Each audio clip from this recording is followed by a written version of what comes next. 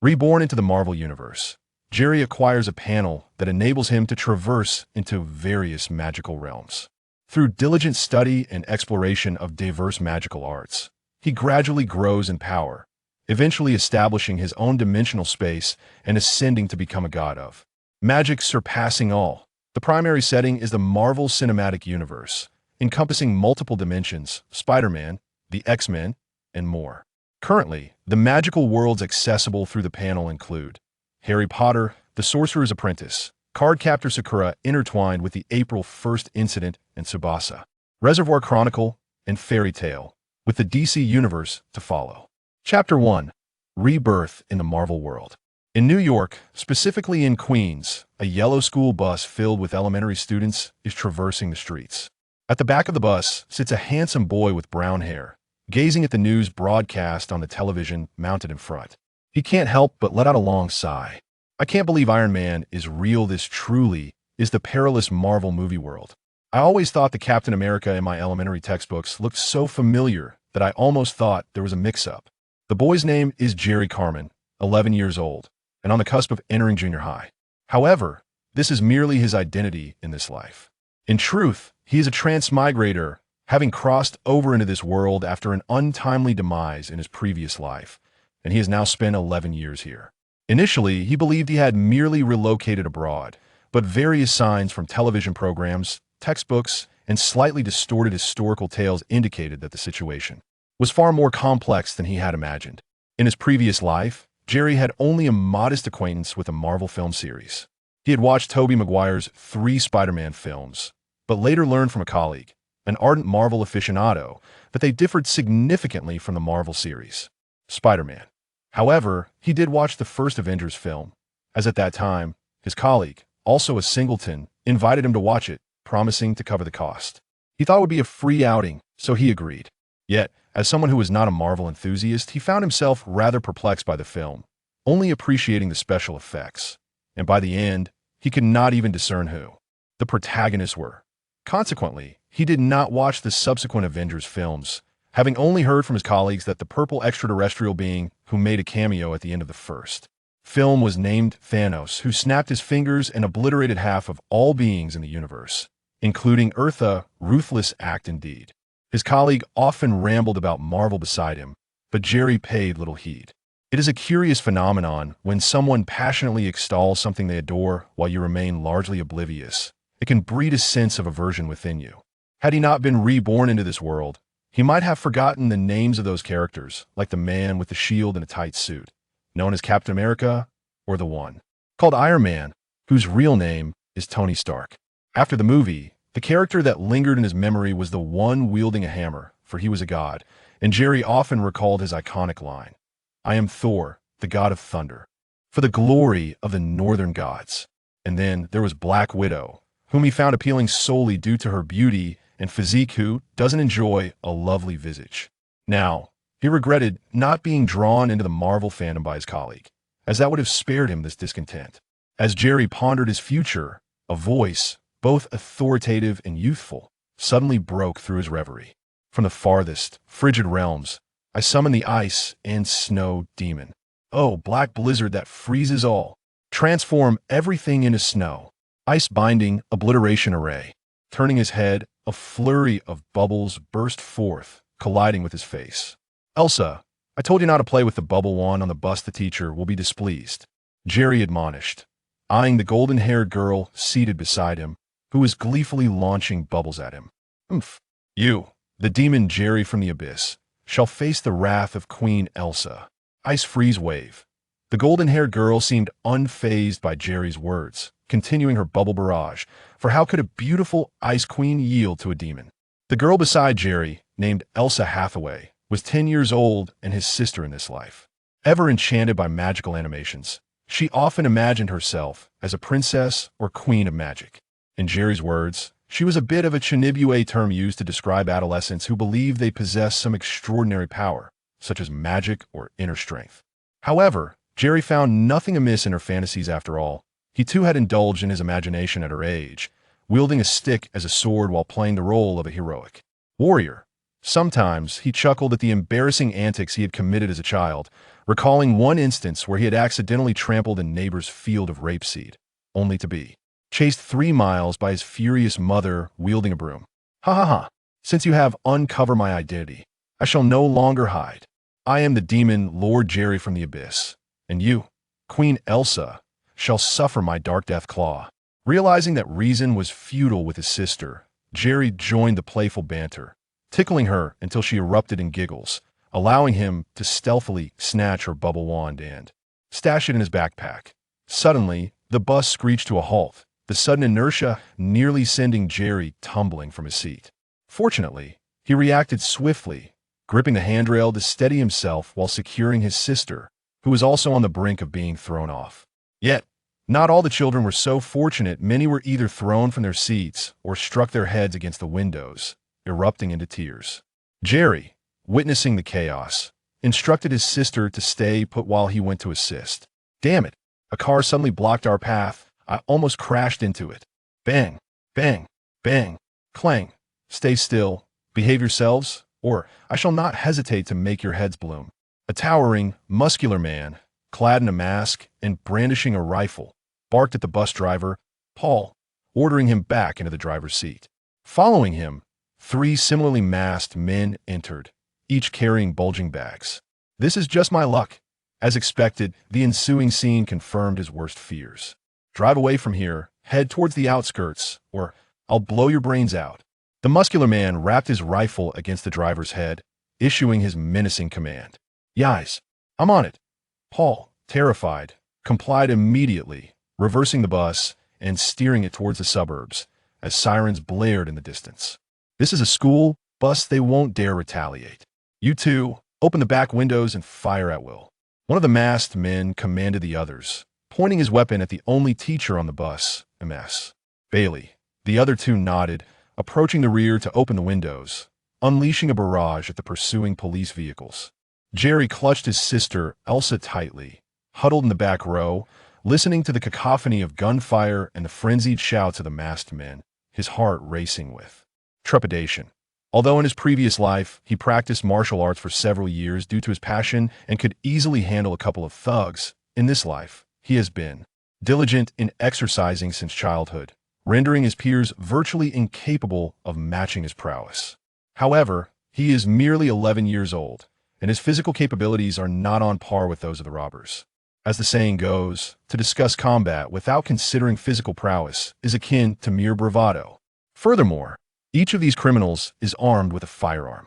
Master Demon Lord Jerry, are those demons under your command? Aisha, sheltered behind Jerry, timidly peeked out her head. I must say, you are quite the fierce one. Without hesitation, Jerry gently pressed Aisha's head back down. Given the situation, it appears that relying on the police is rather futile. We must depend on ourselves. Listening to the sirens that were gradually fading into the distance, Jerry let out a sigh, his gaze sharpening as a virtual panel materialized before him. Second chapter, the initiation of his first adventure. This peculiar virtual panel inexplicably appeared on the very first day of his rebirth into this world, and only he could perceive it.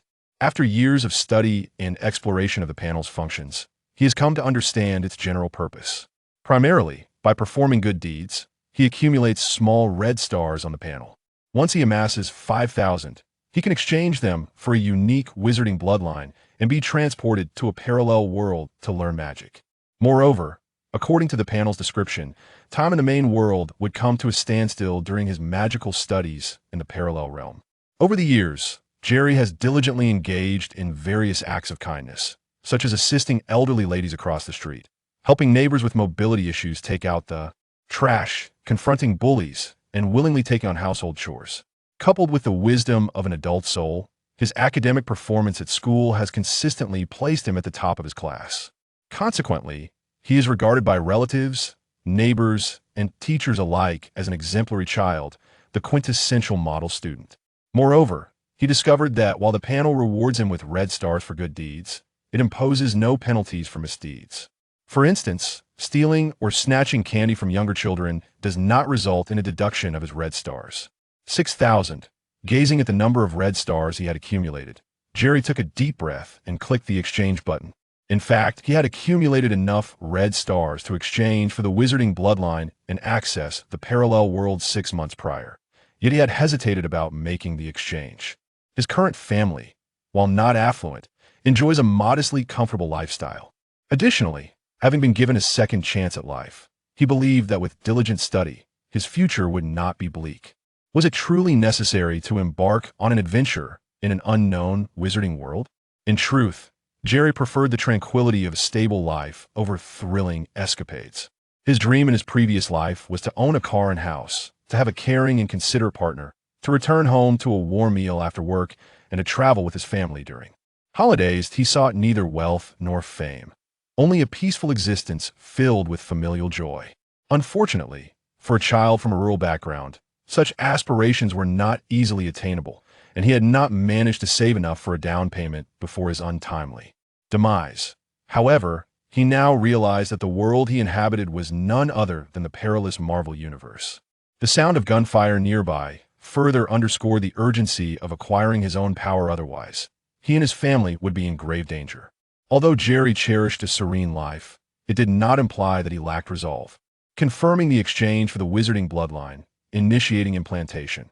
Implantation successful, beginning the extraction for the parallel world, successfully extracted into the parallel world of Harry Potter, commencing identity implantation. Identity implantation successful, beginning entry. The initial experience duration in the small world is 1 month for continued experiences. Please exchange additional time with red stars. As lines of text appeared on the panel, Jerry noticed that the world around him seemed to freeze in an instant, and he gradually lost consciousness, his vision darkening. August 1st, 1991, in a certain orphanage in Waltham, Surrey, London, a brown-haired boy slowly sat up from his bed. I can't believe I'm in the world of Harry Potter, thankfully. I've seen all the films in this series. The boy rubbed his temples, still slightly dizzy, and sighed in relief. He had anticipated entering a foreign magical realm, but discovering it was the world of Harry Potter filled Jerry with unexpected joy. As long as he steered clear of the trio known as the Iron Head Gang, he would be relatively safe until Voldemort's resurrection, which was still 4 to 5 years away. Feeling less dizzy, Jerry began to process the information now flooding his mind regarding his identity in this world. He, too, was named Jerry Carmen, but he had no family and resided in an orphanage called Edward's Orphanage. Other information included brief introductions to the staff and other orphans, and then it was gone. Let's familiarize myself with the environment. After donning his shoes and clothes, Jerry was about to push open the door when a series of tapping sounds suddenly echoed from the window. Turning to look, he saw a gray long-eared owl pecking at the closed window with a letter in its beak. Could it be that it has arrived so soon? Quickly, Jerry rushed to the window, opening it to allow the owl inside. The owl flew into the room, placed the envelope on the table, and hooted at Jerry, seemingly asking for something to eat. Jerry glanced around and, rummaging through his pockets, shrugged at the owl, offering an awkward yet polite smile.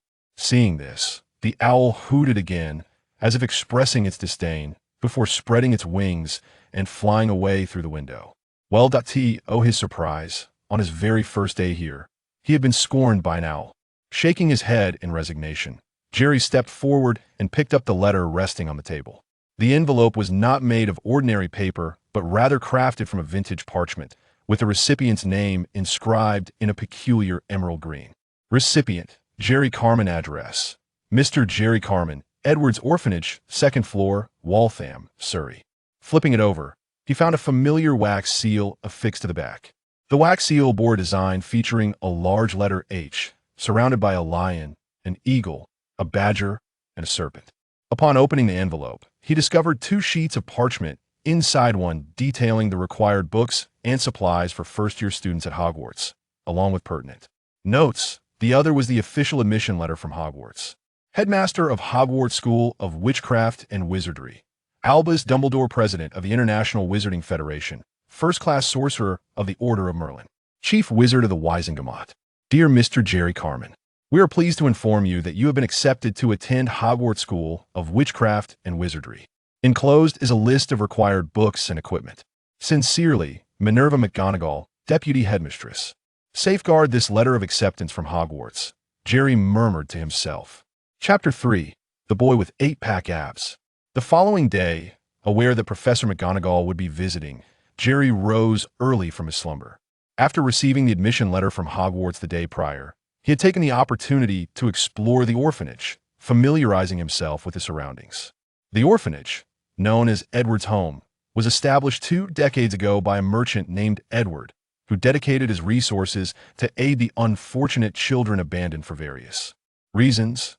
Regrettably, after the elder's passing, the institution had somewhat lost its original purpose. While it was not entirely dire, the quality of food and treatment for the orphans had significantly declined, and the staff were no longer as kind and friendly as they once were. Jerry considered this a natural occurrence in this day and age. The absence of child abuse in orphanages could be deemed a fortunate circumstance.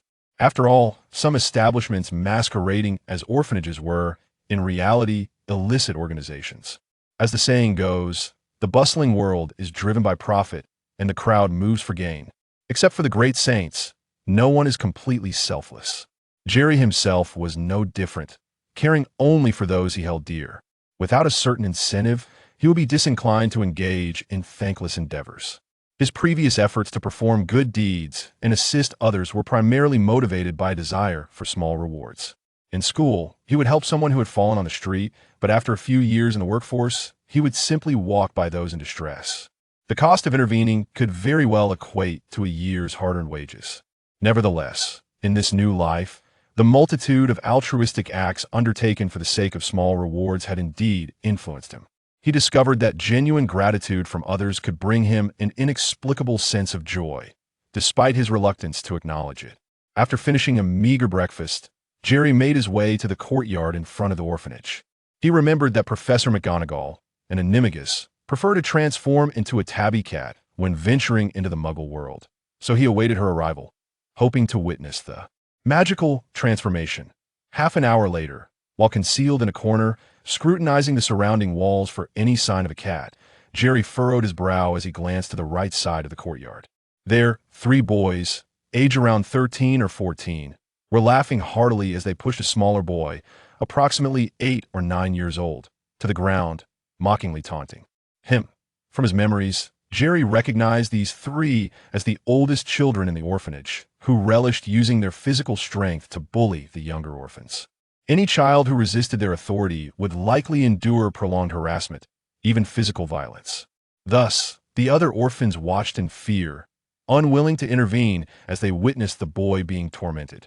In the past, there had been victims who reported such incidents to the staff, yet the response had been tepid at best, often resulting in the whistleblower facing retaliation from the bullies. For the orphanage staff, as long as the children did not sustain severe injuries, they deemed it a trivial matter, viewing disputes among children as inconsequential. The boy being bullied was a recent arrival, making him an easy target for the trio. After some contemplation, Jerry hesitated to intervene. He reasoned that even if he helped the boy now, he would still face bullying once he left for Hogwarts. Moreover, there was little to gain from the confrontation should a scuffle arise and be witnessed by Professor McGonagall. It could lead to an unfavorable impression. However, upon hearing the boy's raucous laughter and seeing the defiant boy encircled, Jerry sighed and stood up. "I'm not being soft-hearted. I merely wish to test whether one can earn rewards in this world by doing good deeds. Yes, this is simply a necessary experiment." Muttering to himself, Jerry strode forward and shouted, "Stop it!" At the sound of his voice, the 3 boys involuntarily halted, turning to face Jerry with expressions of surprise. They had not anticipated that one of the orphans would dare to confront them, especially someone as typically reserved as Jerry.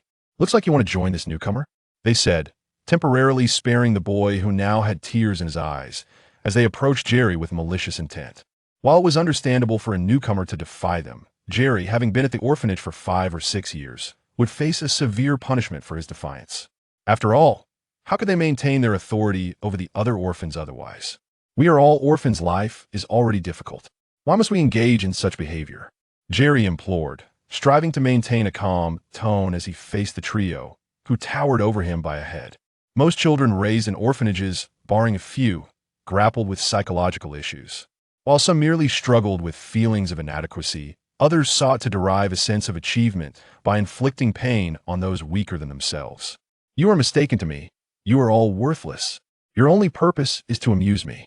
The largest and tallest of the three sneered, surveying the courtyard with contempt. "Though I am reluctant to bully children, if I do not teach you a lesson, trouble may arise in the future." Jerry pondered. He realized he would remain in the orphanage for another month before school began, and given the trio's temperament, conflict was inevitable. Therefore, it would be prudent to confront them now, potentially alleviating future troubles. Shaking his head, Jerry removed his jacket and t-shirt, placing them on a nearby surface, revealing a lean physique.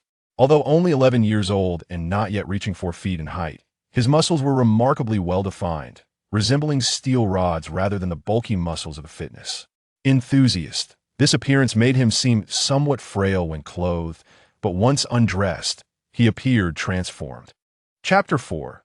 Professor McGonagall's visit. Without the hindrance of work or the burdens of school, he truly finds himself with ample time to cultivate his physique. In his previous life, he had always harbored an interest in martial arts. As a child, he would wield a stick for hours, believing himself to be an unmatched master. As he grew older, inspired by Bruce Lee's films, he fell in love with xxxHolic, even spending his pocket money on a manual to practice in secret.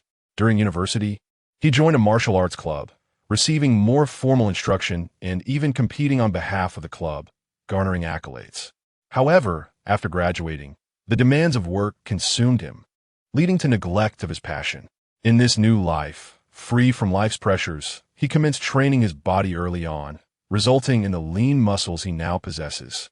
While he may not stand a chance against the towering armed robbers on the school bus, dealing with a few 13 or 14-year-old boys poses little challenge. Moreover, since merging with the bloodline of a sorcerer, he has sensed peculiar changes within himself. Not an increase in strength or speed, but rather an elevation of his very essence. Though a sorcerer's physical prowess may not surpass that of an ordinary person, their resilience is remarkable. Instances of dismemberment are commonplace. Yet as long as one does not perish immediately, they can endure long enough to heal through magic and potions. What is this fool doing? Does he think he could defeat us just by shedding his clothes? The lead chubby boy scoffed, his face a mask of derision.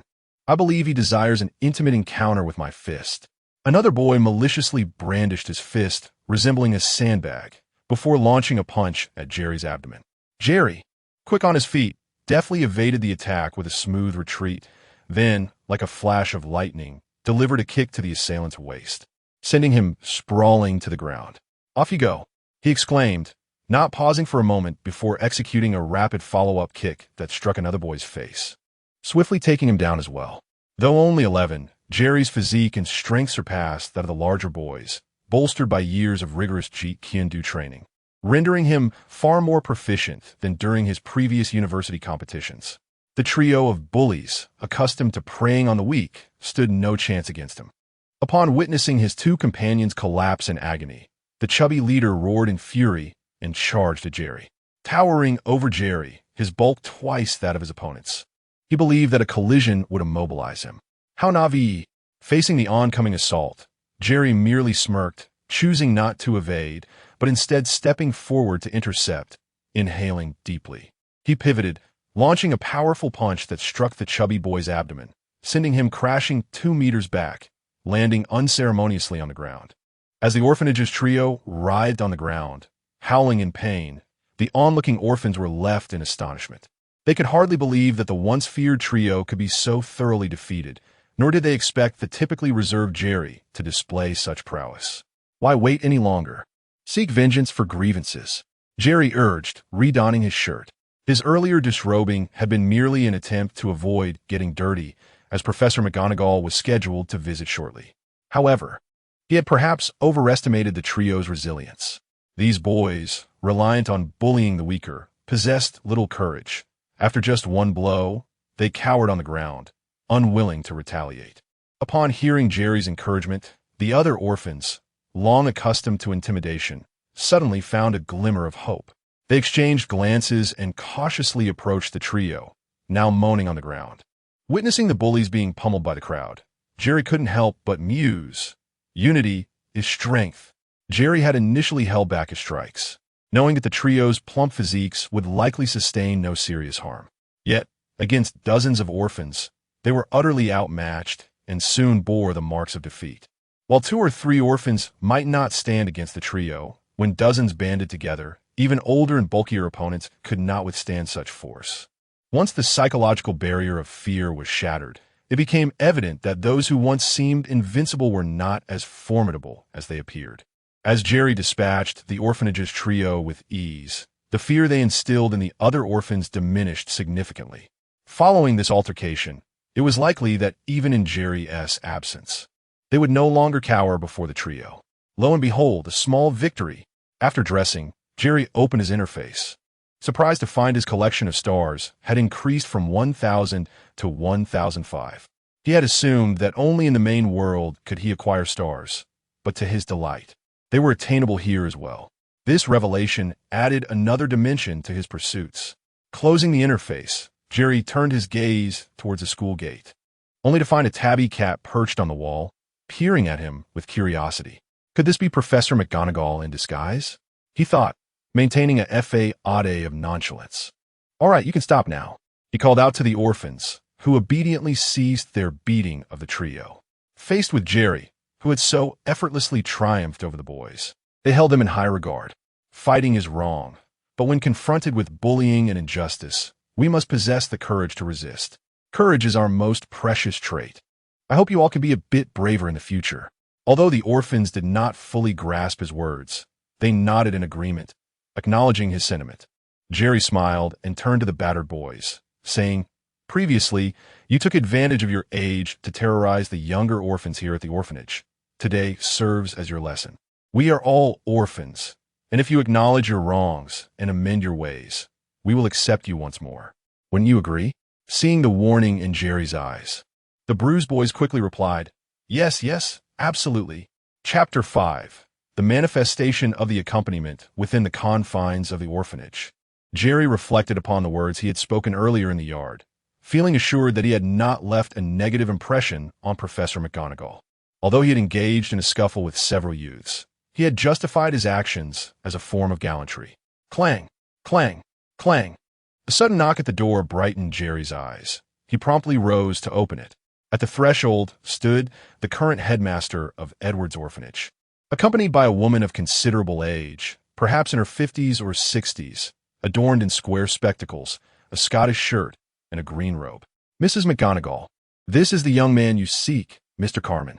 The headmaster spoke with a tone of reverence, though Jerry discerned a hint of trepidation in his expression. It was evident that Professor McGonagall had briefed the headmaster on her intentions and had revealed her wizarding abilities. "Very well, Headmaster Bryant. I would appreciate your guidance in escorting Mr. Carmen. I wish to converse with him privately. Of course, I shall take my leave." The headmaster nodded briskly and exited the room. "Good day, Mr. Carmen." Professor McGonagall closed the door behind her and greeted Jerry. Jerry regarded her politely, inquiring, "Pardon me, but may I ask who you are?" "I am the deputy headmistress of Hogwarts School of Witchcraft and Wizardry, and I shall be your transfiguration instructor. You may call me Professor McGonagall," she explained. A look of sudden realization washed over Jerry. "So, the letter delivered by the owl yesterday was penned by you. But is it true that magic exists in this world? And what is Hogwarts School?" Young wizards raised in Muggle environments often grapple with such questions upon receiving their acceptance letters. Professor McGonagall, well accustomed to these inquiries, knew how to swiftly gain a young wizard's trust. "Flavius." With a flick of her wand, she pointed at a cup resting on the table. A beam of magical light shot forth, and the cup instantly transformed into a plump orange cat. Magic has always existed. Throughout your upbringing, you must have encountered some extraordinary experiences. These are manifestations of the power within your lineage. Hogwarts is a school dedicated to teaching you how to learn and control magic. As Professor McGonagall demonstrated her magical prowess, Jerry's eyes widened in astonishment. Although he had seen such feats portrayed in films, witnessing a cup morph into a cat before his very eyes was an entirely different experience. The ability to transmute inanimate objects into living beings felt undeniably magical. 20 minutes later, Professor McGonagall inquired, "That is the general overview. Do you have any further questions?" "Professor, while my desire to attend Hogwarts and learn magic is profound, I must express my concern regarding my inability to afford the tuition Jerry replied thoughtfully. He recalled that in films, young wizards from Muggle families could exchange Muggle currency for galleons at Gringotts, but he surmised that the orphanage would not be inclined to finance his education. Professor McGonagall smiled reassuringly. You need not worry about that. The school provides scholarships to facilitate your studies, and you can repay it once you graduate and secure employment. Very well, I have no further questions. Jerry nodded, as Professor McGonagall had thoroughly elucidated the situation, and his existing knowledge allowed him to grasp the concept swiftly. Excellent, Mr. Carmen. It seems you possess not only remarkable courage, but also a keen understanding. Professor McGonagall observed Jerry's composed demeanor with evident satisfaction. She had witnessed the entire bullying incident at the orphanage walls and was impressed by Jerry's bravery and sense of responsibility, qualities not often found in many adult wizards. If one were to summarize Professor McGonagall's thoughts about him in a phrase from Jerry's previous life, it would be, "This child is destined for greatness." Now that you comprehend and are willing to attend Hogwarts, I shall take you to Diagon Alley today to procure all your necessary supplies for the upcoming term.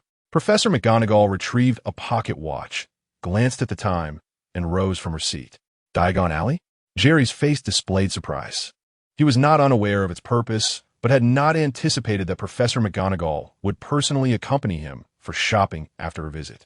However, upon reflection, it made sense. Young wizards from typical wizarding families would not require a Hogwarts instructor to guide them to Diagon Alley.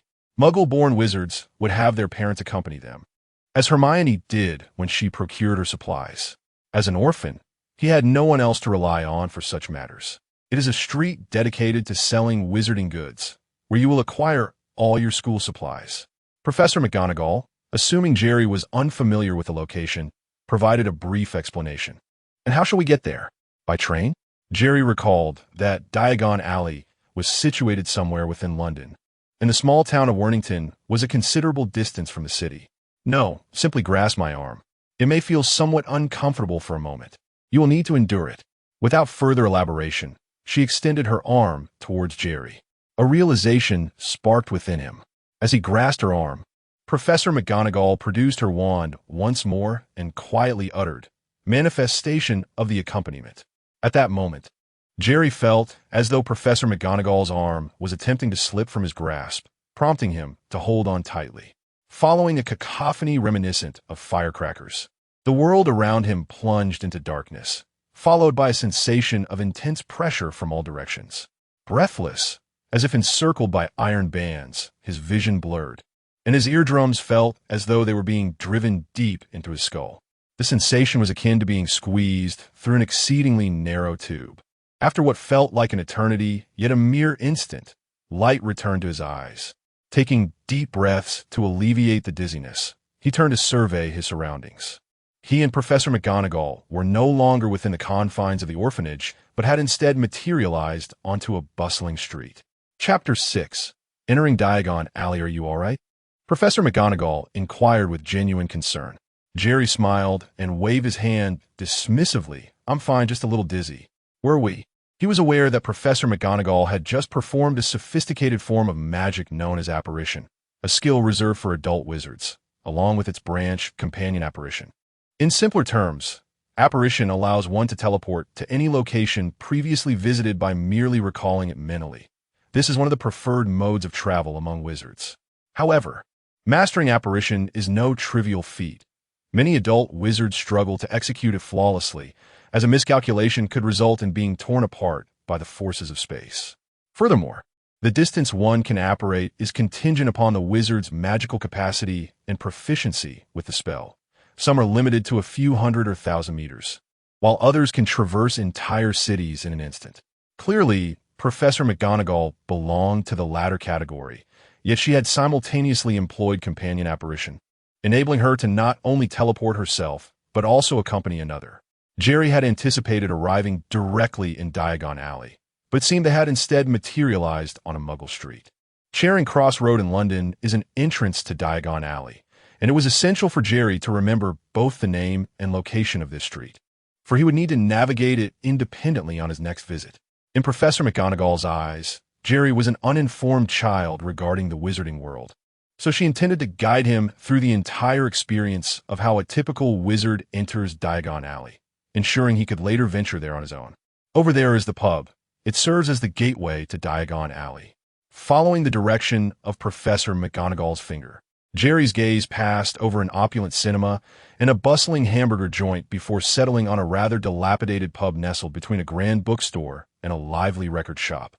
This pub appeared quite shabby, with only an old wooden door and a cracked sign that awkwardly proclaimed the Leaky Cauldron. Although it stood starkly amidst the pristine establishments surrounding it, all passers-by seemed oblivious to its presence, as if it were invisible to them. Jerry understood that ordinary muggles could not perceive this pub, for it had been enchanted with a muggle-repelling charm, a spell that renders non-magical folk incapable of noticing or approaching it. With a chime, the bell above the wooden door jingled as Professor McGonagall pulled Jerry inside the Leaky Cauldron. The interior was dimly lit and sparsely populated. A quick glance revealed perhaps 7 or 8 wizards clad in robes, engaged in conversation over drinks. Upon the sound of the bell, all eyes turned toward them. Recognizing Professor McGonagall, they nodded politely. As the deputy headmistress of Hogwarts and head of Gryffindor House, she was quite renowned within the magical community, and many of the wizards present could be considered her former students. Jerry recalled watching Fantastic Beasts and remembering that Professor McGonagall had been a teacher at Hogwarts even then, suggesting she had been imparting knowledge for around 50 years, with countless students to her credit. "Oh, it's Professor McGonagall. Would you like something to drink?" came the greeting from a balding old wizard behind the counter, resembling a shriveled walnut. "Thank you, Tom, but I need to take a new student to Diagon Alley." Professor McGonagall declined with a wave of her hand. Since the untimely death of her husband, Elphinstone, due to a venomous tentacula bite, she rarely ventured beyond Hogwarts, save for her annual preterm visits to students' homes. As Jerry followed Professor McGonagall through the pub toward the back courtyard, he cast a glance at Tom, the pub owner, pondering that this man had been the proprietor during Voldemort's enrollment, sharing the same name. In the back courtyard of the Leaky Cauldron, beside a garbage bin and against a brick wall, Professor McGonagall lightly tapped her wand against the wall 3 times. "See, just like this," she explained to Jerry. "Count the 3rd brick above the garbage bin, then move 2 bricks to the left and tap your wand 3 times. The entrance to Diagon Alley will appear." As she withdrew her wand, the brick she had tapped began to tremble. The entire wall seemed to trigger a mechanism and swiftly reconfigured itself. Soon, a small opening manifested in the center, which widened rapidly. Before long, they stood before a grand archway wide enough for 4 or 5 individuals to pass through, leading to a winding cobblestone street that appeared to stretch endlessly. This was none other than Diagon Alley, the shopping haven for wizards in London. Jerry stepped through the archway with Professor McGonagall, his heart racing with excitement. The scenes from the movies unfolded before him in reality, and despite his mental preparation, he found himself awestruck by the enchanting spectacle. Unlike the fashionable muggles outside, dressed in light summer attire and carrying bags, the streets were predominantly filled with wizards adorned in robes of various colors, wands in hand. Amidst the throng, there were also an array of magical creatures, including various pets, house elves and fairies, copper, brass, tin, silver cauldrons, all sizes available, self-stirring, collapsible, and expandable. Come take a look. Gray owls, screech owls, tawny owls, snowy owls. Every kind of owl you could desire. The latest model, the Firebolt 2000, the fastest broomstick. You deserve to own one. Dragon liver, bat spleen, eel eyes, spell books, quills, parchment potions, lunar charts, all at bargain prices. The storefronts lining the streets were adorned with an assortment of advertising signs, bustling with eager young wizards. "Did you bring your letter?" Professor McGonagall asked, glancing down at Jerry, who was utterly mesmerized. "Of course," Jerry replied, producing the sheepskin envelope he had received the previous day. Professor McGonagall nodded approvingly. "Good. There's a list of essential supplies inside. Let us go purchase them." Upon hearing this, Jerry retrieved the second page from the envelope and began to read aloud. Essential supplies for Hogwarts School of Witchcraft and Wizardry. 1. Uniforms. 2. Textbooks. 3. Additional equipment. 4. Pet guidelines. Please note, First-year students are not permitted to bring their own broomsticks. Chapter 7. Hermione Granger. The annual scholarship at Hogwarts amounts to 100 galleons. Conveniently brought by Professor McGonagall during her home visit, thus eliminating the need for a trip to Gringotts. The wizarding world recognizes 3 primary forms of currency: galleons, sickles, and nuts. 1 galleon is equivalent to 17 sickles, while 1 sickle equals 29 nuts. An arithmetic conundrum for those less adept in mathematics. We have so much to acquire, Mr. Carmen. We should first procure a large trunk, and perhaps a small cart. Professor McGonagall, guiding the curious Jerry through the bustling crowd, soon arrived at a shop selling miscellaneous items. Here, Jerry purchased an exceptionally large leather suitcase, a small cart, a set of glass or crystal potion vials, a telescope, and a brass scale. Subsequently, they ventured into a cauldron shop adorned with a gleaming sign of Patchy, where they acquired a cauldron, made of pewter, standard size 2. What sort of pet do you desire? An owl, a cat, or perhaps a toad? After exiting the cauldron shop, Professor McGonagall inquired, glancing at the nearby Owl Emporium. Jerry pondered the question. In truth, he had not considered the prospect of pet ownership, as he had never kept pets in his previous life. Contemporary young wizards favored owls for their utility in delivering messages and gifts, rendering them far more practical. Assuming Jerry was unfamiliar with pets, Professor McGonagall recommended the most fashionable companion at Hogwarts, an owl. But perhaps a cat would be more to my liking. I have a fondness for cats. Owls, undoubtedly advantageous for young wizards in their ability to convey messages, seem superior to cats and toads, which appear to serve little purpose beyond sustenance. However, Jerry recalled a shop in Diagon Alley that housed a remarkable cat with a bloodline of a Kneazle named Crookshanks. This feline had been lauded by Sirius as the most intelligent cat, capable of swiftly discerning the morally corrupt or suspicious individuals, as well as identifying animagi in their animal forms. Moreover, it could resolve various issues independently, without assistance or guidance. As a person harboring secrets, Jerry felt that if he were to own a pet, a cat of such caliber would suffice. Crucially, with Crookshanks around, Ron's rat Scabbers, transformed by Peter Pettigrew, would likely keep his distance. As for an owl, the school provided communal owls for use, thus negating the need for personal ownership. Cats? It seems few young wizards opt for cats as pets nowadays. Professor McGonagall, taken aback by Jerry's choice, could not help but smile. As an animagus with the ability to transform into a tabby cat, she harbored a deep affection for felines. Though young wizards tended to favor owls for their greater assistance, she was nonetheless pleased with Jerry's preference for a cat. I have a particular fondness for cats. Jerry chuckled. Very well. We shall need to visit the magical menagerie shortly. This shop offers no pets beyond owls. Professor McGonagall smiled warmly before leading Jerry to Madame Malkin's robes for all occasions. You may enter to try on robes while I procure your books next door, and then we shall proceed to the magical menagerie to select your pet. Certainly. Jerry nodded and stepped into Madame Malkin's shop. What a brave little fellow, McGonagall mused, noting Jerry's curiosity amidst the unfamiliar surroundings, and his lack of trepidation as he entered the shop alone to try on robes. Are you here to purchase Hogwarts uniforms, dear? Upon Jerry's entrance, a short, plump witch greeted him with a warm smile. Indeed, I require 3 plain wizarding robes, a daytime pointed hat, a pair of dragonhide protective gloves, and a winter cloak with silver fastenings. Thank you, Jerry replied courteously, articulating the requirements he had noted on parchment. Oh, rest assured, we have plenty in stock. In fact, there's a young girl currently trying on robes. The plump witch pointed toward the back of the shop. Following her gesture, Jerry observed a young girl with a mass of tousled brown curls and prominent front teeth standing on a stool, while another witch pinned her black robe and measured her. Hey, are you also bound for Hogwarts? The girl inquired, her tone somewhat haughty as Jerry stood on the adjacent stool, being fitted for his own robe. Yes, I'm a new student this year. Jerry smiled. Had Jerry been an 11-year-old boy, he might have felt some irritation at her presumptuousness. However, having experienced life for over 40 years, he found her demeanor rather endearing. Me too. No one in my family understands magic, so I was utterly astonished yet thrilled when I received my acceptance letter. I mean, for what I gather, this is the most esteemed school of magic. The girl seemed quite talkative, seizing the moment while she was unable to move on the stool to engage Jerry in conversation. "You appear to be quite knowledgeable."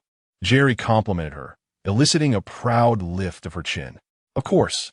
When Professor McGonagall visited my home yesterday, I asked her countless questions, and I've resolved to memorize all my textbooks before the term begins. I shall undoubtedly be the top student." "Oh, without a doubt. I can tell you are no ordinary student. You are destined to become an exceptionally talented wizard. Keep up the good work." Jerry offered a thumbs up from beneath his robe, inwardly chuckling at the spirited young girl. "Hermione, are you ready? We have acquired everything except for the textbooks." At that moment, the shop door swung open, and a middle-aged couple entered, pushing a small cart, calling out to the girl who had been chatting with Jerry. Chapter 8. Crookshanks the Pet, Let Us Be Friends. "I am Hermione Granger." Hermione extended her right hand towards Jerry, sensing that this young boy was distinctly different from her previous classmates, as if they would get along splendidly. "Jerry Carmen." Upon hearing Hermione's introduction, Jerry was momentarily taken aback, but soon smiled and shook her hand. "I am off to buy my textbooks. I shall see you at the start of term." Hermione waved goodbye to Jerry as she rejoined her parents and exited Madame Malkin's robe shop. "See you at school." Once Hermione and her family had completely departed, a look of confusion washed over Jerry's face. Was Hermione supposed to have large front teeth and thick, curly brown hair? This did not align with the image he had seen in the films, where Hermione had no prominent front teeth and was undeniably beautiful. Nonetheless, he mused that if the girl he had just met managed her hair better and corrected her teeth, she could indeed be quite lovely. After all, she had large, expressive eyes, and her features were quite well proportioned, albeit marred somewhat by her lack of grooming and her prominent front teeth. "All set, dear." 10 minutes later, the short and stout Madame Malkin approached Jerry with a bag containing Hogwarts robes. "Thank you." Jerry settled the bill, placed the garments into his suitcase, and wheeled it out of Madame Malkin's robe shop. "Professor McGonagall." As he stepped outside, Jerry spotted Professor McGonagall approaching him with a bag of spellbooks in hand, and he waved enthusiastically. "Excellent. Now we only need a pet and a wand. Ollivander's wand shop is at the end of Diagon Alley. So let us first visit the magical menagerie." Stowing the spellbooks in his suitcase, Professor McGonagall guided Jerry and his cart further along the cobbled streets of Diagon Alley. Passing by Florian Fortescue's ice cream parlor, she treated Jerry to Bertie Bott's every flavor ice cream. That is Gringotts, a wizarding bank run by goblins. If you ever need to store valuable items, you can trust this bank. It is quite secure, or at least one hopes.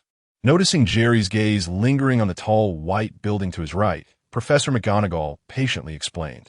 However, midway through her explanation, she recalled the robbery incident at Gringotts from the previous day, and her tone shifted to one of uncertainty. Jerry nodded in understanding. In truth, he had not been observing the bank itself, but rather the two goblins stationed at its entrance, reflecting on the rather unappealing appearance of the goblins in this world. "By the way, Mr. Carmen, I must earnestly advise you to avoid that alleyway if you ever come to Diagon Alley alone." Professor McGonagall suddenly adopted a serious demeanor, pointing towards a narrow, shadowy alley opposite Gringotts. "What is that?" Jerry felt a spark of curiosity and began to speculate. Professor McGonagall replied sternly, "That is Nocturne Alley. Just know that it is a place fraught with danger for you." "Understood. I will remember." Jerry nodded earnestly. He perceived Professor McGonagall as someone with a tough exterior but a tender heart, despite her often stern expression. Her concern for young witches and wizards rivaled that of any professor at Hogwarts. Seeing Jerry's maturity, Professor McGonagall softened her expression and continued guiding him towards the magical menagerie. Nestled between the joke shop and Gringotts, the magical menagerie was modest in size, yet teeming with an array of enchanting pets. As soon as Jerry stepped inside, he was greeted by a wall lined with numerous iron cages. Inside were a purple toad voraciously devouring dead flies, a turtle with a shell gleaming like a jewel, a white rabbit capable of transforming into a satin-top hat, and various cats, mice, and crows. "Professor McGonagall, what brings you here today?" A bespectacled young witch approached them with a respectful tone upon noticing Professor McGonagall. "Pavla, I brought a first-year student to select a pet for school." A smile graced Professor McGonagall's face. "How is work treating you?" "Quite well. The boss is generous. And for your little one?" I can offer a 20% discount on any pet. The young witch adjusted her glasses and looked down at Jerry with a smile. Madam, I wish to acquire a cat. Jerry surveyed the shop, quickly identifying his desired companion. What do you think of this gray, short-haired cat? It is exceedingly gentle and would make an excellent pet. The young witch presented the most attractive British short hair to Jerry. Jerry glanced at it, shook his head, and pointed to a large, flat-faced yellow cat lounging atop the highest cage. I prefer that type of cat. He recalled that Hermione's cat was a long-haired yellow feline, and the only one fitting that description in the shop was the one he was now indicating. Crookshanks? The young witch's face displayed surprise. Crookshanks had remained in the shop for years due to his appearance, and she had not anticipated Jerry would take an interest in him. Yes, I find him adorably ugly. He is truly delightful, Jerry replied, fabricating a whimsical response. That's wonderful. I have long worried that he would never find a good owner. I hope you will care for him well. Pavla, a former Hufflepuff student at Hogwarts with a passion for magical creatures, was thrilled that Crookshanks had found a loving home rather than merely completing a sale. I will do my utmost to care for him, even though this is my first time owning a pet. Jerry spoke with sincerity. After leaving the magical menagerie, Jerry cradled the purring Crookshanks in his arms as he followed Professor McGonagall to the last shop at the end of Diagon Alley. This was Ollivander's wand shop, a place renowned for crafting wands for thousands of years. The wand selection process unfolded just as depicted in the films, with the proprietor measuring him meticulously with a tape measure before commencing to test wands. His experiences were unremarkable, aligning with those of any ordinary young wizard, as he possessed the typical wizarding lineage. After trying 2 or 3 wands, Jerry quickly found one that felt just right. Alder wood, with a dragon heartstring core, 11 inches long. You must be a most helpful young wizard, Ollivander remarked with a smile as he observed Jerry skillfully wielding the wand. Alder is a wood that resists bending. However, I have discovered that its ideal owner is neither obstinate nor stubborn, but rather someone who is helpful, considerate, and endearing. Helpful? Jerry pondered Ollivander's words, casting a curious glance at the wand in his hand, his expression tinged with intrigue. Chapter 9. Fundamental Theories of Magic. After departing from Ollivander's wand shop, the clock struck noon. Professor McGonagall generously treated Jerry and Crookshanks to lunch at the Leaky Cauldron, after which they returned to the bustling streets of Diagon Alley. Shrink away. Jerry watched as Professor McGonagall pointed her wand at the large suitcase and small cart, a flash of blue magic illuminating the air. In an instant, the once bulky suitcase and cart shrank to the size of a palm. All right, it's time to head back, McGonagall declared, placing the tiny suitcase and cart into her pocket before extending her arm. Okay. Jerry hesitated for a moment, but quickly grasped her outstretched arm. Apparate. With a flick of her wand, both Professor McGonagall and Jerry vanished from the street of Diagon Alley. Magic is indeed a wondrous force, Jerry couldn't help but exclaim as he gazed upon the familiar room of the orphanage. No need to envy. Once you graduate from Hogwarts, you'll be able to cast these spells effortlessly, provided you apply yourself diligently, Professor McGonagall said as she retrieved the suitcase and cart from her pocket, lifting the shrinking charm. I will. Jerry earnestly nodded, setting Crookshanks down. He understood the importance of mastering magic, as his world was not particularly safe, and magic was his sole means of self-protection. For survival, he was determined to devote every ounce of energy to studying magic. This is your ticket to Hogwarts. September 1st, King's Cross Station. It's all written on the ticket. Your headmaster will escort you, as I've arranged in advance. Pay attention. In contrast to Hagrid, who merely tossed a ticket to Harry and rushed off, Professor McGonagall was far more meticulous. Not only did she ensure that the orphanage headmaster would see Jerry off, but she also addressed potential issues that might arise when boarding the Hogwarts Express. A moment later, Jerry smiled and assured Professor McGonagall, Professor, I've memorized everything. You can rest assured, I will be on the Hogwarts Express to school on time. McGonagall nodded in approval. Then I shall see you at the start of term.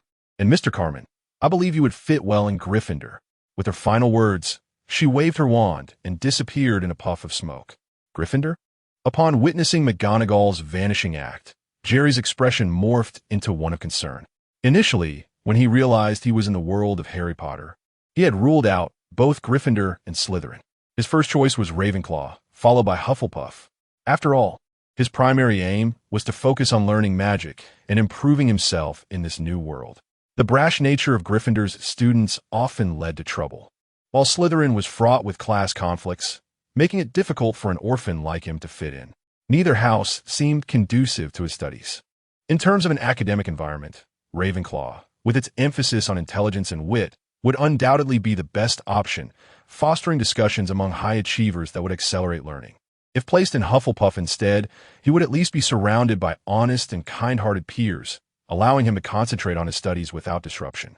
However, McGonagall seemed to hold him in high regard, favoring him for Gryffindor.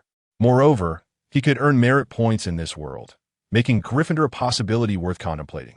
Never mind, there's still a month until the sorting ceremony. For now, I should focus on mastering a few spells to deal with that bandit before considering my house. After weighing his options, he resolved to prioritize learning magic. Excitedly, he opened the large suitcase and retrieved the bag filled with textbooks. One by one, he laid the spellbooks on his bed. Beginner's Standard Spells, History of Magic, Foundations of Magic Theory, Beginner's Guide to Transfiguration, 1,000 Magical Herbs and Fungi, Magical Potions and Elixirs, Fantastic Beasts and Where to Find Them, and Dark Magic, a Self-Defense Guide, 8 in total. With only a month until his return, he decided to set aside textbooks that wouldn't contribute to his combat skills.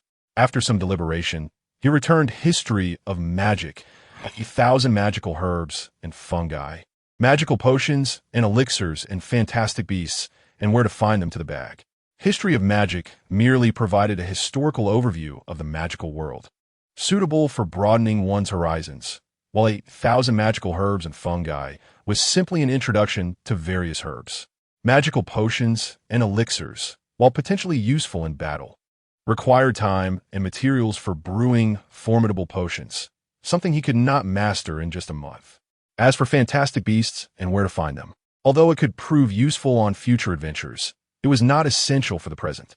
Thus, he retained Beginner's Standard Spells, Foundations of Magic Theory, Beginner's Guide to Transfiguration, and Dark Magic, a self-defense guide, setting aside the latter three on a nearby table.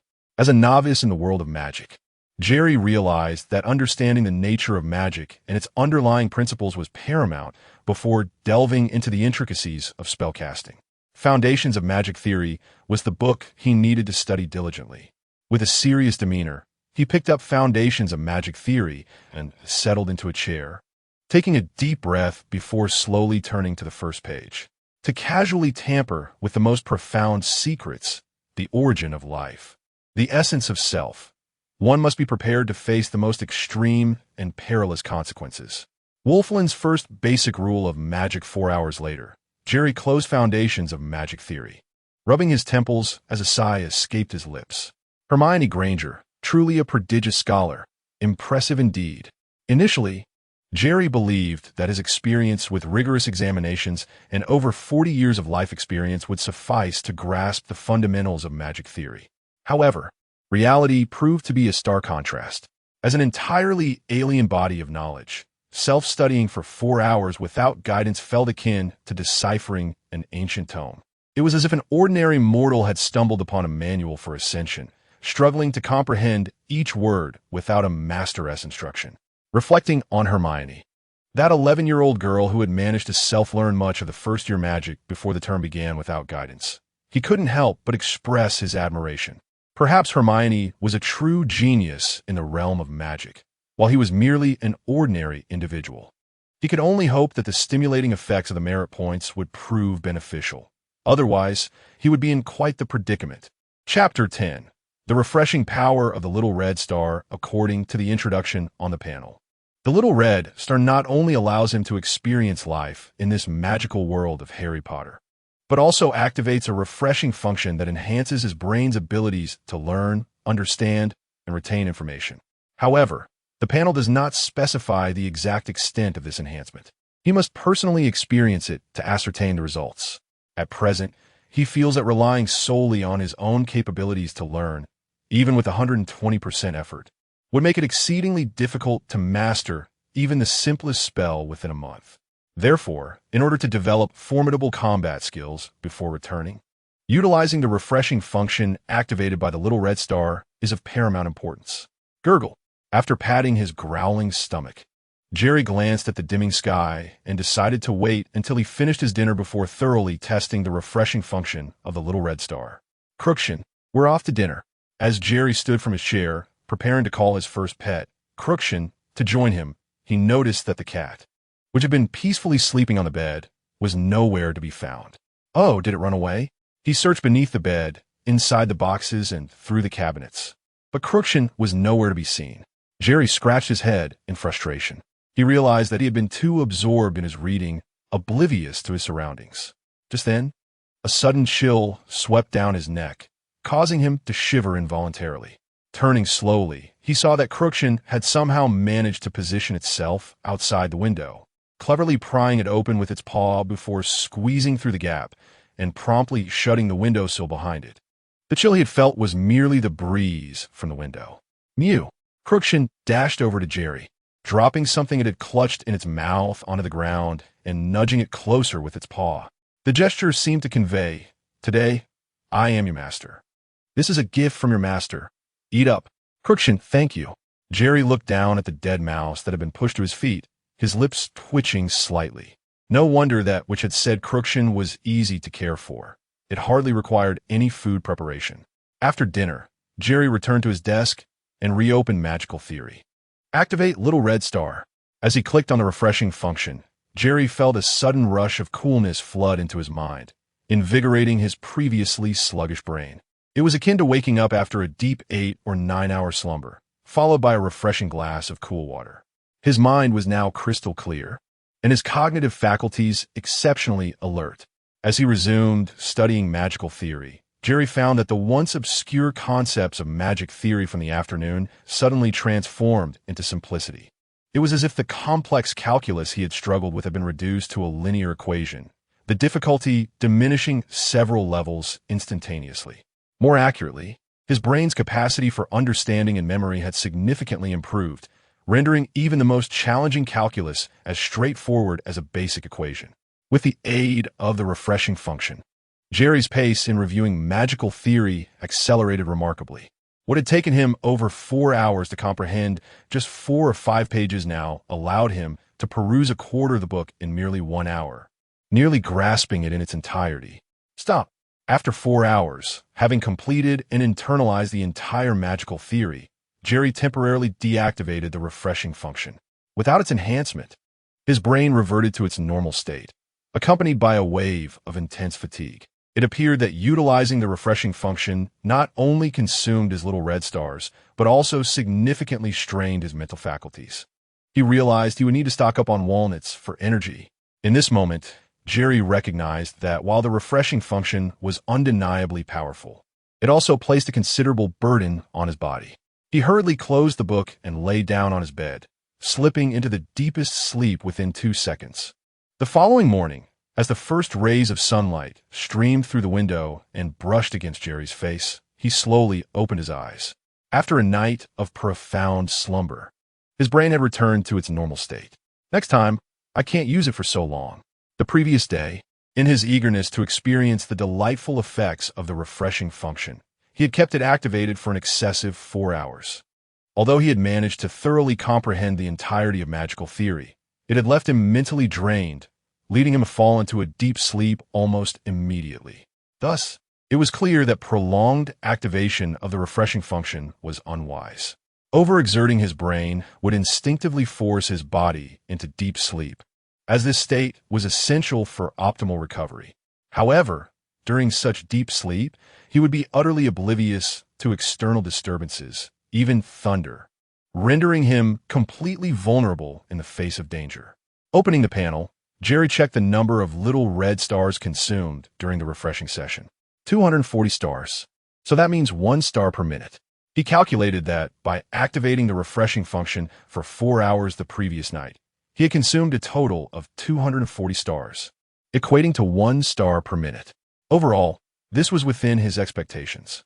Initially, there had been 1,005 stars on his panel, and after using 240, he had 765 remaining. which meant he could activate the refreshing function for nearly 13 more hours. Based on his experience mastering magical theory in about 4 hours, he estimated that the remaining 3 books, standard spells, Beginner's Guide to Transfiguration, and Dark Magic, a self-defense guide, could also be completed in a similar time frame. Thus, he realized that his current stock of little red stars should suffice to complete his learning plan, originally intended for a month, within the next 2 or 3 days by leveraging the enhanced refreshing function. Chapter 11. The 14 spells. 5 days later, Jerry, with a wand in hand, nervously pointed it at the wooden door of the room and softly uttered the incantation, Alohomora. A faint surge of magical energy flowed from within him, coursing through his arm and into the wand. Amplified by the wand, it transformed into a brilliant blue beam of magical light, striking the lock with precision. Click, click, click. The once-locked wooden door trembled mechanically before swinging open. Phew, at last I have succeeded. Observing the successful execution of the unlocking charm, Jerry exhaled a long sigh of relief. In fact, he had already absorbed all the magical knowledge and spells from the 4 spellbooks over the past 2 days, enhancing his cognitive abilities to do so. However, merely understanding the theoretical knowledge contained within those tomes did not guarantee the successful casting of spells, though these books contained only the most fundamental and simple incantations. Mastery required more than mere understanding. According to Jerry's comprehension of the 4 books, wizards can perform magic due to their unique bloodline, which enables the innate generation of a mystical power known as magic. This power serves as the foundation for magic, transforming through incantations and mental focus to yield a myriad of wondrous effects. To successfully cast a spell, one must first possess this magical energy. Hence, muggles and squibs, despite their knowledge of incantations, are unable to perform magic. In addition to magical energy, a wand is essential. The wand acts as both an amplifier and stabilizer, enhancing and stabilizing the magical energy one emits, thereby facilitating the effective casting of spells. Although it is possible to perform magic without a wand, it necessitates that the wizard possesses an exceptionally strong magical energy and a profound mastery of magic.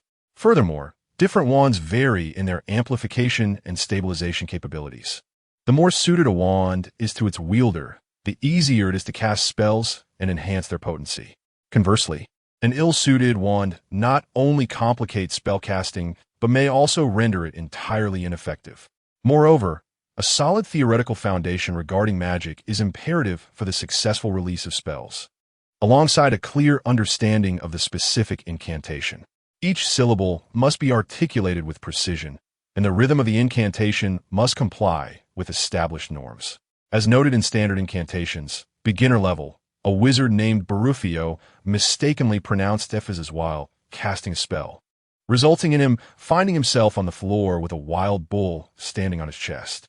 Thus, to cast spells accurately, one must practice relentlessly. Through repetition, one naturally attains proficiency in executing the corresponding incantations. Of course, some spells are inherently more complex, requiring advanced techniques that may not be covered in the texts and necessitate guidance from a knowledgeable instructor. After 2 days of diligent practice, Jerry finally discovered some techniques and successfully cast his first spell, the Unlocking Charm. With this initial success, he anticipated that his subsequent practice would yield increasingly favorable results, and he believed it would not be long before he mastered all the spells from the first-year curriculum. 10 days later, Jerry, wand in hand, tirelessly practiced various incantations within his room. The spells taught in the first year were predominantly straightforward, consuming minimal magical energy.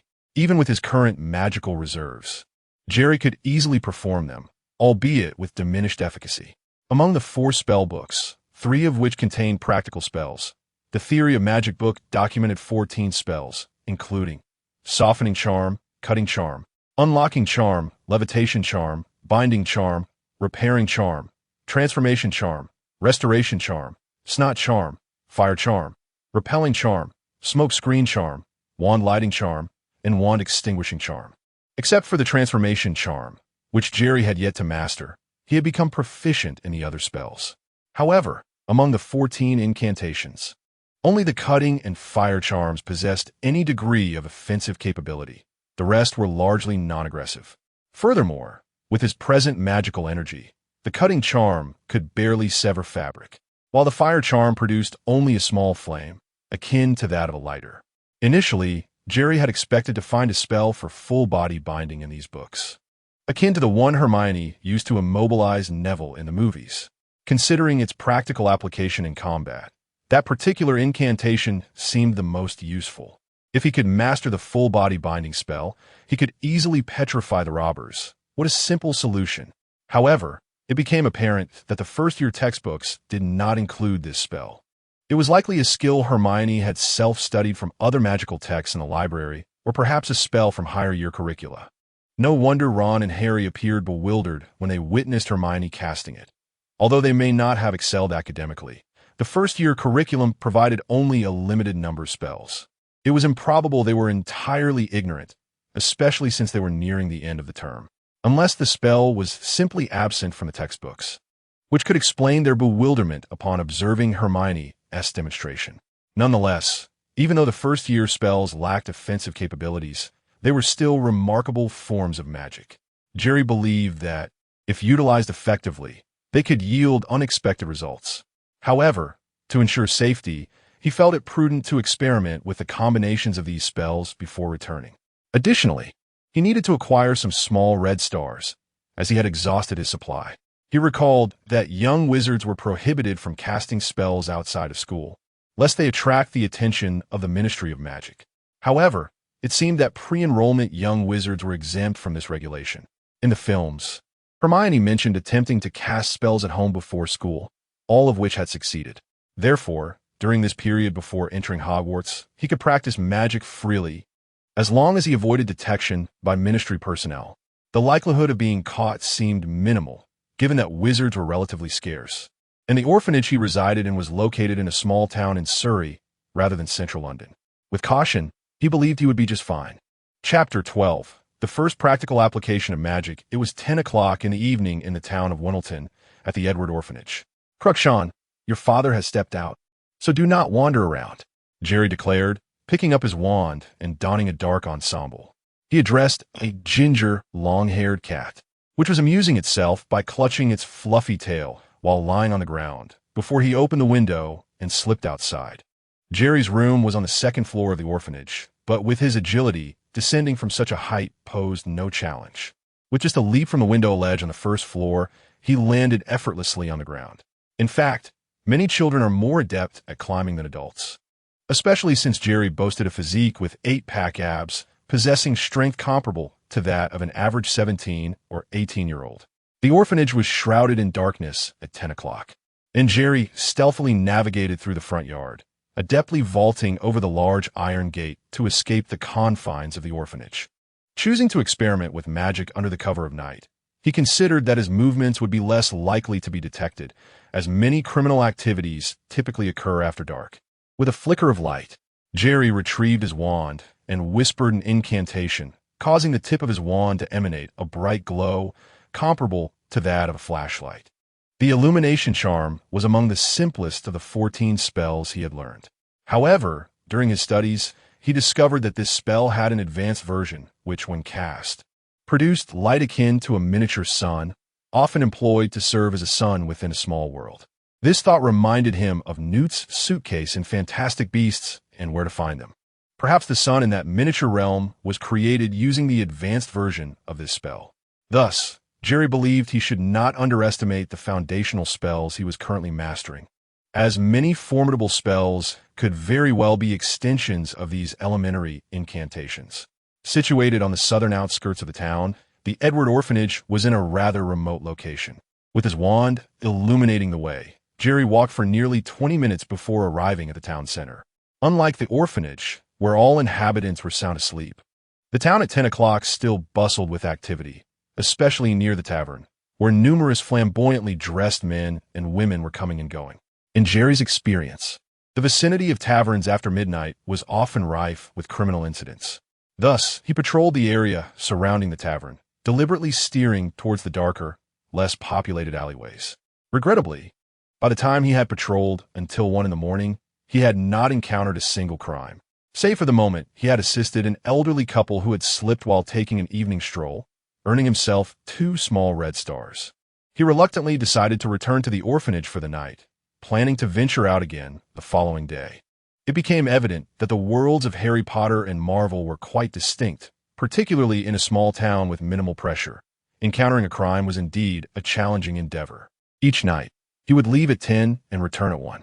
It was not until the night before his return that Jerry finally stumbled upon a minor robbery incident. At 11:30, in a dimly lit alleyway of Winnelton, a white-collar woman returning late from work found herself confronted by a burly Caucasian man wielding a fruit knife. This scene unfolded just as Jerry, patrolling the area, happened upon it. However, he did not immediately reveal himself to save the woman. Instead, he concealed himself at the alley's exit, quietly observing the man as he fled, clutching the stolen money and necklace in one hand and the fruit knife in the other. "Flavito!" Jerry exclaimed, drawing his wand and aiming it at a puddle at the alley's mouth, casting a transformation spell. The rain-soaked ground, typical of London's weather, instantly morphed into a slick, lubricating oil. As the fleeing man stepped out of the alley, he unwittingly planted his foot squarely in the puddle of oil. Ouch! He slipped and, propelled by his own momentum, tumbled violently to the ground. The transformation spell was among the most challenging of the 14 incantations Jerry had learned, as it involved completely changing one substance into another. Indeed, the complexity of this spell warranted its own classification, highlighting its profound intricacies. Nonetheless, not all transformations were exceedingly difficult for beginners. The literature noted that success rates improved when transforming similar substances, such as changing water into wine or oil. Even novice first-year wizards could master such spells effortlessly. Conversely, transforming water into stone or steel would pose significant challenges. Interestingly, converting non-living entities into living ones, or vice versa, was not overly difficult, though it required some knowledge of transfiguration spells. Furthermore, smaller objects were easier to transform successfully, such as changing a matchstick into a needle or hair into thread. However, attempting to morph a matchstick into a spear or a telephone pole would be exceedingly difficult. Lastly, the simpler the structure of the object, the more likely the transformation would succeed, like turning a mouse into a snuff box or a rabbit into slippers, feats achievable by first or second-year students. In contrast, transforming an owl into a telescope would be challenging, even for many fifth-year wizards, much less attempting to conjure an airplane, cannon, or machine gun, which would likely be beyond even Dumbledore's capabilities. These concepts remain foundational. Deeper studies of transfiguration would involve Gamp's law of elemental transfiguration, cross-species transformation, and human transfiguration, all of which awaited him in the classroom. Amidst the swirling smoke, seizing the moment while the man was still reeling from his fall, Jerry swiftly cast a smokescreen spell. Instantly, a thick fog enveloped the burly figure, and Jerry darted into the mist like a small cheetah. The man, still dazed from his tumble, sensed a shadow approaching and hastily grasped the fallen fruit knife. Quickly softened, Jerry's reflexes outpaced the man's, and he cast a softening charm upon the fruit knife, rendering it limp like a strand of pasta. With the most significant threat neutralized, Jerry unleashed a powerful roundhouse kick to the man's head, striking him with the force of a 16 or 17-year-old boy. The blow landed squarely on the man's temple, rendering him unconscious. Chapter 13. Returning to the Marvel Universe under normal circumstances, even with Jerry's mastery of Jeet Kune Do and his impressive 8-pack abs, he would stand no chance against the imposing white man before him, especially with the latter wielding a knife. In his previous life, Jerry had encountered a news report about a certain martial arts champion who, upon encountering an armed assailant, ended up hospitalized after a fierce struggle, while the attacker escaped unscathed. Combat skills typically flourish when the physical conditions of both parties are comparable. However, when the disparity is vast, victory is elusive unless one approaches the confrontation with lethal intent, targeting vital points with every strike. In a scenario where one is unarmed and the other brandishes a blade, even the most skilled fighter would be wise to retreat, as disarming an opponent is fraught with peril, often resulting in a swift and bloody demise. Thus, Jerry, relying solely on a few minor spells devoid of direct harm. Easily subdued the armed brute, highlighting the remarkable efficacy of unconventional magical assistance. Nevertheless, it must be acknowledged that Jerry's ambush granted him a significant advantage. After incapacitating the robber, he did not hasten to flee. Instead, he extracted 2 bills from a scattered pile of cash and pocketed them before nonchalantly departing the scene. Altruism without reward was never his style. While 2 bills were a trifling sum for him, he consistently reminded himself that performing good deeds was commendable, yet it ought to be compensated. Having thwarted the mugger and recovered the woman's wallet, he felt justified in taking 2 bills as recompense. Otherwise, he feared he might unwittingly become a selfless do-gooder, a fate he wished to avoid at all costs. Having lived over 40 years, he understood the nuances of living well. In this second chance at life, he sought neither immense wealth nor power, yet he was resolute in not becoming a fool solely devoted to others' welfare. Life is but a fleeting century. Sometimes, a touch of selfishness is not amiss. Moreover, his peculiar interface rewarded him with a small star for every good deed. And even if he later regretted his actions, there would be no repercussions. This meant that should he save a life, he would earn a star, and even if he subsequently took that life, the star would remain unaffected. Such a lack of intelligence. Shortly after Jerry's departure, the timid white-collar woman peered cautiously from the alley. Moments ago, she had heard what seemed to be screams, yet her prudence kept her from emerging immediately. When she spotted the unconscious thug not far from the alley's entrance, she was initially startled, followed by a wave of relief. As she approached, confirming that the robber who had accosted her was indeed out cold, she swiftly reclaimed her cash and jewelry, delivering a couple of sharp kicks to the brute before sashaying away in her high heels. Opting not to alert the authorities, she reasoned that since her money and jewelry were back, albeit with 2 bills missing, there was no need to escalate matters unnecessarily. September 1st, 1991, Jerry rose early, preparing all the necessary items for his journey to Hogwarts. Today marked the commencement of his magical education, coinciding with the conclusion of his month-long trial period. The countdown to his return had begun. 10, 9, 8, 7. Gazing at the timer on his interface, Jerry inhaled deeply and gripped his wand tightly. 3, 2, 1, return. As the countdown concluded, he felt the familiar sensation of the world freezing around him, followed by darkness as he lost consciousness. Upon reopening his eyes, he found himself back in the hijacked school bus, the raucous laughter of the 2 assailants and the incessant sound of gunfire filling his ears. Thankfully, his wand had accompanied him. Jerry paid no heed to the 2 robbers beside him. His immediate concern was to inspect the wand in his right hand. His greatest fear had been that upon returning, he would find the wand absent. Without its aid, casting spells would be nearly impossible, with a failure rate upwards of 99. Now, he needed to devise a safe strategy to neutralize the 4 armed criminals. With his wand firmly in hand, Jerry squinted and surveyed the interior of the bus. Prior to his return, he had contemplated how to address the threat posed by the 4 gunmen. Relying on magical assistance, subduing these assailants should not pose a significant challenge, as he had already tested his abilities the previous night. However, the true difficulty lay in ensuring that none of the children aboard the bus were harmed in the process. Thus, his plan was to observe the situation closely for any opportunities. If none arose, he would have no choice but to take action, prioritizing the safety of himself and his sister above all else. Any collateral damage would be regrettable, but necessary.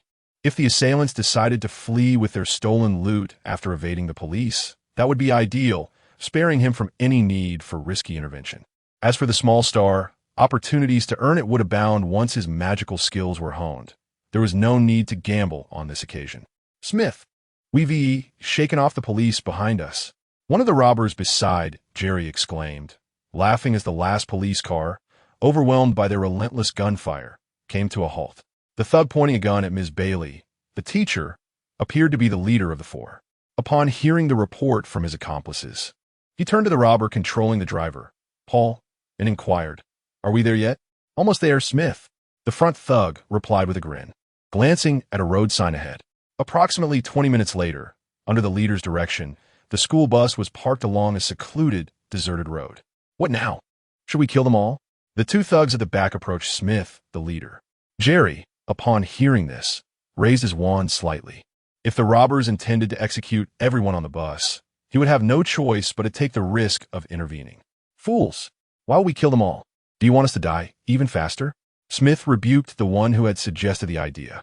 He understood that robbing a small bank might cause a stir, but would ultimately be manageable, as only the bank would suffer losses. However, if they were to slaughter a bus full of school children, it would incite widespread outrage, rendering them targets of public scorn, and could even provoke military action against them. Thus, he chastised his thoughtless subordinate, calling him a fool devoid of sense. Chapter 14. The Combat Utility of the Little Red Star Smith. I believe it's sufficient to take one as a hostage, just in case. The others can be released. Having them with us would only be a burden. The robber in the front, evidently understanding the leader's intentions, proposed a reasonably sound suggestion. After pondering for a moment, Smith nodded and began to select from the group of children in the vehicle. Seeing this, Ms. Bailey, who was being threatened by Smith with a gun, trembled and raised her hands. Use me as a hostage. They're still just children, and if they start to cry, it will be difficult to calm them. Her words came out in a stutter, clearly reflecting her deep-seated fear. Meanwhile, the driver, Paul, lowered his head further in his seat, aware of his own responsibilities towards his children, wife, and parents. Even though guilt gnawed at him, he was unwilling to step forward. That makes sense. Smith was evidently swayed by Ms. Bailey's argument. Although taking a child as a hostage would minimize the risk of rebellion, the potential for loud distress presented its own complications. After all, the hostage was meant to deter police scrutiny. Killing them outright would be unwise. Smith, I think this proposal is excellent. The two robbers behind, observing Ms. Bailey's fair features and curvaceous figure, exchanged knowing glances and smirks filled with ulterior motives. Ms. Bailey, sensing their gaze, quivered slightly, yet chose to remain silent, dutifully standing beside Smith. Sighing deeply from his spot at the back, Jerry could no longer contain himself. He slowly rose from his seat. I believe I would be the most suitable choice for a hostage. My father is the Sheriff of Queens, and if there is a pursuit, it may very well be under his command. Besides, I am just a child with no capacity for resistance, and I am very obedient. Jerry's concern for Ms. Bailey, a responsible and caring teacher, motivated him. He did not wish to see her fall into the hands of the robbers. Moreover, if he accompanied them, he would be free from worries and could act without restraint. Hence he volunteered. Jerry, what are you saying? Sit down. Mister, Paul will take you all home shortly. Ms. Bailey's face paled at Jerry's boldness. Jerry was renowned in school for his exemplary character, excelling academically and morally, making him one of her favorite students. Witnessing him offer himself as a hostage stirred both her admiration and anxiety. Conversely, upon hearing that Jerry was the sheriff's son, Smith immediately turned to look at him. Taking the sheriff's son as a hostage would surely be more intimidating to the police than a mere elementary school teacher. Furthermore, a child posed less threat than an adult woman capable of resistance. Bring him over, Smith commanded one of the nearby robbers. Smith, I still think this woman would be more appropriate. One of the robbers protested, his voice muffled with ulterior thoughts. Smith, well aware of his subordinate's tendencies, swiftly kicked him. With money to be had, there are countless women to choose from. Hurry and bring the sheriff's child. We need to make our escape quickly.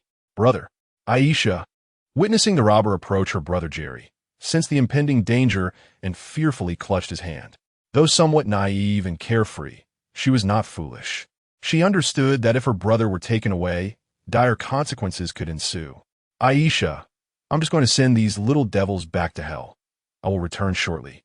Be sure to listen to Ms. Bailey, Jerry reassured her, releasing her hand and winking before deliberately walking towards the robber.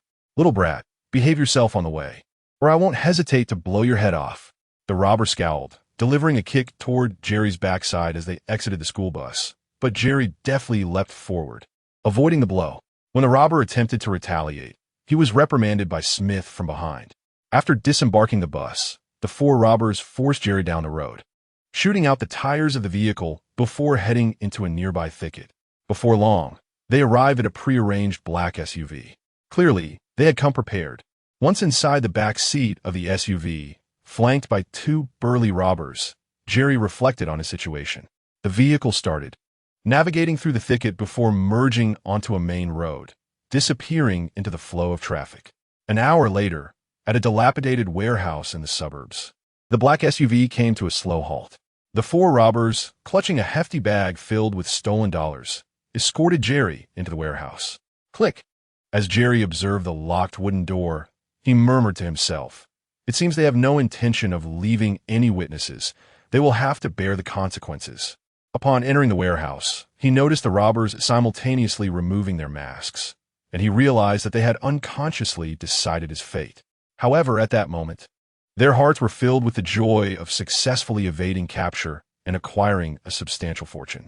But once they regained their composure, it would likely be too late for him. As the saying goes, the early bird catches the worm.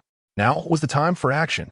Hearing the robbers laughing heartily outside over the bag of money, Jerry understood that their vigilance was at its lowest, making this the perfect opportunity for him to strike. Flavito, drawing his wand from his trousers, Jerry first cast a transfiguration spell on a broken chair leg he found within the room, transforming it into a sharp dagger. Given his current proficiency with the spell, the dagger should hold for about 10 minutes, just enough time. Alohamra. Pointing his wand at the securely locked wooden door, the lock clicked open. Wand in one hand and dagger in the other, Jerry cautiously pushed the door open and stealthily ventured outside. The shabby warehouse was cluttered with useless debris, providing ample cover for him to conceal himself. In the center of the warehouse, the four robbers joyously drank beer while counting the cash from the hefty bags, clearly relishing the division of their spoils. Activate the little red star. Instead of casting a spell on the robbers, Jerry first activated the invigorating function of the panel. After performing good deeds in town every night, and even thwarting a robbery just last evening, he had successfully accumulated over 50 little red stars. With more than 50 stars, activating the invigorating function would sustain him for over 50 minutes. Chapter 15. Jerry in superhuman state. Why does Jerry activate his invigorating function before battle? Through numerous experiments, Jerry has discovered that this function essentially stimulates his brain's potential in a short span of time, placing it in a heightened state of activity. Since this state can expedite the learning of magical knowledge, it can undoubtedly be applied in combat as well. When utilized for learning, it significantly enhances comprehension, memory, and analytical abilities. In battle, it allows him to unlock the shackles of his body through the brain's intensified control, granting liberation to his physical form. Jerry refers to this state of mental liberation as the superhuman form. He recalls a film titled Lucy, where the protagonist, due to a certain drug, transcends her limits, ultimately becoming an omniscient and omnipotent being.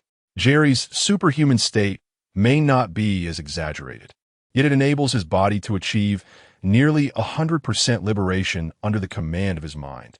It is well known that an untrained individual struggles to coordinate their muscles to unleash their full physical potential. However, a seasoned martial artist, through meticulous control of their muscles, can exert far greater strength.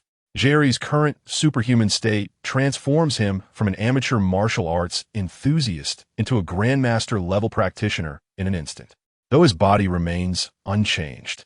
In this superhuman state, both his strength and speed are exponentially enhanced compared to his normal condition. Coupled with a highly capable brain, his senses are equally heightened, resulting in a combat prowess that can ascend several tiers. Nonetheless, this state is not without its drawbacks, and the longer it is activated, the more pronounced the adverse effects become. Initially, once the invigorating function is deactivated, Jerry's brain becomes sluggish due to the depletion of its potential, leaving him particularly drowsy. Prolonged use can even induce a deep sleep state, reminiscent of the time he read for 4 consecutive hours. Furthermore, if his body engages in vigorous physical activity while in this liberated superhuman state, the muscles will become exceedingly sore afterward, necessitating a period of rest to alleviate the discomfort. Excessive use may even lead to severe muscle strains. Therefore, activating this superhuman form should either be a swift endeavor or conducted in a completely secure environment. Otherwise, danger looms. Amidst the swirling smoke, Jerry raised his wand and directed it at the four individuals counting money, unleashing a magical beam that enveloped the center of the warehouse in a shroud of mist. A smoke bomb?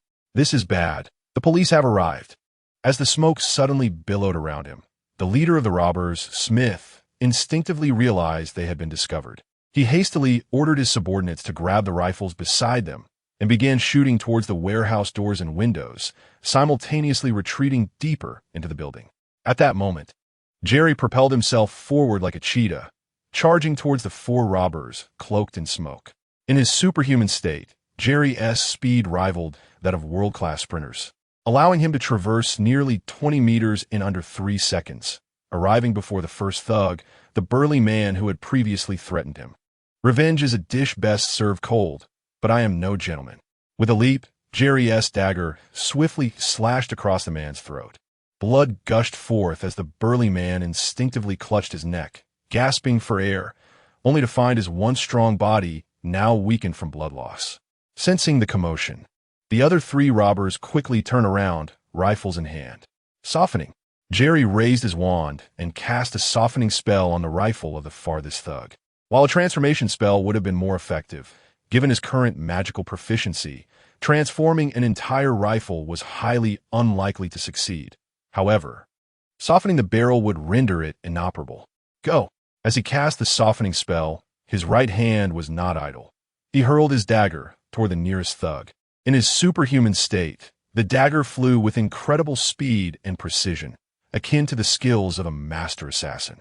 A scream pierced the air as the dagger embedded itself into the thug's eye socket, penetrating deep into his brain. At this moment, Jerry's sixth sense blared a warning. The leader had raised his rifle, aiming it at Jerry's head. With a sudden burst of energy, Jerry executed a sliding retreat, leveraging his smaller stature to narrowly escape as the thug fired his first shot. He managed to position himself behind the fallen body of the burly man he had just dispatched. Full retreat. Jerry aimed his wand at the back of the first thug and, drawing upon his extensive experience playing Angry Birds, coupled with the calibration of his superbrain, unleashed a repulsion spell. The magical energy surged from the wand, striking the thug's back, and with a spray of blood, he morphed into a massive red projectile, crashing down upon the leader, Smith.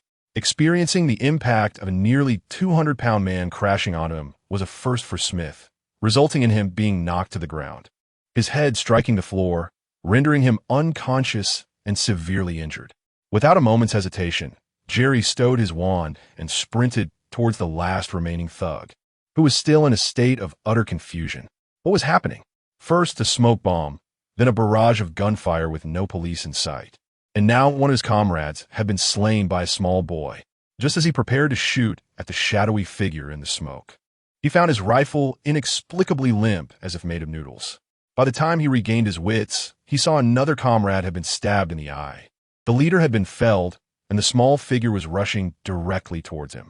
As he drew closer, he realized with shock that it was the brown-haired boy they had abducted from the school bus. Chapter 16. Total annihilation. The robbers were left in a state of bewilderment. But Jerry was far from confused. Harnessing the enhancements of his superhuman state, he swiftly charged towards the last remaining robber. At that moment, the robber finally regained his composure, realizing that without immediate counteraction, he too would meet the fate of his fallen comrades. Consequently, this robber hastily discarded his useless rifle and reached for the handgun at his waist. Jerry, however, would not allow him the opportunity to draw his weapon. With a powerful leap, he executed a forceful knee strike aimed directly at the robber's groin. Upon witnessing this, the robber's eyes widened in alarm. No longer daring to draw his gun, he instinctively raised his arms to shield his vulnerable area. Yet, he had severely underestimated Jerry's strength. At that moment, Jerry, empowered by his superhuman state, possessed a strength far exceeding that of the robber, even with the robber's desperate defense. The tremendous force behind Jerry's knee strike sent him crashing against his own anatomy, causing him to double over in pain, akin to a shrimp, while he gasped for breath, clearly suffering from the impact. Following the successful strike, Jerry did not pause. Under the command of his enhanced intellect, he supported himself on the robber's shoulders and soared into the air, positioning himself above the robber. His legs coiled around the robber's neck like a constricting serpent, while his muscles tensed in unison, twisting with the force of a bottle cap being opened. With a sharp crack, the robber's head pivoted violently, resulting in a fatal blow. After executing the maneuver, Jerry leaped down, ensuring his surroundings were secure before relinquishing his superhuman state and shutting down his enhanced cognitive functions. The exhilaration was palpable. The brief skirmish had placed a moderate strain on his brain, leaving him slightly dizzy, yet he quickly regained his composure. However, the intensity of the effort had left his muscles feeling as though they had undergone an abrupt 5-kilometer run after years of inactivity, akin to the sensation one experiences upon awakening the morning after an exhausting run. Truth be told, the experience of being in a superhuman state was extraordinary. Whereas his combat skills had previously been amateurish, they had now ascended to an elite level. After a brief period of recuperation, Jerry approached the robber he had dispatched with his dagger, extracting the now morphed weapon from the lifeless body. He then moved to confront the unconscious leader of the group, a man named Smith, and without hesitation, plunged the dagger fiercely into the leader's chest. Eliminating threats at their roots was imperative. The notion of mercy did not apply to these men, who had certainly taken more than one life. Moreover, the leader had likely glimpsed Jerry's visage amidst the chaos and could not be allowed to live. Although it was Jerry's first experience with taking a life, he felt only a slight twinge of nausea and no significant discomfort. Perhaps this was due to his previous encounter with death, having once been struck down by a truck. Thus, the concept of mortality did not evoke the dread he had anticipated. Indeed, the disparity in their levels was evident. This had been worth it. As he opened the peculiar interface, Jerry was astounded to see his collection of small red stars surge to 2,000, a look of delight spreading across his face. 2,000 stars equated to the sum he would have accumulated through years of good deeds. Yet, he had achieved this in a single endeavor. It was clear that mundane acts of kindness, such as helping to carry trash or assisting an elderly lady across the street, paled in comparison to battling armed robbers. Despite his newfound bounty of 2,000 stars, Jerry refrained from immediately entering the world of Harry Potter. Each exit from this realm necessitated a cool-down period, during which he could not re-enter, regardless of the number of stars possessed. Furthermore, after the initial trial period, entering the world would require a daily expenditure of 100 stars. Thus, while 2,000 stars seemed ample, it would only sustain him for 20 days. He would also need the stars for accelerating his magical studies at Hogwarts. Consequently, he resolved to focus on earning more stars for future use. With the peculiar interface dismissed, Jerry walked to the center of the warehouse. On the table before him lay not only bottles of beer, but also a substantial bag containing what appeared to be a fortune in cash. The previous skirmish had scattered numerous bills across the floor. Jerry picked up several notes, slipping them into his pocket while muttering, "Recovering over $1 million for you all. Taking 700 or 800 is hardly excessive, just enough to buy Elsa her beloved frozen doll." It was essential to note that Jerry was merely an 11-year-old child in this world, and his father did not provide him with an abundance of pocket money. He typically managed to scrape together a few dollars from classmates inclined to mischief, while he excelled at countering violence with violence. They were all just elementary school students with limited means. $700 or $800 was not an extravagant sum, and the bank would hardly mobilize for such a trivial amount. Now, all that remained was to await the arrival of the police. Feeling a surge of magical energy, he cast a restoration spell to revert the dagger back into a bench leg. He then returned to the room where he had been confined, casting a locking spell to secure the wooden door before reclining on the bed and closing his eyes to gather his thoughts. Surely, the police wouldn't fail to find this location, given the previous cacophony of gunfire. In fact, mere moments after Jerry settled onto the bed, a figure clad in a striking gold and crimson mechanical armor appeared above the warehouse, returning to over an hour earlier, within the sprawling mansion of Tony Stark. The scene unfolded. "Sir, a bank robbery has occurred in Queens. The robbers have taken a school bus full of children hostage and are currently evading police pursuit." As Tony was engrossed in the development of the Mark V portable armor, he paused upon hearing JR.VI assess report, setting aside his blueprints and slowly approaching the armor assembly platform. It It was a perfect opportunity to clear his mind and spark some inspiration. Following his recent decision to reveal his identity, he had been working on a more portable armor to tackle unforeseen events. However, condensing such a vast suit into a suitcase-size form was no simple task. Standing on the armor assembly platform, the Mark IV suit quickly enveloped him under the control of Jarvis. The Mark III was currently unusable due to severe damage sustained during his battle with Ironmonger, necessitating the creation of the Mark IV as a replacement. The functionalities of the Mark IV mirrored that of the Mark III, with only minor adjustments to its exterior. Activating the suit's thrusters, Tony piloted the Mark IV at speeds rivaling that of a fighter jet, pursuing the direction in which the robbers had fled. Chapter 17. The first encounter with Iron Man Jarvis. Access all surveillance footage and analyze the possible escape routes of robbers. Inside the Mark IV armor, Tony commanded the artificial intelligence, Jarvis. Yes, sir. Jarvis, being an advanced AI, operated with remarkable efficiency. In a brief span, he analyzed various surveillance data and identified the approximate route taken by the school bus after evading the police pursuit. After a swift flight, guided by Jarvis, Tony soon located the flat-tired school bus along with the teachers and students aboard. Upon learning that 4 robbers had taken a young boy hostage and entered a nearby thicket, he utilized tire tracks and other surveillance footage to reaffirm the robbers' vehicle and path, successfully leading him to the warehouse where they were hiding. Compared to the police system's laborious manual surveillance, Jarvis's speed was evidently far superior. Scan the warehouse structure and determine the number of individuals inside. Given that the robbers had a hostage, Tony refrained from immediately storming in with his armor to dispatch the adversaries. Instead, he employed the advanced scanning system within his suit to conduct a thorough examination of the warehouse. Sir, there are 5 individuals inside, 4 adult males and 1 child. However, the 4 adult males no longer exhibit any signs of life. What? Upon hearing Jarvis's report, Tony's expression shifted to one of astonishment. Boom! A repulsor blast shattered the main door, and Tony stepped into the warehouse. Who did this? Blood, corpses, and scattered cash littered the floor, the warehouse eerily silent, as if a pin drop could be heard.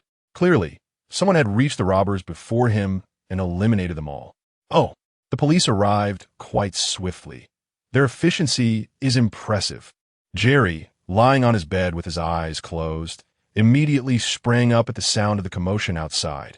Wouldn't this seem rather unusual? An 11-year-old boy held hostage by 4 vicious robbers appeared unervingly calm, devoid of fear, which seemed rather implausible. After a moment's contemplation, Jerry retrieved his wand and cast a spell upon himself. Endless snot. A faint magical light illuminated his face as streams of mucus flowed down. This was the snot spell, designed to induce an incessant flow of nasal mucus in the victim. Jerry had deliberately reduced the spell's power, resulting in a significantly muted effect. Stowing away his wand, he rubbed his eyes vigorously, reddening his eyelids to simulate the appearance of having cried, while adopting an expression of fear and trepidation. Perfect. A normal child, seemingly frightened and distressed, emerged.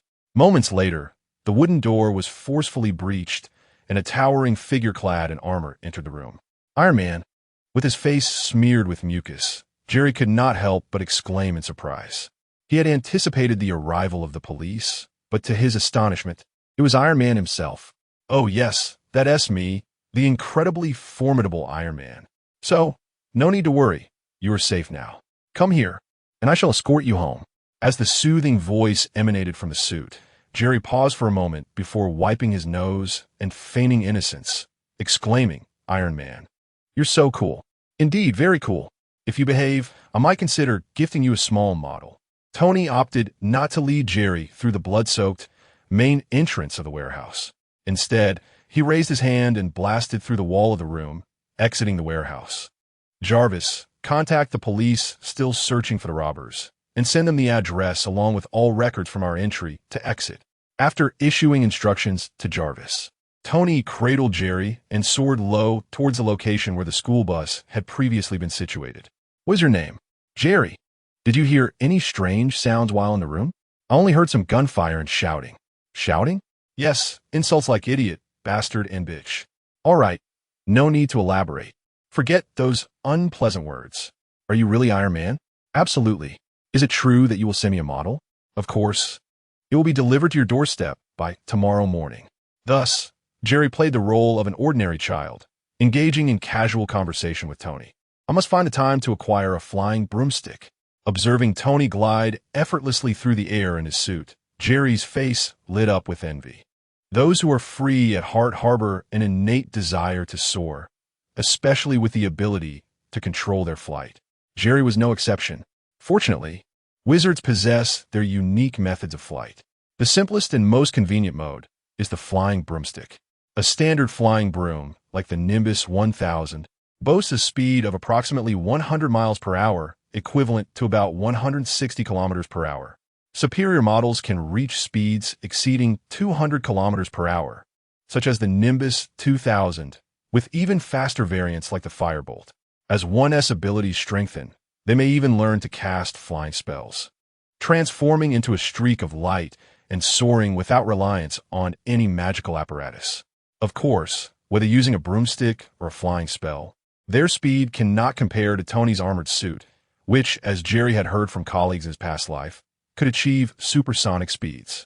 Nonetheless, wizards prefer broomsticks for short-distance flights, while for longer journeys, they might utilize apparition, port keys, or flue powder to arrive at their destinations instantaneously. To ensure Jerry's safety, Tony maintained a moderate speed, taking a full hour to reach the location where the school bus had once been. At this juncture, the area surrounding the bus was swarmed by numerous police officers, and Tony had already notified the local precinct of the bus's location upon finding it.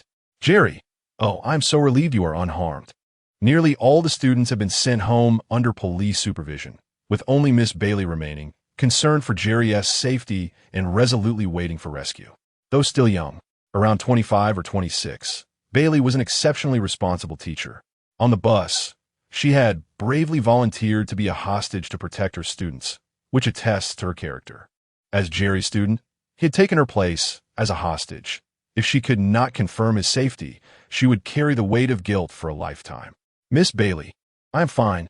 As soon as they landed, Jerry was enveloped in an excited embrace by Miss Bailey, who planted a kiss on his cheek, leaving him momentarily dazed. Chapter 18. Jerry's heroic garb. Jerry, a familiar voice echoed from ahead. Jerry looked up to see Aisha, armed with her magical bubble gun, bounding towards him from a police car. All right, I'm leaving this child in your capable hands.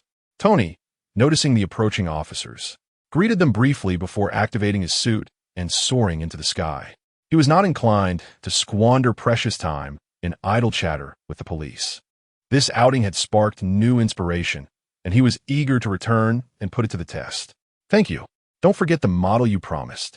Jerry waved farewell to the airborne Iron Man, reminding him of his earlier commitment. Jarvis, the illustrious Tony Stark, appears so unremarkable in the eyes of the children outside. Tony felt a twinge of pride, wounded by Jerry's repeated reminders, which suggested a lack of faith in him. Sir, you sometimes have a poor memory regarding such matters. Jarvis responded diplomatically. Very well, then. Please command the laboratory's robotic arms to construct a scaled model suit for the boy, matching his height, and have Ms. Potts send it to him first thing tomorrow. Understood, sir. As Tony Stark vanished into the skies, Jerry returned to his usual demeanor. Jerry, did you send those demons back to hell? Aisha exclaimed, her face alight with excitement as she approached him. Of course, as the Demon Lord. Sending them to hell is my specialty. Jerry chuckled, ruffling Aisha's hair. Aisha, why are you here alone? Where's your father? Deputy Chief Haas just received word and assumed you were still at the warehouse, so he went there personally, Ms. Bailey explained, having released her hold on Jerry. It seemed Iron Man had sent the warehouse's location to the police during his rescue. However, it was of little consequence. Jerry had taken special care during the battle, ensuring there were no traces of him dispatching several villains. 3 of the criminals had met their end by his dagger, which had long since been transformed back into a bench leg, while the last had perished beneath his feet, leaving no fingerprints behind. He had also been meticulous to avoid any bloodstains during the fray. In truth, even if fingerprints had been left, it mattered little. He had been taken from the school bus by 4 armed thugs and brought to the warehouse, implying unavoidable physical contact. Most crucially, no one would suspect a commendable 11-year-old boy could, under confinement, execute 4 dangerous armed criminals unscathed. Ms. Bailey, I'm feeling a bit fatigued. Shall we return to the car for a moment's rest? The after effects of his recent superhuman state had yet to fully dissipate, and standing around seemed less appealing than finding a comfortable spot to recuperate. Of course, I'll take you to your father's vehicle. Ms. Bailey nodded eagerly, leading the exuberant Aisha and Jerry back to the car. As for the officers who had approached earlier, Jerry recognized most of them. They were primarily his father's colleagues. Greeting them brought forth a chorus of praises. His actions in the school bus had already circulated among the officers, who now greeted him with admiration for being the son of a remarkable father. Some veteran officers, parents themselves, found themselves reminiscing about their own mischievous children, sighing in comparison. Among his peers, Jerry was undoubtedly the top of his class in Queens. At midnight, the clock struck 12 in a residential building in Queens. Jerry silenced the blaring alarm and sat up slowly in bed. About an hour after returning from a school bus, his father, Haas, rushed back upon learning that Iron Man had delivered Jerry safely home. The 4 robbers had been eliminated, and the bank's cash had been nearly fully recovered. The ensuing events were less significant. Thus, Deputy Chief Haas took Jerry, Aisha, and Ms. Bailey to a fine restaurant in Queens, indulging in a celebratory meal for Jerry's safety. During their dinner, Jerry subtly gleaned from Haas that the police department had not suspected him. They merely believed a nameless hero had valiantly dispatched the robbers and left without a trace. Of course, such vigilant actions were not encouraged by the police, and given the meticulous manner of the hero's cleanup, the department had reason to believe this anonymous savior was more than he seemed. Dressed in his clothing and donning a baseball cap, Jerry cautiously opened his door, traversed the living room, and swiftly exited the house with his wand in hand. Making his way to the elevator. Starting tonight, he resolved to dedicate 2 to 3 hours each evening to earn little red stars. These stars represented his most vital resource, essential for entering the small world, accelerating his magical studies, and activating his superhuman state. The acquisition of these stars stemmed from performing good deeds, particularly thwarting crimes. The more significant the crime, the more stars he could earn for preventing it, a fact well demonstrated during the day. Lowering his baseball cap, Jerry carefully evaded the building's surveillance cameras and security personnel as he reached the first floor.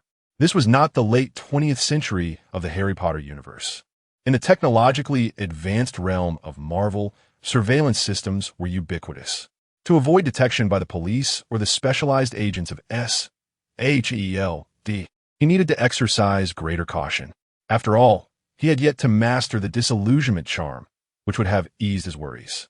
Strolling through the streets of Queens, Jerry did not immediately head toward the high-crime areas. Instead, he skillfully navigated the twists and turns to arrive at a particular shop on a certain street. Lena's Magic Boutique. This establishment was dedicated to selling various fairy tale costumes and props to children, and it was Aisha's favorite. Many of Aisha's Ice Queen outfits and magical wands had been purchased from this very shop. Why did Jerry arrive at this store so late? It was, of course, because he needed a suit of his own. In reality, one could not expect the peculiarities of Superman, where a mere pair of glasses could disguise his identity. To ensure he remained unrecognized while earning little red stars, he required a distinctive garb that would conceal his appearance, much like all superheroes. For a bona fide wizard, what attire could be more fitting than a wizard's robe? Conveniently, Jerry knew that Lena's Magic Boutique offered several styles and colors of wizard robes for sale. Chapter 19. Becoming a hero from today onward. The door of the shop, tightly locked, was instantly unlatched by the mysterious magical power of the unlocking spell cast by Jerry. His wand pointed with precision.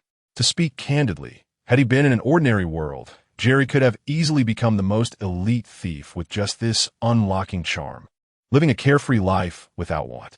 Alas, this was the Marvel Universe, where a mere unlocking spell could not deter the likes of formidable foes. After ensuring there were no surveillance cameras, Jerry stepped into the store. Dressed in a black wizard's robe that billowed around him, a black wizard hat perched atop his head. and a mask that revealed only his eyes, he approached the cash register. He produced several bills amounting to $200 from his pocket and placed them on the counter before turning to leave. He opted not to purchase outright, fearing that his attire might lead to a traceable record of his transactions. $200 could easily buy him 3 or 4 outfits similar to his own, and he trusted the proprietor would not be foolish enough to contact the authorities. Even if she did, the police would hardly concern themselves with such a trivial matter. His father was the sheriff, and he was well aware of the intricacies involved. Though he was a wizard, he was not one of those narrow-minded practitioners native to the wizarding world.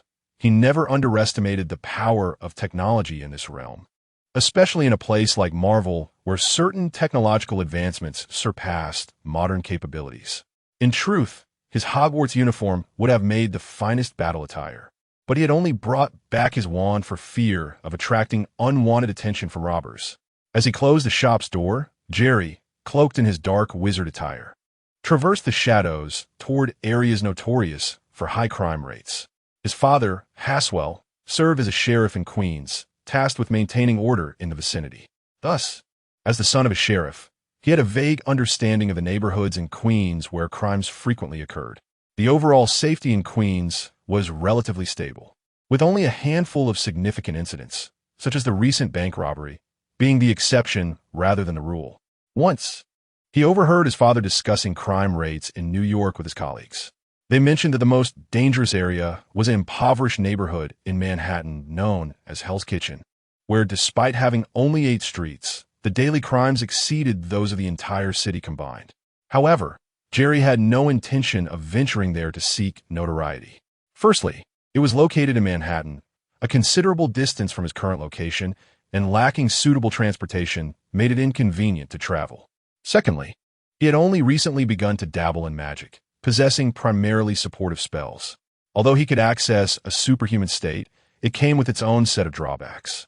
The risks associated with Hell's Kitchen were considerable, and he deemed it unnecessary to take such chances at this stage. He could always return when he was stronger. What a fortuitous encounter. Just after exiting Lena's magical shop, Jerry noticed something amiss at a nearby 24-hour convenience store. While it was labeled as a small supermarket, Jerry found the term convenience store far more fitting. Inside, a young African-American man, clad in hip-hop attire, brandished a handgun menacingly at the elderly Asian woman who owned the store. "Hurry up, you yellow-skinned witch," he barked. The elderly woman, her face etched with fury, dared not resist as she hastily stuffed the day's earnings into a small bag, placing it upon the counter. The youth, a seasoned criminal, wore no mask, fully aware that as long as his victims were not white, the consequences would be minimal. He typically stole small amounts, knowing that these shop owners might not even report the theft, and even if they did, the police would likely treat it as a mere formality, offering little assistance. Some individuals possess an uncanny ability to bully those who share their suffering while cowering in the face of more significant threats. However, just as the young man prepared to seize the bag containing over $1,000 in loose change, a diminutive figure blocked the store's entrance. "Get out of the way, you little brat, or I'll shove your head up your backside." The youth was unyielding, his voice filled with menace as he faced the oddly dressed child in a black wizard's robe and mask. Yet, to his surprise, the child remained unfazed and coolly replied, "Please put down the bag. You're asking for trouble." While the youth hesitated to actually fire his weapon, he had no qualms about teaching the child a lesson. He tucked the bag under his arm and thrust his hand forward to shove the child aside, intending to knock him to the ground and deliver a few kicks to instill a sense of the world's harsh realities. "Don't harm the child," the elderly woman gasped from behind the counter. Jerry, regarding the youth's approaching hand, did not flinch. He swiftly raised his own hand and seized the youth's middle finger, twisting it with force. The youth shrieked in agony, his handgun raised instinctively, ready to shoot at Jerry. Softening charm. Jerry anticipated this and deftly flicked his wand, casting a spell that rendered the gun as pliable as dough. "What?" The youth stared incredulously at his now malleable firearm, his disbelief palpable. With the youth caught off guard by the unexpected transformation of his weapon, Jerry seized the moment to strike. He aimed for the youth's vulnerable spot, causing him to drop the gun and collapse to the ground, clutching himself in pain. Releasing the youth's finger, Jerry swiftly grasped his hair and slammed his head against the wall, rendering him unconscious. The superhuman state drained his reserves and had side effects. Thus, he preferred to avoid it unless absolutely necessary. "Oh my goodness!" the elderly woman exclaimed in Mandarin, astonished at Jerry's swift and decisive actions in subduing the robber. "Grandma, here's your money." Jerry retrieved the bag from the youth's grasp and tossed it onto the counter. He then rummaged through the youth's pockets, pocketing a few additional bills. "This is my reward, Grandma. You can call the police to arrest this robber." "Thank you, little one." The elderly woman watched the peculiar child in the wizard's robe turn to leave, momentarily stunned by his fluent Mandarin. Could it be that this child was, like her, a compatriot from their homeland? Chapter 20. An unusual family departing from that street. Jerry, clad in a dark wizard's robe, ventured along some deserted paths, heading towards an area notorious for its high crime rate. His recent conversation with the elderly Chinese woman in Mandarin was a deliberate choice. He required small red stars to enhance his abilities, as he would inevitably find himself involved in increasingly significant efforts to thwart crime and disaster. As his power grew, these incidents would undoubtedly escalate in magnitude. Sooner or later, he would enter the public eye, catching the attention of the police, the government, and even the SHIELD agency. Should someone meticulously investigate him, they would unravel the layers to discover that this wizard, capable of wielding extraordinary magic, had chosen to speak fluent and authentic Mandarin when performing his first act of kindness in public. People are inclined to trust the answers they have painstakingly uncovered. Always conversing in English, dressed in a wizard's robe, adorned with a wizard's hat, and wielding a magic wand, he risked revealing his true identity due to his linguistic choice during his inaugural operation, lacking experience. Therefore, his genuine identity was likely that of a Chinese child residing in New York. This, indeed, would definitely mislead those curious about his true nature. Jerry considered the importance of concealing his identity paramount, for he was not alone. He had a loving father and a delightful sister. He would grow powerful in due course, yet his family could never attain his level of strength, although there was no blood relation between them. Having lived together for 11 years made them his only two genuine connections in this world. Interestingly, this trio was somewhat unconventional. 3 individuals, 3 surnames: Jerry Carmen, his sister Elsa Hathaway, and his father Hasworth. Despite the absence of a biological bond, Elsa and his shared a legitimate father-daughter relationship. Sadly, Elsa's mother passed away shortly after her birth due to health complications, prompting Has to honor his late wife by bestowing her surname upon their daughter. As for Jerry, his situation was more tragic. His parents vanished when he was merely an infant, leaving no trace or information to date. Has, a close childhood friend of Jerry's father, took him in after his parents' disappearance, raising him as his own son for the past 11 years. Thus, Jerry felt immense gratitude towards Has, for despite his reincarnation with memories intact, he had no means of self-preservation as an infant. In the midnight streets of New York, apart from homeless wanderers, weary workers returning from late shifts, and nightlife enthusiasts, few others could be seen. Oh, and, of course, there were those criminals who thrived under the cover of darkness, as well as the superheroes lurking in the shadows to combat them. "Thief! Stop that thief!" In the stillness of night, a woman's anxious cry pierced the air. Lucy, a junior reporter, had extended her shift to organize material for the next day's publication. Little did she anticipate that upon exiting the subway, she would be unintentionally jostled. With her experience, she promptly checked her shoulder bag, only to discover a gaping tear, her wallet having vanished. Thus, the ensuing scene unfolded. Though she had realized the theft in time, a professionally attired woman in high heels could hardly match the speed of a thief renowned for their quick getaway. Helplessly, she called out, hoping a kind-hearted passerby might intervene. Regrettably, the streets at this hour were nearly deserted, and those few who remained chose to observe with indifference, unwilling to risk injury by confronting the thief. As Lucy watched the thief's figure retreat into the distance, nearly out of sight, an eerie mist suddenly enveloped the culprit. Moments later, when she arrived, breathless, the mist dissipated, leaving only the unconscious thief and the pink wallet in their grasp. It was nearly 3 o'clock, time to return. After thwarting yet another street thief, Jerry glanced at the time, deciding it was time to conclude his first night of hunting. Not too bad. He had intervened in 4 criminal incidents throughout the night. Although minor, he had accumulated nearly 200 small red stars. In the depths of New York's night, visible and invisible crimes proliferated like the stars.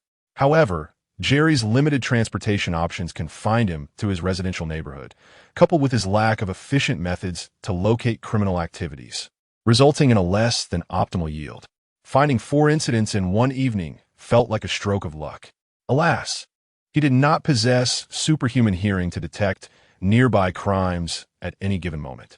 The following morning at 7, Jerry instinctively awoke from slumber. Since developing a degree of self-sufficiency, he had consistently risen at 7 each day, a routine ingrained over the years. He swiftly dressed and exited his home. His early morning venture was not to champion justice for small red stars, but rather to engage in his daily running exercise. The muscles he possessed were not a mere gift. They were the result of daily workouts and countless hours of effort. "Good morning, Jerry. Off for a run again." "Good morning, Grandpa George." While still in the elevator, Jerry encountered a neighbor, an elderly gentleman who enjoyed morning walks. It was hard for anyone to forget a child who rose early to jog, especially one as polite as Jerry, who readily helped with various tasks. Kind-hearted, optimistic, courteous, and athletic, these traits formed the impression Jerry had left on all his neighbors over the years, also serving as a source of frustration for many local children. 40 minutes later, drenched in sweat, Jerry returned home. Running 10 kilometers every morning had become his daily routine. However, since he was not yet of age, shorter legs and his frequent engagement in collecting small red stars extended his time. Though at his current physical condition, he could complete 10 kilometers in under 30 minutes. Tossing his workout clothes into the washing machine and activating the automatic wash cycle, Jerry commenced his morning ritual of brushing his teeth and showering. 10 minutes later, he donned comfortable home attire, secured a scarf around his neck, and entered the kitchen. Chapter 21. A bowl of clear noodle soup as a child raised in the countryside. Jerry had mastered various household chores and agricultural tasks from a young age. After graduating from university and securing a job in the city, he often prepared his own meals, not out of concern for the cleanliness of outside food. Having come from humble origins, such matters did not faze him, but rather to save nearly half the expense. With the rising cost of living, relying solely on dining out in the city could easily amount to over $30 for 3 meals, and that was for mediocre fare. If he desired something more substantial, the cost would likely start at $40. Conversely, purchasing ingredients and cooking at home, especially when bargaining at the local market, allowed him to enjoy 2 days' worth of decent meals for just over $30. The saying goes, "Children of the poor grow up fast." It was originally meant to commend the resilience and maturity of impoverished children compared to their affluent counterparts. However, in truth, this is not a commendable state. Children who are excessively obedient and sensible often do so out of the harsh realities of life that compel them to be so. What child does not yearn for affection and the freedom to indulge in childish whims? The lives of the poor are fraught with hardship, academic pressures in school, work-related stresses, the burdens of marriage, and, in old age, the toll of physical ailments. The only time of true freedom and joy, their childhood, must be sacrificed to shoulder adult responsibilities. This encapsulates Jerry's previous existence. Though he could not be deemed a master chef, he was proficient in preparing various home-cooked meals. As a soul mature beyond his years, he was reluctant to passively accept Haas's care and support. He willingly took on responsibilities within his capacity, such as cooking, managing household tasks, and looking after Aisha. Additionally, part of the reason stemmed from Haas being a quintessential roughneck. Without Jerry maintaining order, their home would descend into chaos within days, a situation that would surely irk his mild, obsessive cleanliness. As for cooking, it is safe to say that Haas's culinary skills would not entice even the stray cats in their neighborhood. It is no wonder that during the times Jerry was unable to cook, their meals were less than palatable. Aisha had a fondness for noodles, so Jerry decided to prepare a bowl of clear noodle soup for breakfast. He was not particularly fond of certain Western foods, so aside from quick Western breakfast during school for the sake of convenience, He generally opted for traditional Chinese breakfasts on weekends or during the summer break. As for Haas and Aisha's preferences, they were quite accommodating. While some Chinese dishes did not appeal to them, the sheer variety ensured there was always something they enjoyed, such as his clear noodle soup, kung pao chicken, boiled fish, sweet and sour pork, and shredded pork and garlic sauce. Haas once expressed curiosity about Jerry's proficiency in Chinese cuisine, to which Jerry calmly presented a comprehensive guide to Chinese dishes he had procured from Chinatown. "Jerry, you're up so early. It's summer vacation. You could sleep in a bit longer. I can order breakfast for you," Haas remarked as he emerged from his slumber, rubbing the sleep from his eyes while rummaging through the refrigerator for ingredients. As the town sheriff, Haas had no summer break. He had to continue working, dealing with the aftermath of a bank robbery from the previous day. "No worries, I'm used to it. You can wake Aisha when you're ready. We're having noodles for breakfast. It won't taste as good if we wait too long," Jerry replied while igniting the gas stove. "Noodles? Oh, how wonderful. I love noodles," Haas exclaimed with enthusiasm as he quickly prepared himself and made his way to Aisha's room. Waking Aisha was no simple task. It would likely require considerable effort on Haas's part. "Aisha, hurry and get dressed for breakfast," he called out. "Death God Haas, you shall not take me, the Ice Queen from my castle. Prepare to face my frozen void ice spear," came Aisha's defiant retort from within her chamber. Jerry chuckled at the sounds of their playful banter, shaking his head with amusement. He heated the pan, added oil, and cracked 3 eggs, flipping them once they were set to achieve a golden brown hue. Adding pre-boiled hot water to the pan allowed the rich aroma of the eggs to infuse the broth. Once the water reached a rolling boil again, he removed the eggs, dividing them into 3 portions, and added the noodles along with some pre-washed greens. While the noodles cooked, he prepared 3 bowls, adding soy sauce, aged vinegar, salt, chopped scallions, and most importantly, lard.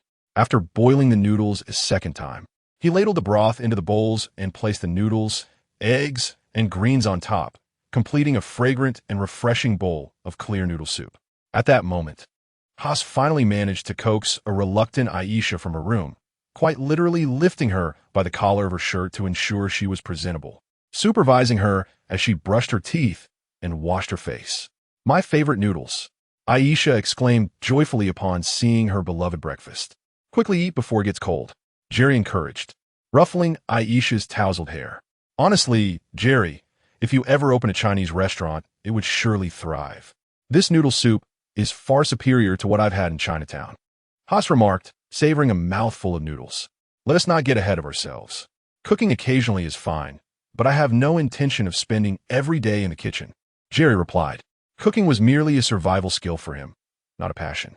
"Have you considered what you might want to do in the future? Scientist, police officer, lawyer, or entrepreneur?" Haas inquired, taking a hearty sip of broth. In Haas's eyes, a child as remarkable as Jerry could achieve any of those professions if he so desired. Jerry paused momentarily, contemplating the options. With his past life experiences, enhanced learning capabilities, and magical abilities, these once coveted professions seemed within reach. Yet, did he truly desire any of them? His admiration for these careers in his previous life stemmed not from passion, but from the allure of their financial rewards. A distant dream for an ordinary worker lacking connections and social skills.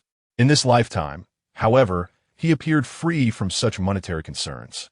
What kind of person did he wish to become? What career path did he wish to pursue? "I'm not certain yet. I'll figure out as I grow older," he replied with a smile, setting down his chopsticks. Indeed, he had not yet made any definitive plans. For now, his only desire was to strengthen himself in order to protect Haas and Aisha, ensuring their safety in the uncertain future. Chapter 22. The Gift of Iron Man After Breakfast. Haas donned his police uniform, adopting an unusually stern demeanor as he called Jerry over. "What is the matter, Dad? Did Aisha break another one of your treasured lightsabers?" Jerry observed Haas's serious expression, bewilderment crossing his face, for this was not typical of his father. "Ahem, it's not that." Haas cleared his throat awkwardly before resuming his serious tone. "Jerry, you have always been exceptionally perceptive, kind-hearted, and possessed of a strong sense of justice. These qualities make me immensely proud as your father. However, you are still a child, And if you ever find yourself in a situation like yesterday's again, I hope you will prioritize your own safety. You are my only son, and the thought of anything happening to you is unbearable. Yesterday, upon learning that Jerry and Aisha's school bus had been hijacked, Haas nearly erupted with rage. Later, after finding the bus and hearing from Ms. Bailey about Jerry's selfless act of volunteering as a hostage, he was filled with conflicting emotions. As a police officer, he admired Jerry's bravery, but as a father, he could not bear the thought of his child putting himself in such peril. Although Jerry was not his biological son, he had long considered him as his own. Thus, it was from a father's perspective that he earnestly advised Jerry to protect himself first should such a situation arise again. I understand, Dad. I felt scared too, and I want to do it again. Jerry, not truly a little child anymore, nodded in agreement, fully grasping Haas's concerns without any hint of defiance. However, if faced with a similar circumstance in the future, it would be the mysterious wizard boy, not the ordinary Jerry, who would take action. Good. You and Aisha can play at home while I go to work. Call me if anything comes up. Seeing no sign of resistance or dissatisfaction on Jerry's face, Haas felt a sense of relief. After all, Jerry's actions were commendable, and everyone would praise him for it. He feared that by not acknowledging this, Jerry might misunderstand and develop a rebellious mindset. Fortunately, the outcome was favorable. Jerry remained as understanding and mature as ever, effortlessly recognizing his father's intentions. Aisha, Daddy is off to work. Aren't you going to give me a kiss? With time running short, Haas called out to Aisha, who was engrossed in a cartoon in the living room. Aisha did not disappoint. She sprang off the sofa and dashed over to plant a kiss on Haas's cheek. Daddy, let us play a game before you go to work. A game? What kind of game? Haas was momentarily taken aback. Let us see who can hit the lightest. If you win, I'll let you go to work. Aisha gazed up at him with innocent eyes. All right, that sounds easy. Haas clenched his fist and lightly tapped Aisha's belly. Now it's my turn. Aisha giggled, tightening her small fist, and with all her might shouted, "The Ice Queen's retribution." She then delivered a forceful punch to Haas's belly, causing him to sit down on the floor in surprise. All right, Daddy, you win. Now go to work. After their playful exchange, Aisha turned back to her cartoon, leaving Haas in a state of bewilderment. Ding dong. Suddenly, the doorbell rang. Haas opened the door to find a delivery person holding a large cardboard box, who politely inquired, "Is Mr. Jerry Carmen at home?" "Yes, he is." "What is this about?" Haas asked, his face reflecting confusion. "This is his package. He needs to sign for it." The delivery person placed the box on the ground. "My package? I haven't ordered anything online." Jerry, having heard the commotion, appeared equally puzzled. At 11 years old, he rarely spent time online, focusing instead on exercise or seeking opportunities to earn small rewards, so it was unlikely he would order something so large. The delivery person glanced at the shipping label. "It's a package from a lady named Virginia Pepper Potts." That name sounded somewhat familiar. As Jerry signed for the package, he rummaged through his limited memories of Marvel movies. Isn't she Iron Man's girlfriend? Oh my God, this is Iron Man's suit. It's incredibly cool. Jerry, someone sent you a set of Iron Man armor. This is something you can't even buy in stores right now. As Jerry struggled to recall, Haas had already opened the box and revealed a scaled model of Iron Man that appeared to excite him immensely. "Dad, this is what Iron Man promised to send me after he saved me yesterday." I thought he was joking, but he actually sent it. "Still, I thought your favorite was the lightsaber from Star Wars." "Star Wars is just a movie, but the Iron Man armor is real. I absolutely adore Tony Stark's armor that can shoot energy blasts." Jerry was at a loss for words. He never expected his father, Haas, to be a fan of Iron Man.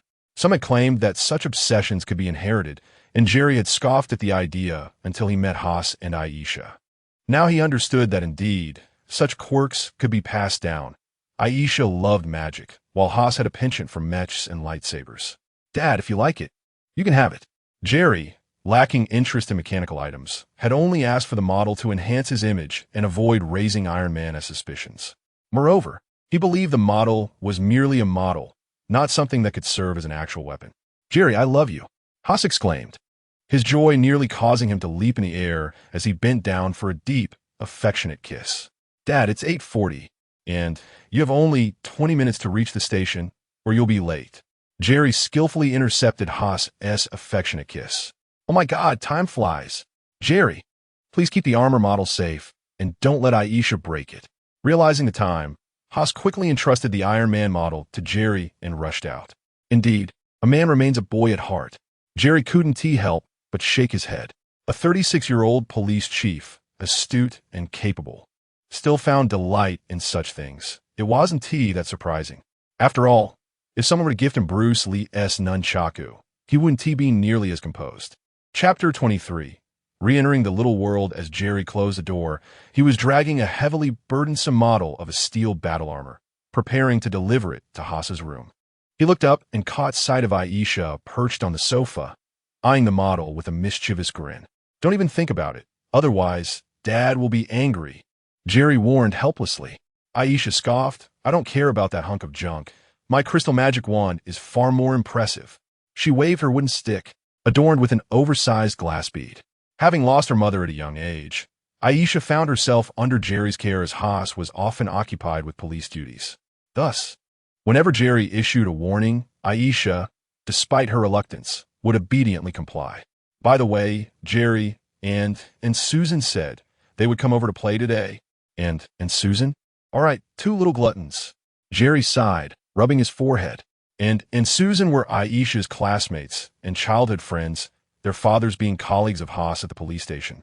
And they all resided in the same neighborhood, fostering a strong bond among the three families.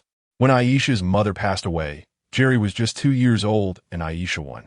It was thanks to Susan's mothers who took turns caring for them that they endured relatively little hardship. As Jerry grew older and became capable of taking care of Aisha himself, he seldom troubled their families. Nevertheless, Susan often visited during holidays to play with Aisha and enjoy the Chinese meals Jerry prepared. Stay here and watch TV. I'm going to catch a bit of sleep. After a night spent earning little red stars, he had lost considerable sleep and needed to rest before the two little girls arrived. It would be challenging to find peace to nap with all three of them together. From the distant, frigid realms, I summoned the ice and snow demon, obedient to my ice queen Aisha's call. O black blizzard that freezes all, transform everything into pure white snow. Frozen wave of ice, from the depths of hell, the eternal flames burn. In the name of my flame queen, I call upon you. Incinerate my foes, cleanse the world of all evil, purifying fire, all-powerful wind sprite, with the atmosphere as my bow and brilliance as my arrow. Heed the will of my wind, Queen Susan, and pierce the void of the distant sky. Arrow of the hurricane. 2 hours later, Jerry was roused from his slumber by the innocent voices outside his room. He recognized it was Anne and Susan. As expected, upon opening the door, he found 3 golden-haired girls standing on the sofa, each wielding their wands, casting their magnificent spells at one another. Hello, Brother Jerry, and Susan greeted, waving their wands excitedly upon spotting him in the living room. Don't lose focus, otherwise you'll falter against Aisha, Jerry replied sternly. The girls nodded earnestly and quickly resumed their spell casting against Aisha. Seeing this, Jerry smiled like a proud father before heading to the kitchen to prepare lunch. Aside from his own larger appetite due to daily exercise, the 3 girls didn't eat much. A simple dish of sweet and sour pork and a plate of scrambled eggs with tomatoes sufficed. After lunch, the girls settled down to watch cartoons before taking a nap, while Jerry, after allowing some time for digestion, made his way to the community park downstairs. During holidays, if he had no other engagements, he would practice basic boxing techniques. Footwork, elbow strikes, knee strikes, throws, and grappling in the park. Sometimes, fighting wasn't overly complicated. Mastering these fundamentals, coupled with control over strength, speed, and reaction time, could handle most situations. In the evening, after watching television with Aisha and Haas for a while, Jerry returned to his room to engage in a series of strength exercises, including push-ups, sit-ups, and weightlifting. At midnight, he was awakened by a preset alarm and, equipped with the wizard costume he had acquired the previous day, stealthily left the building to continue his quest for little red stars. Thus, a month slipped by in the blink of an eye. One morning, after Haas had left for work, Jerry, for once, did not take a nap. Instead, he joined Aisha in the living room to watch cartoons. Although his eyes were fixed on the television, his attention was directed towards an extraordinary panel before him. After a month of diligent effort, he had accumulated over 6,000 little red stars, and at that moment, the symbol for entering the little world on the panel glowed once more. This indicated that he could return to the world of Harry Potter to study magic. His experiences of sneaking out at night to earn little red stars had provided him with many unique insights. And it was these very experiences that fueled his desire to learn more magic in the little world. Firstly, each time he stealthily ventured out at night, evading cameras and security felt akin to a thief's escapade. On one occasion, he even encountered Haas, who happened to be awake. Secondly, lacking his own means of transportation proved exceedingly inconvenient. Especially now, he had gained some notoriety in the vicinity, at times after rescuing someone. Fans would chase him for photos and autographs. Among them was a particularly persistent journalist named Lucy, who seemed to have an uncanny awareness of his whereabouts, always lurking nearby with her camera. This made his nocturnal endeavors to earn little red stars increasingly difficult. Most absurdly, his altruistic actions were seemingly unacknowledged by the police. Occasionally, if he lingered too long after a rescue, officers would pursue him in their vehicles. On one occasion, he even encountered Haas on night duty, and in a bid to avoid recognition, he had to unleash his superhuman form. It was noteworthy that, with his magic advancing, the power of several spells had grown significantly, allowing him to easily subdue wrongdoers with magic alone, without resorting to the side effect-laden superhuman form. In summary, to efficiently earn little red stars, he needed to attend Hogwarts School of Witchcraft and Wizardry to learn more practical spells. Moreover, he intended to find a way to bring back a flying broomstick upon his next return. With over 6,000 little red stars, he had ample resources for 2 months of study at Hogwarts. However, if he frequently activated his alertness function, it was unlikely he would last the full 2 months without needing to earn more little red stars in the little world. Enter the world of Harry Potter. Sitting on the sofa, Jerry hesitated no longer, focused his thoughts, and clicked the enter button on the panel. The entire world once again fell into a state of suspension. Chapter 24. The journey begins at platform 9 3/4 as darkness recedes. Consciousness returns to the body. Upon reopening his eyes, Jerry realizes he is no longer in his home in Queens, New York, but rather in the Edward Orphanage in London. Taking a deep breath, he grabs the large suitcase he had packed prior to departing and places it onto a small cart. He then picks up Crookshanks and begins pushing the cart towards the orphanage's grand entrance. Following Professor McGonagall's instructions from a month prior, the current headmaster of the Edward Orphanage is waiting there in his car. The existence of wizards, shrouded in mystery, is not something that every ordinary person can readily accept. During this period, many common folk, particularly the elderly, are likely filled with fear and reverence upon learning that wizards truly inhabit this world. The headmaster of the Edward Orphanage exemplifies this sentiment. Thus, throughout the journey to King's Cross Station, he remains nearly silent and cautious. Jerry, too, refrains from striking up a conversation with the headmaster, feeling it unnecessary. Wellington is quite a distance from King's Cross Station, and the car ride lasts over 2 hours, reaching the station's entrance just before 10 o'clock. After dropping off Jerry and his suitcase, the headmaster politely advises him to stay safe before hastily driving away. It is likely that he will avoid King's Cross Station in the future, especially given that it houses a platform specifically for wizards, an utterly terrifying notion. The train ticket indicates a departure time of 11 o'clock, and with it still being just past 10, there is ample time. Jerry, accustomed to being early, prefers to sit on the train well ahead of time, rather than risk unforeseen delays that might cause him to miss his departure. With Professor McGonagall's ticket in hand, he smoothly enters the station and follows the signs to the wall dividing platforms 9 and 10. This must be the fabled platform 9 3/4. Standing before the wall, Jerry observes that all nearby travelers instinctively steer clear of it, confirming he has located the correct spot. Rather than charging through as depicted in films, he approaches the barrier with curiosity. Why must one collide with it? What if he were to make a mistake and end up with a headache? Moving cautiously allows him to savor the unique experience of passing through the wall. As the cart touches the barrier, it feels as though it encounters nothing more than air, seamlessly passing through. Is this a manifestation of spatial magic or merely an illusion? With Crookshanks in tow, Jerry traverses the wall, a wave of perplexity washing over him. He does not experience the spatial compression felt during his earlier apparition with Professor McGonagall, and dismissing it as merely an illusion does not seem quite right either. Shaking his head, he acknowledges that he has only recently begun to explore the depths of magic, and such profound questions are beyond his current understanding. Upon crossing the barrier, a 5-meter-long wrought iron archway emerges before him, engraved with the words Platform 9 3/4. Continuing forward with his cart, the enchanting wizarding platform gradually unfolds before his eyes. The first thing that captures his attention is a striking deep red steam train, adorned with a prominent sign that reads Hogwarts Express, 11 o'clock. Surrounding the train, a multitude of wizards in robes and various magical creatures fill the area. Navigating through the bustling crowd, amidst the cacophony of farewells and well wishes, Jerry soon discovers a relatively spacious carriage. Arriving early allows him to find several unoccupied seats within the carriages.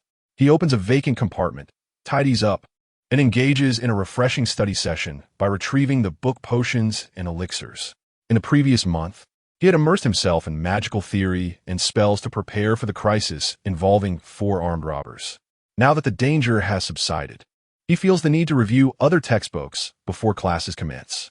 In the enchanting world of Harry Potter, he finds potions to be particularly useful, including the Polyjuice potion that allows one to completely disguise themselves as another person, the Truth Serum that compels the drinker to speak truthfully, and the Amortentia that incites overwhelming infatuation. Furthermore, the Felix Felicis potion, which brings remarkable luck and success, would undoubtedly prove invaluable in the Marvel Universe. Hence, Jerry is quite dedicated to mastering potion making, as high-quality potions command exorbitant prices. Becoming a master potion maker would ensure financial stability within the wizarding community. The stark contrast between the impoverished Remus Lupin and the affluent Severus Snape underscores the importance of excelling in potion making. In terms of skill, Lupin is not significantly inferior to Snape, as they are peers. However, their backgrounds differ greatly, with Lupin's father serving as a government official in the Ministry of Magic, while Snape's father was a muggle, a drunken, temperamental man prone to domestic violence. As time passes, more young wizards begin to fill the carriage. After half an hour of studying potions and elixirs, Jerry decides to cease his mental exertion, putting away the book and leaning back in his seat to rest. Engaging the mental refreshment function places a considerable strain on his mind, so he typically uses it for half an hour and then allows 1 to 2 hours for recovery before activating it again. While this may not be the most efficient method, it is certainly the safest. The most efficient approach would involve alternating between half an hour of mental refreshment and half an hour of deep sleep. However, during deep sleep, he would lose all vigilance and protection. Moreover, his limited supply of small red stars would be insufficient, as 1 star is consumed per minute, allowing for 12 hours of use in a day. With only about 6,000 stars in total, he would expend approximately 100 stars daily in the Harry Potter world, which would not last long. Crucially, even with the mental refreshment activated, relying solely on self-study yields low efficiency. Thus, his plan is to conserve his small red stars for extending his time in this world and only activate them during critical moments to aid in memory and comprehension. Each time he departs this world, there is a 1-month cool-down period before he can re-enter. Therefore, he aims to absorb as much magical knowledge as possible during his time here, storing it in his mind, and devise a means of earning small red stars during the cool-down period for further study and understanding. Chapter 25. You truly are a little genius. Just a few minutes after Jerry had closed his eyes to rest, a somewhat surprised voice suddenly reached his ears from a short distance away. Slowly opening his eyes and turning to look outside the compartment, he saw a young girl with tousled hair, dressed simply in a knitted sweater and jeans, struggling with a large suitcase. Her expression was one of mild astonishment. It was none other than the little which he had encountered in Diagon Alley, Hermione Granger. "Miss Granger, it is a pleasure to see you again." Jerry greeted her with a smile, and, with a swift motion, stood up to take the suitcase from her. "There is still some space here. Please have a seat." "Thank you," Hermione said gratefully as Jerry effortlessly placed her heavy suitcase on the rack above. As a young witch born into a Muggle family, leaving her parents behind and embarking on her journey to the mysterious Hogwarts school of witchcraft and wizardry, Hermione appeared outwardly strong and often adopted a slightly haughty tone to mask her inner anxieties and fears. After all, she was merely 11 years old. Though she would turn 12 in 18 days, she remained just a young girl embarking on her first solo adventure. At that moment, encountering the only peer she recognized on the train to Hogwarts brought a measure of calm to her anxious heart. Hermione's proud and somewhat aloof demeanor, coupled with her exceptional academic prowess, had not only resulted in her having few friends at Hogwarts, but had also left her isolated during her time at Muggle primary school. Jerry was currently the only person with whom she felt comfortable chatting, someone she deemed suitable for friendship. "Oh, what a beautiful cat. Is it your pet?" Upon sitting down, Hermione's eyes transformed into heart shapes at the sight of Crookshanks, who was snoring contentedly in the seat. Her expression seemed to convey, "Is this not the cat of my dreams? Beautiful?" Jerry glanced at Crookshanks's rather unfortunate visage and couldn't help but twitch his lips. He had to admit that Crookshanks was a remarkably capable cat, requiring little care from Jerry. Most of the time, he could manage his own meals and would occasionally bring Jerry a little something. Moreover, he was quite intelligent, never leaving a mess in the room. However, to claim that he was aesthetically pleasing was a stretch for Jerry. It can only be said that tastes vary from person to person. Much like the beauty found in a bulldog, a chihuahua, or a Cornish Rex cat, pets considered unattractive by the masses yet adored by many. "Here, this is for you. Did you not bring a pet, Miss Granger?" Jerry said, lifting the slumbering Crookshanks and offering him to Hermione. She quickly accepted him with tenderness, cradling him in her arms. Crookshanks, disturbed from his slumber, shook his whiskers in mild displeasure, yet sensing Hermione's goodwill, soon drifted back into peaceful sleep. "Just call me Hermione. I bought many supplementary magic books at the bookstore, apart from the necessary textbooks, so I didn't have any extra money left for a pet," Hermione replied, gently stroking Crookshanks while expressing a hint of regret.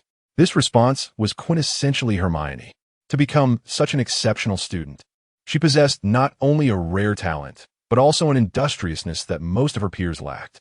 "So, Hermione, you must have acquired quite a bit of knowledge about magic in advance," Jerry remarked, a note of admiration in his tone. Hermione proudly lifted her chin at the compliment. "Of course, I not only memorized all the first-year textbooks, but also practiced several spells at home, all of which worked perfectly. Additionally, I have read a history of modern magic, the rise and fall of dark magic, and significant magical events of the 20th century. Wow, you truly are a little genius," Jerry exclaimed, unable to contain his admiration. His words were not sarcastic, but genuinely heartfelt. Just the feat of memorizing all the textbooks within a month was a testament to an extraordinary memory. While Jerry had also memorized the textbooks for 4 subjects, it was entirely thanks to the cognitive enhancement feature of his panel. During his previous school years, he could hardly manage to review and memorize the poetry and classical texts from the last semester during the 2 months of summer break, let alone prepare for the upcoming semester. Though Jerry's compliments brought a flush to Hermione's cheeks, she felt a surge of joy within. After all, at her age, receiving praise could be a little embarrassing. With Hermione's arrival, Jerry no longer felt inclined to close his eyes, but instead engaged in a delightful conversation with her.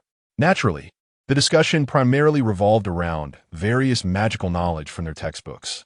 Although Jerry had utilized his cognitive enhancement to memorize books such as Magical Theory and Standard Spells, beginner level, mastering the first-year spells far more adeptly than Hermione, this did not imply he comprehended every detail within the texts.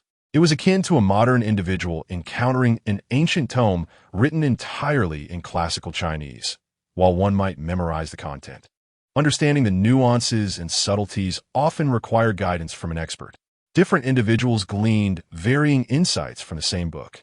For instance, while some might read Journey to the West as the adventure of the monk and his 4 disciples seeking scriptures, others might perceive it as a tale of challenging feudal hierarchies, or even as a narrative rich with political machinations, revealing the complexities of human nature beneath divine tales. Thus, it was essential for individuals to engage in mutual dialogue to foster collective growth and understanding. Given Hermione's talent and her self-directed study of most spells and extensive reading of magical literature within just a month before school, her insights into magic would undoubtedly be unique. Engaging with her would surely yield fruitful exchanges. This was precisely why Jerry had invited Hermione to sit in his compartment. Chapter 26. Jerry, Hermione, and Neville during their conversation. Hermione gradually realized that Jerry was indeed a kindred spirit.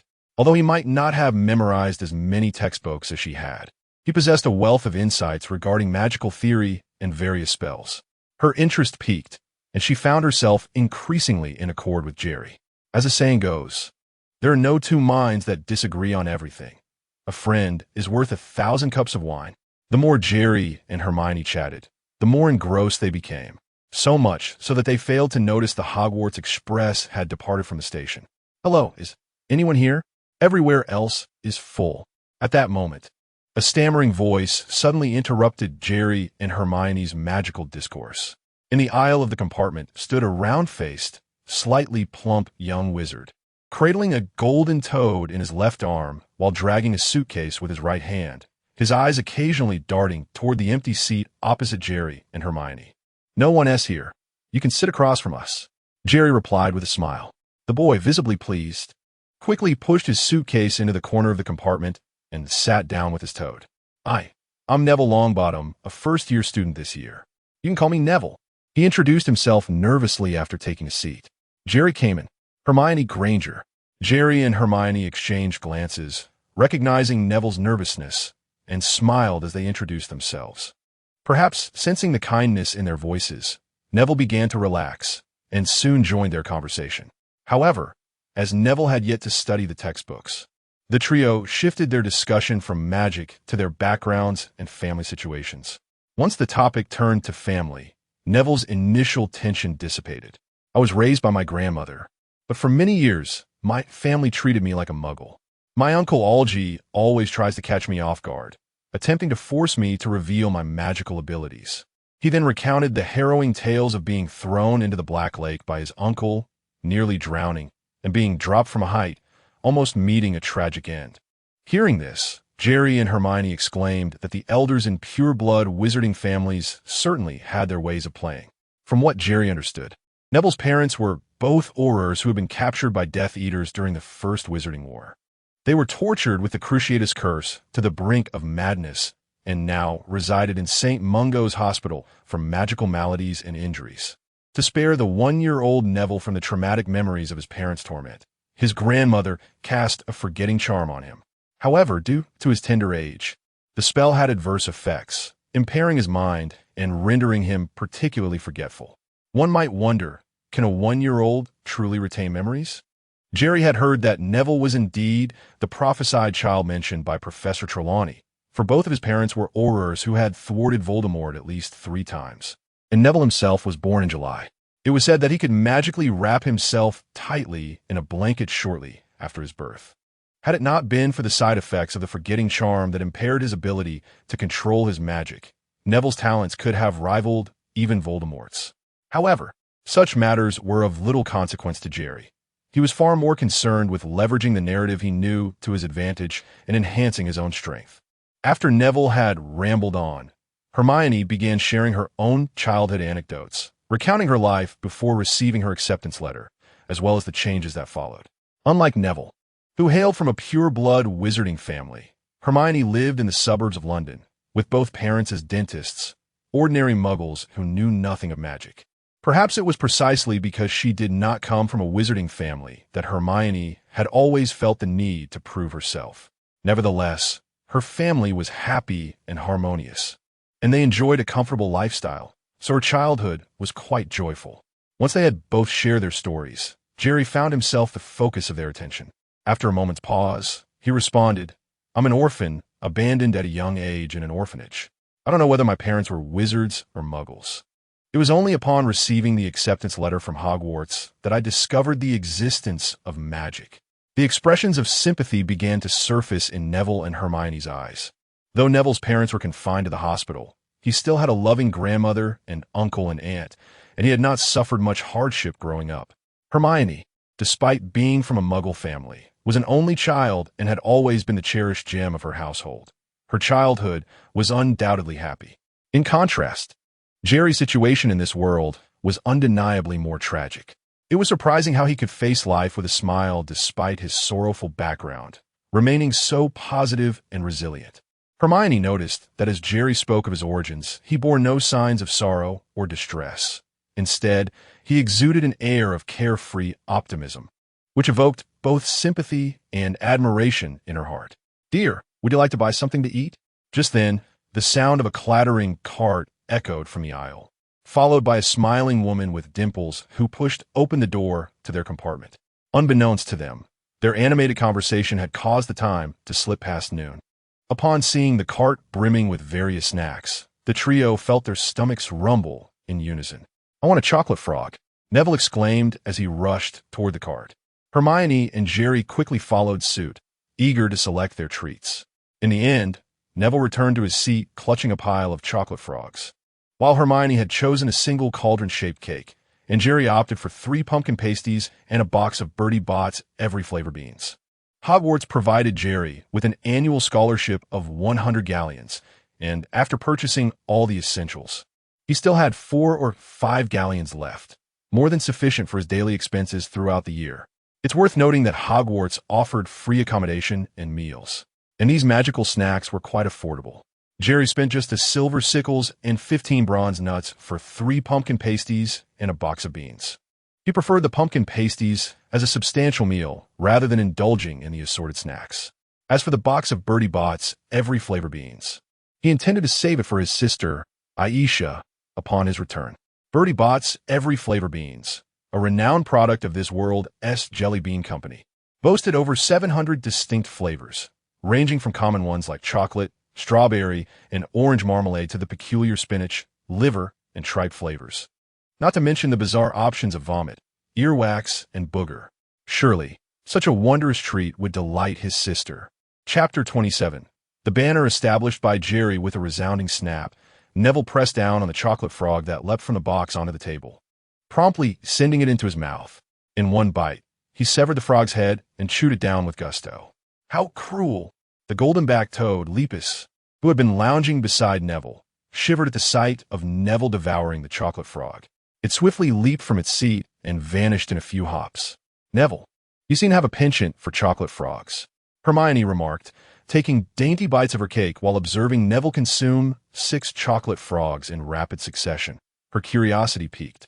"Not particularly, but they come with collectible cards of famous wizards. I've already amassed quite a collection. Oh dear, I've forgotten how many cards I've gathered and what I still need." Neville retrieved a card from the box and placed it before them, only to be struck by sudden melancholy midway through his explanation. Indeed, this combination of blind box excitement and collecting mania proves universally appealing, captivating individuals across all nations and ages. Even wizards are not exempt. Jerry recalled his own childhood, where he spent nearly all his meager pocket money on Little Raccoon instant noodles, not out of fondness for the taste, but in pursuit of collecting the water margin cards hidden within. Alas, he never managed to complete the set. Shaking his head to dispel the memories, he and Hermione turned their attention to the card before them.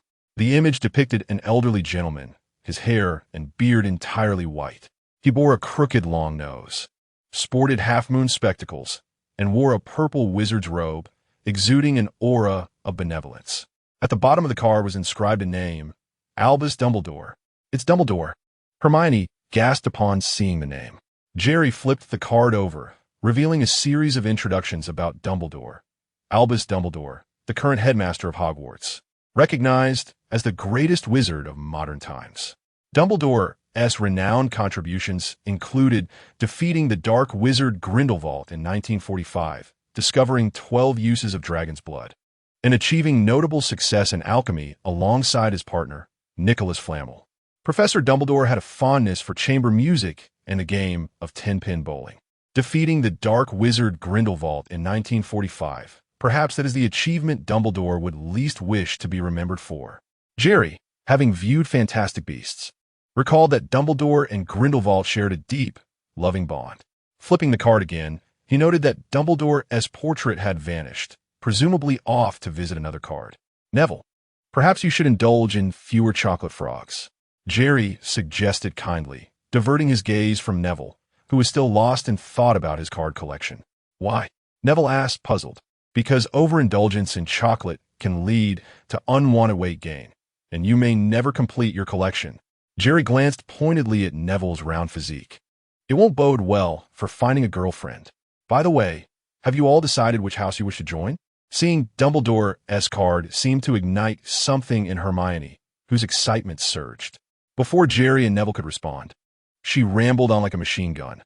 I hope to be sorted into Gryffindor. They say it's the best house. I've heard that Dumbledore himself graduated from there. But I suppose Ravenclaw wouldn't be too bad either. It turned out her musings were more rhetorical than anything. After Hermione's rapid-fire exposition, Neville gathered a bit of courage to raise his hand. I also hope for Gryffindor, because my grandmother says both my parents were Gryffindors. And you, Jerry? Which house do you wish to join? Upon hearing Neville's response, Hermione nodded in agreement before turning her attention to Jerry. After a moment's hesitation, he smiled and replied, It must be Gryffindor. After much contemplation regarding the house selection, Jerry had gradually arrived at a decision. Initially, he had hoped for Ravenclaw or Hufflepuff, where he could quietly study magic and enhance his skills without danger. However, reflecting further, he realized his desire for little red stars, and since he could earn them in this small world, joining the adventurous Gryffindor seemed rather appealing. Moreover, Professor McGonagall, the head of Gryffindor, though somewhat stern, was indeed a good person, and his previous encounter with her had left a favorable impression. As long as he could effectively utilize the invigorating functions of his abilities, his academic performance would naturally excel, and perhaps he could even persuade Professor McGonagall to provide him with some special assistance, akin to how she arranged for Hermione to have a time-turner for studying in third year. Crucially, he wished to acquire a good broomstick before his next return. Without proper transportation, his efficiency in earning little red stars in the Marvel Universe would be woefully inadequate. By joining Gryffindor, he could, according to the original narrative, intercept the memory ball before Harry, showcasing a dazzling performance in front of Professor McGonagall.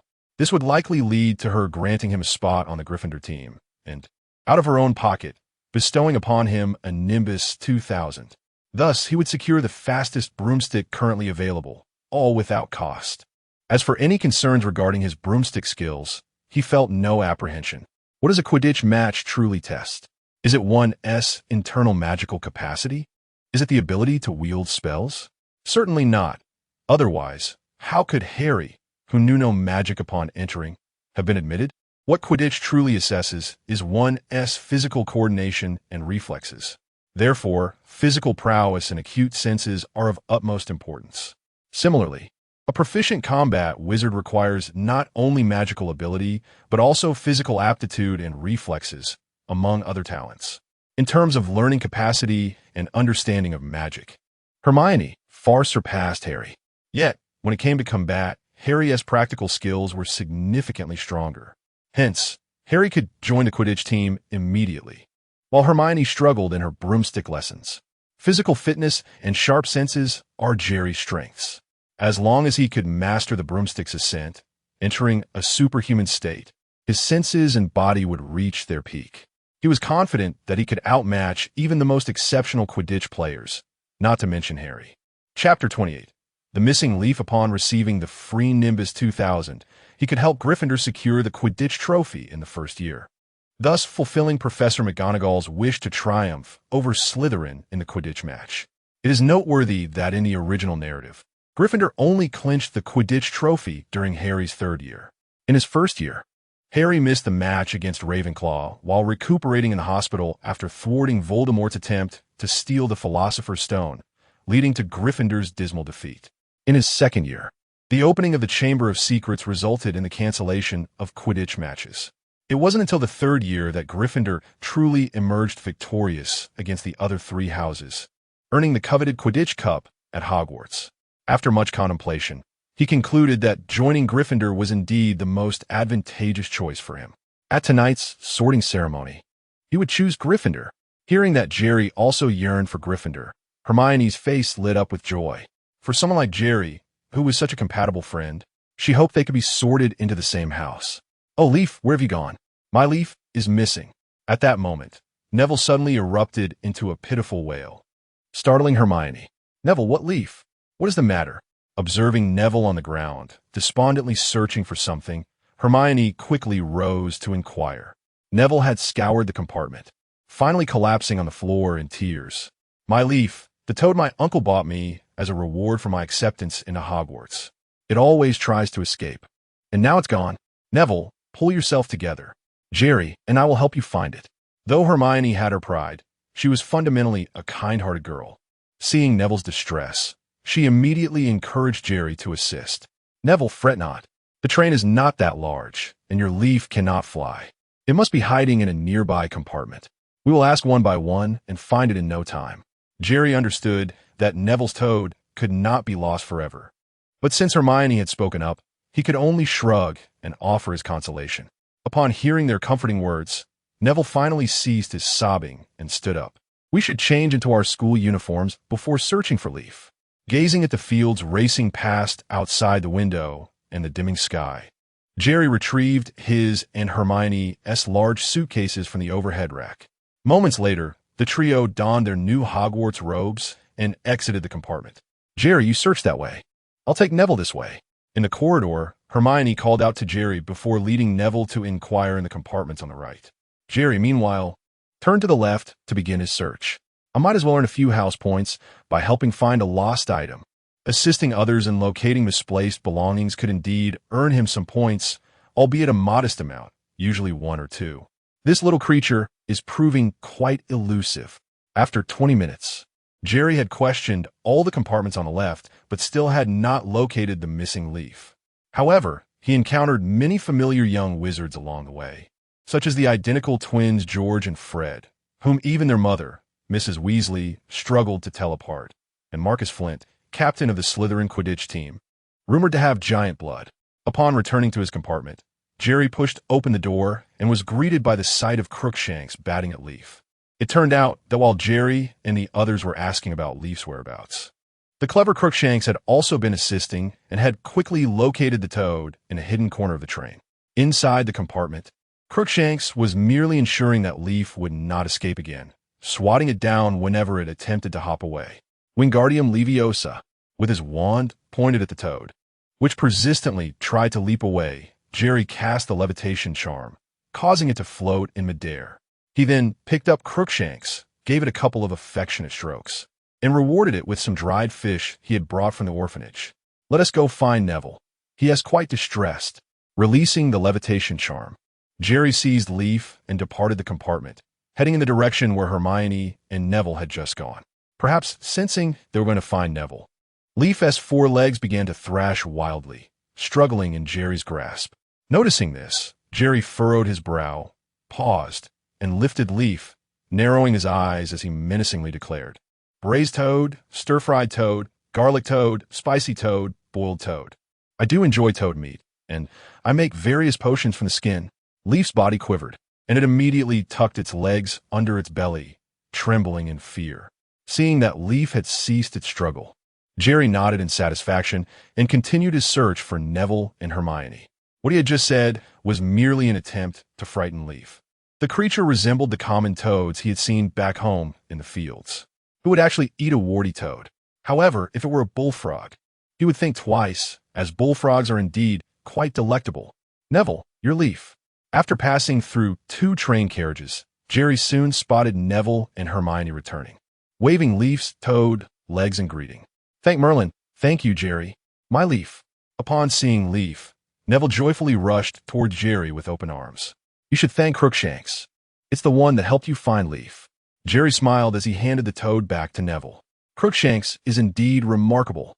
At that moment, Hermione caught up, slightly smug as she addressed Jerry. "Jerry, guess who I just saw?" "Who?"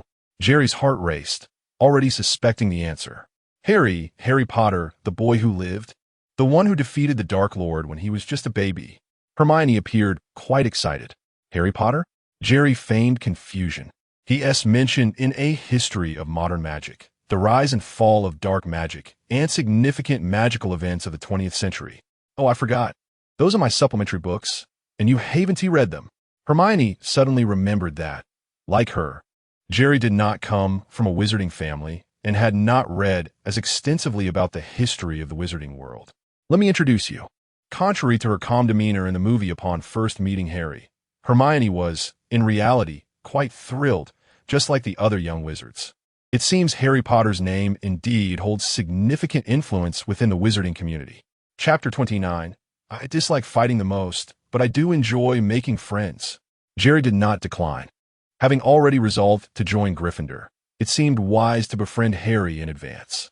After all, as the future savior in Dumbledore's eyes, Harry was highly esteemed at Hogwarts. Cultivating a good relationship with him would certainly enhance Jerry's standing with Dumbledore. Furthermore, Hogwarts only admitted a limited number of students each year, and the distribution among the 4 houses was even scarcer. There was a possibility that he might share a dormitory with Harry at night. "Let us go." "Yes, in that compartment ahead," Hermione exclaimed, pulling Jerry and Neville as they hurried towards the train car behind them. However, as they approached the door of the compartment where Harry was, they were met with raised voices from within. "You ought to be more polite, or you will end up like your parents." They were foolish too. If you associate with the likes of the Weasley family or Hagrid, you will be influenced negatively. Say that again. "Oh, you want to fight, do you?" As Hermione swung the door open, Jerry peeked inside, only to find not 2, as Hermione had mentioned, but 5 boys facing off against each other. Among them stood a boy with glasses, dark hair, and green eyes, marked by a lightning-shaped scar on his forehead, clearly Harry. Beside him stood a boy with the distinctive red hair and blue eyes of the Weasley family, Ron, without a doubt, turning his gaze to the 3 boys confronting them. A look of confusion flickered across Jerry's face. One of them had pale blonde hair and a narrow, pointed face, flanked by 2 burly companions. This trio bore an uncanny resemblance to Harry's arch-nemesis, Draco Malfoy, and his entourage. However, Jerry could not recall a scene in the film where Malfoy and his cronies caused trouble for Harry and Ron on the train. What was happening? Was it a lapse in memory due to the passage of time, or had his presence triggered a butterfly effect? Or was there some unknown reason at play? "What are you doing? Are you looking for a fight? Causing trouble before we even reach school?" Hermione, leading the trio, observed the tense situation in the compartment with a serious expression. "And now you've brought 3 helpers. Do you think numbers make a difference?" Upon seeing Jerry and his companions at the door, Malfoy's previously calm demeanor shifted, and he stepped back, positioning the towering Goyle and Crabbe in front of him. Goyle and Crabbe, however, clearly dismissed the smaller figures of Jerry, Hermione, and Neville, advancing menacingly towards them. One blocked Harry and Ron, while the other confronted Hermione, Jerry, and Neville. As the massive Crabbe approached the door, Hermione instinctively tensed, while Jerry, sensing her discomfort, pulled her behind him. "We don't wish to fight, but it seems this is not your compartment. Indeed, you are not welcome here. Please leave." Harry, despite feeling intimidated by Goyle's imposing figure, bravely echoed Jerry's sentiment. "But we have no intention of leaving, do we, Goyle? Crabbe? We've already devoured our snacks, and it seems you have plenty left. We'll leave once we're finished." Draco, positioned in the center, gestured toward the scattered assortment of snacks on the table, signaling to Goyle and Crabbe. Goyle immediately understood, shoving past the frail Harry with one hand and greedily reaching for the food with the other. Crabbe raised both hands and forcefully pushed toward Jerry, seemingly intent on knocking both him and the trembling Hermione and Neville to the ground. Two cries of distress echoed in the compartment, but they did not come from Harry or Jerry. Instead, it was Goyle and Crabbe. As Goyle reached for the snacks, Ron's pet, Scabbers, hidden among the treats, seized the moment and bit Goyle's finger. Meanwhile, Jerry, noticing Crabbe's advance, wore a cold smile and extended his own hands. He had no intention of competing with the hulking Crabbe in strength. Instead, he engaged him in a grip, swiftly overpowering him and forcing him to kneel on the ground. With their fingers intertwined, Crabbe felt the pressure and pain, tears streaming down his face. Wizards, unlike ordinary folk, could endure much, and Jerry did not hold back, leading to Crabbe sobbing. "Let's not rush off just yet." As Goyle and Draco, startled, attempted to flee, Jerry smirked. first tripping Goyle with a deft maneuver before using his free hand to execute a joint lock on Draco, subduing him. Thus, the scene in the compartment unfolded dramatically. Jerry held Crabbe by the fingers, forcing him to kneel in tears, while simultaneously twisting Draco's arm behind his back, preventing him from rising. Beneath his foot lay Goyle, who had lost a tooth, clutching his bitten finger and wailing. The impact of the scene was profound. Observing the reactions of the other four made it all the more apparent.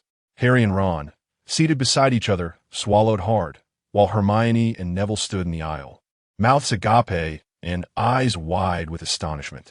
Among them, Hermione was undoubtedly the most surprised. Having spent the most time with Jerry, she had always perceived him as a gentleman, polite and gentle. Until now, he had even referred to her as Miss Granger unless she requested otherwise. Jerry, perhaps you could let them go? They seem to be in considerable pain, Hermione cautiously suggested, noticing the tears streaming from the three boys. Oh, really? I apologize. It appears I may have been a bit too forceful. Truth be told, I despise fighting. It's just that your earlier behavior left me with little choice. Jerry, upon hearing Hermione's plea, did not dismiss it, but instead smiled at Draco and his companions, gradually releasing his grip. Unfortunately, upon hearing Jerry's explanation and witnessing his cheerful demeanor, Draco and his cohorts simultaneously shivered in fear, retreating to the corner by the compartment door. Chapter 30. An unconventional approach to friendship. I merely stopped you to convey a vital message. Violence is not a solution to our problems. Whatever the issue may be, we can certainly take a moment to discuss it calmly. Your recent attempt to seize snacks through force is certainly unacceptable.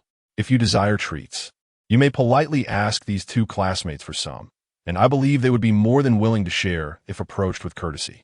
Perhaps feeling that his earlier approach was somewhat severe, Jerry cleared his throat and reiterated his point.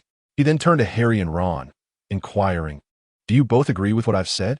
Harry and Ron stiffened momentarily before nodding vigorously, much like chicks pecking at grain.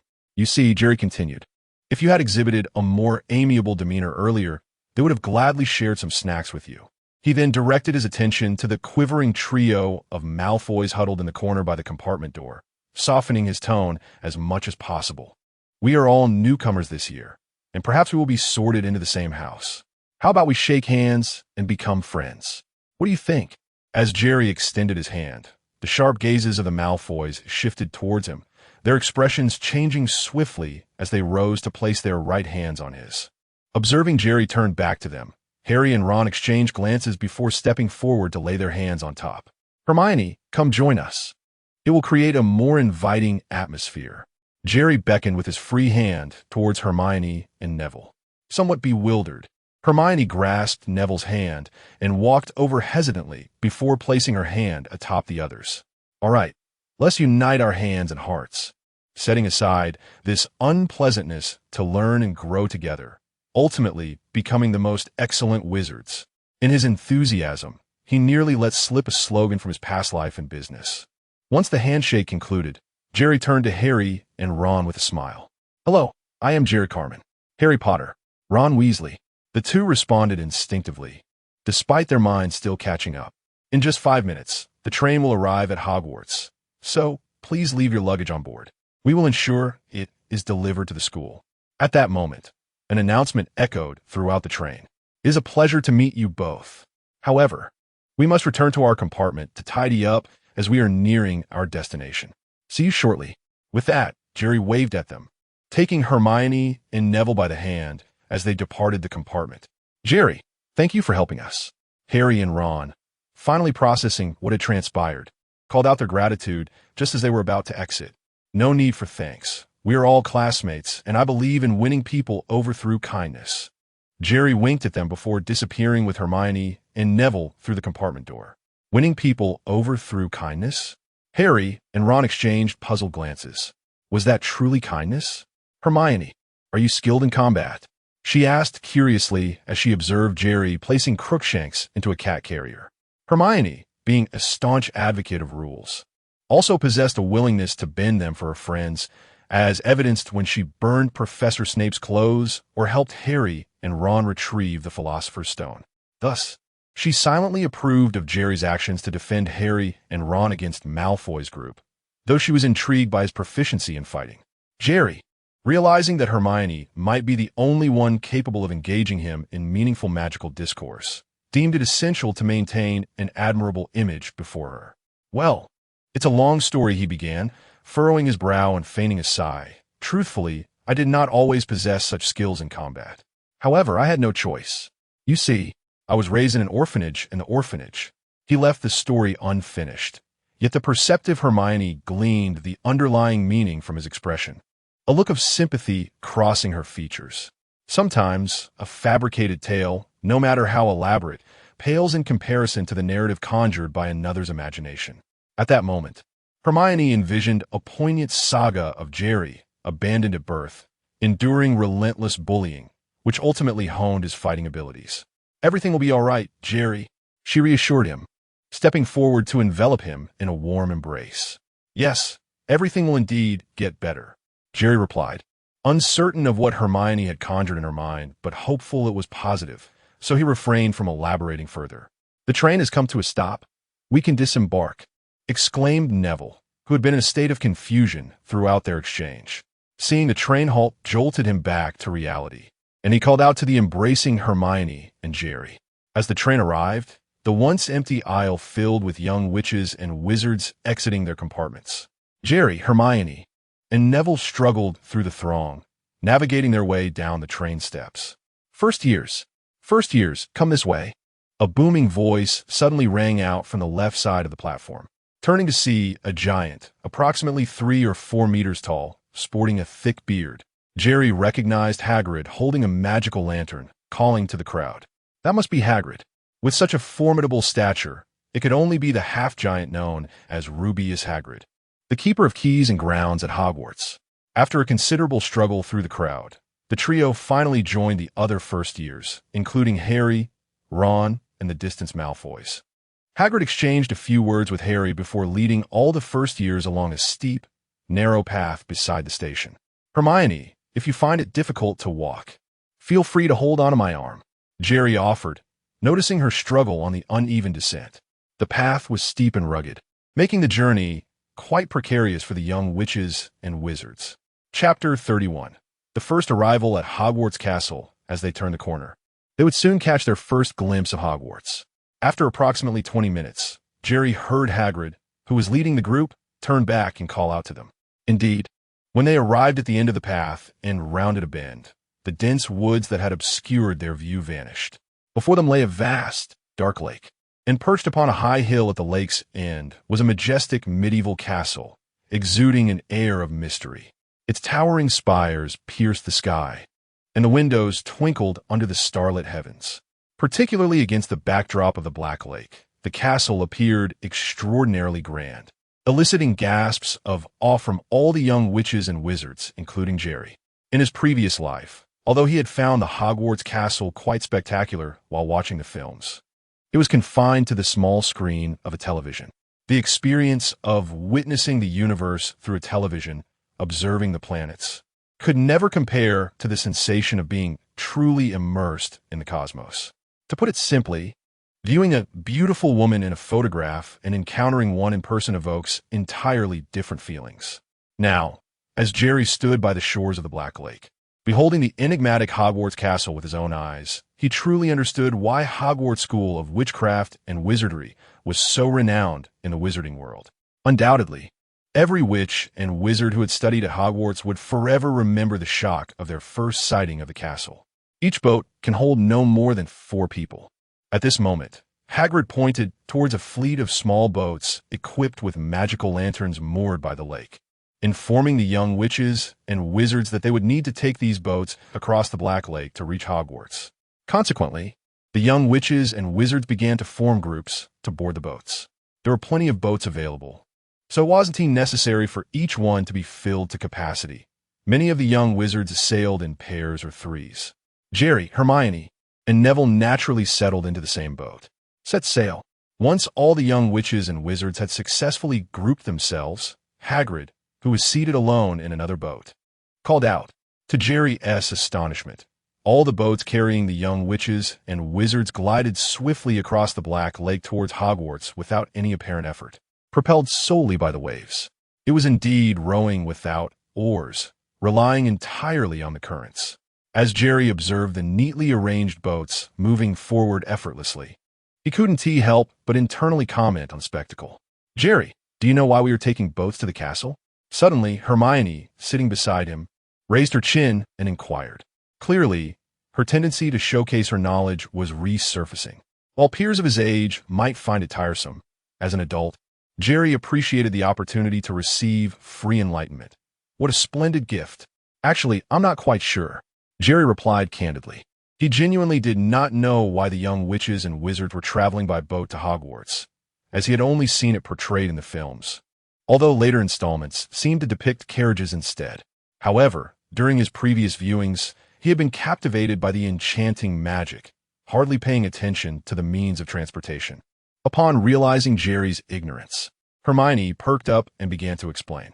"I read in a brief history of Hogwarts that first-year students traveling by boat to the castle is a tradition meant to honor the founders of the school.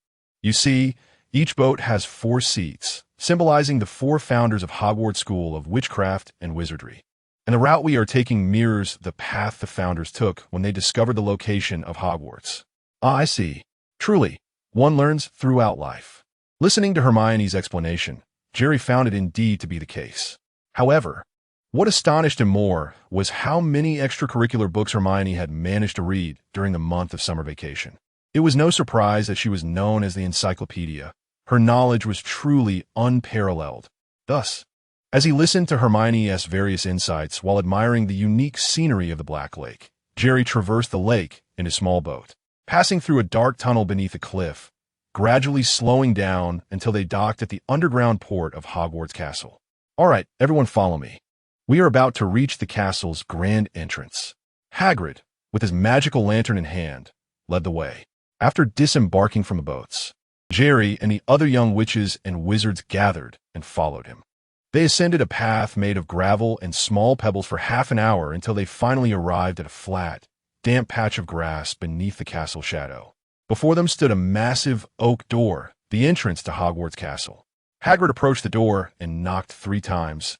It swung open to reveal a tall, serious-looking witch in a striking green robe, none other than Professor McGonagall, the head of Gryffindor House, whom Jerry recognized well.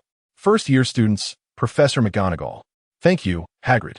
I will take over from here." Jerry overheard their exchange, after which Hagrid departed, leaving McGonagall to lead them onward.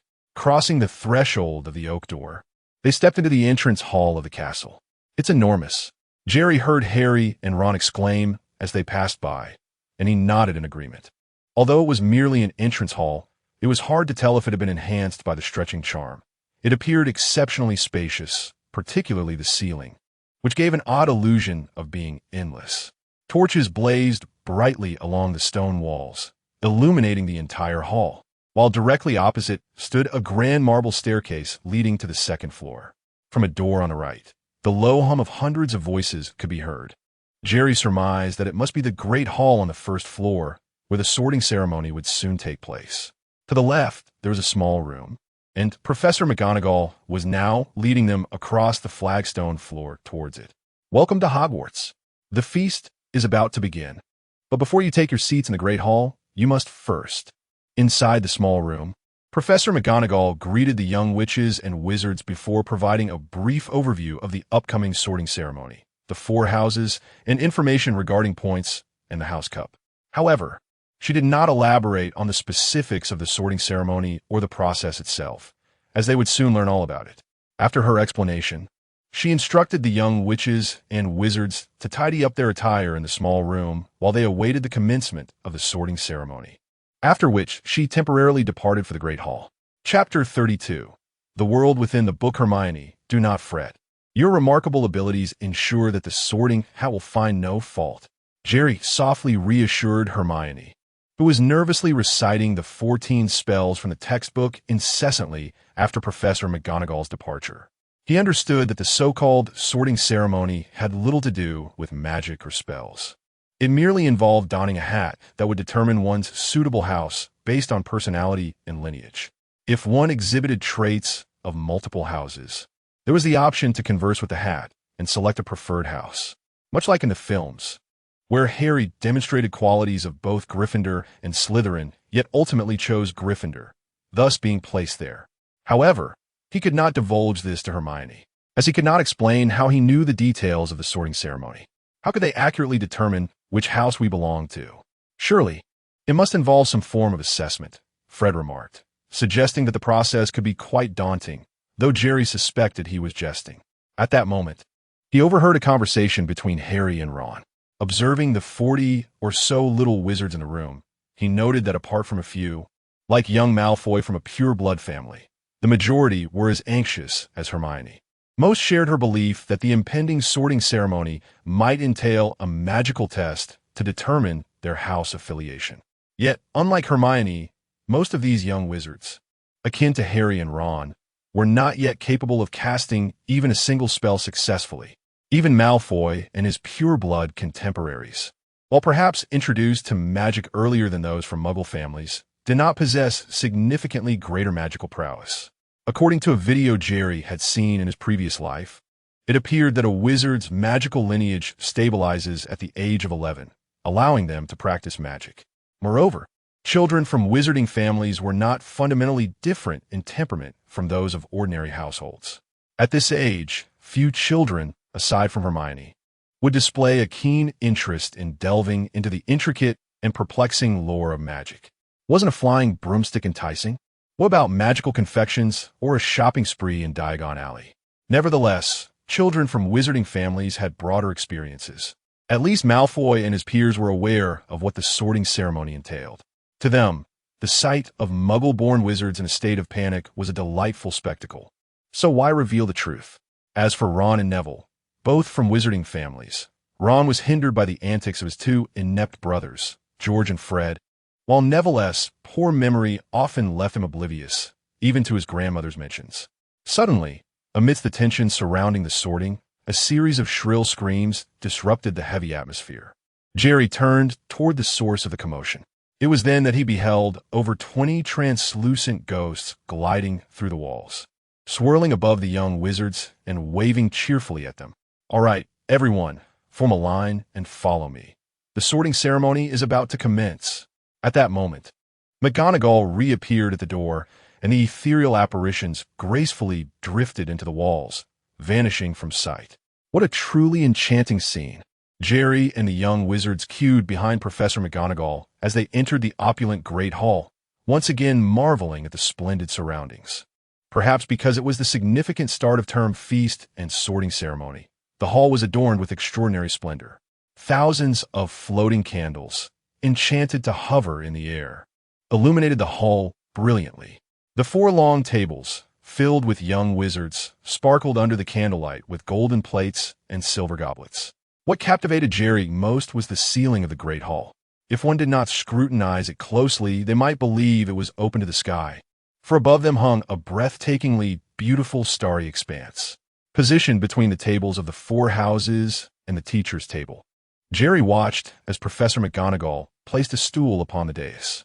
She then retrieved a tattered, patched, and exceedingly dirty hat, surely the ancient sorting hat, as old as Hogwarts itself. Originally, the hat had belonged to Godric Gryffindor, one of Hogwarts' founders, and had been imbued with thought by the 4 founders, granting it the ability to assist in selecting the appropriate house for each young wizard based on their characteristics. The capacity to endow an inanimate object with independent thought and personality made Jerry occasionally ponder the incredible nature of magic in the Harry Potter universe. Its power did not stem from destructive capabilities, but rather from its abstract and mystical essence, devoid of any scientific rationale. Truly magical. You may think me unremarkable in appearance, but do not judge by looks alone. Should you find a hat more exquisite than I shall gladly consume myself, the hat proclaimed, twisting on the stool before parting its seams, resembling a mouth, and commenced a raucous song unique to the sorting hat. Outrageously, once its song concluded, and the applause from the young wizards erupted, the hat elegantly stood upright and performed a courteous bow. Had one ever witnessed a hat bowing? Certainly not. It was Jerry's first encounter, and he recalled never having seen such a moment in the films. Upon calling a name, that individual shall don the hat and sit upon the stool to await their house assignment. Professor McGonagall stepped forward, holding a parchment and slowly unfurling it as she intoned. Hannah Abbott, a rosy-cheeked girl with 2 golden braids, stumbled out of the line. Ironclad Hannah, observing the girl perched on the stool with the sorting hat. Jerry finally grasped what had felt amiss all along. This was not the Harry Potter world of the films, but rather that of the books. He distinctly remembered that in the films, Hermione Granger was the first to be sorted, while in the books, it was indeed Hannah Abbott. The ironclad Hannah meme had appeared in numerous videos he had encountered. However, the crux of the matter was that in his previous life, he had only ever watched those films and had not sought out the original texts. Surely, the discrepancies between the films and the books could not be significant, could they? Chapter 33. An unexpected incident at the sorting ceremony Hufflepuff. The sorting hat lingered only briefly atop the head of a young girl named Hannah before swiftly declaring the result. At that moment, the small wizards at the long table on the far right immediately rose to their feet, applauding and cheering to welcome Hannah in a Hufflepuff. Susan Bones, Hufflepuff, Terry Boot, Ravenclaw, Hermione Granger. After the sorting hat had swiftly assigned 7 or 8 young wizards, Hermione's name was finally called. Go for it. Encouraged by Jerry's shout, Hermione dashed to the podium. Gryffindor. The sorting hat hesitated for a moment, but as if sensing something, it ultimately proclaimed Gryffindor. Hermione, overjoyed, ran towards the leftmost long table, filled with applause and laughter that belonged to Gryffindor. Jerry Cameron. Just as Hermione finished, Jerry's name sprang forth from Professor McGonagall's lips. Adjusting his wizarding robes, he walked leisurely to the podium, donning the sorting hat upon his head. I wish to be sorted into. Jerry intended to express his desire to be placed in Gryffindor, much like Harry did in the movies, but to his astonishment, the moment the sorting hat made contact with his hair, it declared Slytherin. Slytherin? What the? Upon hearing the sorting hat's verdict, Jerry felt as if 1,000 thoughts raced through his mind, shattering all his previously laid plans into pieces. With some reluctance, he removed the sorting hat and noticed Professor McGonagall's expression filled with regret as he walked towards the second row on the right, the Slytherin table. Meanwhile, Hermione at the Gryffindor table displayed a look of disappointment upon realizing that Jerry had been sorted into Slytherin. She had hoped that both she and Jerry would be placed in Gryffindor, but fate had other plans. This rare friend with whom she felt an affinity was assigned to Slytherin. Nevertheless, she suppressed her dismay and waved to Jerry, understanding that he must be feeling quite upset. After all, his stiff expression had conveyed that sentiment clearly. How could Jerry end up in Slytherin? All the dark wizards come from Slytherin. Ron exclaimed in disbelief to Harry, who had yet to be sorted. Jerry is not a bad person. Remember how he stood up to that Malfoy character on the train. Although Harry had been influenced by Ron's negative perceptions of Slytherin, he remained grateful for Jerry's courageous actions on the train. Thus, even if Jerry was sorted into Slytherin, Harry believed he could not possibly be a bad person. Oh, I know. I don't think Jerry is a bad person either. I just feel that the sorting hat made a mistake. He should have been placed in Gryffindor. Ron shrugged. At that moment, young Malfoy was also sorted into Slytherin. Harry couldn't help but nod in agreement. Slytherin seemed fitting for someone like Malfoy. Why Slytherin? This is illogical. Sitting at the Slytherin table, Jerry had lost all interest in the sorting ceremony, his brow furrowed as he contemplated why the sorting hat had so swiftly determined him to be a Slytherin. Upon reflecting on various remarks about Slytherin, he gradually began to grasp some insights. The fundamental criterion for entering Slytherin was that one must be either pure blood or half-blood. That is, both parents must be wizards, or at least one must be a wizard. Wizards born to Muggle parents, like Hermione, no matter how exceptional, could never be sorted into Slytherin. Then, considering Jerry's origins in this world, he realized that he had no parents. His body was merely an extraordinary panel brought over from the Marvel Universe, and the wizarding blood within him had been exchanged for with little red stars. Thus, Jerry speculated that the wizarding blood he had acquired was likely the most ancient and purest lineage. After all, it was implausible that the extraordinary panel could transport him from the Marvel world to the Harry Potter universe, while exchanging for a mixed blood lineage. It is not to say that mixed blood is inferior. Rather, he personally believed that pure-blood wizards might possess a higher growth potential, such as having more magical power than their peers. After all, the most prominent figures like Dumbledore and Grindelwald seem to be pureblood. Of course, true strength relies primarily on one's understanding and application of magic. Any slight advantages in magical lineage are negligible. Voldemort, Snape, and Professor McGonagall were all half-blood yet still incredibly powerful, particularly Voldemort, who was second only to Dumbledore and Grindelwald. In fact, individuals like Hermione could also be considered half-blood, albeit perhaps with a lower concentration. Jerry believed that for wizards born into Muggle families, at least one of their ancestors must have been a wizard. But the wizarding bloodline in the descendants had not awakened. Analyzing the characteristics of Slytherin wizards, outsiders often perceive them as arrogant, ambitious, cunning, and power-hungry. Jerry felt he did not embody these traits. However, upon further reflection, he realized that interpreting Slytherin in such a narrow manner might be too simplistic. Perhaps a particular evaluation he had stumbled upon online regarding Slytherin was more applicable to his current situation. The evaluation suggested that the true representation of Slytherin could be Professor Slughorn, who, despite his pursuit of fame and penchant for recruiting renowned students, would not harm others.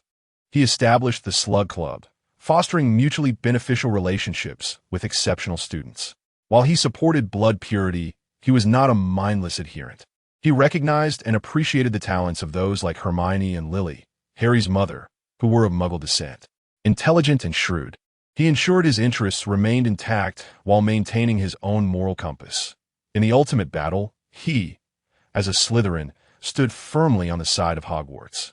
Therefore, it seemed Slytherin could be characterized as self-interested individuals with ethical boundaries who would not intentionally cause harm to others. If viewed through this lens, it appeared that he shared some alignment with this reborn existence. The combination of pure blood lineage, along with his genuine personality and his current purposeful actions, might have led the Sorting Hat to classify him as Slytherin. Chapter 34. The bold and elegant Jerry at this juncture. Jerry realized that he could only take things one step at a time. The analyses he had conducted were based solely on his own deductions, and he could not ascertain their veracity. After all, the Sorting Hat was supposed to align with the innermost desires of the young wizards. Yet, he had clearly wished to be placed in Gryffindor. Could it be that his true desire lay in Slytherin? Nevertheless, there was no point in dwelling on this matter any longer. Now that he had been sorted into Slytherin, he would embrace his identity and earnestly study magic at Hogwarts. He lifted his gaze to Professor McGonagall, who had previously been quite amiable towards him, and then glanced at the head table where Professor Snape sat. Appearing as grim and cold as a great bat, Jerry could not suppress a sigh. How unpredictable plans could be. The carefully devised strategies for Gryffindor had become utterly useless. He would have to engage his intellect once more and chart a new course suitable for Slytherin.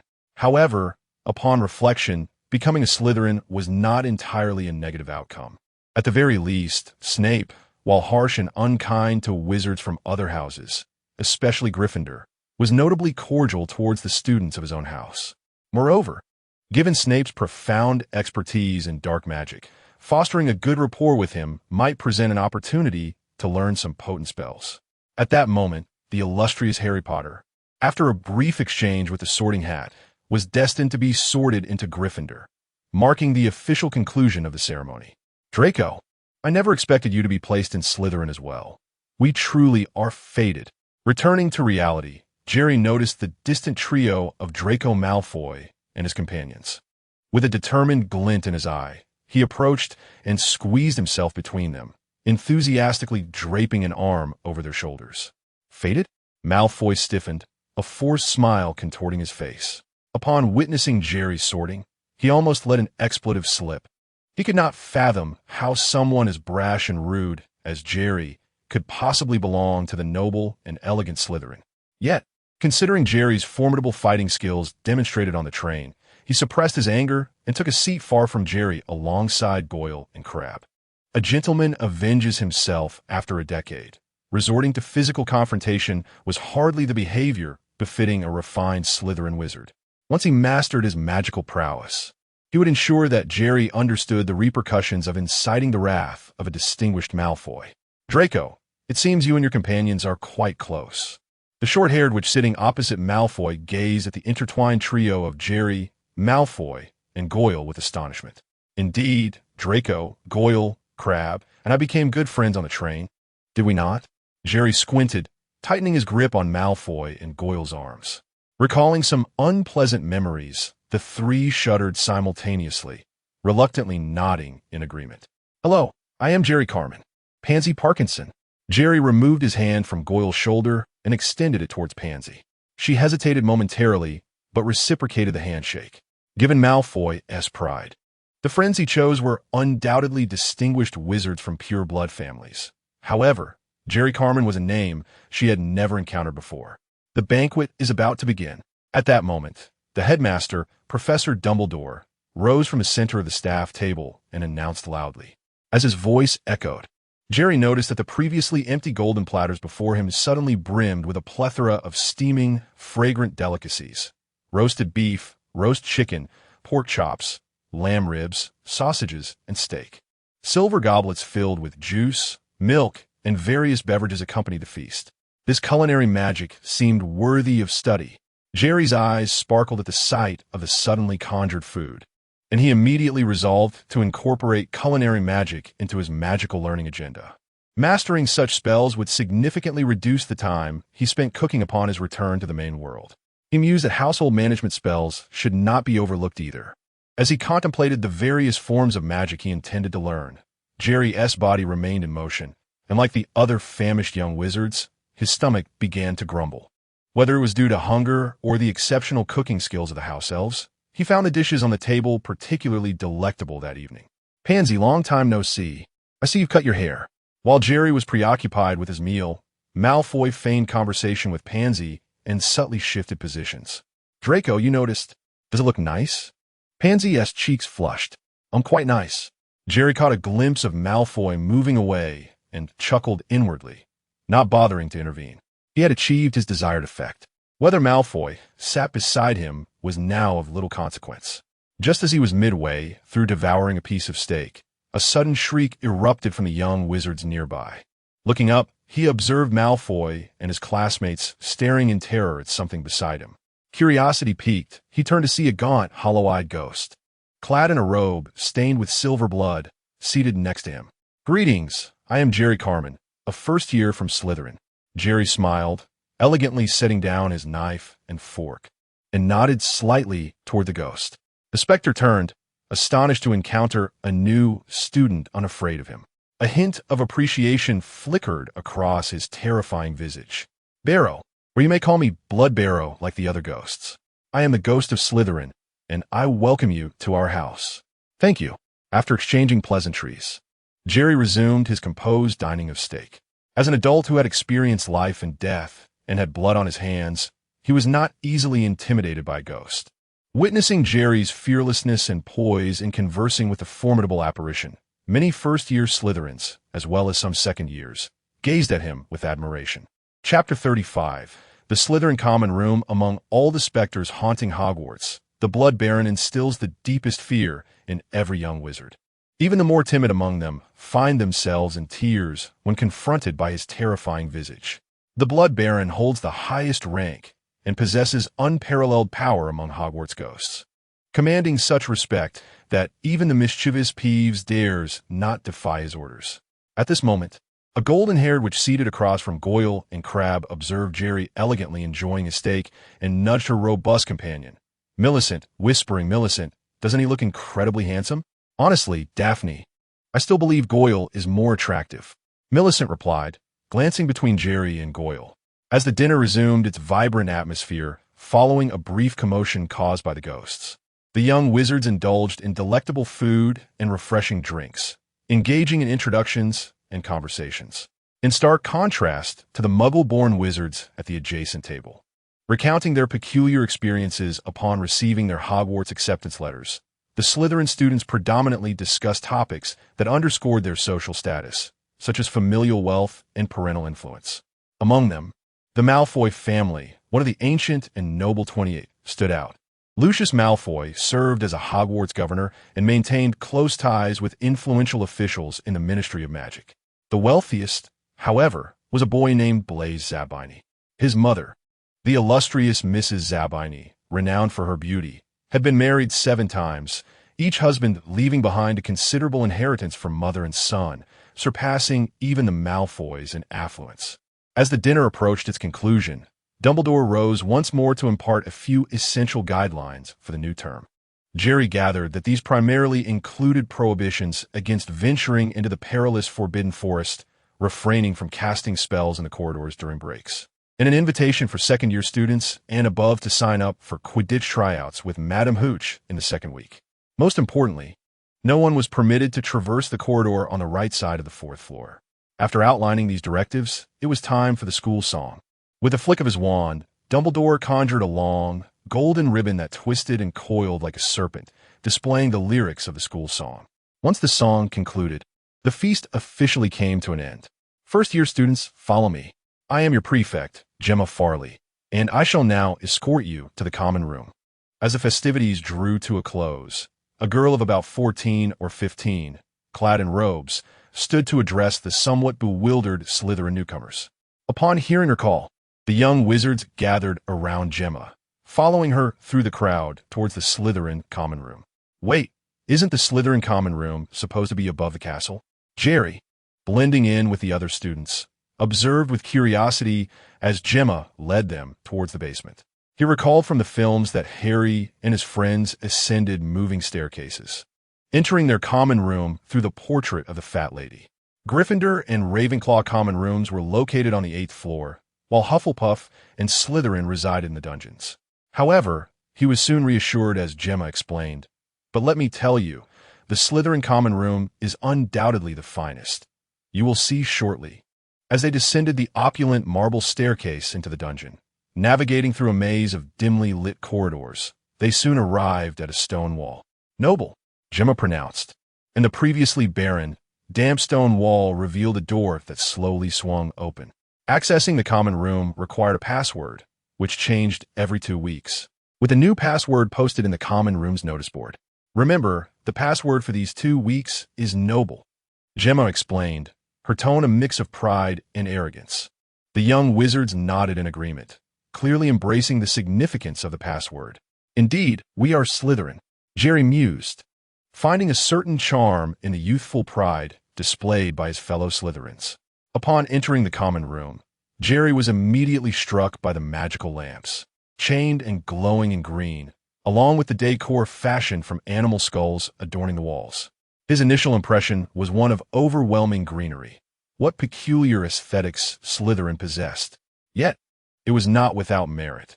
The furnishings, including the fireplace, sofas, and tables, appeared exquisitely crafted, adorned with intricate carvings. A medieval tapestry depicting renowned adventures of Slytherins hung on the wall opposite the fireplace, intriguing him. However, the most captivating feature was the vast window occupying 2/3 of the wall opposite the stone door. Gazing through it revealed the enchanting depths of the Black Lake, where majestic squids and various aquatic creatures leisurely glided past, evoking memories of past visits to an aquarium. Thus, he realized that the Slytherin common room was situated beneath the Black Lake, magically insulated from the encroaching waters, allowing its inhabitants to experience an aura of underwater mystery. "Guys, the boys' dormitory is to the left, and the girls' is to the right. Your schedules should be in your rooms. If you have any questions, feel free to seek me out later," Gemma instructed as she departed, leaving the young wizards mesmerized by the magical vista. Though the view was enchanting, the young wizards were exhausted from the day's events and soon dispersed to find their respective rooms. Jerry was no exception, departing the common room ahead of the others and making his way towards the boys' dormitory. Each dormitory door bore the names of its occupants, allowing him to quickly locate his room.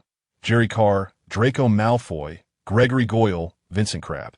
He chuckled to himself. "It seems I am indeed fated to share a space with these 3. Chapter 36. A new plan upon entering the room. Jerry was greeted by the sight of his luggage, which had been placed next to the bed closest to the door. The bed was a traditional 4-poster adorned with green silk drapes and embellished with silver thread embroidery. Similarly, the windows of the room had been enchanted, offering a picturesque view of the lake outside, accompanied by the gentle sound of rippling waters. Falling asleep to the soothing murmur of the lake would indeed be delightful. It was no wonder that the head boy had declared the Slytherin common room to be the finest among the 4 houses. If one could overlook the excessive greenery, it truly was splendid. "All right, Crookshanks, no need to rush. I'll let you out right away," Jerry said, glancing at the table beside the bed where Crookshanks, confined in his cage, mewed at him. He quickly lifted his hand to soothe the cat while moving to open the cage. Given that Crookshanks was quite intelligent and capable of foraging for food, Jerry had never locked him in a cage during his time at the orphanage. This was the first occasion, and perhaps Crookshanks was simply anxious. Mew. The moment Jerry opened cage, Crookshanks let out an excited yowl and darted like a yellow flash towards the window. "Crookshanks, stop!" Jerry's instincts kicked in, and he urgently called out to the cat. However, it was already too late. Crookshanks gazed longingly at the various fish swimming outside, his eyes gleaming with excitement, before crashing into the invisible magical barrier in the center of the window, as if he had collided with a sheet of transparent glass. Thud! Crookshanks slid down from the barrier, his already flat face appearing even more so. "Oh, you silly cat, I take back my earlier compliment about your intelligence." Jerry chuckled, shaking his head in amusement and exasperation. Nevertheless, being a cat with the bloodline of a Kneazle, Crookshanks was considerably sturdier than an ordinary cat, and this impact was hardly significant for him. He soon got back on his feet, perplexedly pawing at the invisible barrier while tilting his head to observe the fish, seemingly questioning the essence of his feline existence. Jerry, seeing this, decided to ignore him and began unpacking his belongings, picking up the timetable that lay on the table. At that moment, a few familiar shouts echoed from the doorway. It was the trio of Draco Malfoy, who had spotted Jerry's name. "Hello." Jerry greeted the approaching trio of Malfoy, attempting to foster a friendlier rapport since they were all Slytherins sharing the same room. After all, while the Malfoy trio had their mischievous tendencies, they were not entirely irredeemable. "I'll have you know, I'm not afraid of you. My father is a Hogwarts governor, and if you dare lay a hand on me again, I'll have him expel you. Wizards should settle matters with magic. Once we've mastered it, we ought to have a fair duel," Malfoy declared, having evidently prepared a speech outside before entering. He stood 5 meters away from Jerry, flanked by Goyle and Crabbe, speaking in an aggressive tone. "No problem, truly. I'm not one for violence. As long as you don't provoke me, I won't trouble you." Jerry shrugged, readily acquiescing. The trio of Malfoy, visibly relieved, began to relax. Despite their bravado in front of other young wizards, especially Muggleborns, they were merely 11-year-old children. The earlier encounter on the train had left them with shadows of fear, evidenced by how Malfoy and his friends had panicked and fled after a mere nip from Ron Esrat. With a tacit agreement for peaceful coexistence established, the Malfoy trio no longer regarded Jerry with trepidation and began to tidy up their own belongings and beds. As night descended and the Malfoy trio succumbed to slumber, Jerry quietly rose, clutching his spellbook as he exited the room. Unlike the other young wizards who had exhausted themselves throughout the day, his physical condition remained robust, and the day had hardly drained his energy. The unexpected placement in Slytherin had caught him off guard, necessitating a complete reevaluation of his prior plans. In Slytherin, unlike in Gryffindor, if he wished to maximize his advantages, he had to excel in every aspect, achieving a level of excellence that would overshadow others, much like the young Voldemort himself. Born in a Muggle orphanage and of mixed heritage, he navigated the elitist waters of Slytherin, becoming an idol revered by all Slytherins due to his remarkable prowess. During his time at Hogwarts, Voldemort, despite his humble beginnings, was extraordinarily intelligent and resourceful. He was the head boy, the charming young lad, and the epitome of an exemplary student, leaving a favorable impression on nearly everyone, including Slughorn, the head of Slytherin, who favored him immensely and even divulged secrets regarding the forbidden Horcruxes.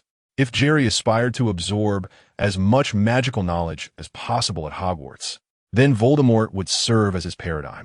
However, given his current abilities, he knew he would struggle to achieve excellence, let alone dominate his year. Thus, he resolved to alter his strategy, intending to utilize the small red stars extensively to expedite his learning process. Initially, he had planned to reserve the small red stars primarily for extending his time in the wizarding world and for mastering certain crucial spells. Subjects like history of magic, astronomy, and herbology were not urgent and could be revisited later when he had accumulated more small red stars. Furthermore, each time he returned, he would need to wait a month in the primary world before re-entering. Now, aspiring to emulate Voldemort, he recognized the necessity of employing the small red stars generously, striving to surpass his peers in every subject and establish himself as the most outstanding student, thereby securing his position within Slytherin. Primarily, he had no connections with Snape. Without exceptional merit, he would not catch Snape as discerning eye. Arriving at the Slytherin common room, illuminated by its green glow, Jerry settled onto the sofa, activating his alertness function, opening his spellbook, and preparing to memorize the material for the upcoming History of Magic class. Chapter 37. Emerging prominently according to the schedule. Slytherin had only one class on the first day, which was History of Magic, held in the afternoon alongside the Ravenclaw students. The instructor was the ghostly Professor Cuthbert Binns, and the class took place on the second floor. The following day at noon, after finishing lunch in the grand hall on the first floor, Jerry, accompanied by other young Slytherins, ascended the magnificent marble staircase to the History of Magic classroom on the second floor. During the meal, Jerry encountered Hermione, who had been sorted into Gryffindor. She expressed her regret that Jerry was not placed in Gryffindor, yet reassured him that he would always be her best friend, regardless of his house. In class, the seemingly ancient Professor Binns spoke in a wheezy, monotonous tone, passionately recounting the history of magic. Most of the Slytherin and Ravenclaw students appeared to be lulled into drowsiness by his hypnotic voice. However, one young wizard stood apart from the rest. Seated in the front row, he maintained a straight posture and bright, attentive eyes, seemingly unaffected by the professor's soporific lecture. This was Jerry, intermittently engaging his cognitive faculties. Over the course of the 2 or 3 hour class, Jerry could not remain alert the entire time, as it would be too taxing on his mind. Thus, he would disengage during sections covered in the textbook, only to activate his mental acuity when Professor Binns ventured into additional material. In truth, the History of Magic course was not as devoid of value as some students claimed, despite the absence of practical magical knowledge or spells. A diligent student would discover that these historical narratives revealed numerous secrets about the wizarding world. Jerry's understanding of this realm was limited to films and snippets of videos, which provided a rather superficial perspective. Professor Binns' class, however, laid bare a more detailed and authentic portrayal of the wizarding community, significantly aiding his future studies in magic. It's akin to learning a foreign language. Grasping the unique culture and knowledge of an unfamiliar country can be daunting. Yet, once one comprehends that nation's history, the challenges of learning diminish considerably. Perhaps this explains why many young wizards deem History of Magic the least useful subject, despite its integral role throughout their years at Hogwarts. As the lesson drew to a close, Professor Binns initiated the customary question and answer session. He typically held little hope for this segment, as most students were just waking up, and few knew the answers. Nonetheless, he was unfazed, for this was the nature of his classes. As anticipated, the drowsy young wizards exchanged bewildered glances at the sound of the professor's inquiry, just as he was about to dismiss the class. Jerry, in the front row, raised his hand. "What is your name?" "Jerry Carmen." Jerry responded. "Then you shall answer the question just posed." A flicker of surprise crossed Professor Binns' aged face. Jerry cleared his throat, capturing the attention of his peers, and began.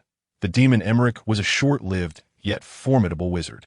He was once the master of the Elder Wand and ruled with terror in southern England during the early Middle Ages. He met his demise in a duel with the creature Egbert. Indeed, the Elder Wand was mentioned in the first-year History of Magic class by Professor Binns. Excellent. Slytherin earns 3 points. Professor Binns was taken aback that the content he had lectured on was recounted verbatim by a student, a rather rare occurrence. "Mr. Carmen, could you elaborate on the peculiar wizard Yorick?" Yorick was a medieval wizard renowned for his eccentric behavior. such as wearing a jellyfish as a hat and sleeping in a room filled with over 50 pet birds. He is considered one of history's most bizarre wizards and often serves as the punchline in wizarding jokes. Jerry continued to recite the content he had noted in class. Word for word. Jerry, you are one of the most remarkable students I have encountered in terms of memory. Slytherin gains another 3 points. As Professor Binz's voice faded, the previously drowsy Slytherin students erupted into applause. The significance of house points had been made abundantly clear by Professor McGonagall upon their arrival at Hogwarts. And the coveted House Cup, earned through points, represented the pinnacle of honor for Hogwarts wizards. Thus, the proud Slytherins were delighted that Jerry had secured 6 points for their house in the very first lesson. Initially, Jerry's composed conversation with the fearsome Blood Baron at the welcoming feast had left a lasting impression on the first-year Slytherins, and now their admiration for him had only grown. Of course, the trio of Draco Malfoy remained exceptions. Engaging with the intimidating Blood Baron showcased Jerry's courage, while earning 6 points for Slytherin in History of Magic highlighted his intellect. Though Slytherins were known for their pride, they held a deep appreciation for excellence, provided one's lineage posed no issues. It was common knowledge that being sorted into Slytherin implied one's bloodline was impeccable. After the History of Magic class concluded, Jerry distinctly sensed that the once aloof Slytherin students began to engage with him more readily. Among them, a blonde witch named Daphne Greengrass was particularly enthusiastic. The following day, the first class was Defense Against the Dark Arts, taught by the somewhat disheveled Professor Quirrell, who was wrapped up like a mummy and reeked of garlic, often stuttering throughout the lesson. However, Jerry did not underestimate Professor Quirrell. He was aware that this former Ravenclaw possessed formidable skills, as evidenced by his ability to evade Gringotts' defenses and infiltrate the vault to steal the Philosopher's Stone.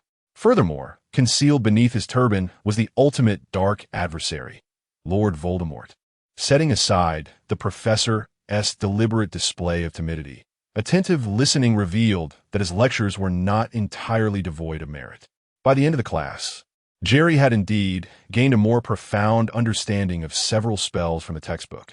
Chapter 38.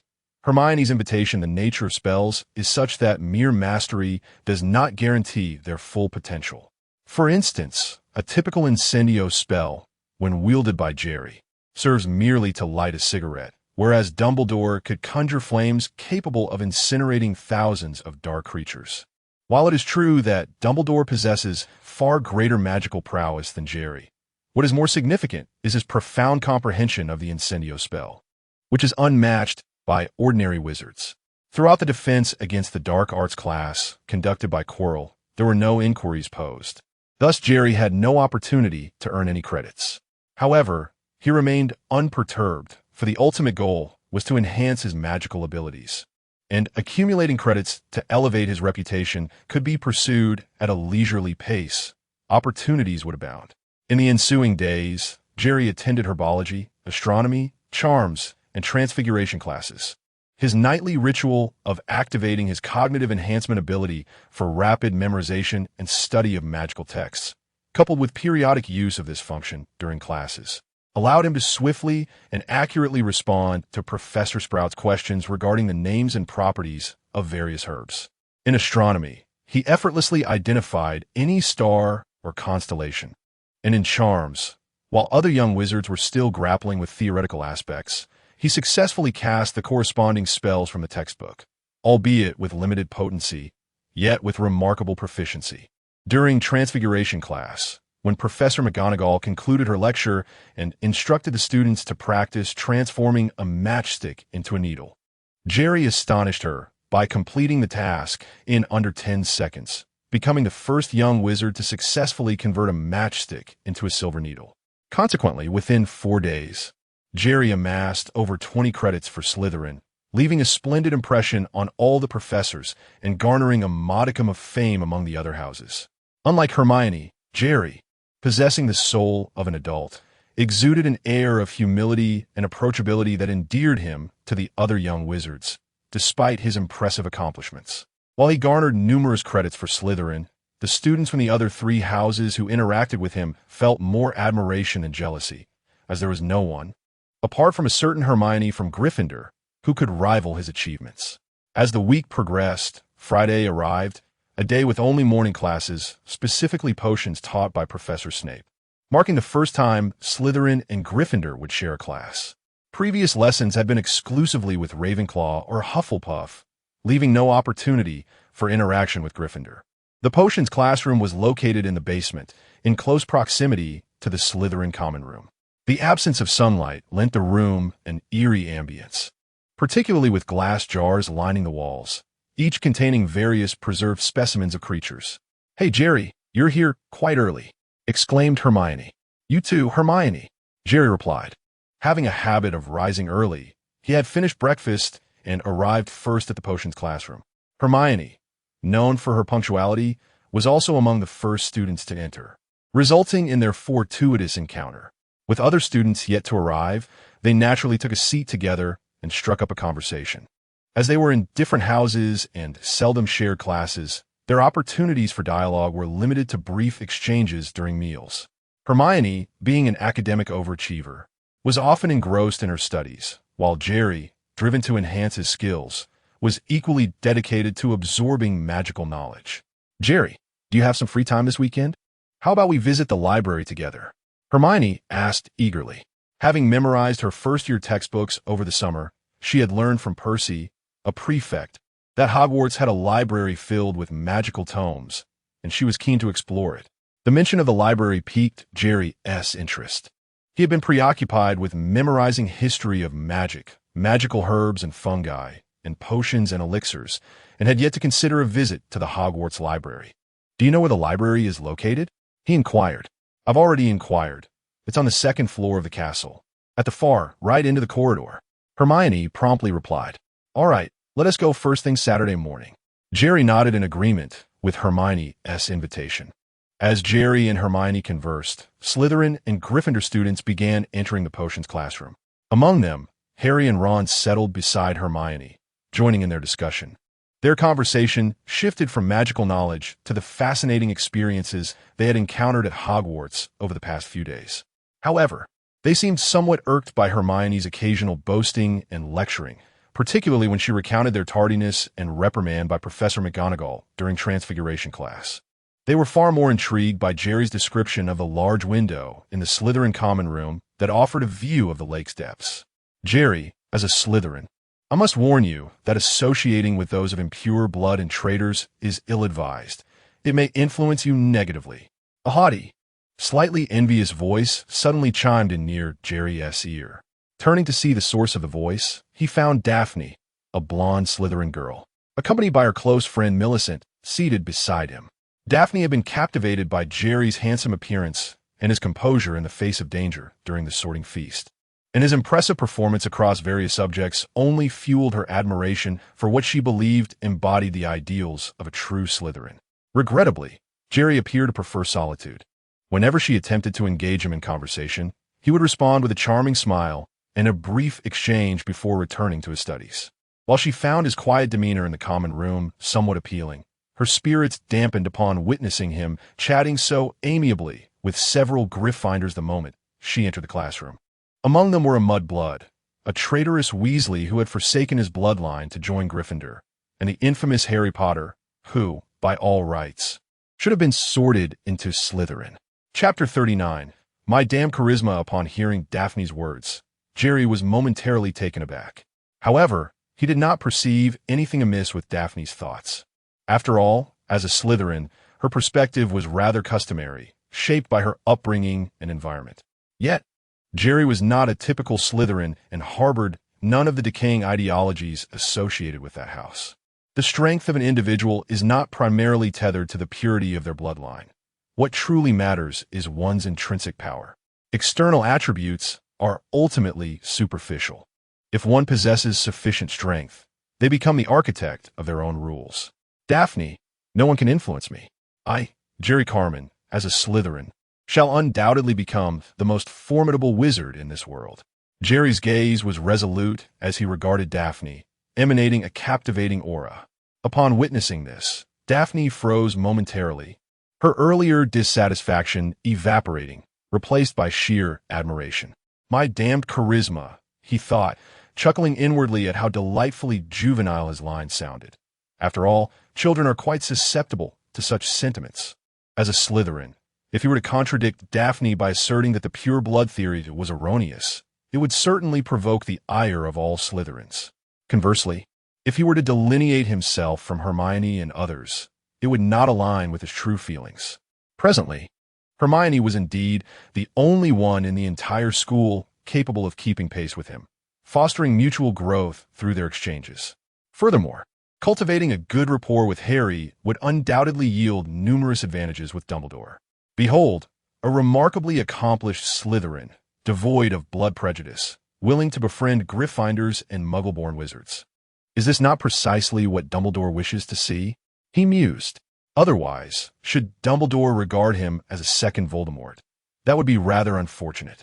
Jerry, the finest wizard need not be solely you. I too possess that potential, Hermione retorted, a hint of defiance in her tone. Meanwhile, Harry and Ron exchanged glances with Jerry, their eyes revealing a flicker of admiration. How can you even compare to Jerry?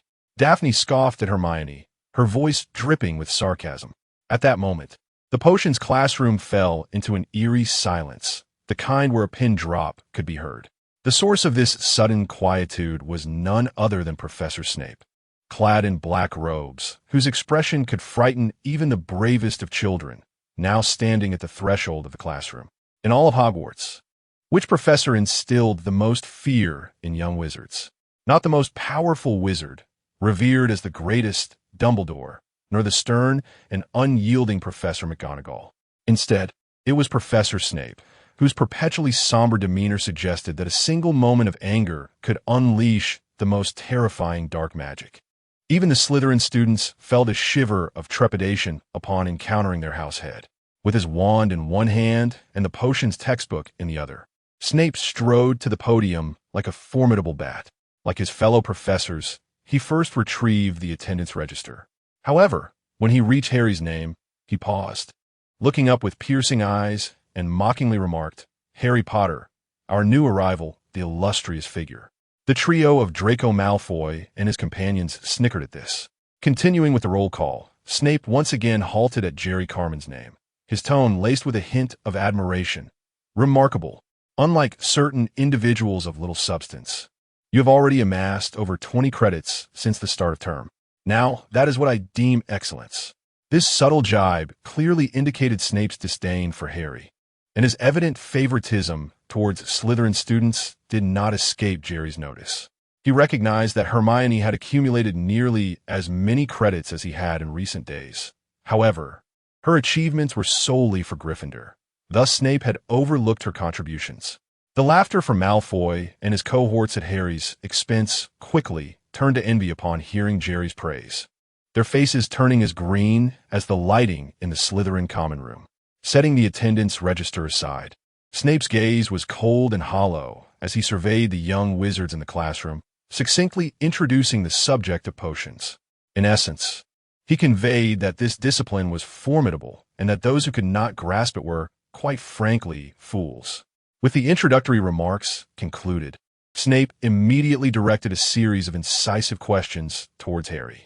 Unlike Hermione or the average young wizard, Harry could not possibly have memorized the complex text magical drafts and potions prior to the start of term. Consequently, Snape seized the opportunity to deride Harry once more. Even Jerry, who had anticipated the situation, felt a pang of sympathy for Harry for a brief moment. Had it not been for the trials he endured at his aunt's home, which forged a resilient heart within him, any other young wizard would likely have been reduced to tears by Snape's intimidation. Jerry understood that while Snape would willingly sacrifice his life to protect Harry, it was solely because Harry was the child of Snape's beloved Lily. With a striking resemblance to his longtime rival, James, and having entered Gryffindor, it was difficult for Snape not to harbor resentment towards Harry. Had Harry been sorted into Slytherin, the professor's demeanor would likely have been quite different. "Jerry Carmen, you will address the previous questions." After a moment of mocking, Snape, having gazed at Harry's green eyes reminiscent of Lily's, momentarily paused before ignoring Hermione, who had her hand raised high, and turned his command towards Jerry. With a resigned sigh, Jerry stood up, reluctantly engaging in the discourse. In truth, he had no desire to intervene, considering Harry's plight, compounded by Hermione's fervent eagerness. However, since Snape had directly called upon him, he had no choice but to rise and respond dutifully. Combining powdered daffodil root and mugwort can create a potent sleeping draught, known as the Draught of Death. Dunkstone, a stone extracted from a goat's stomach, possesses exceptional detoxifying properties. As for the aconite and wolfsbane, they refer to the same plant, commonly known as aconite. 10 points to Slytherin. Snape nodded in satisfaction, prompting an eruption of cheers from the Slytherin students. Even Goyle and Crabbe couldn't contain their applause, though they were swiftly silenced by a withering glance from Malfoy. An immediate 10 points awarded, truly deserving of your reputation, Professor Snape, Jerry thought, feeling a twinge of embarrassment at Snape's overt favoritism. Chapter 40. The Notes of the Half-Blood Prince. Furthermore, Potter, due to your recent insolence towards the professor, Gryffindor will incur a deduction of 1 point. Snape remarked this at the end and proceeded to pair the young wizards into groups. Although Harry was furious, he felt utterly powerless. Observing this, Jerry patted his shoulder across from Hermione in a gesture of consolation. What had he done? After all, your father had a habit of bullying others during his school days, and now that he is no longer around, it seems they can only vent their frustrations on you. Perhaps this is what they call inheriting one's father's burdens. No, it should be more aptly termed as paying off a father's debts. During the grouping, due to the larger number of Gryffindors and the fewer Slytherins, with an odd number of students, Jerry and Hermione found themselves in the same group, tasked with concocting a potion to treat boils. In the tome Magical Potions and Elixirs, not only were the foundational steps, details, and precautions for potion making elaborately explained, but it also provided the methods for brewing a total of 7 potions. The standard antidote, the boil cure, the forgetfulness potion, the herbicide, the sleeping draught, the swelling solution, and the wakefulness potion.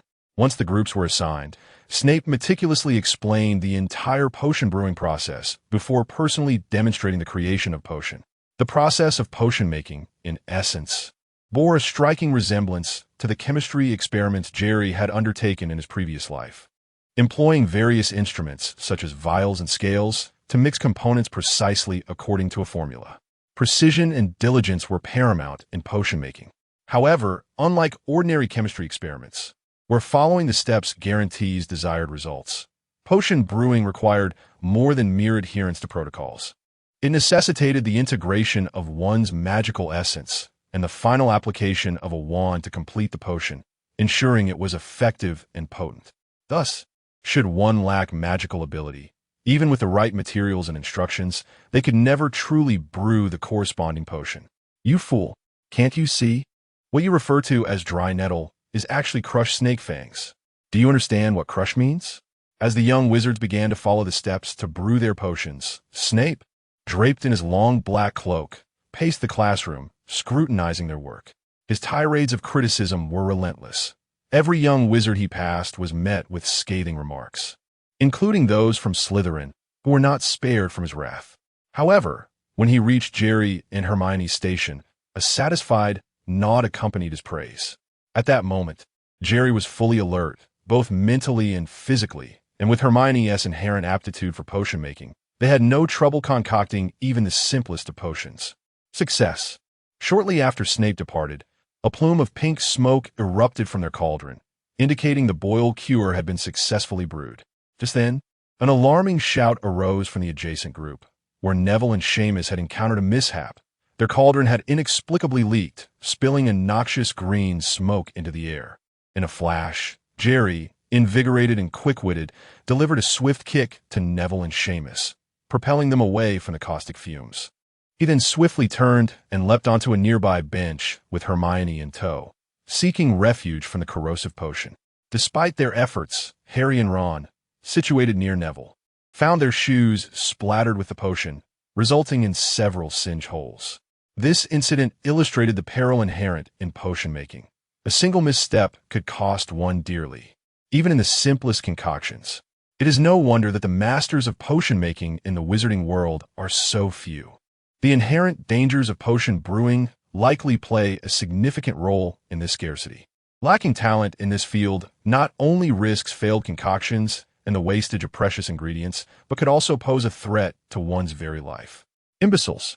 Snape bellowed as he stormed over, waving his wand to clear the spilled potion and the noxious fumes from the floor. I suspect you did not remove the cauldron from the heat before adding the hedgehog spines, did you? Neville and Seamus silently rose from the floor, their acquiescence evident. Due to your foolish actions, Gryffindor loses another point. Now, return and brew it again. After his tirade, Snape glanced towards Jerry, nodding approvingly. Your reflexes were impressive. Had it not been for you, those two would have needed a trip to the infirmary. Slytherin gains 3 points. Upon noticing the potion completed by Jerry and Hermione, his eyes brightened. You managed to brew it so swiftly. Quite commendable. A remarkably well-crafted potion. It appears you possess a natural talent for potion making. Slytherin receives an additional 3 points. Ahem, Professor, the potion was concocted collaboratively with my classmate Hermione. Jerry interjected, realizing Snape had overlooked Hermione's contribution. Snape glanced at Hermione. Very well. Gryffindor also receives 3 points. With that, he resumed his patrol around the classroom. However, as he neared Harry and Ron, he paused abruptly, turning to Harry, who was boiling a Snardaluff pod. Potter, why did you not caution Neville against adding the hedgehog spines? Did you think his error would somehow elevate your own standing? Gryffindor loses yet another point due to your negligence. Harry was rendered speechless as the potion class concluded and the young wizards filed out to the Great Hall for dinner. Jerry excused himself, claiming he needed to return to the dormitory, temporarily separating from the group. Cautiously surveying the corridor of the dungeon to ensure Snape had retreated to his office, Jerry made his way back to the potion classroom door. Alohomora. He cast the unlocking charm at the classroom door and stepped inside. After thoroughly scanning the room, his attention was drawn to the storage cabinet beside the podium. This cabinet housed Snape's frequently used potion ingredients. Jerry rummaged through it and finally, at the very bottom shelf, discovered what he sought, a second-hand 6th-year potion textbook, Advanced Potion Making. Flipping to the first page, he was greeted by a handwritten inscription. This book belongs to the Half-Blood Prince. Chapter 41. The Disarming Curse, as Jerry learned from previous films. The somewhat juvenile title of the Half-Blood Prince was a moniker that Snape had adopted during his school days. This 6th-year potions textbook contains a wealth of Snape's insights into potion making. Of course, most of these potion insights will only become relevant during the 6th-year potion brewing lessons. Thus, memorizing them now holds little immediate value, akin to memorizing formulas in advanced mathematics that one seldom applies in elementary arithmetic. Consequently, the 6th-year potion insights Jerry has acquired provide little assistance to his current studies as a first-year student. However, Jerry's interest extends beyond Snape's potion insights. He is particularly captivated by the spells recorded in the Half-Blood Prince's notes, especially the renowned Disarming Curse. This spell holds significant value to Jerry, not due to its overwhelming power, evidenced by Harry's use against young Malfoy, resulting only in serious injury, but because of its unique attributes. While spells like the Binding Curse and the Stunning Spell offer direct control over their targets, and the Killing Curse guarantees death, the Disarming Curse merely inflicts heavy wounds. Of course, it is possible that Harry's lack of proficiency diminished its potency. Snape might wield it with far greater effectiveness. Yet, even a first- or second-year wizard can immobilize someone with a petrification spell. Despite this, Jerry remains highly appreciative of the Disarming Curse, as it possesses a distinct advantage. It is released without form or shadow, rendering it imperceptible to the target. Most spells manifest as visible bursts of magical light, making them easily noticeable, like the Killing Curse, which is accompanied by a distinct green beam. Although it is lethal, a quick and accurate response may allow one to evade it. Conversely, the Disarming Curse is cast without any magical light, akin to unleashing an invisible blade. Unless one is shielded by a protective charm, it is challenging to detect. This advantage may not be particularly pronounced in the wizarding world, as while wizards possess commendable physical attributes, their speed and reflexes are not significantly superior to those of ordinary humans. Thus, they often cannot rely on their physical agility to avoid magical attacks. The principles governing the casting of spells with wands are akin to firing bullets from a gun. Given the velocity of magic and bullets, evasion is nearly impossible. Even those who successfully dodge do so not because of superior speed, but rather by anticipating the trajectory of the attack based on the opponent's movements. Few wizards can achieve this, leading them to favor magical defenses, such as employing protective charms or counterspells. In contrast, within the Marvel Universe, there are numerous individuals with abilities far surpassing the average human, capable of dodging bullets. When faced with standard magical attacks, those with exceptional physical prowess can evade them as if dodging bullets, rendering such spells ineffective. It is in these instances that the disarming curse proves invaluable, as it is cast without form or shadow, capable of inflicting harm on the unsuspecting. This was the spell Jerry had meticulously planned to acquire. However, due to his prior focus on memorizing textbooks, he had not found the time to explore it. Now that he has largely committed his textbooks to memory and is about to attend potions class again, he has conveniently taken the notes with him. Upon returning to the Slytherin common room, he concealed the Half-Blood Prince's notes in his trunk before heading to the Great Hall for lunch. With no classes on Friday afternoons, he returned to his dormitory after lunch. Malfoy and his companions were absent, as boys of that age typically prefer to explore the castle during the day. After a brief rest to recuperate from the mental exertion of the morning's potions lesson, he remained alone in the dormitory to study the spells recorded in Snape's notes.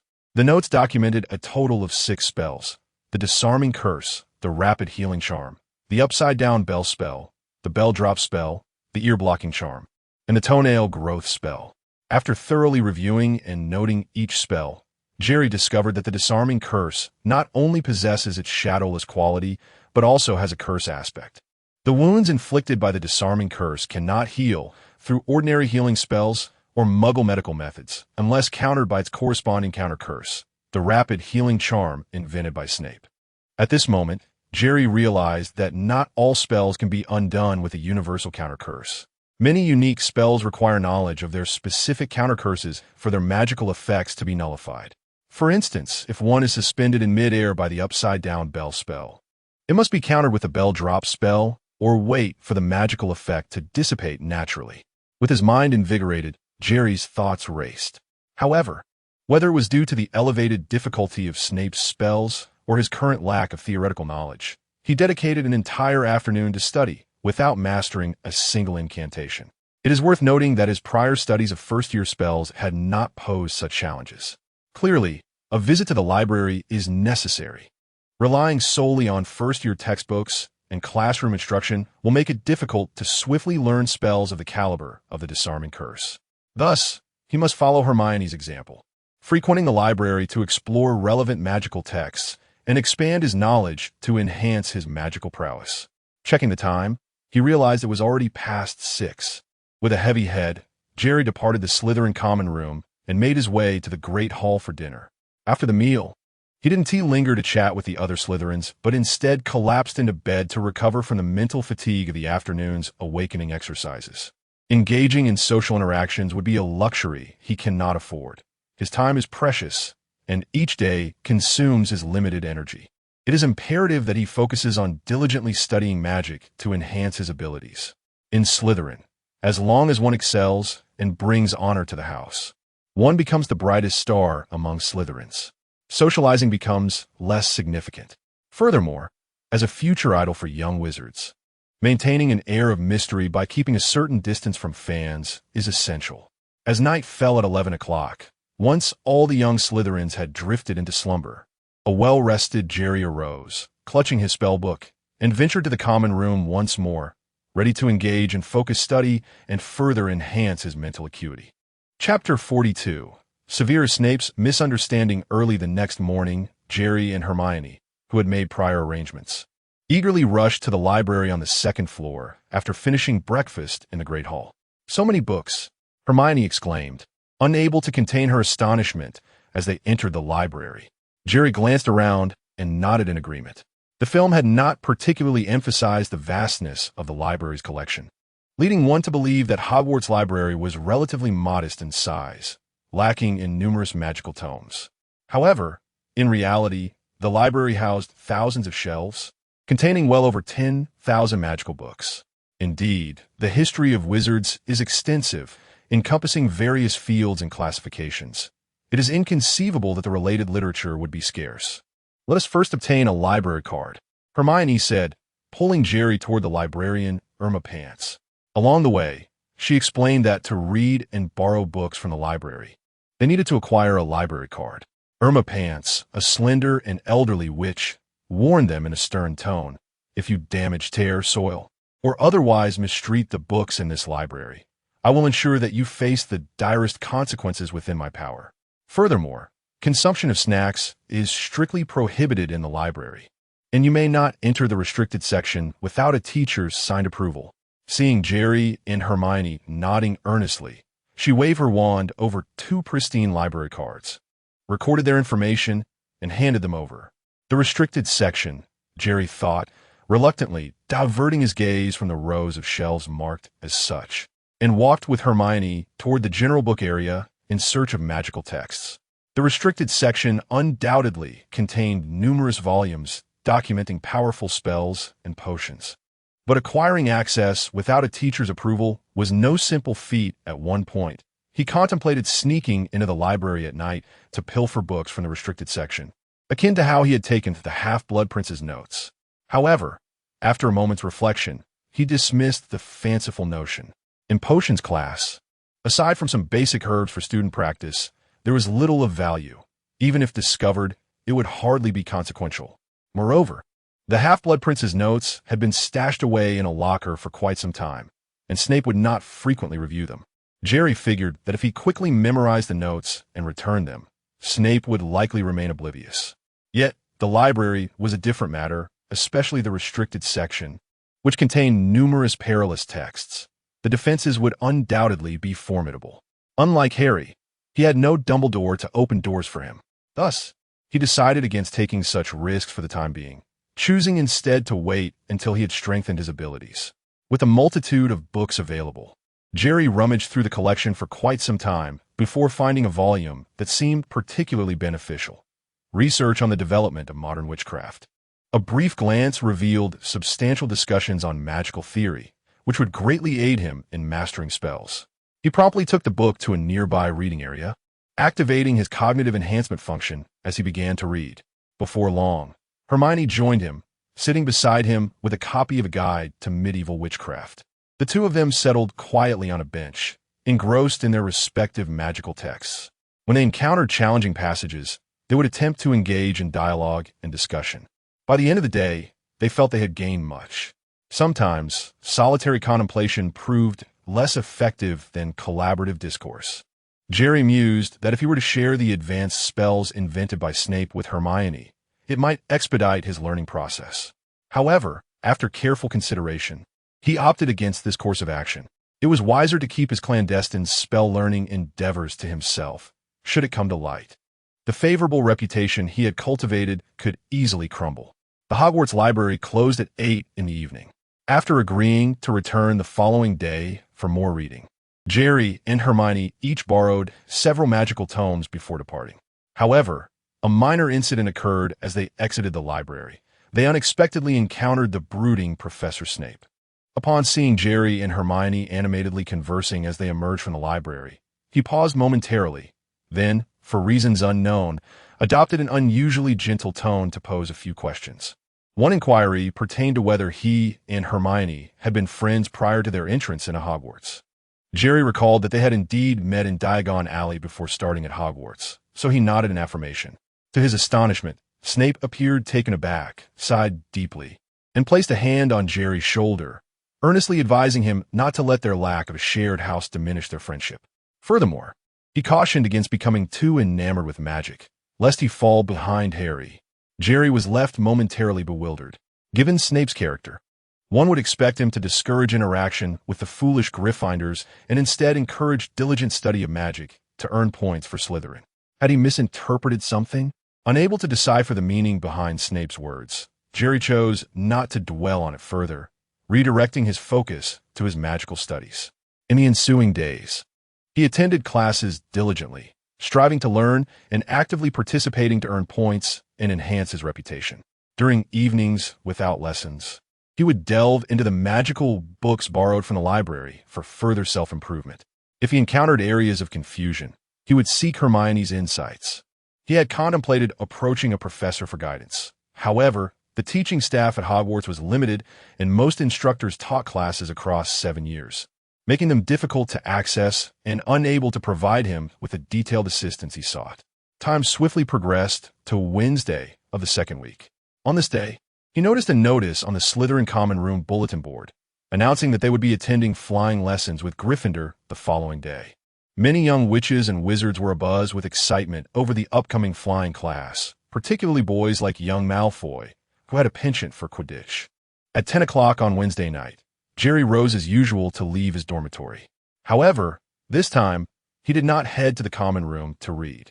Instead, he chose to defy Hogwarts curfew, stealthily making his way upstairs. His small red stars had dwindled to just over 30, and he could not afford to wait until the next day. He needed to procure a broomstick before returning to the primary world at midnight, enabling him to efficiently earn more small red stars upon his return. Chapter 43. The Room of Requirement. Originally, Jerry had stored over 6,000 little red stars upon entering this time. His initial plan was to sustain himself for 2 months. However, due to being sorted into Slytherin, he was compelled to dedicate himself entirely to his studies, absorbing vast amounts of magical knowledge. This led to a significant daily consumption of little red stars to activate his cognitive enhancement function. Consequently, in merely 11 days, his stock of over 6,000 stars dwindled to a mere 30. Setting aside the lesser consumption on the first day since the start of school, he had been activating the cognitive enhancement feature for approximately 3 hours each night to facilitate his studies. Additionally, the intermittent activation during the day totaled around 4 to 5 hours. Thus, on average, he was engaging the enhancement function for 7 to 8 hours daily. Each minute of activation consumed 1 little red star, amounting to 60 stars per hour. Over 7 to 8 hours, this approached 500 stars. In just 11 days, nearly 5,000 stars were spent solely on this cognitive enhancement. Furthermore, each day spent in the little world incurred a fixed cost of 100 stars, resulting in a significant depletion of his original stock. By midnight tonight, should his little red stars run short, he would be forcibly returned to the primary world. Fortunately, despite the extensive depletion of his stars due to relentless study, he had reaped substantial rewards. Not only had he mastered several practical spells, but his understanding and application of magical knowledge had also seen considerable improvement. Now, what he lacked was a broomstick. Unfortunately, being sorted into Slytherin precluded him from obtaining a complimentary Nimbus 2000 from Professor McGonagall, thus compelling him to seek alternative means. Initially, he planned to stealthily borrow a teaching broom used for flying lessons, intending to return it discreetly upon his return. However, after some inquiry, he discovered that these teaching brooms were stored in the staff quarters occupied by Madame Hooch. The prospect of pilfering a broom from the staff quarters seemed perilous. Therefore, after much contemplation, he resolved to seek another approach. Carefully recalling scenes from several films, especially after activating the cognitive enhancement feature, he finally remembered a place where he could procure a broom for free. The Room of Requirement at Hogwarts. He recalled that in one of the films, it was either Goyle or Crabbe who, during an escapade in the Room of Requirement, had encountered Harry and his friends as they fled with 3 broomsticks. The Room of Requirement was located on the 8th floor. With caution, he pushed open the stone door and ventured into the basement corridor. Retracing his steps to the 1st floor, he then ascended the grand marble staircase to the 2nd floor. Ascending further, he encountered the moving staircases, which, despite their whimsical nature, exhibited a certain predictability in their movements, a fact that had been imparted by the head boy on the first day of school. The walls were adorned with portraits, most of which were now asleep, while a few awake figures merely glanced at Jerry without much reaction. Wandering the castle at night was a common occurrence among students.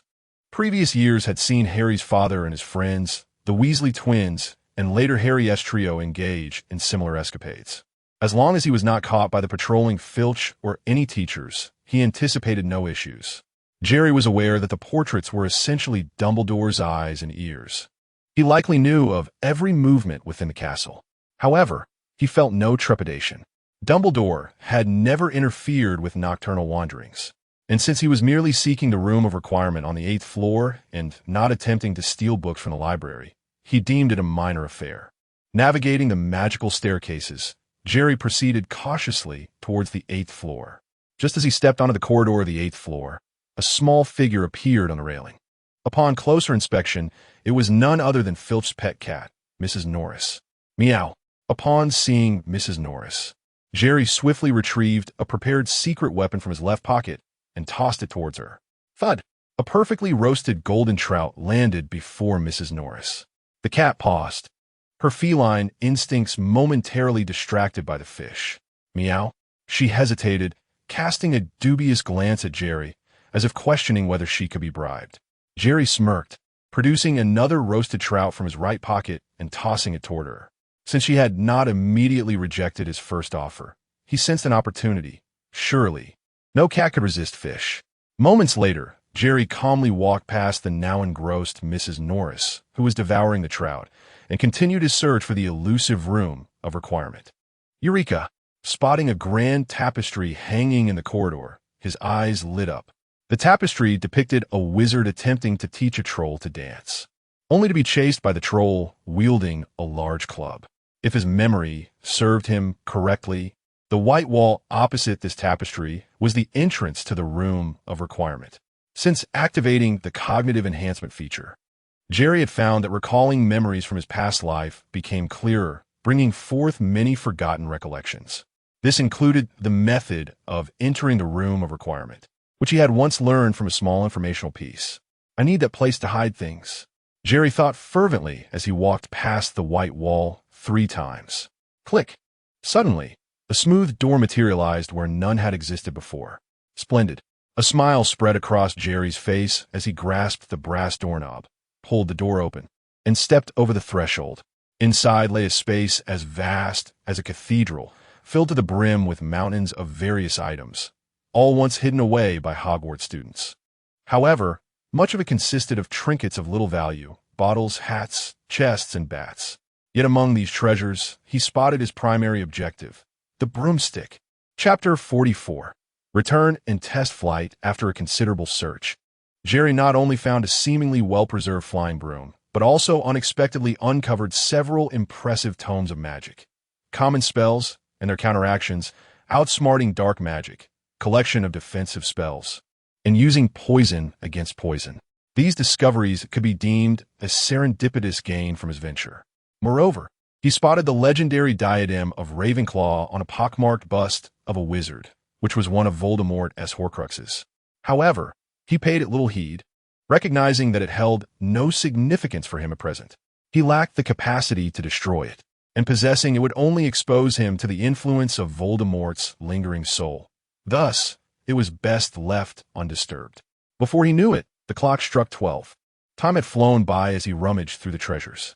Clutching the flying broom in his left hand while juggling his wand, a box of Bertie Bott's every flavor beans, and the magical books in his arms, he awaited the arrival of midnight.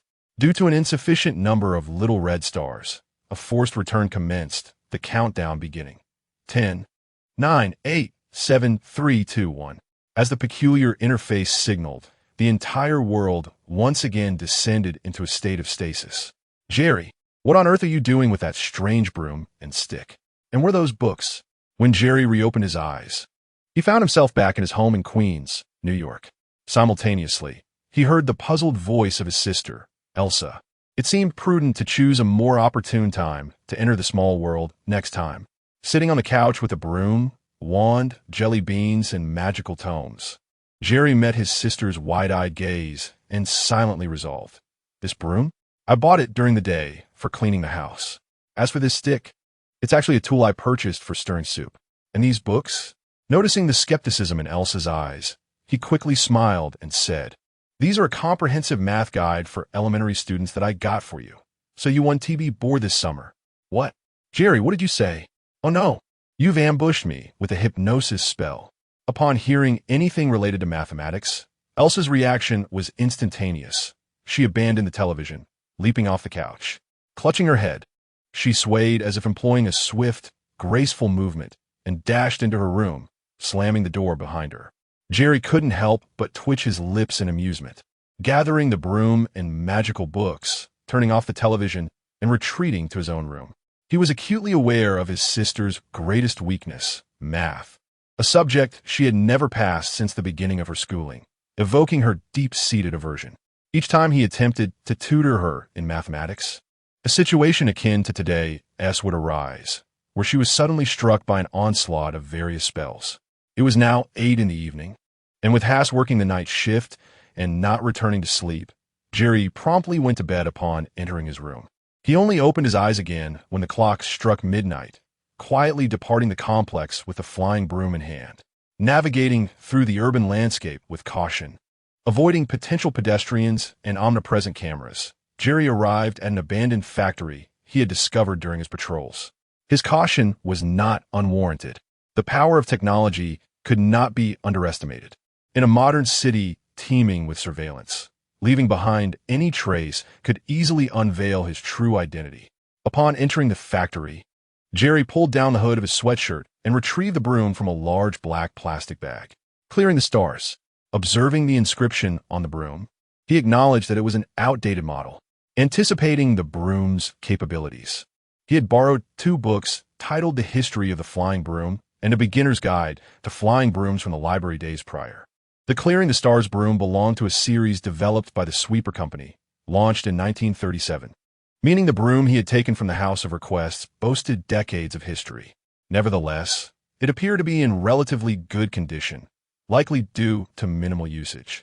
Whoosh! Setting the broom on the ground, Jerry recalled the incantations learned from the Beginner's Guide and slowly extended his right hand. The magic within him radiated outward, connecting with the broom. The broom happily performed a roll on the ground before coming to a halt. Jerry raised an eyebrow in exasperation. It seemed he was not only lacking in magical aptitude, but also devoid of any innate talent for broom riding. Previously, he had been confident that if he attended flying lessons, he could easily surpass Harry and become the star of the class. But now he realized he had been somewhat hasty. Although his physical strength was formidable and he could maneuver adeptly in the air, he first needed to get the broom to fly. Awaken a mind. To avoid wasting time, Jerry swiftly entered his superhuman form, leveraging his enhanced intellect to repeatedly practice the spell for controlling the broom, rapidly increasing his proficiency. With the aid of this mental clarity, within a mere 5 minutes, he had mastered the techniques required to control the broom. With only a few dozen little red stars remaining, he promptly ceased the consumption of them after acquiring the skills. Whoosh! Reciting the incantation once more, the broom smoothly settled into his right hand. Mounting the broom, he directed it with his thoughts, and it began to levitate. Let us go. With a command, the broom gradually accelerated, hurtling towards the far end of the warehouse. As it approached the wall, he yanked upward, narrowly avoiding a collision and soaring backward instead. Splendid. Absolutely splendid. Guiding the Clearing the Stars, Jerry reveled in the exhilaration of flying around the warehouse. The joy of a man is often remarkably simple, even though Jerry's soul was nearing 40. Riding a broom that could soar through the skies remained an immensely delightful experience. As one reaches middle age, the pressures and responsibilities of life often lead to a more mature and composed demeanor. However, in solitude or in the company of peers sharing similar interests, one may still reveal a more youthful and childlike side. Soaring excitedly through the warehouse, Jerry lost control a few times, nearly colliding with the ceiling. Yet he ultimately gained complete mastery over the broom. It was time to venture outside for a trial. Glancing at the time, it was still not yet 1 o'clock. Jerry changed out of his sweatshirt, donned the wizarding robes he had brought along, and, grasping his wand and broom, stepped out of the warehouse. Chapter 45. Jerry soared on a broom in comparison to the limited space within the confines of the warehouse. Soaring through the vast expanse of the sky on a flying broom provided an unparalleled sense of exhilaration. The cool summer breeze whistled past his ears in the early hours of dawn, while his wizard's robe billowed in the wind, resembling a pair of black wings. Reaching a speed of up to 60 miles per hour, which is equivalent to 100 kilometers per hour in a vehicle, although not particularly swift, The unimpeded freedom of aerial flight proved far more thrilling than driving on the ground. However, such a venture could only be undertaken in summer. Attempting to fly like this in winter would undoubtedly lead to a visit to the hospital for an intravenous drip and cold medicine. After flying for a while and feeling nearly numbed by the frigid winds at high altitude, Jerry began to descend, weaving between towering skyscrapers, heading toward places he had previously been unable to reach. His patrol range had been limited, primarily confined to the streets and alleys surrounding his neighborhood, as he relied solely on his legs for movement. However, his frequent presence had significantly reduced the crime rate in the vicinity, resulting in a corresponding decline in his efficiency for earning small rewards. With the acquisition of the flying broom, he could now expand his patrol range without the worry of returning home late. Flying through the air, his vantage point was vastly superior to that on the ground, allowing him to swiftly and accurately identify any illicit activities. In a high-end residential building in Queens, a family of 3 was bound on the floor with ropes. 2 masked intruders, one tall and the other lean, were threatening the father with a knife, demanding the combination to the safe. Despite his anger, the father, prioritizing his family's safety, reluctantly disclosed the safe's password to the robbers. As the intruders eagerly opened the safe in the bedroom, a shadowy figure materialized outside the glass window. Had it not been for the broom, such an opportunity would have been utterly unattainable. While Jerry maneuvered his broom through the skyscrapers, his eyes caught sight of an ongoing burglary in a neighboring building. A surge of excitement filled his heart. He swiftly drew his wand and gestured for the young girl in her mother's arms, who had widened her eyes in astonishment upon seeing him, to remain silent. With a flick of his wand, he cast a lock-opening spell on the bedroom window. With a crisp click, the window's latch sprung open. Hearing the noise from the window and feeling the sudden rush of cool air, both the robbers and the father, who had been fixated on them, turned their heads in unison, revealing expressions of disbelief. What did they see? A child clad in a Halloween wizard costume, perched atop what appeared to be a broom, hovering outside the window. Hovering outside the window? How could that possibly be? They were on the 28th floor, over 100 meters above the ground. Good evening. Jerry greeted politely, waving his wand at the 4 stunned individuals inside. Before the 2 robbers could recover from their shock, he aimed his wand at them, unleashing 2 beams of magical light. Petri Ficus Totalis. Instantly, the 2 intruders froze in place, collapsing to the ground as the stacks of cash they had been gathering scattered around them. This spell, known as the Full Body Bind Curse, had taken Jerry considerable effort to learn from a book titled Curses and their counter-curses in the library. It was an exceedingly practical offensive spell. Even with his modest magical ability, he could petrify an ordinary adult in an instant. However, this petrification differed from the kind associated with the basilisk. The Full Body Bind Curse merely immobilized the body, leaving the eyes able to move, consciousness intact, and sensory perceptions functioning normally. The curse could be lifted with a universal counter-curse, or would eventually wear off on its own. In contrast, the basilisk's petrification was a true transformation into stone, devoid of sensation. Without a method to reverse it, it was akin to being a lifeless corpse. The 2 spells were not of the same caliber. After immobilizing the robbers, Jerry directed his wand at the ropes binding the father's wrist, transforming them into noodles with a spell. He then pointed his wand at the cash in the safe, uttering, "Accio money." 2 crisp $100 bills flew from the safe into his hands. This summoning spell, an ancient incantation, was one Jerry had learned from the medieval sorcery guide, and it was said that it would also be covered in the 4th grade spellbook. Its function was simple yet remarkably useful. When summoning an object, one must concentrate and vividly imagine the item in their mind, and it would come to them, regardless of its location. However, mastering this spell was more challenging than learning it. Factors such as the object's weight, size, material, magical properties, distance, and whether it was living or inanimate all influenced the success of the summoning spell. In this case, summoning 2 lightweight bills was straightforward. However, attempting to summon the hefty safe would have proven much more difficult. If the safe were not nearby, but in another room, the challenge would increase. Furthermore, summoning magical items or living creatures would exponentially raise the difficulty. Additionally, one could not use the summoning spell to call a person. It would yield no results. Even if he had perfected the spell, he could not simply utter Elsa, come here, to summon his sister, who was currently sprawled at home, sound asleep. My magic can only hold them for 10 minutes. I must hurry and notify the authorities. These 2 bills can serve as my reward. After pocketing the cash, Jerry vanished from sight on his flying broom. The father, regaining his composure, swiftly freed himself from the noodle-like ropes and untied his wife and daughter before rushing to the window. As he watched Jerry's figure riding the broom gradually fade into the night sky, he couldn't help but exclaim, "Oh my God, magic truly exists in this world." Remembering Jerry's warning about the 10-minute limit, he quickly bound the 2 petrified intruders with rope and called the police. Chapter 46. A modest fame soaring through the skies of Queens on his broomstick. Jerry felt a satisfied smile spread across his face as he touched the $200 nestled in his pocket. Earning a few bucks while collecting small red stars was indeed a delightful endeavor. Although he refrained from resorting to theft or coercion through magic, he found the concept of equivalent exchange and receiving compensation quite acceptable. Moreover, his earnings were seldom substantial. At times, they amounted to just a few dollars.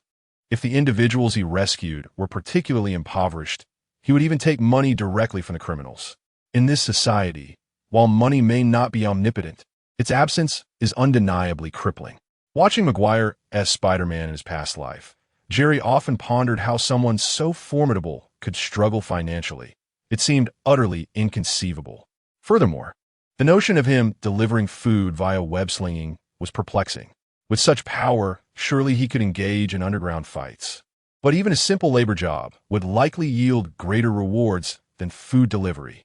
Nonetheless, Jerry harbored a deep admiration for individuals like Spider-Man.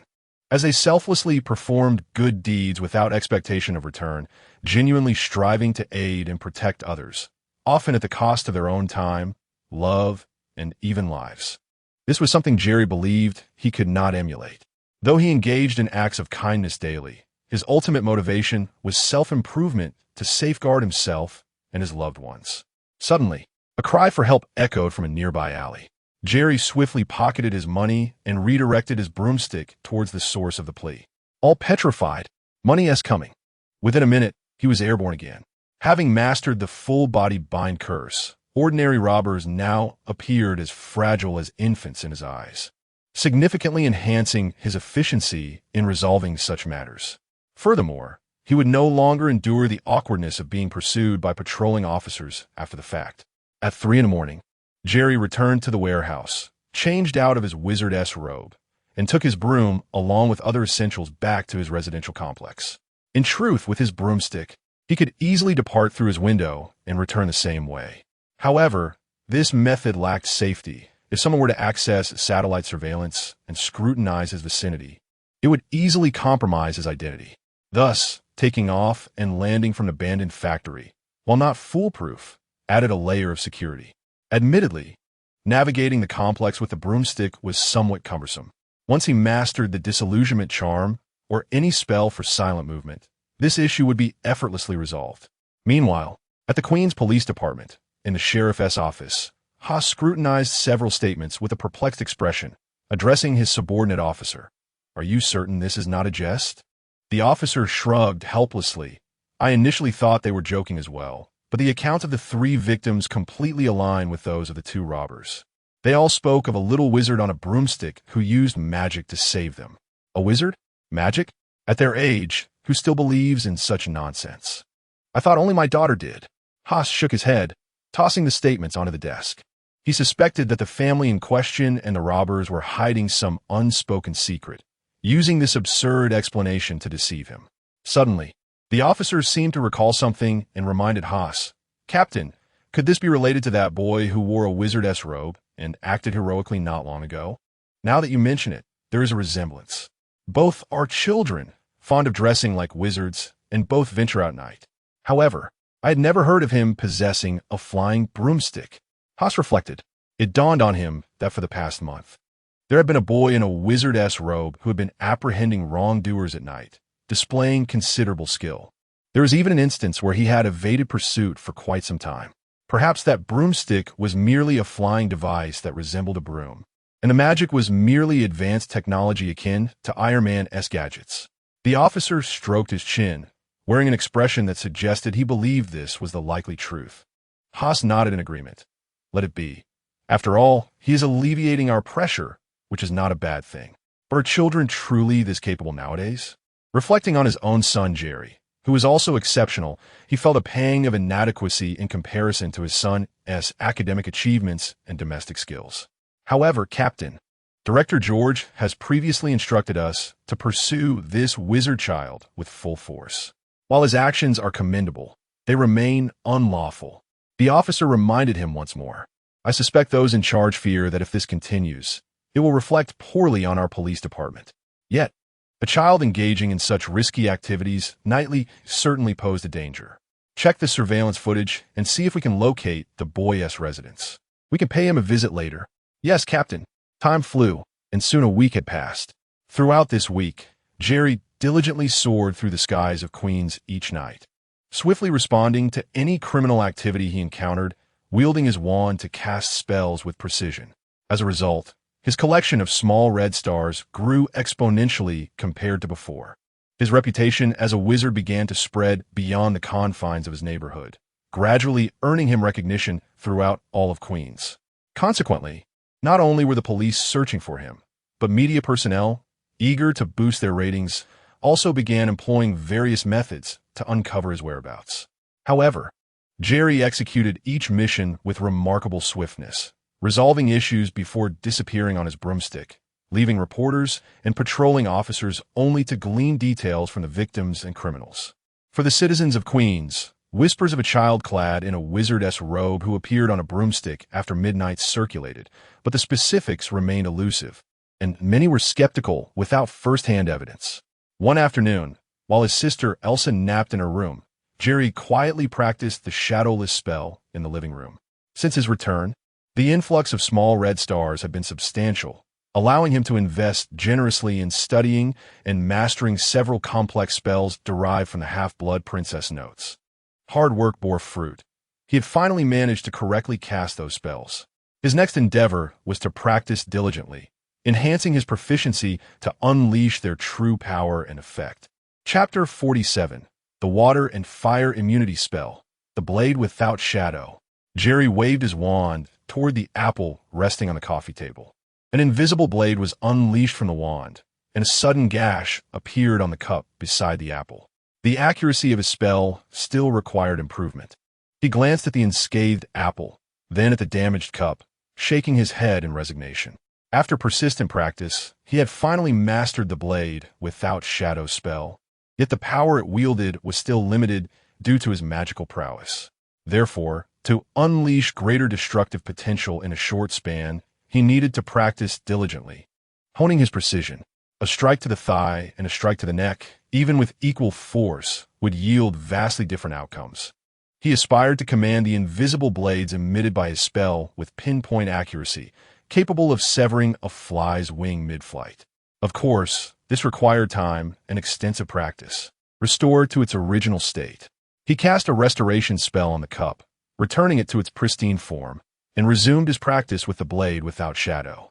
However, just as he was achieving greater precision with the spell, the sound of multiple fire truck sirens pierced through the air outside. So many? Sensing at least 3 or 4 fire trucks racing down the main road outside the community, Jerry contemplated briefly before dashing out of the room with his guitar case in hand. A fire could mean many people trapped, and saving them would surely earn him a fair share of little red stars. In an abandoned warehouse, Jerry swiftly donned his wizard's attire from the guitar case and recited the incantation for his flying broom, propelling himself out of the warehouse. Up in the air, he quickly spotted the 7 or 8 fire trucks speeding down the street, and with a surge of speed, he closely followed behind them. Oh my God, what is that? Mom, look, someone is flying. The world was indeed a mad place, with someone riding a broomstick through the sky. The citizens of the street, drawn by the blaring sirens, soon noticed Jerry soaring not far above the fire trucks, and gasps of astonishment erupted.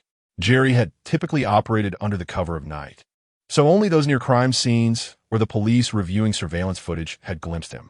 Thus, While many had heard tales of the wizard, few had truly witnessed him, and many remained skeptical. After all, everyone knew that numerous media outlets exaggerated for clicks. Wizards and magic were likely just skilled illusionists employing sleight of hand.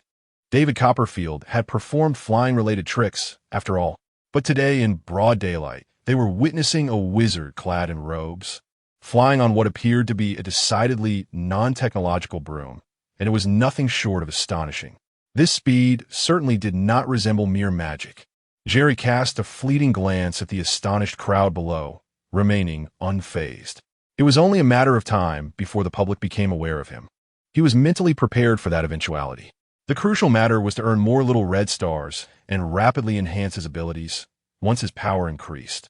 Other concerns would pale in comparison. He was not a genuine superhero burdened by such worries. Of course, maintaining a positive public image was advisable. Being perceived as a villain and subsequently besieged by other superheroes would pose a significant problem. To put it plainly, he needed to appear, at least superficially, to occupy the moral high ground for his own safety. Engaging in acts of rescue, like the current fire emergency, would serve him well. With this thought, Jerry lowered his altitude, offering a friendly wave to the astonished New Yorkers below. After approximately 10 minutes of flight, he finally spotted the billowing smoke in the distance. With a swift ascent, he sped toward the source of the smoke, taking a shortcut from the air. The fastest speed of his flying broom was 60 miles per hour, roughly equivalent to 100 kilometers per hour, and he quickly left the fire trucks far behind. 2 minutes later, Jerry arrived at the scene of the fire. A 6-story building along the street was ablaze for reasons unknown. Police officers were already on site maintaining order, while several reporters were broadcasting live with their cameras. Among them, Jerry recognized a familiar face, Lucy, the reporter who had previously stalked him for a story. Lucy was an obscure journalist, and due to Jerry's recent expansion of his Little Red Star endeavors, her plans had gradually fallen apart. Today, she had been assigned to cover a live interview at a nearby hamburger joint when she unexpectedly stumbled upon the fire. Without hesitation, she rushed to the scene with her cameraman, commencing her live report. "This is Oak Street, and I'm your favorite Lucy. An unexpected fire has just broken out here. As it stands, it appears that the fire ignited on the 2nd floor and has now spread to the 5th.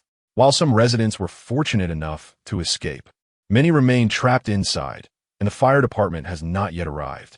The situation is dire. Oh my God, there seems to be someone in the air." Lucy, passionately reporting into the camera, heard gasps from the crowd beside her and immediately looked up. A small figure clad in wizard robes was hovering on a broomstick above them. "Quick, focus the camera on that child.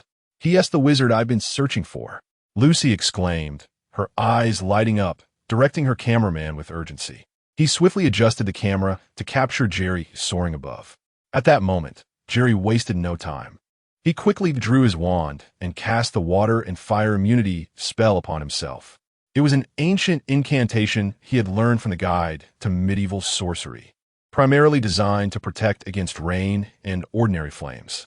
The text noted that many medieval wizards employed this spell to shield themselves from being burned alive during witch hunts.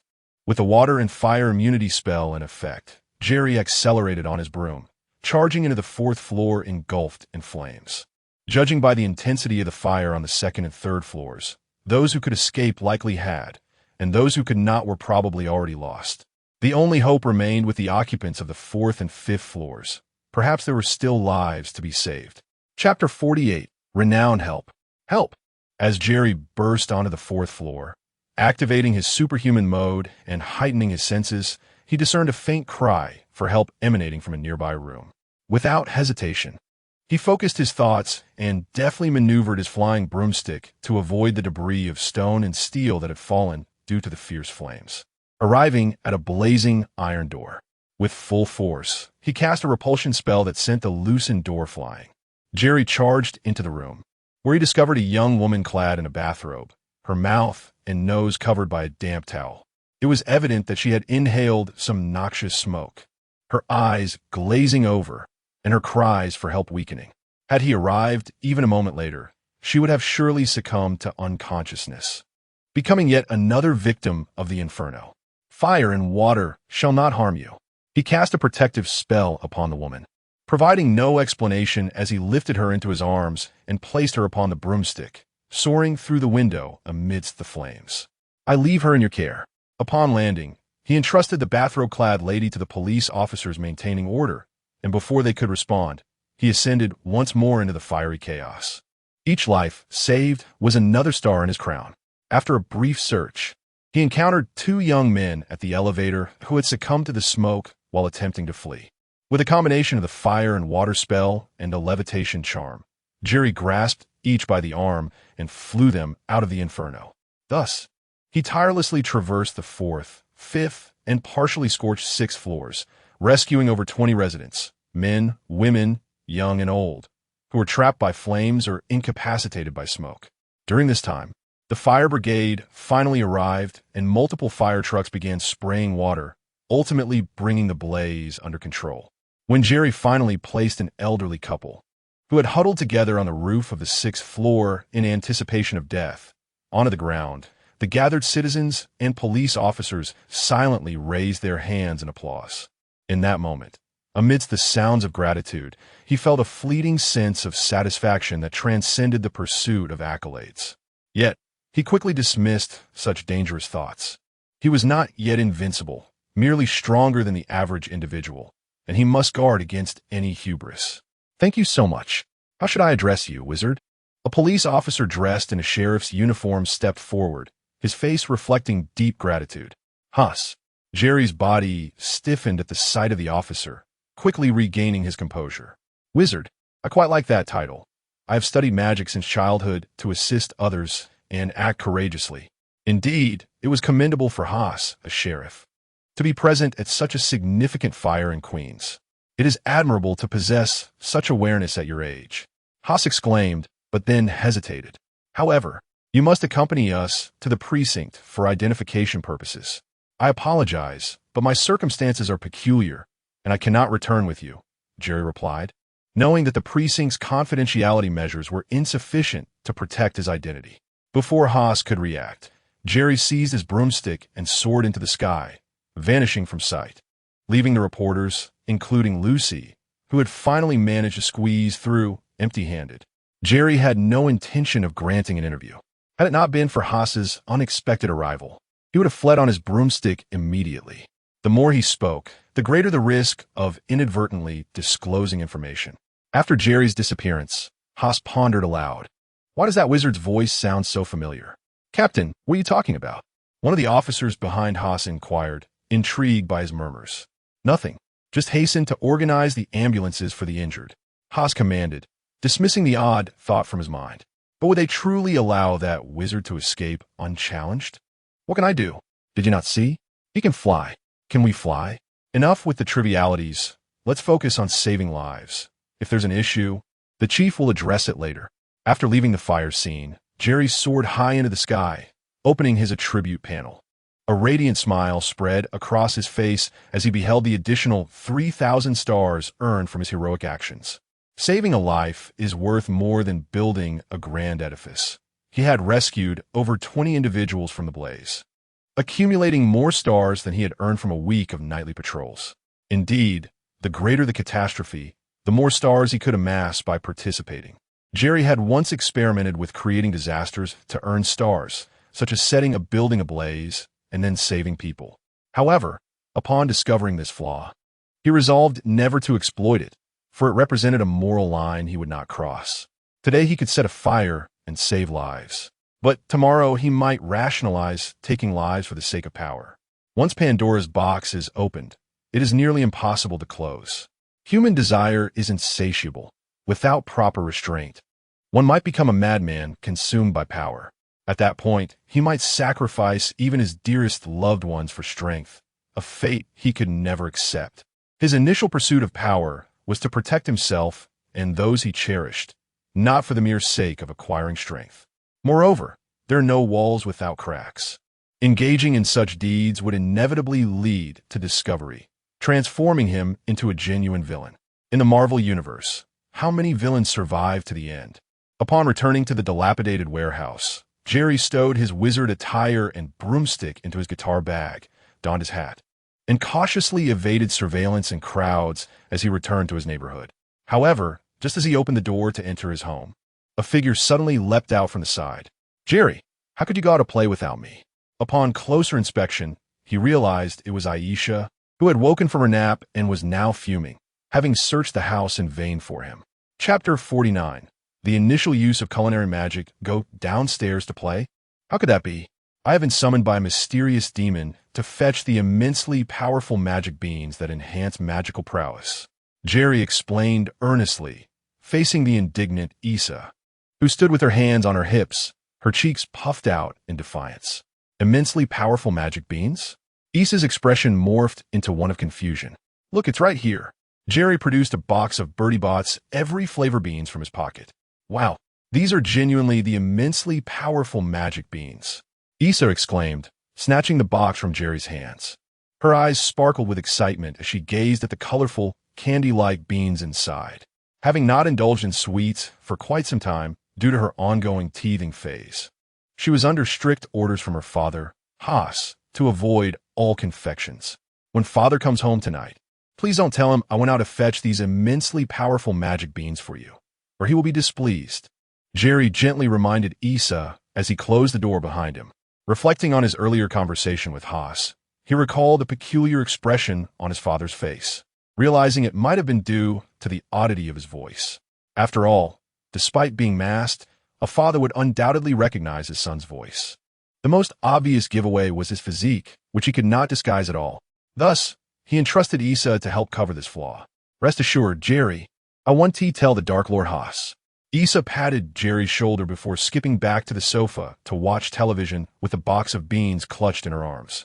Jerry's secretive act of purchasing sweets for her was something that should never reach her father's ears. If Haas found out, Jerry would surely face punishment, and Issa would be deprived of candy forever. "Delicious," Issa shouted as she tossed a bean in her mouth, her eyes lighting up immediately. It appeared she had stumbled upon the toffee flavor. Jerry shook his head, tucking the guitar case containing his flying broomstick and wizarding attire beneath his bed. The Bertie Bott's beans were not candies, but merely flavored beans, hence they posed no threat to Issa's teeth. By the way, the immensely powerful magic beans come in various flavors, so do be cautious when consuming them. As soon as he finished speaking, a retching sound emanated from his sofa, indicating Issa had encountered an unpalatable flavor. After a brief wash-up, Jerry glanced at the clock, noting it was past 5 o'clock. He donned an apron and wandered into the kitchen to prepare dinner. As he passed the living room, he noticed Issa staring longingly at the box of beans, torn between desire and trepidation, and he couldn't help but chuckle softly. Sliding the kitchen door shut, Jerry retrieved his wand from beneath his apron. "Let me test the practicality of this practical home cooking magic." With a flick of his wand, the thawing hen in the sink soared into the air and landed on the cutting board. In an instant, a knife darted forward, deftly chopping the hen into evenly sized pieces. Simultaneously, garlic cloves peeled themselves, ginger sliced in midair, and a frying pan heated up as oil was poured in. The kitchen seemed to awaken with its own consciousness. In less than 10 minutes, a platter of fragrant, visually enticing braised chicken, a dish of garlic lettuce, a plate of stir-fried potatoes with shredded meat, and a large bowl of tomato and egg soup were laid before Jerry. The pots and pans used in the cooking began cleaning themselves autonomously. Truly, this was remarkably efficient. Normally, if he were to undertake the cooking himself, preparing these 3 dishes and a soup would take at least an hour, not accounting for the subsequent dishwashing and kitchen tidying. But now, with just a flick of his wand and a few incantations, he had conjured an entire dinner in less than 10 minutes. It was both time-saving and heartening. The minutes saved could be devoted to perusing magic books, proving its efficacy. Initially, he had naively believed that mastering transfiguration would allow him to wave his wand and conjure a feast. However, upon actually delving into the subject, he discovered that transfiguration was far more complex than he had envisioned. It was a standalone discipline that encompassed intricate magical knowledge and numerous branches. For instance, interspecies transfiguration, human transfiguration, transformation spells, summoning, apparition, and animagus transformation, among others. Moreover, one must adhere to the fundamental Gamps law of elemental transfiguration, which clearly states that the transformations are not permanent. Once the time elapses, the object will revert to its original form. Thus, while transforming a stone into a loaf of bread is feasible, consuming that bread would result in the unfortunate consequence of finding a stone in one's stomach once the magic wears off. However, transforming a cup of tea into rum is permissible, as it would pose no harm to the body even if the enchantment dissipated. The ultimate conclusion is that relying solely on transfiguration to conjure a feast from thin air is utterly impossible. Most culinary magic employed by wizards, such as the method Jerry was currently utilizing, still requires all necessary tools and ingredients, merely expediting the process. However, there is a caveat. The wizard's culinary skills must be competent. The flavors of dishes prepared through culinary magic are identical to those crafted by the wizard's own hand. If one is a novice in the kitchen, the cooking magic will be of no use. This principle also applies to household cleaning spells, with the efficacy of magic being contingent upon the wizard's housekeeping prowess. Thus, whether it be culinary or household magic, these spells are straightforward and easy to grasp. However, achieving favorable results necessitates a certain level of skill in cooking and household chores. Fortunately, Jerry felt quite confident in this regard. After years of honing his skills, he was not just competent, but rather adept, likely reaching a proficiency level of 90 out of 100. With his inaugural experience of culinary magic yielding unexpectedly splendid results, Jerry cast a warming charm over the prepared dishes before leaving the kitchen. Haas typically returned home between 6:30 and 7 o'clock, granting him over an hour to continue studying magical texts. Knowledge is boundless. To wield magic effectively, one must dedicate ample time to learning and never relent. Chapter 50. The Wizard's Ensemble. You deserve it at the headquarters of xxxHolic. Director Nick Fury stood by the window, attentively listening to the report from his capable assistant, Agent Maria Hill. It was reported that General Ross's capture team had suffered a complete defeat at Culver University in Virginia against the Hulk, the alter ego of Dr. Banner. Indeed, Dr. Banner had absconded with General Ross's daughter, Dr. Betty, and their whereabouts were now unknown. Hill nodded in acknowledgement. Have we determined their next destination? Fury inquired. Turning to face her, Hill handed over the report, stating, according to our logistics team's technicians, we have analyzed Dr. Banner's email communications and confirmed that he has been in contact with a Mr. Blue, seemingly in search of a way to restore his physical condition. Therefore, we surmise that he will likely seek out Mr. Blue, accompanied by Dr. Betty. Mr. Blue? Samuel Stearns from the BioCell line at Grayburn Academy in New York? So they're heading to New York? Fury furrowed his brow as he perused the information regarding Mr. Blue. Yes, General Ross has already dispatched a team to lie in wait near Grayburn Academy, hoping to capture Dr. Banner for research. And our position? Hill's expression reflected her inquiry. Fury pondered briefly before responding. General Ross operates within military jurisdiction, and we cannot interfere too much. However, given the current situation, their chances of success appear slim. I need you to travel to New York personally. If Dr. Banner manages to escape, attempt to track his location without alarming him. Understood, Director. Hill nodded, preparing to depart. Just then, Fury seemed to recall something and called back Agent Hill. During your trip to New York, take the opportunity to connect with this young individual and ascertain his situation and true identity. Hill accepted the dossier Fury handed her, which contained photographs of Jerry clad in a wizard's outfit, soaring through the air on a broomstick amidst a fire, alongside related accounts of his recent heroic deeds. Shortly after Hill's departure, a woman clad in a black combat suit, with voluminous auburn curls and an impressive physique, entered. Natasha, how are things on your end? Fury inquired, unsurprised by her arrival. This visitor was none other than the versatile S.H.I.L.D. Agent Black Widow Natasha Romanoff. I've successfully infiltrated Stark Industries and am currently posing as Tony Stark's secretary. However, I have observed that Tony's health has deteriorated significantly, and his mental state is rather unstable. Black Widow summarized her recent mission progress and intelligence to Fury. Palladium poisoning, is it? Understood. Continue to monitor Tony Stark's physical and mental health. and report any issues to me promptly. Fury's expression remained composed upon hearing Black Widow's report.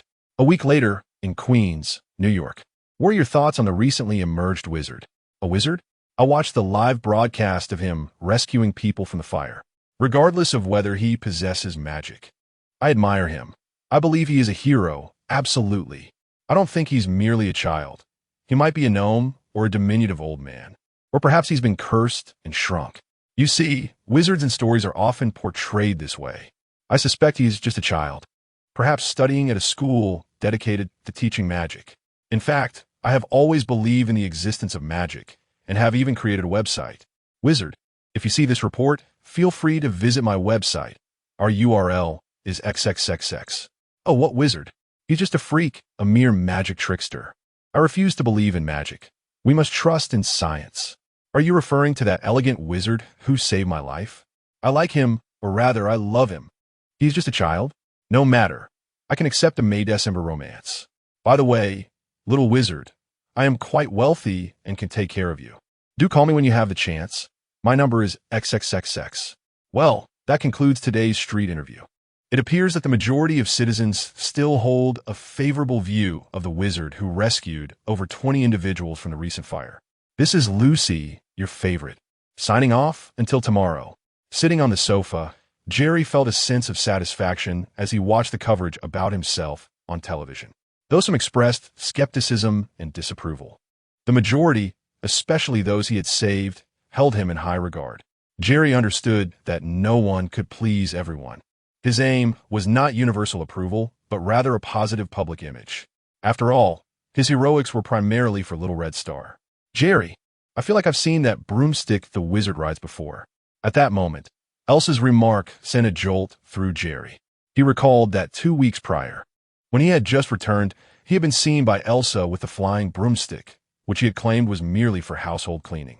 Although the broom resembled a traditional one, it had been modified by wizards over the years, distinguishing it from ordinary brooms. Recently, the magical wizard had become a sensation across various television networks, and Elsa, who was obsessed with magic, would not miss the opportunity to connect her idol with Jerry. Ahem. As the Snow Queen, I believe you need a new magical robe, just like the wizards, and an identical broomstick.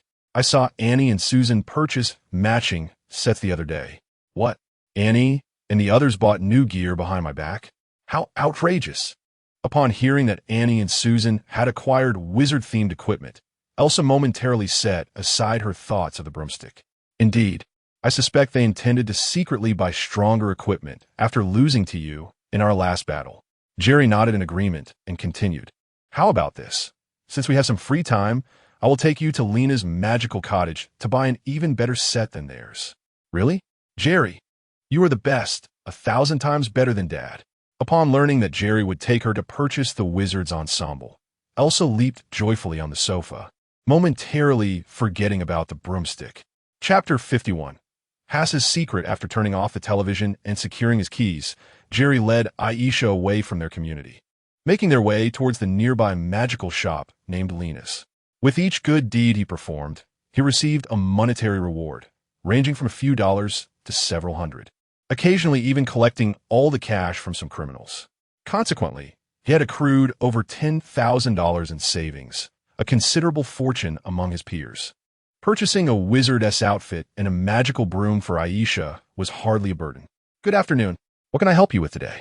In the shop, the 20-something owner, Lena, greeted Jerry and Aisha with a warm smile as she handed a packaged wizard's outfit and broom to a couple with a child. Once a fervent enthusiast of the occult, Lena had always believed in the existence of magic. After graduating from college, she opened this quaint shop specializing in magical items. Unfortunately, her lack of business acumen resulted in poor sales, leading to overstock and a near financial collapse. A previous theft incident had occurred, but fortunately, the thief was not entirely unscrupulous and left behind enough cash, prompting her not to report it to the authorities. However, just 2 weeks prior, her shop's fortunes dramatically changed. The heroic figure of a young wizard, who rode a broom and performed magic, donned a wizard's outfit identical to those sold in her store. This coincidence caused her previously stagnant inventory to sell out rapidly, attracting not only children but also numerous adults.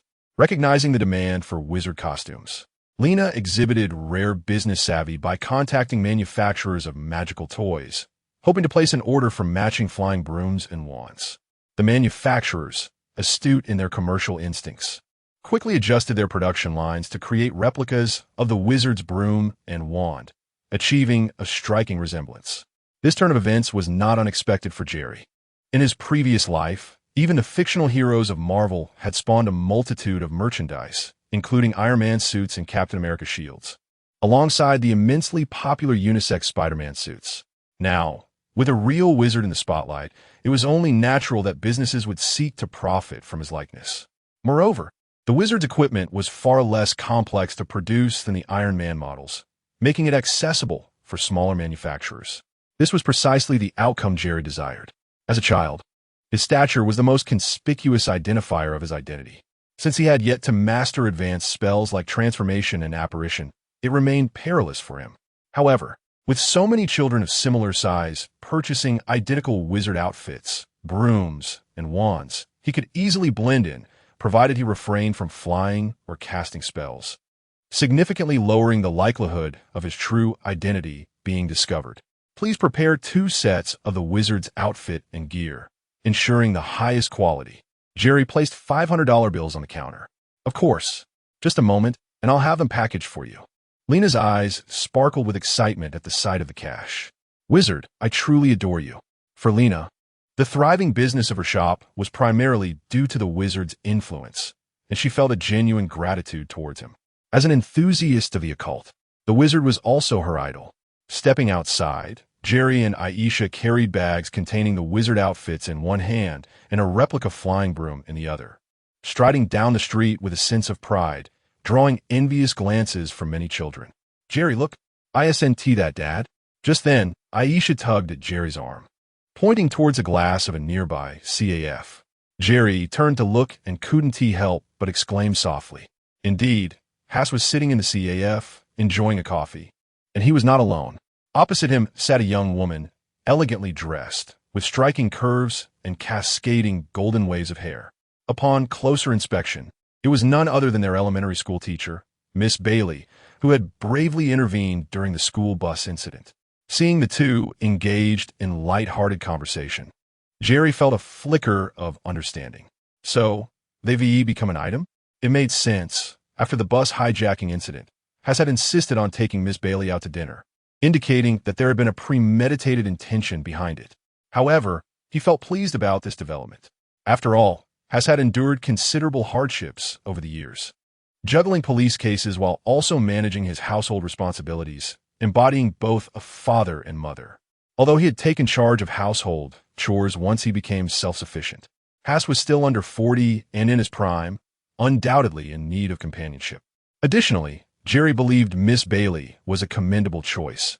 Her appearance was secondary to her character. Her willingness to risk herself for the children during the bus incident demonstrated a level of bravery that was truly admirable, far surpassing his own. If Miss Bailey were to marry Hass, Jerry would have fewer household responsibilities to manage. While completing chores with magic was time efficient, being entirely free from those duties would allow him more time to focus on learning magic and earning little red stars. I want coffee too, Aisha exclaimed, eyeing her father through the CAF window. Children shouldn't drink coffee. It's bad for your health. When we get home, I'll make you some milk. Jerry replied without hesitation. Not only would entering the CAF disturb Hass and Miss Bailey's rendezvous, but he also felt that Aisha was too young for coffee. Besides, he feared that if Aisha consumed coffee, she might become restless at night. Aisha pouted, I absolutely hate milk. You need to drink milk to grow tall, Jerry patiently explained. But I just don't like it. Aisha was evidently unwilling to concede. After a moment's thought, Jerry had a sudden inspiration. How about this? You can have coffee, but we'll drink it at home. We can't go in there. Dad is having a conversation with Miss Bailey, and it wouldn't be courteous to interrupt them. Okay, I understand. It's just a kiss, right? If we go over, they won't be able to kiss anymore. Aisha's face brightened at the prospect of coffee. You're quite the clever one. Jerry was momentarily taken aback, shaking his head in resignation. Despite being just 10 years old, Aisha, due to her frequent exposure to television and the internet, was far more aware than one might expect. Disregarding Haas and Miss Bailey, Jerry guided Aisha back towards their community. Chapter 52, Doubt and Testing in the Kitchen. Jerry discreetly drew out his wand and directed it towards a freshly poured glass of pure milk, casting a transformation spell that turned it into a cup of sweetened coffee. According to the principles of transfiguration, although Elsa was drinking coffee, it would revert to milk shortly after entering her stomach. Thus, the dilemma was elegantly resolved.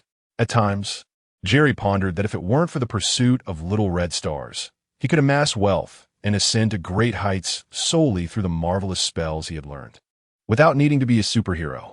For instance, this transformation spell was a veritable boon for those seeking to lose weight. It could transmute unpalatable whole grains and boiled vegetables into delectable high-calorie hamburgers, fried chicken, cakes, and ice cream, transforming plain water into exquisite wines and joyous beverages. Who could possibly resist losing weight under such circumstances? Establishing a weight loss business would be a surefire success. Although there might be significant rebounds later, what did it matter? They could simply embark on another weight loss journey. With the wand tucked away, Jerry exited the kitchen, holding the coffee with a beaming smile, and approached Elsa, who was seated on the living room sofa. "Come on, my dear sister, it's time for you to enjoy your coffee."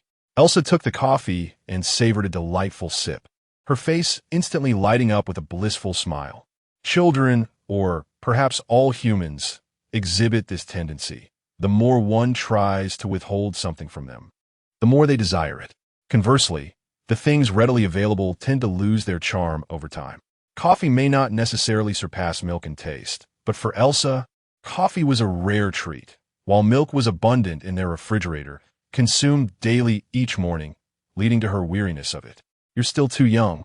When you grow up, you'll understand how vital it is to drink milk for nutritional sustenance during childhood for your future health. Jerry shook his head and prepared to delve back into his spellbook. Lately, he had been engrossed in the tome he had retrieved from the wish-granting house, Mastering Dark Magic, which contained numerous theories on dark magic and provided considerable assistance in enhancing the potency of spells such as the Shadowless spell and the Inverted Bell spell. At 9 o'clock, the family gathered on the sofa to watch Friends. However, apart from Elsa, both Jerry and Haas, although watching the television, had their minds elsewhere. Jerry was mentally refreshing himself, summarizing some knowledge points he had gleaned from the spellbook earlier in the day. Meanwhile, Haas was still preoccupied with the voice of that little wizard from the other day. Ever since the fire incident, he had felt something was amiss.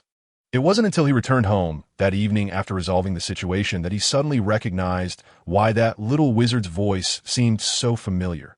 It was nearly identical to his son Jerry's. However, children's voices before undergoing voice changes often bear similarities, which did not definitively prove anything. Furthermore, upon returning home that day, he had asked Elsa, and Jerry had not gone out alone in the afternoon. Yet, upon further reflection, he realized that Elsa's words could not always be fully trusted, as she seemed to heed Jerry's words more than his own father's. The crux of Haas's concern was that if Jerry truly was that wizard capable of magic, venturing out each night to combat crime was perilously dangerous. After all, many criminals wield firearms. What if he were to get hurt? "Jerry, I have something very important I wish to discuss with you." Ultimately, Haas decided that it was best to broach the subject directly. "Very important?" Jerry momentarily disengaged from his magical musings, taken aback, before comforting his father with newfound understanding. "Dad, we already know, so you need not feel any psychological pressure. Both Elsa and I support you." "What? You both know something? What psychological pressure? What do you support me in?" Haas was left bewildered by Jerry's response, a myriad of questions swirling in his mind. Jerry gazed at Haas with a quizzical expression, his tone curious. "Dad, you weren't going to tell us about your relationship with Ms. Bailey, were you?" Haas was taken aback, his expression shifting to one of alarm. The normally fearless officer, who battled criminals with fervor, now stammered, "And no, how do you two know about me and Bailey?" "Actually, this matter began after the school bus hijacking incident. Why I developed feelings for the brave and beautiful Ms. Bailey. She, too, has come to see me in a different light, thanks to Jerry. It's evident that a father who raises a child as principled as Jerry must possess commendable character. Though approaching 40, Haas maintained good physical condition, exuding a charm befitting a mature man. Thus, their relationship blossomed. However, neither had planned to inform Jerry or Elsa, primarily out of concern that the children might resist the idea of a new family member joining their home. As a primary school teacher, Bailey understood child psychology well. Yet now, Jerry had bluntly informed Haas that both he and Elsa were already aware, leaving Haas feeling somewhat unprepared. At that moment, the inquiry Haas had intended to pose to Jerry faded from his mind. Observing Jerry's expression, he felt compelled to clarify. Jerry, sensing the shift, placed a reassuring hand on Haas's shoulder. Dad, this afternoon, when Elsa and I were shopping for wizard costumes, we saw you and Miss Bailey at the SAF enjoying coffee. Rest assured, we both like Miss Bailey very much and fully support your relationship. With that, Jerry stood and made his way to his room. It's 9 o'clock. You all continue watching. I'm off to bed. At that point, Elsie yawned and similarly patted Haas's shoulder. Dad, you previously mentioned taking me and brother to the amusement park. Don't go back on your word, or I'll tell Miss Bailey about that kiss you shared with Aunt Mary on the first floor last Christmas. Haas, Aunt Mary was a 30-something widow living on the first floor. He had discreetly dated her for a while, but had ended things upon realizing she was not fond of children. Watching as Jerry and Elsa retreated to their rooms, Haas scratched his head and then suddenly chuckled. Well, this doesn't seem so bad after all. However, he quickly realized he had yet to clarify whether Jerry was indeed that little wizard. Just as he was about to rise, he hesitated and sat back down, reasoning that even if Jerry were the wizard, he likely would not confess. Perhaps it was best to sneak into Jerry's room later that night for a check. Chapter 53. Jerry's plan at 2 in the morning. The door to Jerry's room creaked open, and a tall figure, hunched over, stealthily entered, resembling a thief.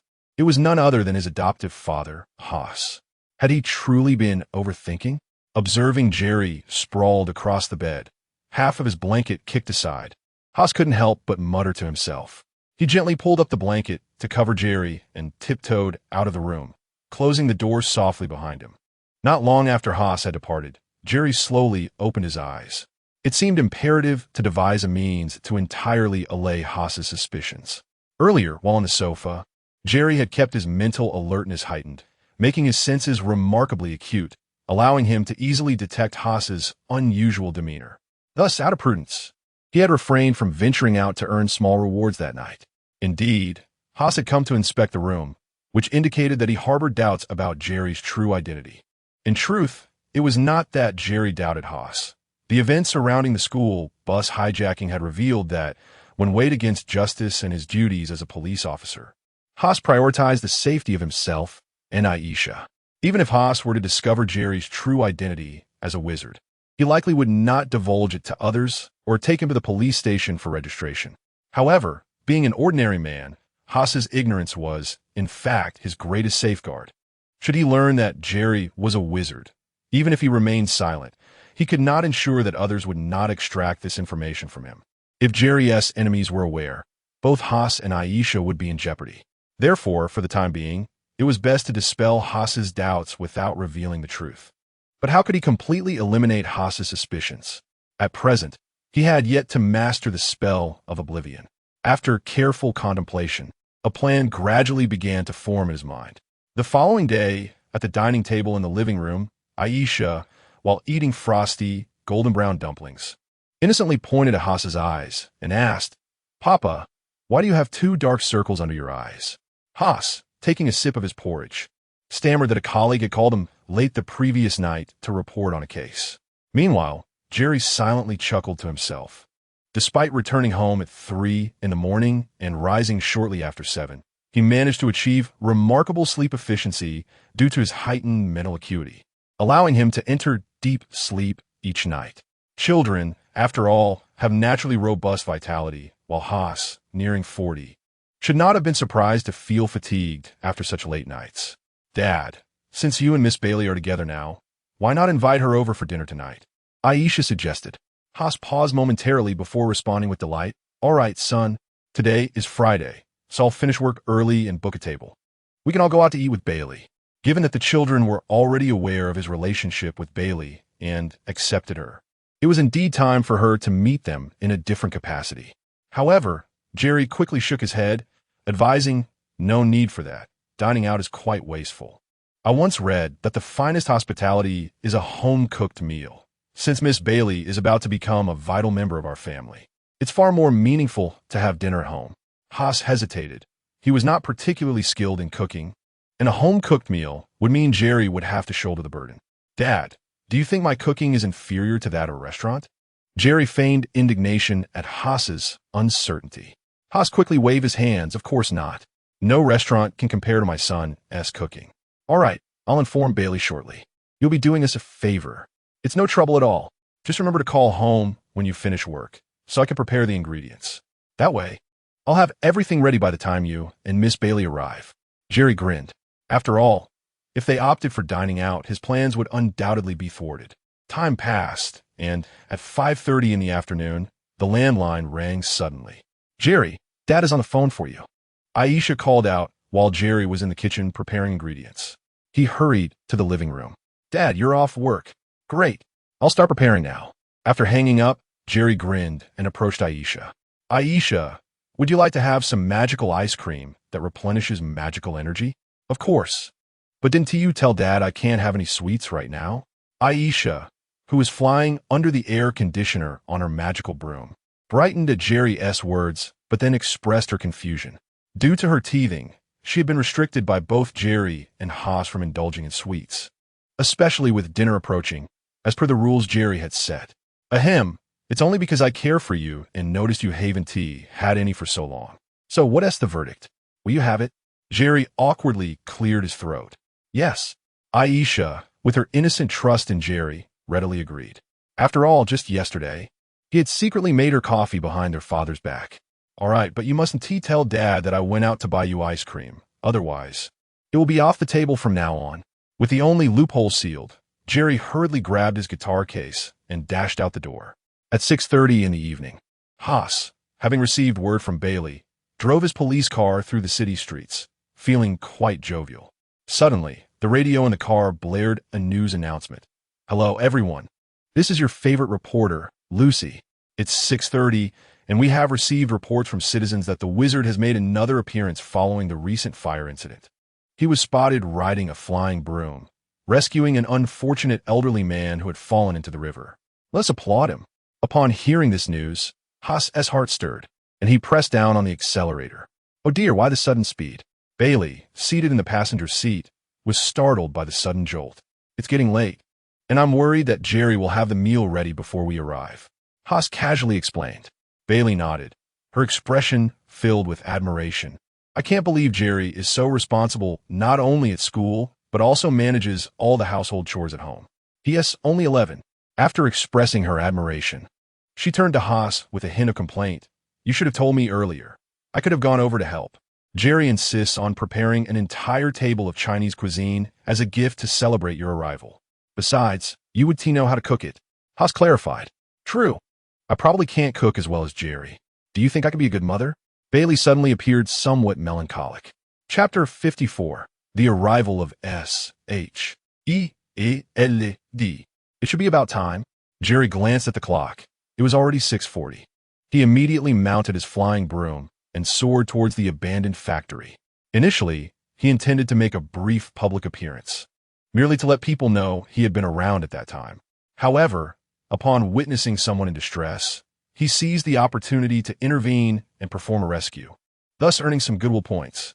After evading the crowd and returning to the derelict warehouse, Jerry was about to change out of his wizard attire when he suddenly sensed something amiss.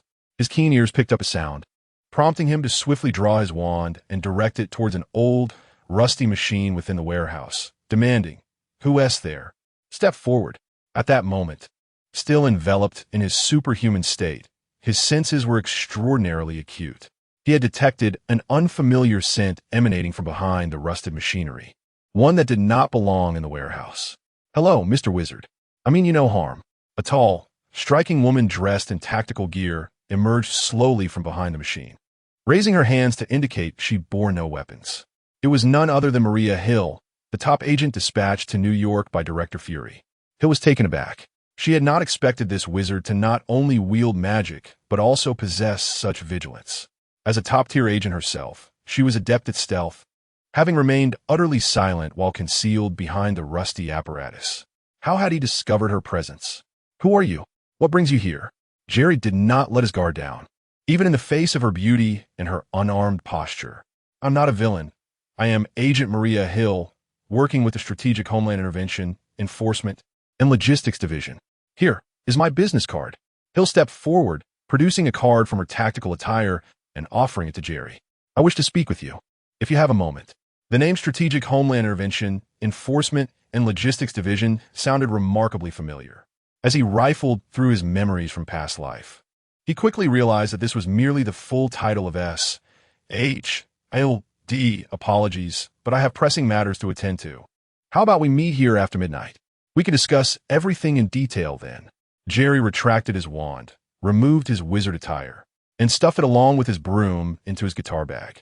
Casting a glance at the time, he did not wait for Hill's response before sprinting out of the warehouse at breakneck speed, leaping over the walls and vanishing from sight.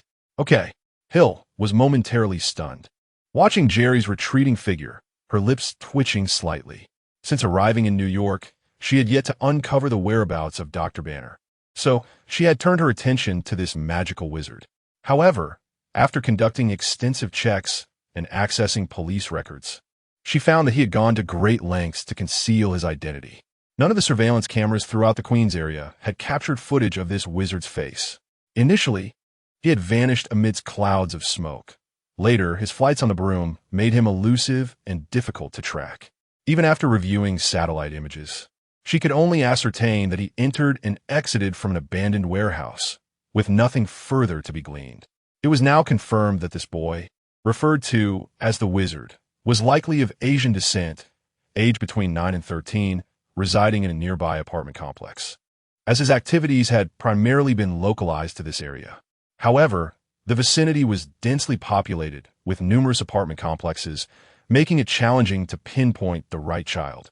Thus, she had decided to visit the warehouse herself, hoping to uncover some clues, only to encounter the very individual she sought.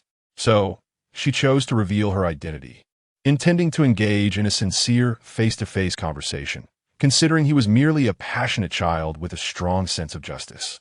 However, the outcome was rather unexpected. Finding a secluded spot, Jerry removed his mask and cast a transfiguration spell on his guitar bag, transforming it into a suitcase.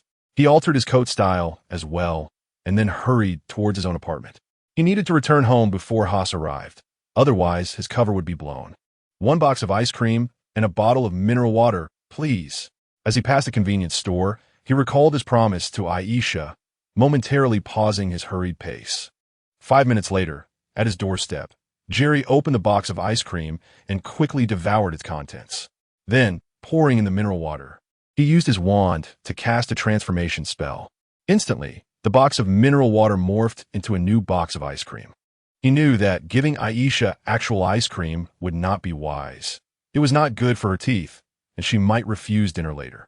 Therefore, he opted for the transfiguration spell as a substitute. Upon entering, Aisha rushed towards him eagerly. Jerry, where's my magic ice cream? Here you go, he said seriously, handing her the box of ice cream. Eat quickly. I need to prepare dinner, and if Dad comes back and sees it, we'll be in trouble.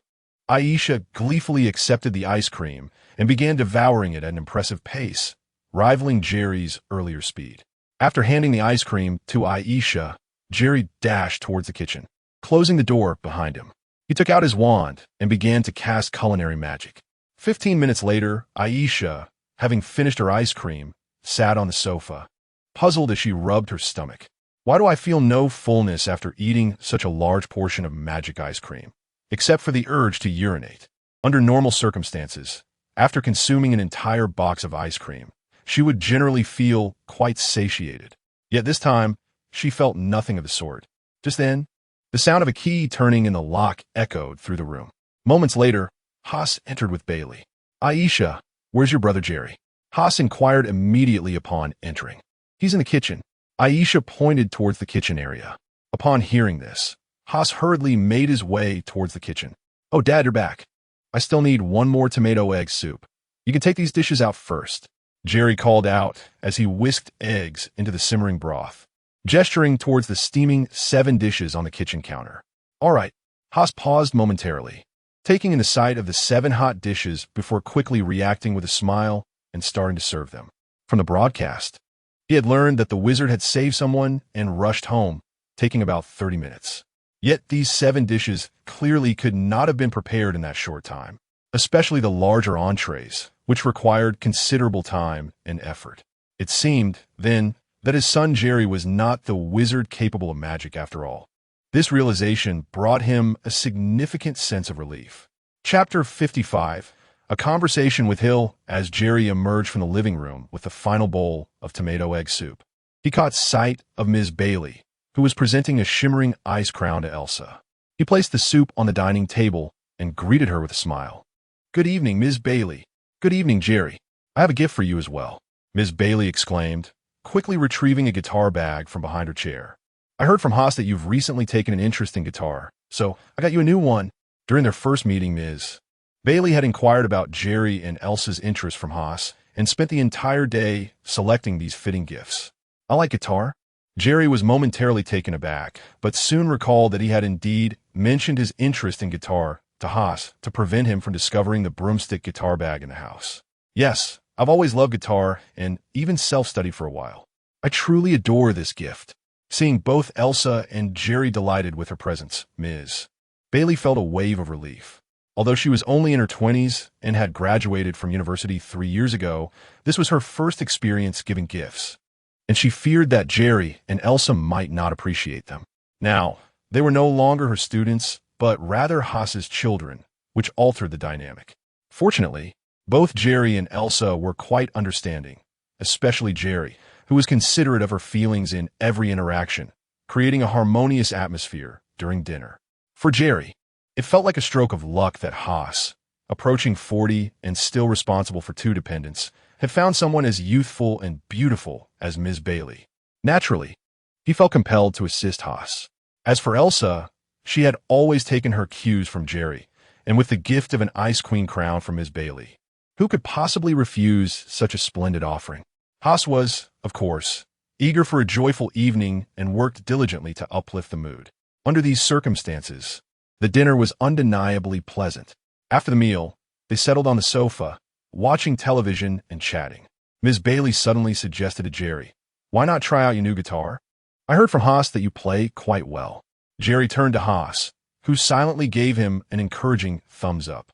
In Haas's eyes, Jerry was a prodigy. Anything that piqued his interest, he learned swiftly. He had previously shown talent in cooking, now regarded as a culinary adept. Since Jerry had expressed an interest in guitar, it was reasonable to assume he had developed considerable skill by now.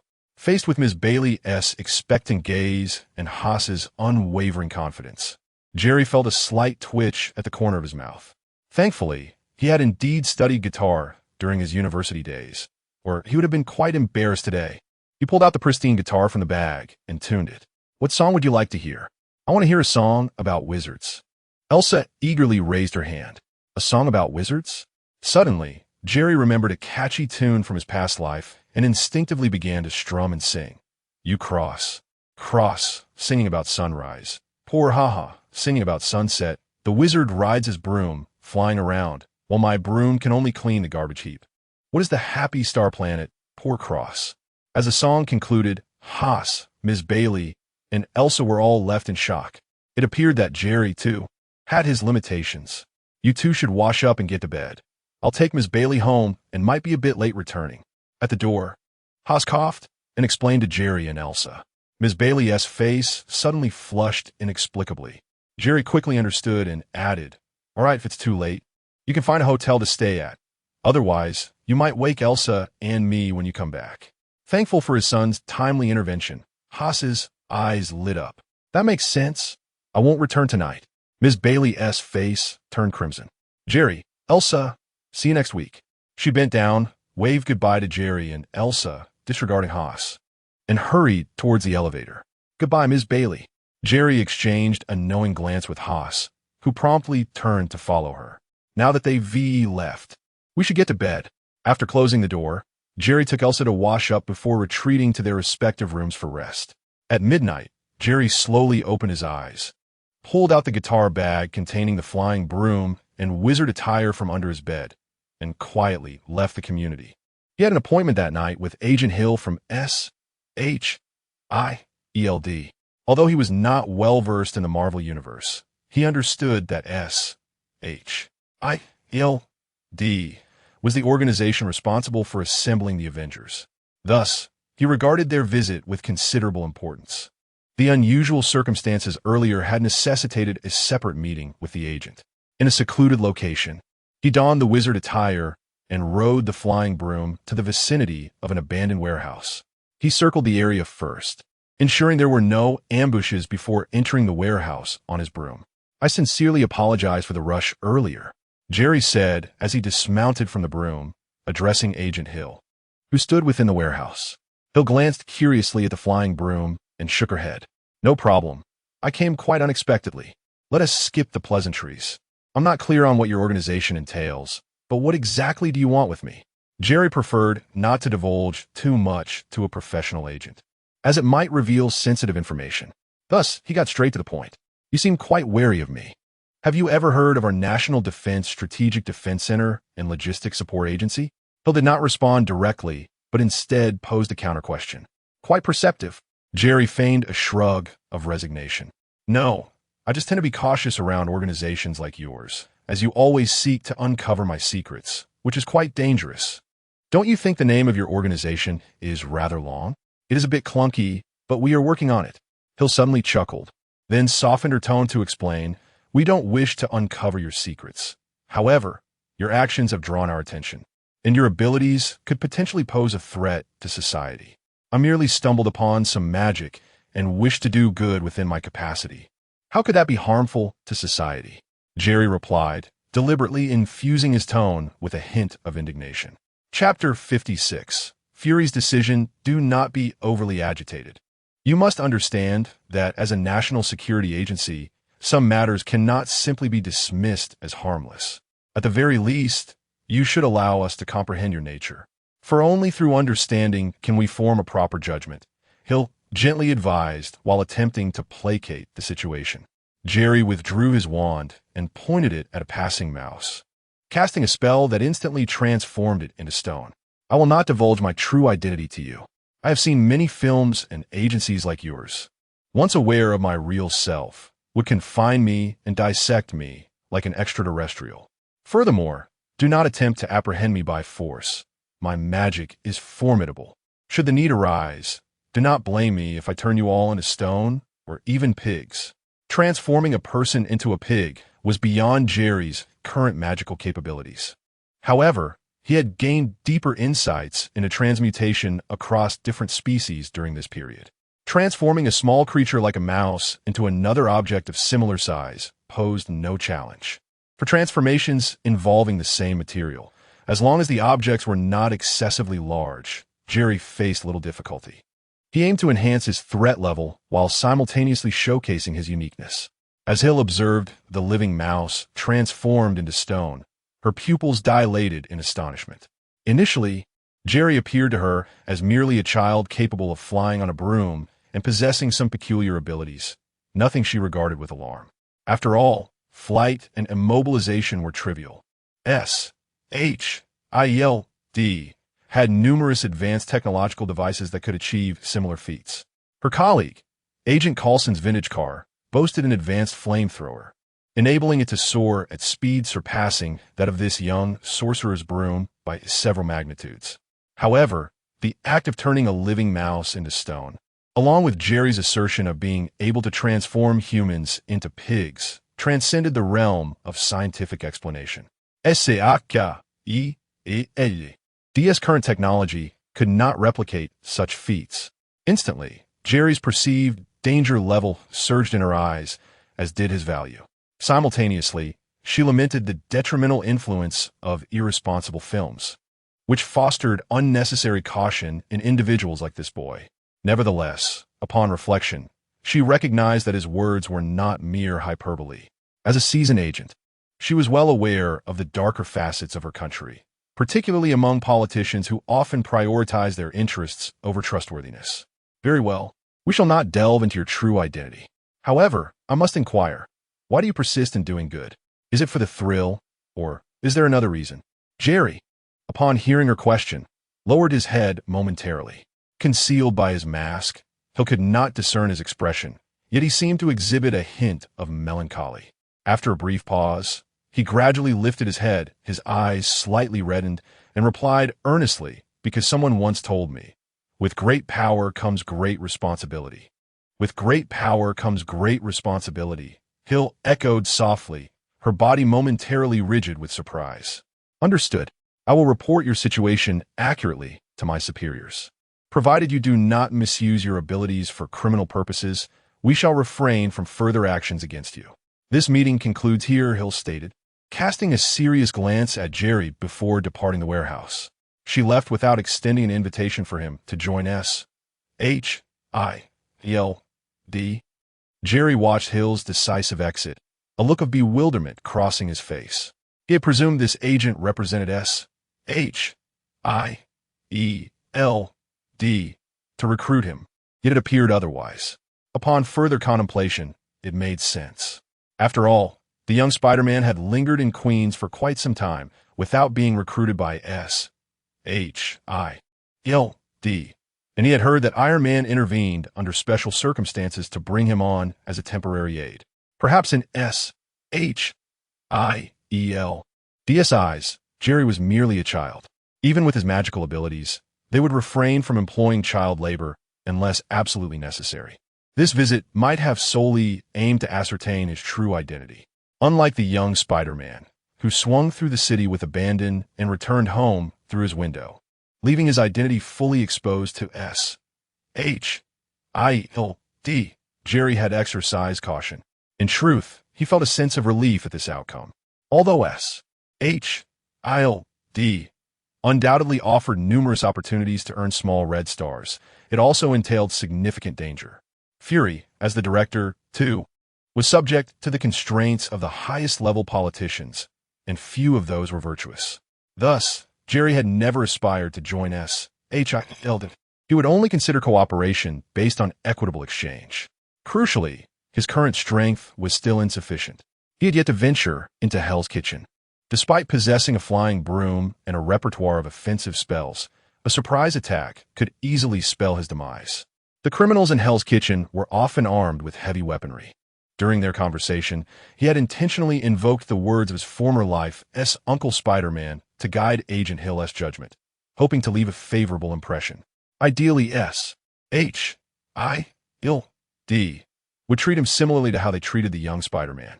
Once he had developed his abilities further and acquired advanced spells such as the Iron Armor spell, Disarming spell, Apparition, and Transfiguration, he would consider collaborating with S.H.I.E.L.D. to engage in more perilous missions and earn additional red stars. Pausing his reverie, Jerry mounted his flying broom and departed the abandoned warehouse. Now that he was out, he intended to patrol Queens, seizing opportunities to earn small red stars.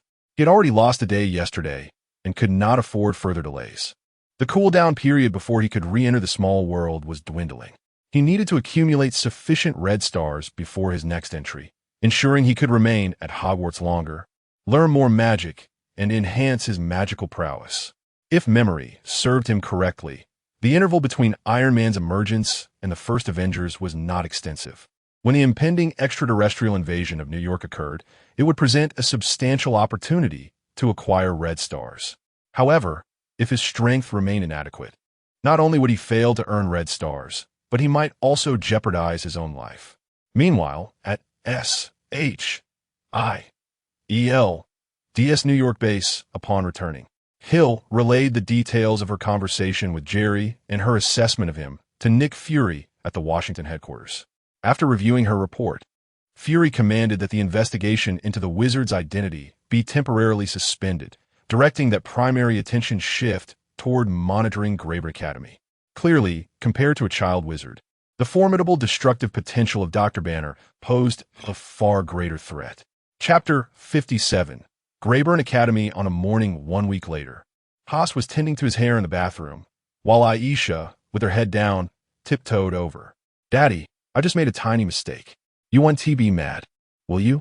Sweetheart, what happened? Haas paused his hairstyling, a sense of foreboding washing over him. Aisha, her eyes darting, whispered, well, I was flying to your room on my magical broom when your transformer suddenly attacked me, and I accidentally smashed it with my magic. What? The transformer? You're not talking about that Optimus Prime model I stood in line for 3 days to buy last year, are you? Haas quickly grasped the implication, his heart skipping a beat. Aisha nodded slowly. And no worries, it's just a model. We're going to the amusement park today, so you should go change. The Optimus Prime model was indeed a limited edition, now impossible to purchase. In the face of his daughter, Haas couldn't bring himself to scold her. He silently regretted forgetting to close the door when he left the room. Seeing the concern etched on Haas's face, Aisha suddenly looked up and laughed. Daddy, I was just joking. Your transformer is perfectly fine on the table. Hearing Aisha's words, Haas felt as though he had been lifted from despair to elation. His mood significantly brightened. However, before he could admonish Aisha for her mischief, she added, but I accidentally broke those 2 lightsabers of yours, and that's no joke. Lightsabers? They're fine, as long as Optimus is okay. We can always buy new lightsabers. Upon realizing that only the lightsabers were damaged, Haas suddenly felt a sense of relief. After all, they weren't limited edition. He could simply spend a little more money to procure new ones later. Meanwhile, in the living room, Jerry, who was preparing items for their outing, quietly chuckled at the exchange. He observed that his sister, typically rather foolish, displayed remarkable cleverness at crucial moments, especially when dealing with Haas. Although Aisha had inadvertently damaged Haas's cherished lightsabers, he wouldn't scold her, but his mood would surely be soured. Today was supposed to be an enjoyable day at the amusement park with Ms. Berry, and if Haas were in a bad mood, their fun would be diminished. Yet, Aisha's antics had brightened Haas's spirits even further. Watching Aisha strut out of the bathroom with pride, Jerry couldn't help but urge, stop playing around and go change quickly. We'll be leaving soon. Around 9:30 in the morning, Jerry and Aisha rode in Haas's police car to a renowned amusement park in Manhattan. Ms. Berry had already arrived and purchased the tickets. To be honest, Jerry had little interest in visiting the amusement park. It was merely for Aisha's enjoyment, and since Haas rarely had time to accompany her, he didn't object. Compared to flying on a magical broom or practicing enchanting spells, the park's attractions failed to ignite his enthusiasm. Help! I can't take it anymore. I'm going to die. Let me off. On the roller coaster, amidst the screams of those around him, including Haas, Jerry mused silently, wondering if he could use magic to halt the entire ride. Surely, the terrified riders wishing to disembark would appreciate such a gesture, perhaps earning him a few good deeds in return. However, today was not the day for such experiments. He could always try another time. The roller coaster, drop tower, and haunted house all seemed to hold the potential for earning good deeds. After indulging in nearly all the park's attractions until after 2 in the afternoon, the 4 of them finally left, their stomachs growling as they drove towards the bustling Broadway in search of a place to eat. What? How does that guy drive? On the crowded streets, a taxi dangerously cut in front of Haas's car, nearly provoking a curse from him. Had it not been for the presence of Aisha and Jerry in the vehicle, he might have lost his temper. Moments later, as Haas's car halted at a traffic light, Jerry spotted the overly aggressive taxi, which abruptly screeched to a stop at the curb. A man and a woman quickly exited the car, the man inhaling and exhaling rapidly as if trying to control his heartbeat, while the woman angrily berated the taxi driver, clearly displeased with his reckless driving. Jerry, Aisha, look over there. That's Greyburn Academy, my alma mater. After we eat, I'll take you inside for a tour. At that moment, Ms. Berry, seated in the passenger seat, pointed to a university on the roadside, turning to smile at Jerry and Aisha. Greyburn Academy is one of New York's finest universities. I hope you both can attend a school like this in the future. Haas chimed in, absolutely, with their intelligence. Jerry and Aisha will surely gain admission to even better universities. Ms. Berry encouraged the duo with a warm smile, while Haas shook his head internally. Jerry would undoubtedly excel, and he believed that with Jerry's intellect, gaining admission to MIT would be a breeze. However, he worried about his daughter, who had never passed a math exam. The prospect of her being accepted into even a mediocre university was uncertain. After their meal, the clock struck 4. To aid digestion and provide Jerry and Aisha with a glimpse into university life, Haas and Ms. Berry led them into Greyburn Academy. Indeed, it was a prestigious institution. Walking along the cobblestone paths of Greyburn Academy, Jerry marveled at the beautiful scenery and the youthful exuberance of the students around him. He couldn't help but reflect on his previous experience attending a public junior college, which, despite its affordability, paled in comparison to the expansive grounds of his high school back in the county. Upon his initial arrival at that college with his suitcase, he had nearly turned around to repeat his senior year, had it not been for his family's financial situation. It felt as though his past college experience had been an exercise in solitude, but perhaps this time around, he could truly make the most of it.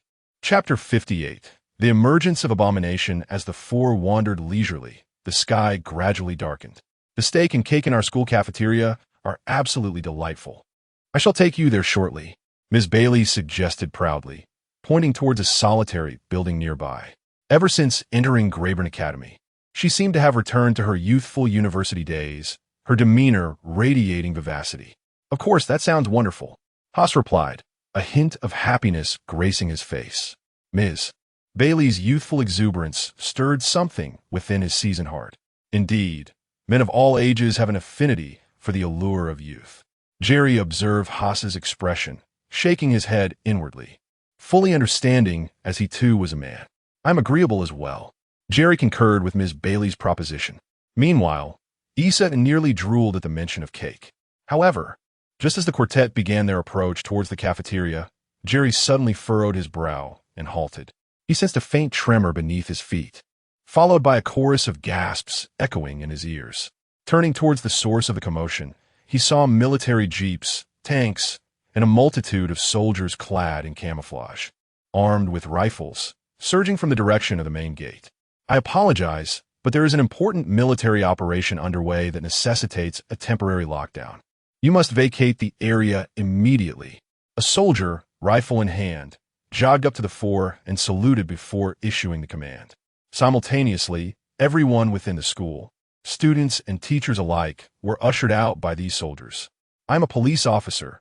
Which military unit are you from? And what perilous operations are taking place in the school? Haas inquired, presenting his credentials with a serious expression. The soldier glanced at Haas's identification, maintaining his tone. I am sorry, but this is a classified operation. I cannot disclose any details.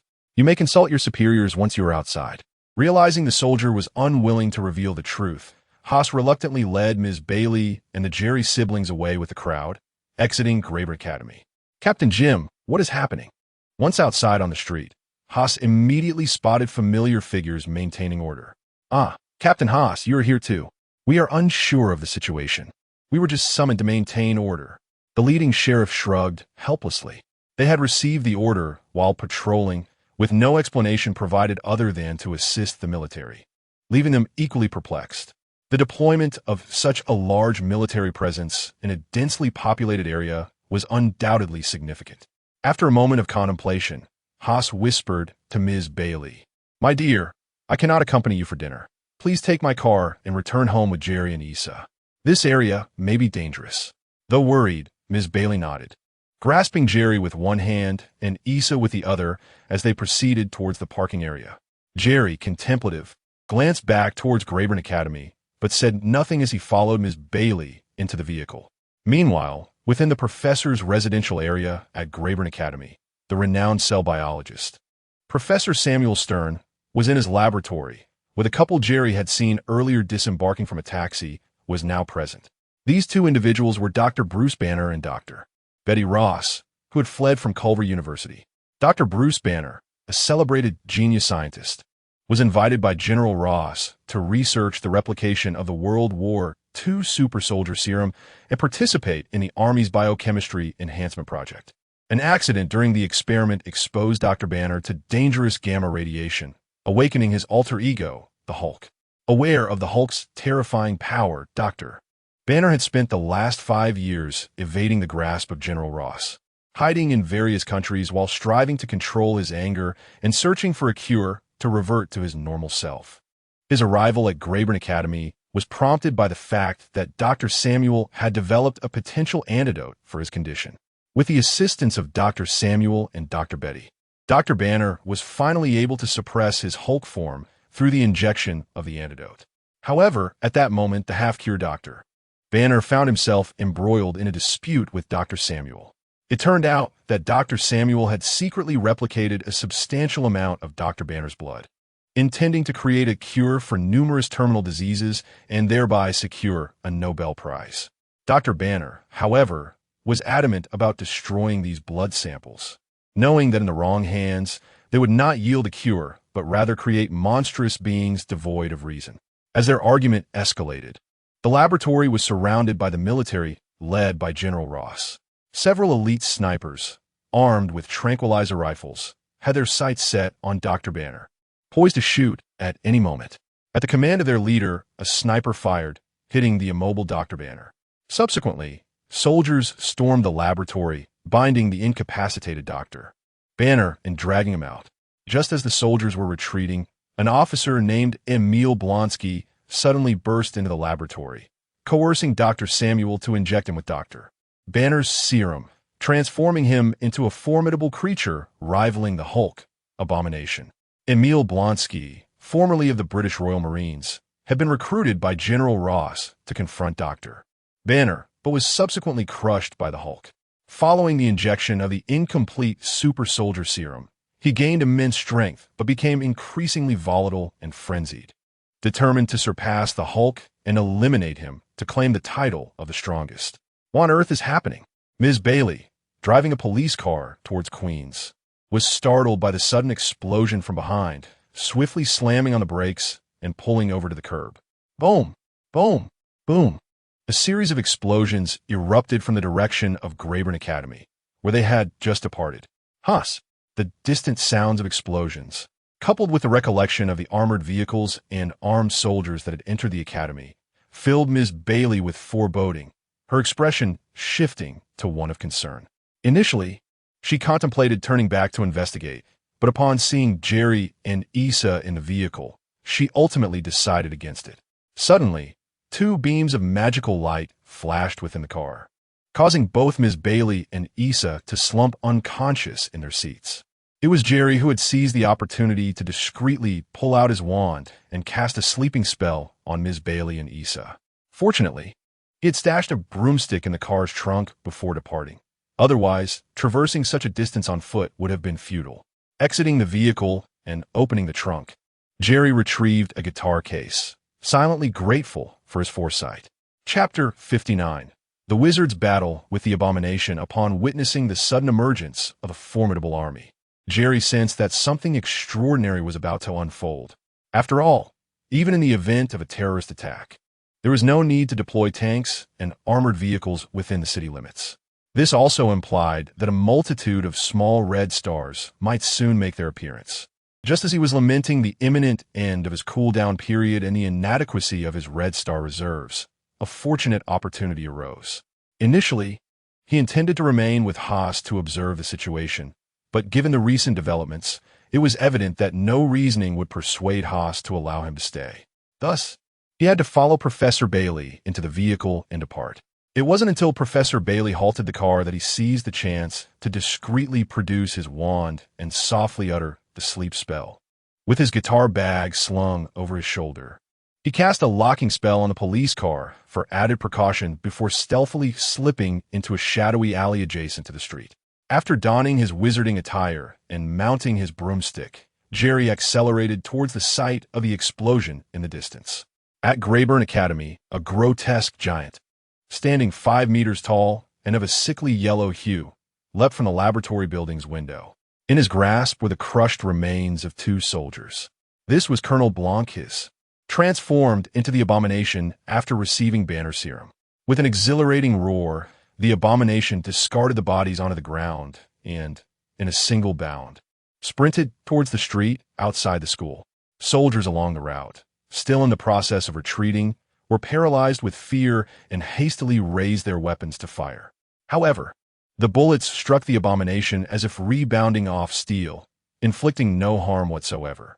Conversely, Any soldier unfortunate enough to come within reach of the creature was met with devastating force, often resulting in severe injury or death. Even tanks and armored vehicles were easily bent and hurled aside by his sheer might. With his formidable strength and impenetrable defenses, the abomination charged through the modern army with reckless abandon, cutting a swath of destruction until he reached the street beyond the academy. Situated near Broadway, Greyburn Academy, despite being temporarily cordoned off by the military and police, still attracted a large crowd of onlookers.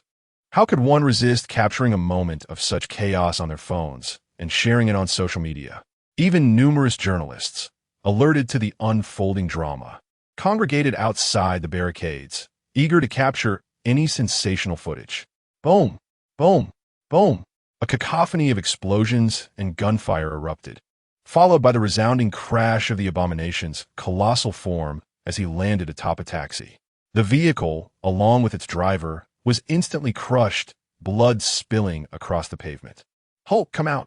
The abomination's eyes glinted with a feral bloodlust. After a thunderous bellow, he seized a small car and hurled it into the throng of spectators. Shrieks, gasps, and cries filled the air. "My God, what is that thing?" Outside the barricades, Officer Haas and the other law enforcement officials, tasked with maintaining order, were momentarily stunned by the appearance of the abomination. However, as the creature began its rampage, they quickly regained their senses and drew their firearms, aiming at the monstrous figure. Although the bullets could not inflict damage, they did elicit slight discomfort and drew the abomination's attention. Indeed, the creature disregarded the feeble crowd and pivoted its gaze towards Haas and the other officers. With a sneer, it lifted a nearby bus and hurled it towards them with tremendous force. "Look out! Dodge!" Haas and his colleagues, witnessing the approaching bus, scrambled to evade the impending disaster. Yet, their reflexes paled in comparison to the velocity of the bus, and its size dwarfed that of an ordinary car. As Haas and his fellow officers faced imminent obliteration, a sharp voice rang out from above. "Wingardium Leviosa!" A beam of blue magical energy struck the bus, suspending it momentarily in midair. The onlookers looked up to see a child clad in a wizard's robe, adorned with a pointed hat and soaring on a broomstick, hovering above them. This was none other than the renowned young wizard of the moment. "Get out of the way! My magic won't hold for long!" Jerry shouted urgently as he noticed Haas and his companions frozen in shock. The levitation spell he had cast, a charm that allowed objects to float, was straining under the weight of the bus, and he could only maintain it for a few seconds given his current magical prowess. Without time for gratitude, Haas and his team hurriedly vacated the area beneath the bus. Crash! The bus finally plummeted to the ground. Seeing that Haas was unharmed, Jerry breathed a sigh of relief and turned his attention to the source of the chaos. Upon arrival, he had witnessed Haas in peril, and he still struggled to comprehend the unfolding events. What a monstrous creature! It hardly resembled the Hulk. Gazing at the abomination, an ugly behemoth over 5 meters tall and rippling with muscles, Jerry couldn't help but gasp. This colossal figure bore some resemblance to the Hulk from the Avengers. Yet he distinctly remembered that the Hulk was entirely green except for his hair, while this creature was a ghastly shade of yellow. Moreover, as a member of the Avengers, the Hulk represented a force of justice, whereas this brute exuded an aura of violence and bloodshed, far from the visage of a heroic champion. "Sheriff, what is happening?" Jerry cautiously inquired of Haas without advancing too close. However, Haas appeared equally bewildered. "We aren't sure. We only saw that creature leap from the school. Could it be that the institution was conducting some sort of biological experiment, resulting in this abomination?" It was only natural for Jerry to entertain such thoughts, as he recalled that many of the Marvel world's monsters and villains were birthed from the experiments of scientists or biologists. For instance, the Green Goblin, Dr. Octopus, and Sandman from the Spider-Man trilogy were all products of scientific endeavors. It seemed probable that this behemoth was no exception. "Sheriff, you take charge of evacuating the crowd and moving the injured to safety. I will distract him." "All right, but be careful. That creature is impervious to bullets. It won't be easy to handle." Haas nodded in agreement and rushed toward the injured civilians with his fellow officers.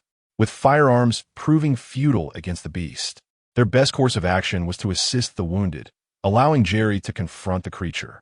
After issuing his instructions, Jerry accelerated on his flying broomstick, charging towards the abomination, who was indiscriminately hurling cars and wreaking havoc. Chapter 60. The Wizard's Battle Against the Abomination Hulk. Come out. There is not a single capable fighter. The abomination seized a rocket fired from a distant military jeep, crushing it effortlessly in his grasp as it exploded, yet he remained unscathed amidst the chaos. He brushed aside a blocking car and roared, charging towards the jeep, all petrified. Suddenly, a beam of azure magical light shot down from above, striking his back. A peculiar magical force enveloped him, momentarily binding him in place. It was Jerry, who had circled around from above, stealthily casting a full-body binding spell upon him. Roar. Unfortunately, after just a brief pause, the abomination let out another deafening roar, breaking free from the binding spell and lunging fiercely at Jerry in the air. Close call. At that moment, Jerry activated his superhuman mode, sharpening his senses. He quickly ascended on his flying broom, narrowly evading the abomination's leap. With the immense power displayed by the abomination, even in superhuman mode, a single strike could spell doom for Jerry. What surprised him was that his binding spell had only managed to restrain the creature for less than a second before it was entirely broken. Upon reflection, this was quite reasonable. From his recent studies in magical theory, he understood that the essence of the binding spell relied on magical force to immobilize a person's body, rendering their limbs motionless. However, the effectiveness of this restraint depended on the wizard's magical prowess. Jerry's current magical abilities posed little threat to an ordinary person, and even against a typical adult wizard, it could immobilize them for a considerable time, as their physical strength was not significantly greater than that of an ordinary individual. Yet, employing the binding spell against formidable magical beasts like dragons and giants would yield minimal results. Their high magical resistance and formidable physical strength rendered such spells ineffective. The abomination was akin to a giant from the wizarding world, but clearly its strength and defenses surpassed those of ordinary giants by several magnitudes. Seeing the binding spell fail, Jerry swooped around again, casting a sleeping spell aimed at the back of the abomination's head. Unlike the previous encounters with Miss Berry and Elsa, the abomination did not succumb to instant slumber. Instead, it staggered for approximately 2 seconds before shaking its head and regaining awareness. The sleeping spell primarily affected the mind and, evidently, proved somewhat more effective than the binding spell. However, it still struggled to incapacitate the creature as it would with an ordinary person. Perhaps sensing Jerry's threat, more imminent than the modern weaponry, the abomination abandoned its attack on the soldiers and fleeing civilians, leaping once more towards Jerry. Not so fast. Jerry accelerated on his broom, evading the abomination's charge, and hurled a spell that would turn the creature upside down. However, due to the abomination's massive size and Jerry's insufficient mastery of the spell, it failed to take effect. Thus, Jerry, relying on his small stature and swift reflexes, buzzed around like a mosquito, incessantly launching various spells to provoke the abomination, filling its rage meter to the brim and preventing it from harming the fleeing populace. Through experimentation, Jerry discovered that most of his spells had little effect on the abomination. The only useful spells were the sleeping spell, the precision strike spell, the toenail growth spell, and the snot spell. The sleeping spell could momentarily daze the abomination, while the precision strike spell applied pressure to its eyes, ears, mouth, nose, and other sensitive areas, inflicting discomfort even if it could not breach its defenses. The toenail growth spell impeded its movement, and the snot spell caused an incessant flow of mucus during combat, imposing a negative status, albeit the abomination lacked any obsessive cleanliness, rendering this effect relatively minor. In summary, these spells failed to inflict direct harm upon the abomination. At best, they merely annoyed it, sustaining its fury towards Jerry and sparing others from its wrath. Fortunately, while Jerry could not harm the abomination, it found it equally challenging to inflict damage upon him. His diminutive frame and the mastery he had developed with the flying broom allowed him to blend seamlessly with it, and with the enhancement of superhuman mode, his evasive maneuvers were quite impressive. No matter how the abomination leaped, it could not seize him. The abomination resembled a colossal gorilla, while Jerry was akin to a small bird. The gorilla could swat the bird down with ease, but as long as the bird remained airborne, it was beyond the gorilla's reach. Even if it hurled stones, striking the agile bird proved exceedingly difficult.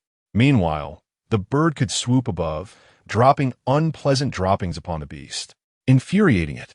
However, this favorable scenario was not to last. Though affected by the potion, the abomination retained enough intellect to devise a strategy against Jerry. With a car in each hand, whenever Jerry cast a spell, the abomination used one car as a shield to deflect the magical energy, preventing it from striking him directly. Meanwhile, he wielded the other car as a weapon, launching it at Jerry whenever he attempted to approach for a more precise spellcasting.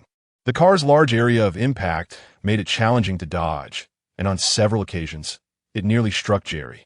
As a result, Jerry was forced to maintain his distance, hovering in the air to recuperate the considerable amount of magical energy he had just expended. "Little ant, come down. I will squash you into a pancake." The abomination bellowed in rage upon seeing Jerry suspended in the air, skillfully dodging the cars thrown at him. Jerry, of course, was wise enough not to heed the abomination's taunts and descend into danger, especially as his magical reserves were dwindling. He glanced at the nearby area recently ravaged by the abomination, where Haas and several police officers were cautiously rescuing the injured and incapacitated civilians, carrying them to safety while Jerry drew the abomination's attention. With a quick look at his status panel, he noted the number of red stars rapidly increasing. It seemed he needed to continue provoking the creature. Jerry's eyes shone with determination. Chapter 61. The Wizard's Battle Against the Abomination. Part 2. Truth be told, he had never experienced such an exhilarating and intense battle before.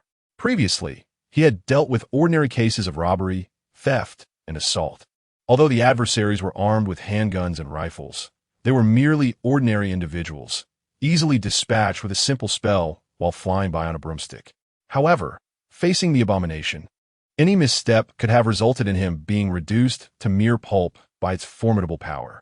Nevertheless, for the sake of Little Red Star, it was sometimes worth taking risks. Jerry perched atop his broomstick, gazing down at the abomination, slowly extending his left hand. The creature, assuming Jerry was about to cast a spell, tightened its grip on the military jeep it held, shielding most of its body. "Come on, you big fool," Jerry taunted, curling his left index finger provocatively at the abomination below. Enraged, the abomination's eyes turned crimson, and with a powerful thrust of its legs, it hurled both the jeep and another vehicle at Jerry. Miss me. I'm back in the air, and now I'm gone again.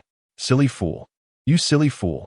Jerry clung tightly to his broomstick, refraining from casting spells, instead skillfully dodging the abomination's attacks while continuously hurling taunts, causing the creature's composure to unravel. Having endured 2 crushing blows from the Hulk, the abomination had finally acquired immense power through a genetic serum, making it nearly comparable to the Hulk. Yet, it was utterly ridiculous that just moments after its grand entrance, it found itself confronted by such an insufferable opponent, a situation that was deeply frustrating. "Get down here. Come over here." With a thunderous crash, the furious abomination slammed its fists into the ground, venting its pent-up rage. The sheer force created fissures across the pavement, prompting Jerry to grimace from above. Since his arrival, he had been on the receiving end of blows. Although unscathed, the psychological toll was immense. Just as he devised a strategy to counter the creature, it resorted to childish antics, stubbornly refusing to descend from the air. This predicament felt far more exasperating than being insulted online, only to be blocked without an opportunity to retaliate. Observing Jerry's reluctance to descend, the abomination forced itself to regain composure. Then, with a sudden realization, it disregarded Jerry's taunts and charged toward Haas and the fleeing crowd instead. Clearly, it had deduced that Jerry was stalling to protect the civilians.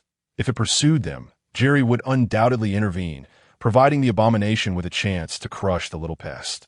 "Damn it," Jerry muttered, sensing the impending danger, and hastily accelerated after the abomination on his broomstick.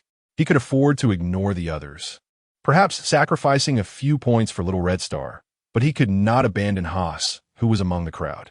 If necessary, he would have to rescue Haas first. At that moment, a military helicopter approached from the distance, and a figure leapt from it, crashing down between the abomination and the fleeing civilians. 10 minutes earlier, General Ross was aboard an armed helicopter, personally escorting Dr. Banner and his daughter, Dr. Betty, to a secret military base in Country M. Suddenly, the helicopter's communications officer received an urgent notification, swiftly turning to hand the intercom to General Ross. "General, there's an emergency that requires your immediate attention." General Ross, puzzled, took the intercom, and the frantic voice of a soldier erupted from the device. "The Hulk has appeared on the streets." "Repeat, the Hulk has appeared on the streets." "What?" General Ross immediately turned to glance at the restrained Dr. Banner, relieved to see him unharmed. He took a breath and attempted to calm the soldier. "That's impossible. Soldier, remain calm and tell me your location." "General, we're on 121st Street, heading north along Broadway." As the soldier spoke, the sounds of chaos, shouts from fellow soldiers, screams from civilians, and explosions filtered through the intercom. Sensing the gravity of the situation, General Ross ordered the helicopter to turn toward 121st Street and barked into the intercom. "Quickly, relay the situation on the ground." "Yes, sir." As General Ross set the intercom down, a small television in the cabin flickered to life, revealing shaky live footage. The screen showed the abomination rampaging through the streets, impervious to the army's weaponry. Casualties among soldiers and civilians were rising alarmingly amidst the creature's roars, creating a scene reminiscent of hell on Earth. The soldier who had just communicated was now on camera, reporting frantically while retrieving a rocket launcher from a nearby box. He hoisted the weapon, aimed at the rampaging abomination, and launched a rocket, only for it to be caught and crushed by the creature without inflicting any damage. "Your experiment?" Dr. Banner questioned Ross with fury. Dr. Betty, glancing at her father, displayed a look of disbelief. "Oh my God, what have you done?" Faced with their accusations, General Ross appeared bewildered. Although his intent was to utilize Dr. Banner to create a legion of controllable super soldiers, the operation had not yet commenced. He had only just apprehended Dr. Banner and was contemplating how to proceed with the next experiment once Banner returned to normal. Now, an uncontrollable monster wreaked havoc in the city center, and he would bear significant responsibility for the fallout. "Look, what is that?" Suddenly, Dr. Betty exclaimed, pointing at the small television. As the abomination charged toward the soldier who had fired the rocket, a child clad in a wizard's outfit, riding a broomstick, appeared behind the creature. The child waved a small wand, launching beams of light at the abomination, which roared in response, quickly redirecting its attention and temporarily alleviating the crisis. This child was none other than Jerry, who had rushed over after rescuing Haas. General Ross and Dr. Banner exchanged puzzled glances as they watched Jerry on the screen, clearly unfamiliar with the little figure flying on the broomstick. Chapter 62. The Unprincipled Siege. Jerry, having gained notoriety in Queens due to the recent fire rescue incident, remains relatively unknown throughout New York and far less so on a national or global scale. Consequently, General Ross, who has been relentlessly pursuing Dr. Banner and the elusive Dr. Banner himself, are both oblivious to the tales of the Sorcerer. This Sorcerer is a superhero frequently seen in Queens, wielding mystical powers to combat crime and rescue those in peril. At this moment, an xxHolic logistics agent assisting General Ross slowly began to relay Jerry's dossier. Could he deal with this formidable foe? As General Ross observed the small screen displaying Jerry encircled by the abomination, unleashing arcs of blue magical energy, a frown of concern creased his brow. It appeared that, for the time being, Jerry's efforts might merely serve to stall the creature. After a period of observation revealed the abomination unharmed by Jerry's magic, the xxHolic logistics agent furrowed his brow. Mobilize all available military forces. Upon hearing the agent's assessment, General Ross inhaled deeply. Even if they could subdue this monstrosity, it seemed likely that much of Broadway would be left in ruins, and he would bear the brunt of the blame. "Let me down," Dr. Banner declared with unwavering resolve. He understood that if this creature was as powerful as the Hulk, conventional military weaponry would be of no use and would only result in greater casualties. Only the Hulk could vanquish this foe. "What are you saying?" Dr. Betty exclaimed, alarmed. From her perspective, Dr. Banner had injected himself with the antidote and was likely restored to normalcy. Going into the fray now would be tantamount to seeking death. Nevertheless, Dr. Banner harbored an inkling that the Hulk had not truly vanished. Should he encounter danger, the Hulk would undoubtedly emerge. As he witnessed on the small screen, the abomination disregard Jerry and charge towards fleeing civilians. General Ross eventually ordered the helicopter's door to be opened. After bidding farewell to Dr. Betty, Dr. Banner leaped into the fray. Though he harbored no absolute certainty of success, he felt compelled to act, acknowledging his shared responsibility for the chaos. Had he not consented to General Ross's experiment years ago, none of this would have transpired. "What the hell is happening?" Jerry exclaimed, having just caught up to the abomination and poised to strike when he noticed a figure plummeting from the armed helicopter above. Startled, he instinctively retreated. Expecting a formidable military operative, he was taken aback when the figure did not land gracefully, but instead crashed into the ground. The abomination also paused, momentarily stunned by the unexpected turn of events. Yet before he could react, a familiar roar erupted from the ground. Hulk, a green giant, scarcely smaller than the abomination, emerged from the rubble, shattering the stones that had encased him. "Hulk, I've been waiting for you. Let us settle this once and for all." The abomination's eyes gleamed with excitement upon seeing the Hulk, disregarding the ordinary civilians below and the incessant annoyance from the helicopter above, and charged towards the Hulk. The Hulk, shaking off the dizziness from his fall, let out a mighty roar and charged back. With their vibrant green hues, it was clear to Jerry that this was indeed the legendary Green Giant. Relieved by the arrival of such a heavyweight ally, he sighed with relief. Given his current magical prowess, confronting the yellow behemoth alone was an arduous task, fraught with peril. Yet, his relief was short-lived as he soon witnessed the Hulk being violently hurled away by the abomination, quickly falling behind in the ensuing battle. It appeared that Dr. Samuel's antidote, while not entirely eradicating the Hulk, had diminished his strength. Though he had successfully awakened, the Hulk was not at his peak power. "Quick, provide him covering fire with the machine gun."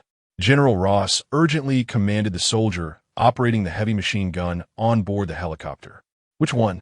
the soldier asked, eyes darting between the two titanic figures in combat. General Ross responded with irritation. "Of course, the green one. Who else would you want to assist? Take the other one down." Ross, the abomination, feeling the barrage of bullets from above, let out a furious roar and leaped onto the wall of a nearby building, swiftly scaling it like an ape until he reached the rooftop. He then leapt towards the armed helicopter. Due to the abomination's incredible speed, the helicopter crew had no time to gain altitude. He seized the edge of the cabin and effortlessly crushed the machine gun into scrap metal. However, just as he prepared to attack General Ross and his team inside, the Hulk, having regained his footing, leaped and grasped the abomination's ankle, straining to pull him down from the helicopter.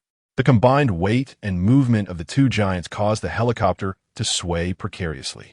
As the aircraft struggled against the external forces, threatening to collide with a nearby building, a small figure suddenly appeared beside it, Jerry, arriving on his flying broomstick. "I told you to come up earlier, but you didn't, and now you're here? You might as well get down." With a flick of his wand, Jerry sent a magical beam hurtling towards the abomination, momentarily stunning him.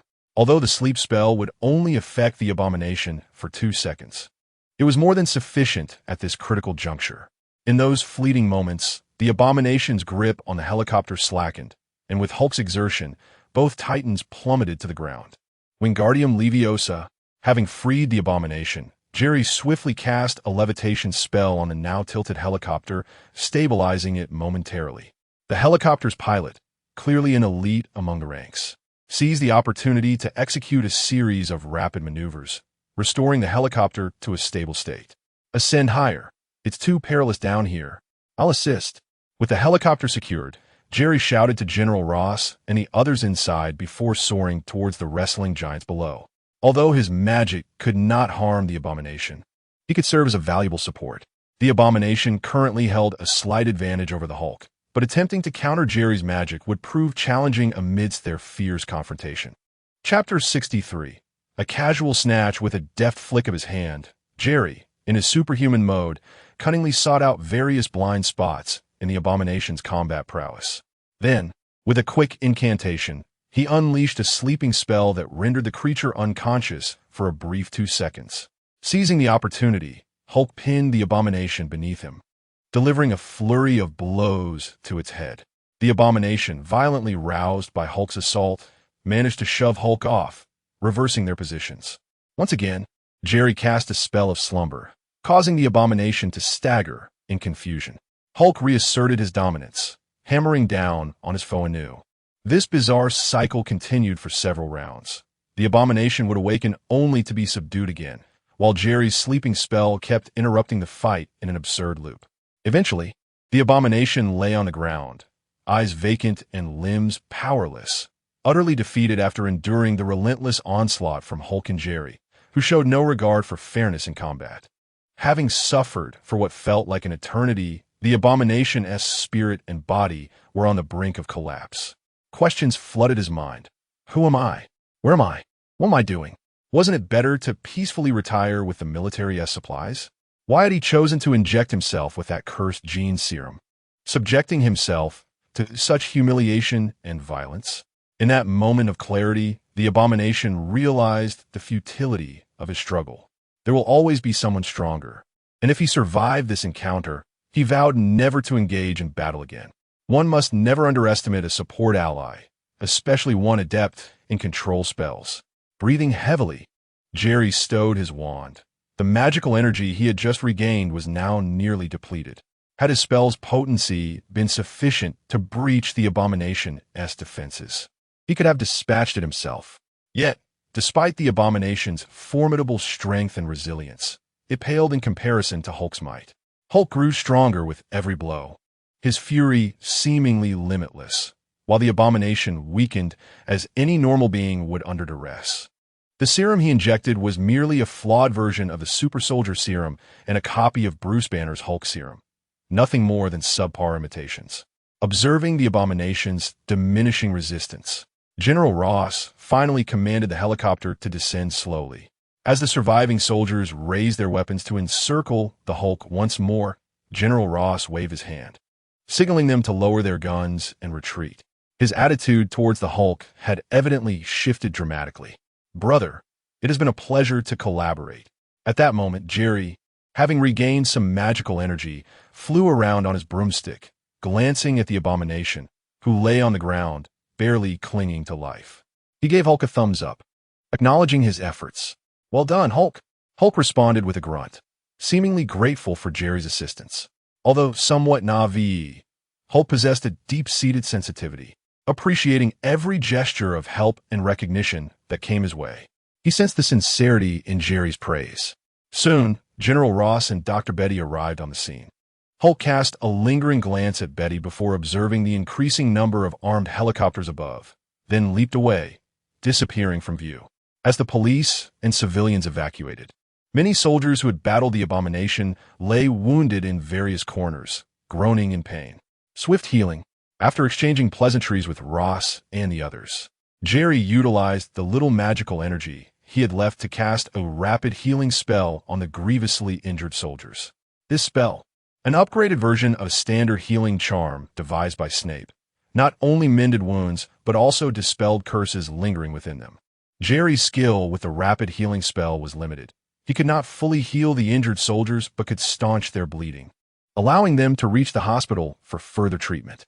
This scene did not escape the notice of a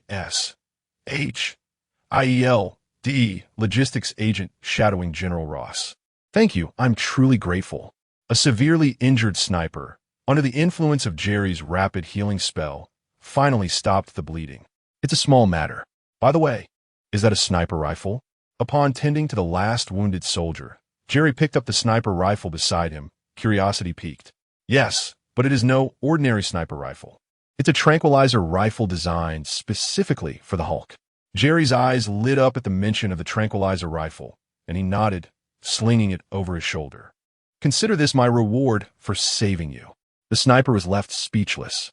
Ignoring the sniper's astonishment, Jerry hefted the rifle and summoned his broomstick with a flick of his wand. "Well, since all is well, I shall take my leave. I have a music class to attend tomorrow. Farewell."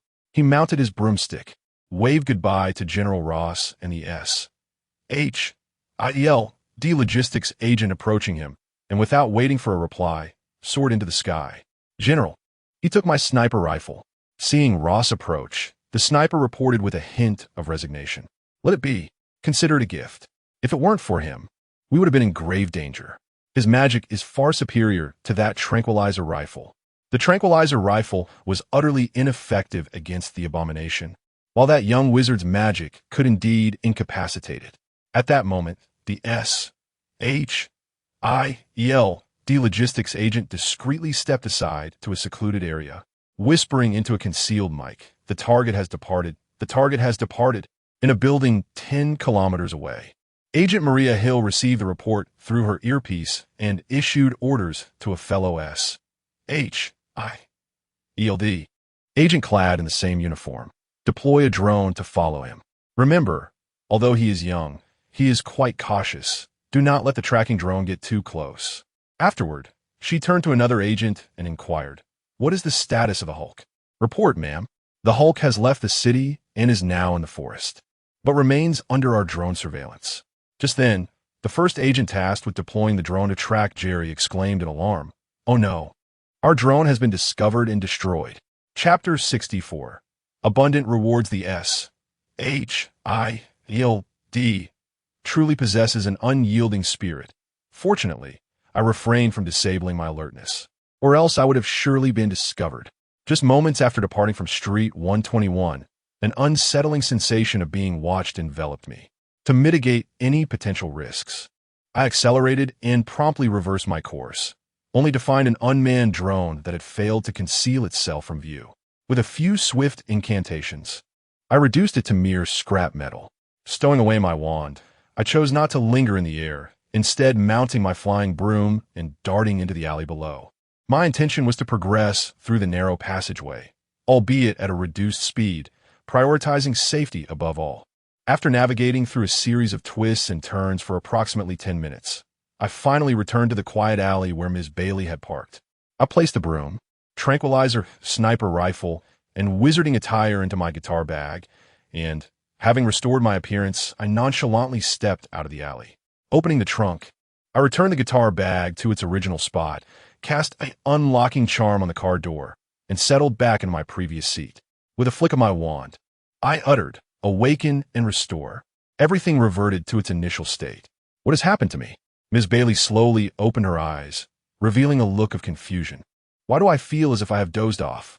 "Teacher, you seemed overly concerned about your father and fainted from the excitement," I explained earnestly.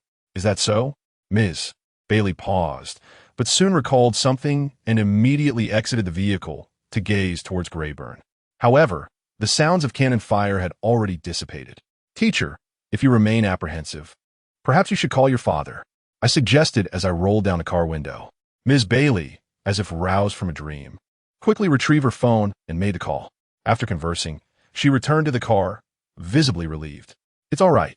Your father said he's fine and is currently transporting the injured to the hospital. He may be home later than expected." "That's good." I nodded with a smile, already aware of the situation. "Oh, has Elsa fallen asleep as well?" Ms. Bailey noticed the absence of Elsa's voice and turned to look back. "Indeed, she must be exhausted from our day at the amusement park." I had not yet lifted the sleep enchantment from Elsa, who was now peacefully snoring in the back seat. "Shall we head back?" I gently placed Elsa's head on my lap to ensure her comfort and discreetly activated my peculiar panel. After such a strenuous night, having rescued numerous civilians and soldiers, I anticipated a substantial number of red stars. 50,000, although I had anticipated a considerable reward. The sight of the number almost compelled me to exclaim in astonishment. Previously, after a month of diligent patrolling every evening on my broom, I had accumulated merely 20,000 red stars. Yet, in just one night, I had earned 30,000, even without being the primary contributor. This was indeed unexpected. It seemed that engaging in perilous events yielded greater rewards from the panel, providing me with more red stars. In truth, I had yet to fully comprehend the panel's reward system for red stars. Initially, I perceived it as akin to a karmic or merit-based principle. However, my misdeeds did not detract from my rewards. Even when I created disasters and subsequently resolved them, it contradicted my understanding of merit and karmic rules. I also discovered an odd characteristic about obtaining red stars. While performing good deeds typically earned red stars, it was not entirely straightforward. For instance, assisting an elderly lady across the street garnered red stars, as did helping her dispose of trash. Yet, giving her money did not yield any red stars, nor did offering charity to a beggar. Furthermore, the reward for similar actions varied. For instance, resolving a robbery with a knife versus one with a gun, or dealing with a frail robber as opposed to a burly one, resulted in differing amounts of red stars. It was all rather perplexing. It seemed that my personal involvement was paramount. The greater the threat posed by the adversary and the more individuals I saved, the higher the increase in my red stars. At 8 in the morning, Ms. Bailey, clad in a loose-fitting white tank top, yawned as she emerged from her room. Having spoken with Haas the previous day, who mentioned he might be occupied all night, Ms. Bailey had decided to stay after dropping Jerry and Elsa off at home. She had risen early, intending to prepare oatmeal, toast, and a fried egg for the children. If she were to become their mother, she could no longer indulge in leisurely mornings alone. Yet, upon entering the living room, she was taken aback. "Jerry, you're up so early?" "Good morning, Ms. Bailey. I'm accustomed to rising early. By the way, I prepared breakfast, a predominantly Chinese-style meal. I hope it suits your palate." Sitting on the sofa, I closed my spell book and smiled at her astonished expression. "Yes, it's quite suitable." Ms. Bailey glanced at the bountiful breakfast spread, momentarily dazed, and pointed towards the bathroom. I'll just freshen up." "All right," I nodded in agreement. Suddenly, a startled exclamation emanated from the bathroom. "What is it?" "I rushed over." Ms. Bailey was pointing at the laundry basket next to the washing machine, looking bewildered. "Were the clothes I changed out of yesterday?" "Oh, while washing this morning, I took the liberty of cleaning them all. They're currently drying on the balcony. You can wear your father-esque clothes for now. They should be dry in a couple of hours." I recalled that the household magic I employed had automatically cleaned Ms. Bailey-esque clothing and hung them on the balcony. "This?" Ms. Bailey looked at me, her skepticism mounting about whether she would be the one caring for the two children or if it would be the other way around. "Come on, teacher, you should hurry. Breakfast will be cold," I advised before returning to the living room to read. In truth, I had begun to suspect that Ms. Bailey did not excel at cooking or household chores. It seemed unlikely I could rely on her for such tasks in the future. It wasn't that she was unwilling. Rather, if she was not particularly skilled, I felt it would be better for me to handle it. After all, I was not accustomed to having oatmeal or toast for breakfast. Moreover, having mastered household magic, it hardly consumed any of my time. A simple wave of my wand sufficed. It appeared that I would need to take care of one more person in this household. Perhaps this was the true essence of "with great power comes great responsibility." In a household, those who possess a greater array of skills invariably find themselves shouldering a heavier burden of responsibilities. Chapter 65. The cooling time has ended. It cannot be entirely blamed on Miss Bailey. After all, she is merely in her 20s. Having graduated from university just 3 years ago, it is rather unrealistic to expect a young woman of her age to possess exceptional domestic skills. The fact that she can live independently and support herself is already commendable. Moreover, as Jerry understands, Miss Bailey comes from a fairly affluent background. Otherwise, as an elementary school teacher, she could not possibly drive a Hummer to work every morning. Although Bailey is Jerry's teacher and potentially his stepmother, in terms of psychological age, Jerry is actually over a decade older than her.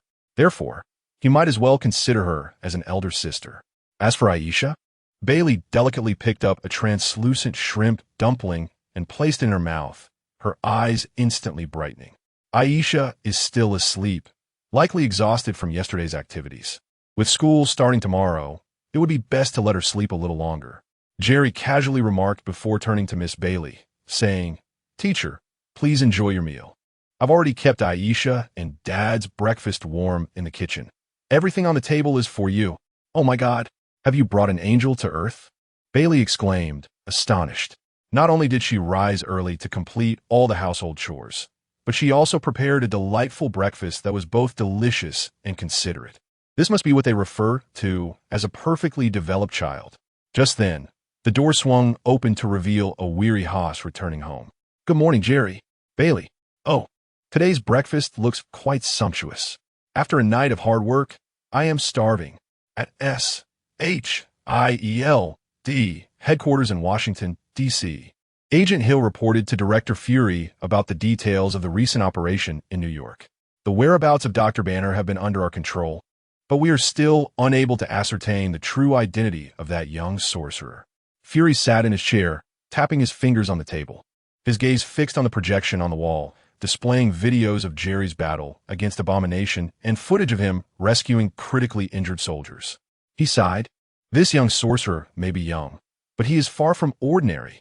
Since his encounter with Captain Marvel over a decade ago, which involved the Kree and Skrull conflict and revealed that Earth is not the only planet inhabited by intelligent life, Fury has been preparing a plan to assemble a team of Avengers capable of resisting extraterrestrial forces.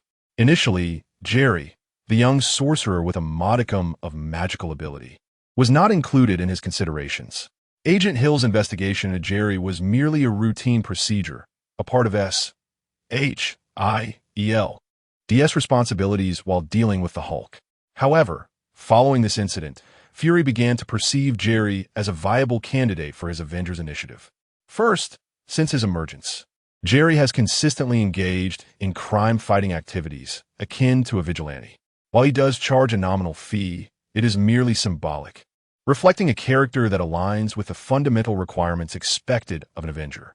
Furthermore, his approach to matters is bold yet meticulous, showcasing a level of caution that even SHIELD has failed to penetrate to uncover his true identity. The Avengers must embody both courage and intellect, not merely brute force.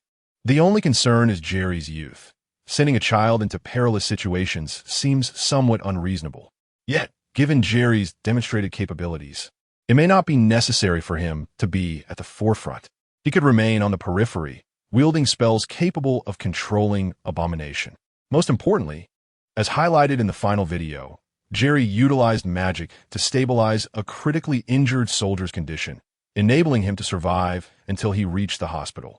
This miraculous healing magic represents a unique ability not possessed by any of the other candidates Fury is considering for the Avengers. "Perhaps I should take some time to meet this young sorcerer in person," he mused. That evening, after Miss Bailey had departed, Haas, exhausted from a long night, had yet to awaken after finishing breakfast. Meanwhile, Jerry and Aisha sat on the sofa, engrossed in a television program. The screen displayed hazy footage captured by intrepid reporters who risked their lives to film the recent skirmish involving Abomination, the Hulk, and Jerry. Despite the imminent danger, some fearless journalists chose to remain hidden, capturing footage rather than fleeing. Jerry could not help but marvel at the inherent spirit of adventure within the people of this nation. It is no wonder that the population growth has been so slow. The footage depicted Abomination wreaking havoc while Jerry appeared, drawing the creature's attention away to allow the crowd to escape, ultimately teaming up with the Hulk to defeat Abomination. Following this incident, Jerry's reputation as a sorcerer would undoubtedly spread not only throughout Queens, but across all of New York, indeed the entire nation. "Aisha, stay here and watch television. I'll go grab something from my room and be back shortly." With the cooldown timer having elapsed, Jerry's eyes sparkled with excitement as he bid Aisha farewell and retreated to his room. Given the lessons learned from previous experiences, he was determined not to repeat the same mistakes. If Aisha were to discover anything from the small world, it would be impossible to provide a plausible explanation.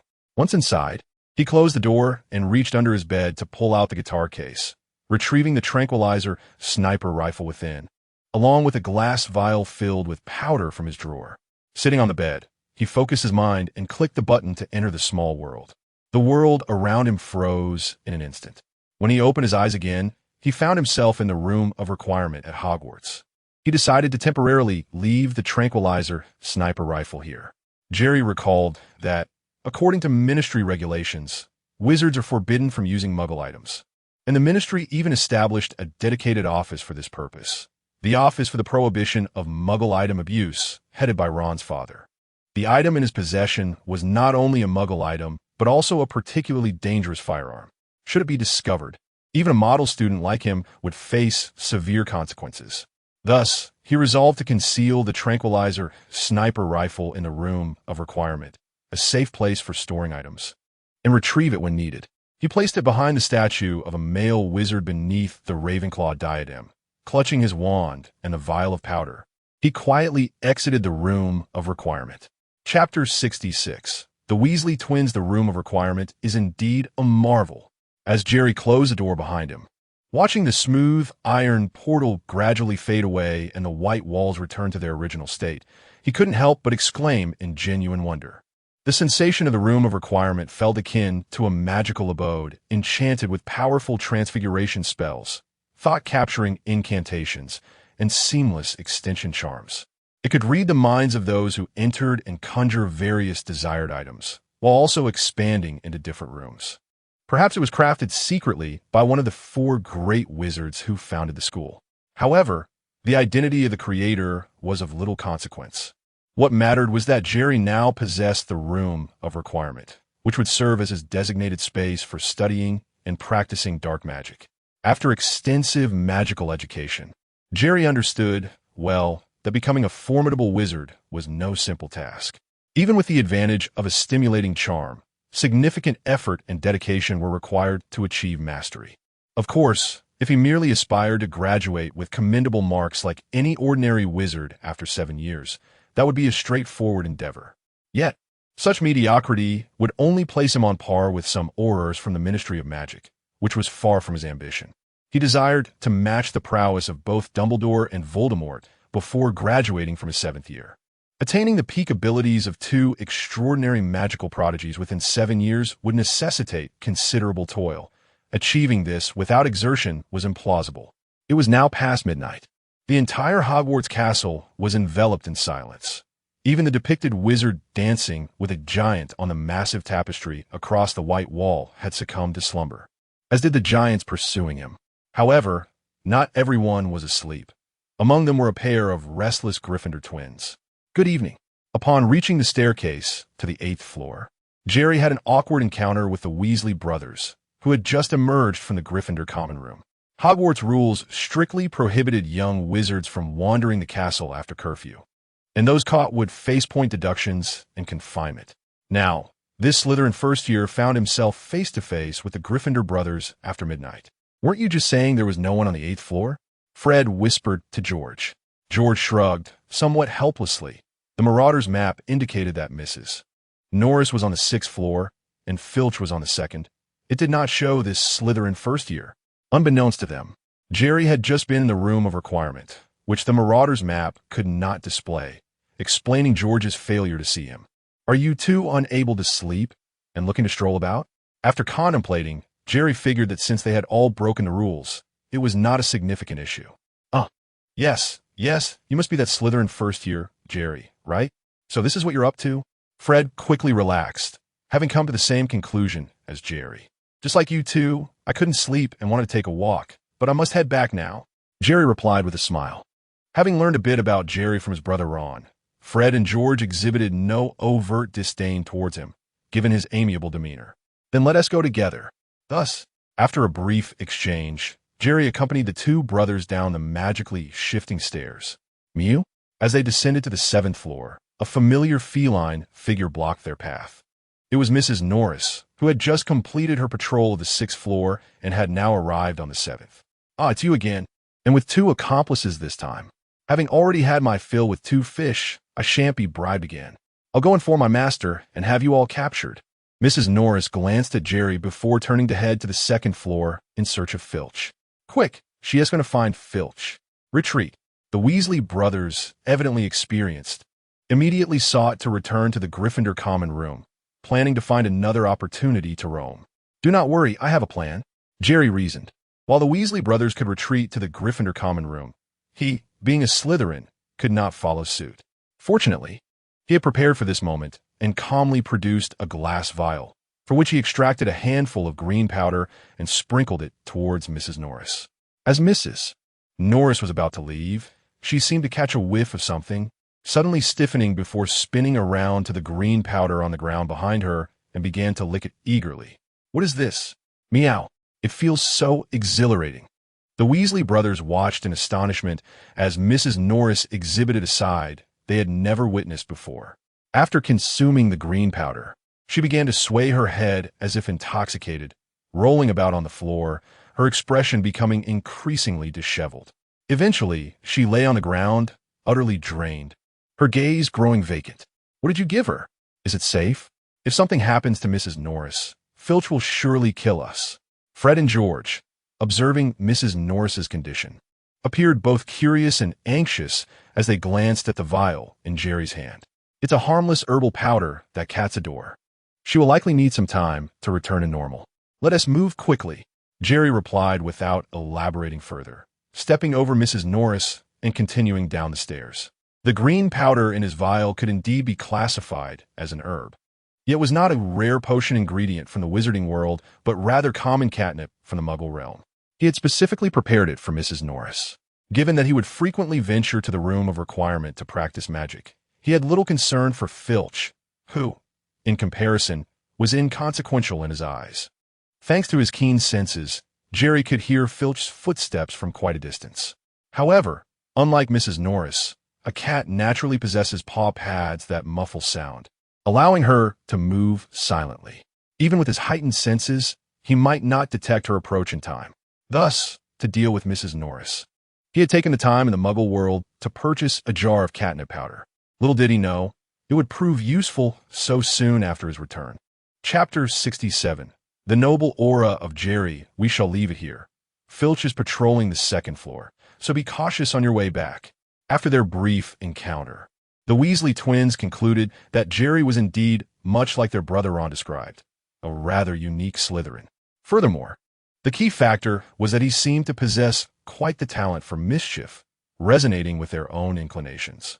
Thus, when they parted ways on the fourth floor, they kindly reminded Jerry to stay alert.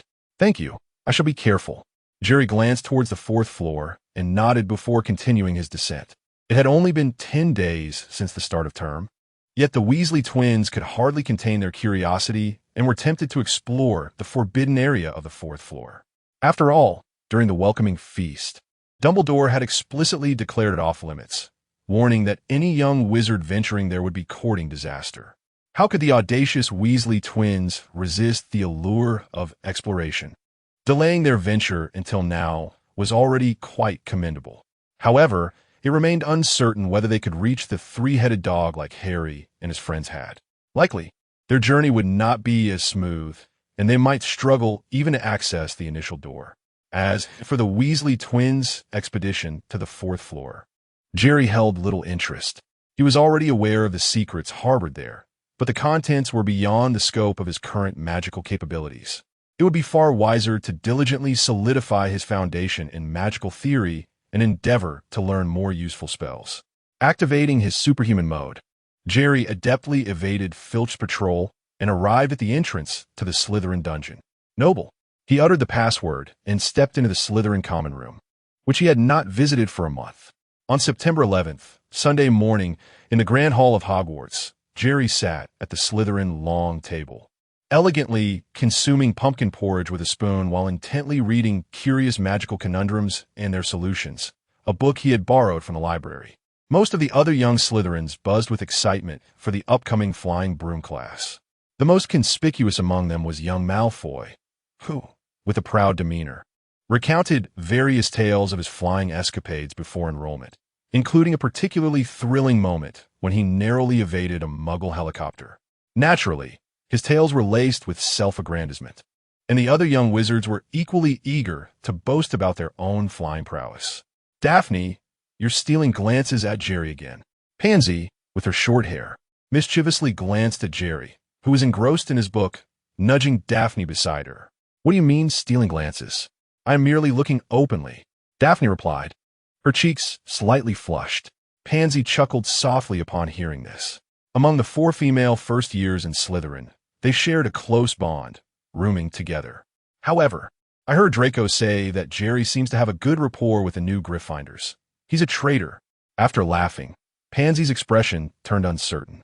Daphne immediately retorted, Draco is merely envious of Jerry's excellence. Jerry is not a traitor.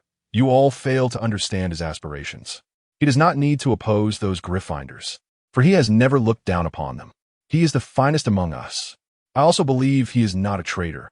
After all, he has earned a significant number of points for Slytherin.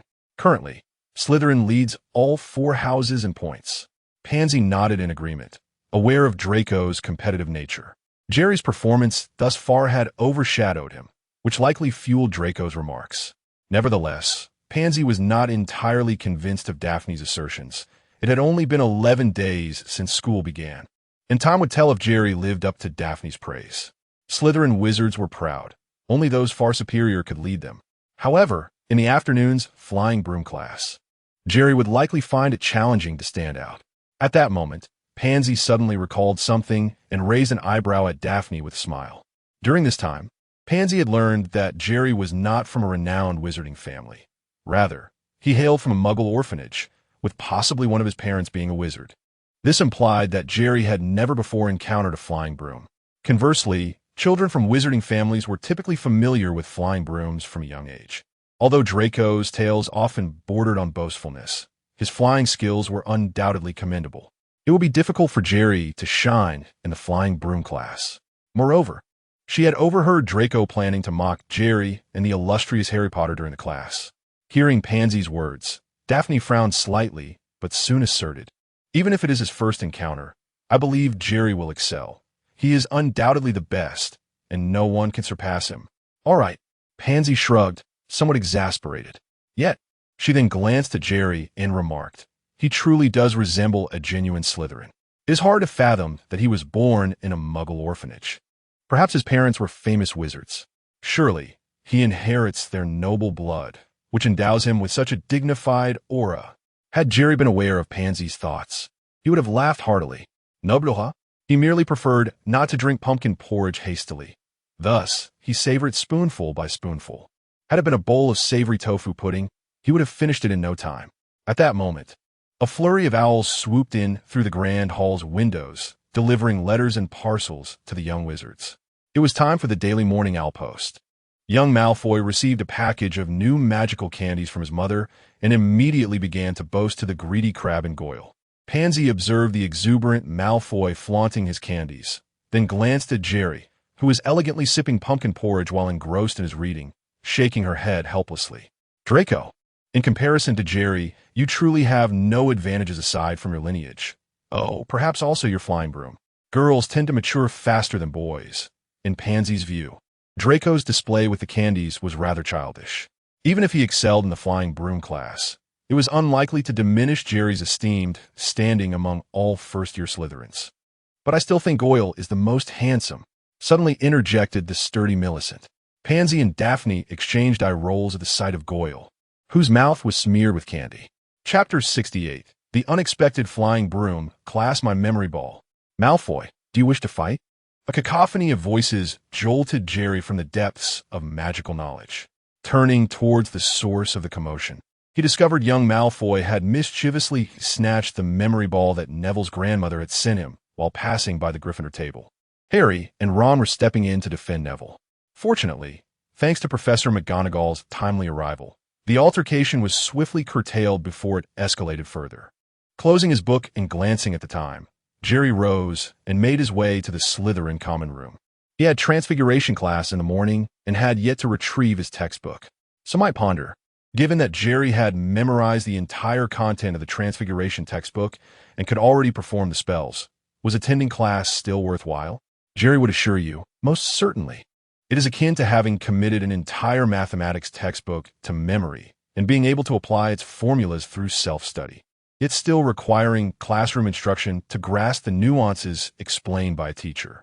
Moreover, the complexity of magic is hardly inferior to that of mathematics. Under a teacher's guidance, many subtle details overlooked during self-study can be unveiled, and a wealth of knowledge, experience, and techniques not covered in books will be imparted during class. Thus, Jerry places great importance on attending lessons, diligently absorbing every session. For only in this manner can his foundation in magic be solidly established. A towering edifice rises from the ground up. Every brick and tile forms its foundation, Aspiring to become a master wizard like Dumbledore necessitates a robust base, without which achieving such mastery is impossible. Self-study, attending classes, and engaging with peers are all indispensable bricks and tiles in this construction. At 3:30 in the afternoon, under the bright sun and gentle breeze, it was a splendid day for riding flying brooms.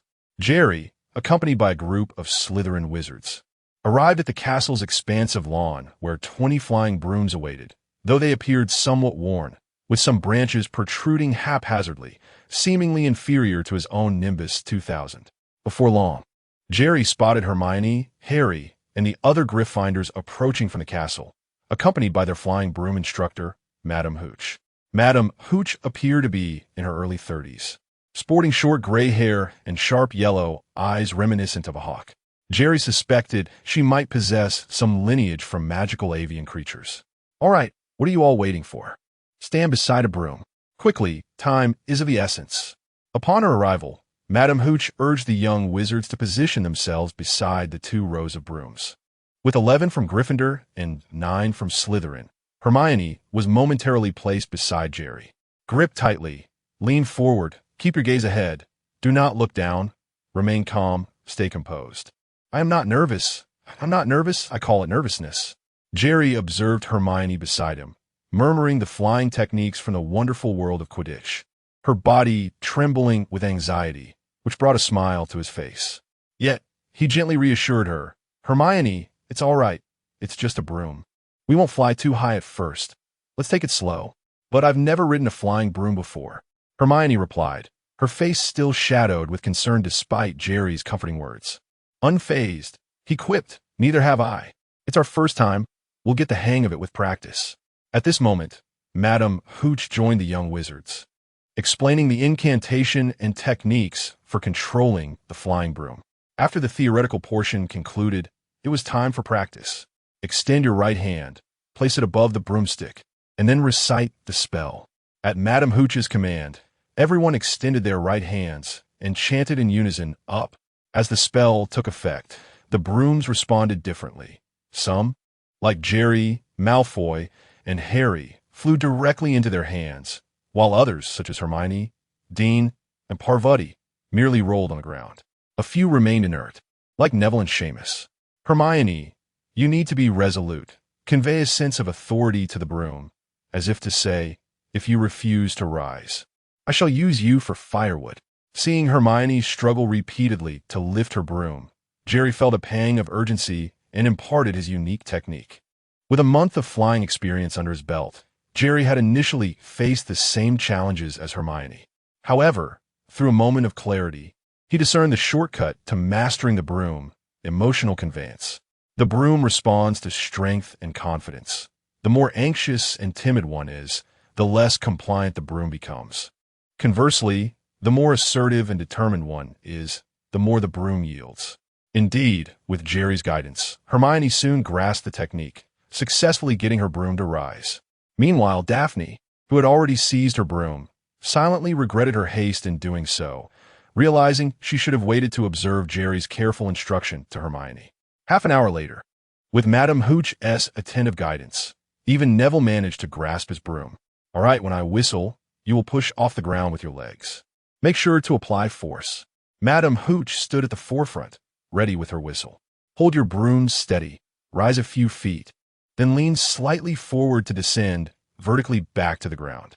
Listen for my whistle. 3, 2. However, before Madame Hooch could blow her whistle, an overly anxious Neville had already propelled himself upward like a rocket, soaring far beyond the few feet she had mentioned, reaching heights of 10, even 20 or 30 feet. Suddenly, his face drained of color, his hands slackened, and he screamed as he slipped from his broom, plummeting towards the ground under the influence of gravity. The incident unfolded so abruptly that even Madame Hooch was momentarily caught off guard.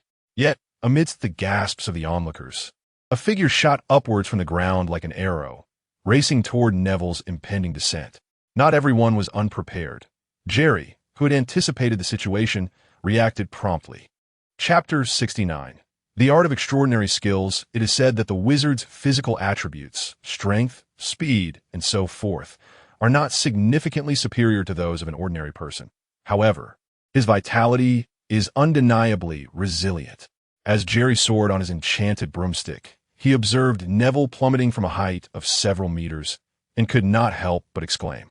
If memory serves him right, upon impact, Neville sustained only minor injuries, assisted by Madame Hooch to the hospital wing, where he recovered completely by evening. Were it an ordinary individual, be it a child or even a robust adult, the fall from such heights would likely prove devastating. Adjusting the angle of his broomstick, Jerry executed a dive, deftly catching Neville's school uniform as he descended. The onlooking young wizards gasped in astonishment. Yet, the combination of Neville's weight and the force of gravity caused Jerry, who had grasped him, to lose his balance, nearly sending them both tumbling from the broomstick. This elicited another round of gasps from Madame Hooch and the young wizards below. However, Jerry was no stranger to such predicaments. Having previously rescued individuals attempting to leap from heights while riding his broom, he activated his superhuman reflexes. With a swift shake of his body, he hooked his feet on the broomstick, converting the downward force into a centrifugal motion, executing several spins in the air while maintaining his grip on Neville. Once the momentum was dissipated, he managed to reposition Neville securely back atop the broomstick. "Neville, perhaps it's time you consider a diet," Jerry jested, regaining control of the broomstick while adjusting its trajectory toward the ground. At that moment, Neville, pale with fright, did not respond but instead burst into tears, his face a cascade of tears and snot. Had it not been for Jerry's timely intervention, he truly believed he would have met his demise. With great care, Jerry landed Neville on the grass, then performed a nimble dismount from the broomstick, only to be immediately surrounded by his fellow students. Madame Hooch and the Gryffindor students rushed to console Neville, while the Slytherin students regarded Jerry with admiration. Though many of the Slytherin students had long been familiar with broomsticks, their experiences were limited to flying a mere few meters off the ground. Tales of nearly colliding with Muggle helicopters were mere exaggerations. Without mastering the disillusionment charm, young wizards were strictly prohibited from flying in the Muggle world. The statute of secrecy was no laughing matter. Thus, Jerry's breathtaking rescue maneuver on the broomstick was nothing short of extraordinary in their eyes. It was a genuine spectacle, not mere bragging. Especially the aerial pirouette he executed was a skill unheard of, utterly impressive. They thought that even at past Quidditch World Cups, no one had demonstrated such advanced techniques. Twirling mid-air while clutching a broomstick with his feet, all while holding on to someone, was this truly within the realm of human capability? Mr. Carmen had just courageously saved the clumsy Mr. Longbottom with his exceptional broomstick skills, truly commendable, deserving of 10 points for Slytherin. Upon realizing that Neville had only suffered a fright and no physical harm, Madame Hooch sighed in relief and loudly announced her gratitude for Jerry's actions. As the flying instructor, had Neville perished, she would have borne the heavy burden of responsibility, and her conscience would have been irreparably tormented. Therefore, her appreciation for Jerry's bravery was heartfelt. Moreover, Jerry's broomstick proficiency was impressive. To achieve such skill on his first attempt indicated immense potential as a future Quidditch player. Fantastic! Slytherin was awarded 10 points, and the young Slytherins, including Draco Malfoy, erupted into applause. When someone is of equal merit, one may strive to compete. However, when faced with someone whose excellence feels insurmountable, one's perspective may gradually shift. At that moment, Jerry evoked such sentiments in Malfoy. In terms of academic prowess, Jerry excelled in every subject, even surpassing Malfoy in potions. His supposed forte in magical ability, Jerry had already mastered all spells and transfiguration and charms, while Malfoy, despite his background, struggled to grasp even a third of them. In dueling, Jerry could easily defeat Malfoy along with Goyle and Crabbe. Now, even in broomstick riding, Malfoy struggled to see any hope of victory, especially since today was Jerry's inaugural experience. How could one compare? His long-standing disdain for Harry stemmed from the latter's immense reputation for vanquishing the Dark Lord. Yet, Malfoy did not perceive Harry as particularly gifted. In fact, he believed Harry to be lacking in several respects, especially in potions. Most disheartening was the fact that, as a pure blood wizard, Harry had not been sorted into Slytherin, but had chosen to align himself with the Weasleys, those traitors, rather than forge friendship with someone of Malfoy's nobility. See, I told you Jerry is truly exceptional, Daphne from Slytherin remarked smugly, glancing at Pansy. Pansy, observing Jerry amidst the applause, nodded in reluctant acknowledgement. I concede. He is indeed somewhat extraordinary. Meanwhile, the Gryffindor students, though feeling a twinge of disappointment at the Slytherin points, still applauded. Jerry's actions had undeniably earned their respect, and given that he had risked his own safety to save one of their own, they had every reason to show their appreciation. Gryffindors are not known for harboring grudges. 10 minutes later, the lesson resumed its normal course. Neville, still recovering from the experience, took a moment to rest on the sidelines, while the other young wizards mounted their broomsticks under Madame Hooch's guidance, attempting to fly at a height of 2 to 3 meters. At this altitude, the soft grass below ensured that even a fall would not lead to serious injury. Overall, the students performed admirably, with only a few wobbling, while the others maintained steady control. Slowly now, no need to rush. Yes, just keep a steady course. Jerry instructed Hermione attentively as he flew beside her. Meanwhile, Malfoy and Harry, both new to broomstick riding, found themselves in a competitive tussle. Although it was Harry's first encounter, he displayed remarkable talent, matching Malfoy in every aspect, which irked Malfoy deeply.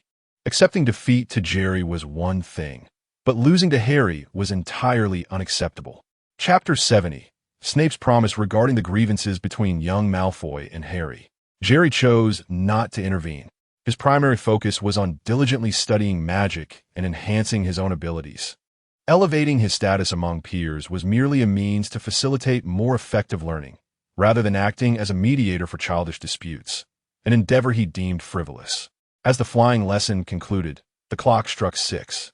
Jerry, accompanied by his fellow young wizards, made his way to the Great Hall, where a sumptuous dinner awaited them, already laid out on the tables. To be candid, the overall cuisine at Hogwarts was quite commendable, while it did not match the opulence of the welcome feast. Each meal was replete with various meat dishes, including beef and lamb, served abundantly. After finishing dinner, Jerry intended to return to his dormitory for a brief nap to recuperate from the mental fatigue incurred during the day's activities. Just then, Professor Snape, clad in his black robes and with an impassive expression, abruptly blocked his path. "Come with me," he commanded, turning on his heel toward his office. Although perplexed, Jerry obediently followed. The Slytherin head's office was also located on the basement level, sharing this floor with the potions classroom and the Slytherin common room. The decor of the office was a perfect reflection of Snape's persona, with an array of jars filled with various plant and animal specimens, alongside rare potion ingredients cluttering the space, resembling a storeroom for potion-making materials. It was clear that Snape was quite affluent, as most of these precious potion ingredients likely belonged to him personally. "Ms. Hawk had already informed me of your performance in class. I hear you managed to catch that fool from the Longbottom family while diving from over 20 feet? Snape inquired, his gaze sharp as he scrutinized Jerry. "Yes, I hadn't expected it myself," Jerry replied, relieved to realize Snape was referring to the flying lesson. He understood that while Snape outwardly despised Gryffindor, he genuinely cared for every student and would not trouble him for rescuing a Gryffindor wizard. Moreover, he had earned points for Slytherin in the process. "It's your first time riding a broomstick," Snape continued. Jerry nodded, somewhat bashfully. "Excellent. Ms. Hawk has informed me that you are undoubtedly the most suitable candidate for the Seeker position she has ever seen. Therefore, I am assigning you directly to the Slytherin Quidditch team as the Seeker," Snape stated plainly, without preamble. "ISNT first year prohibited from joining Quidditch?" Jerry hesitated. He was not particularly keen on joining the team, believing that the time spent on Quidditch would be better devoted to studying magic and enhancing his powers. After all, Quidditch was merely a recreational pursuit. Like basketball or football, no matter how skilled one became, it could not compare to the effectiveness of martial arts in a real confrontation. Furthermore, he recalled that Voldemort had never been a Quidditch player. "You need not worry about that.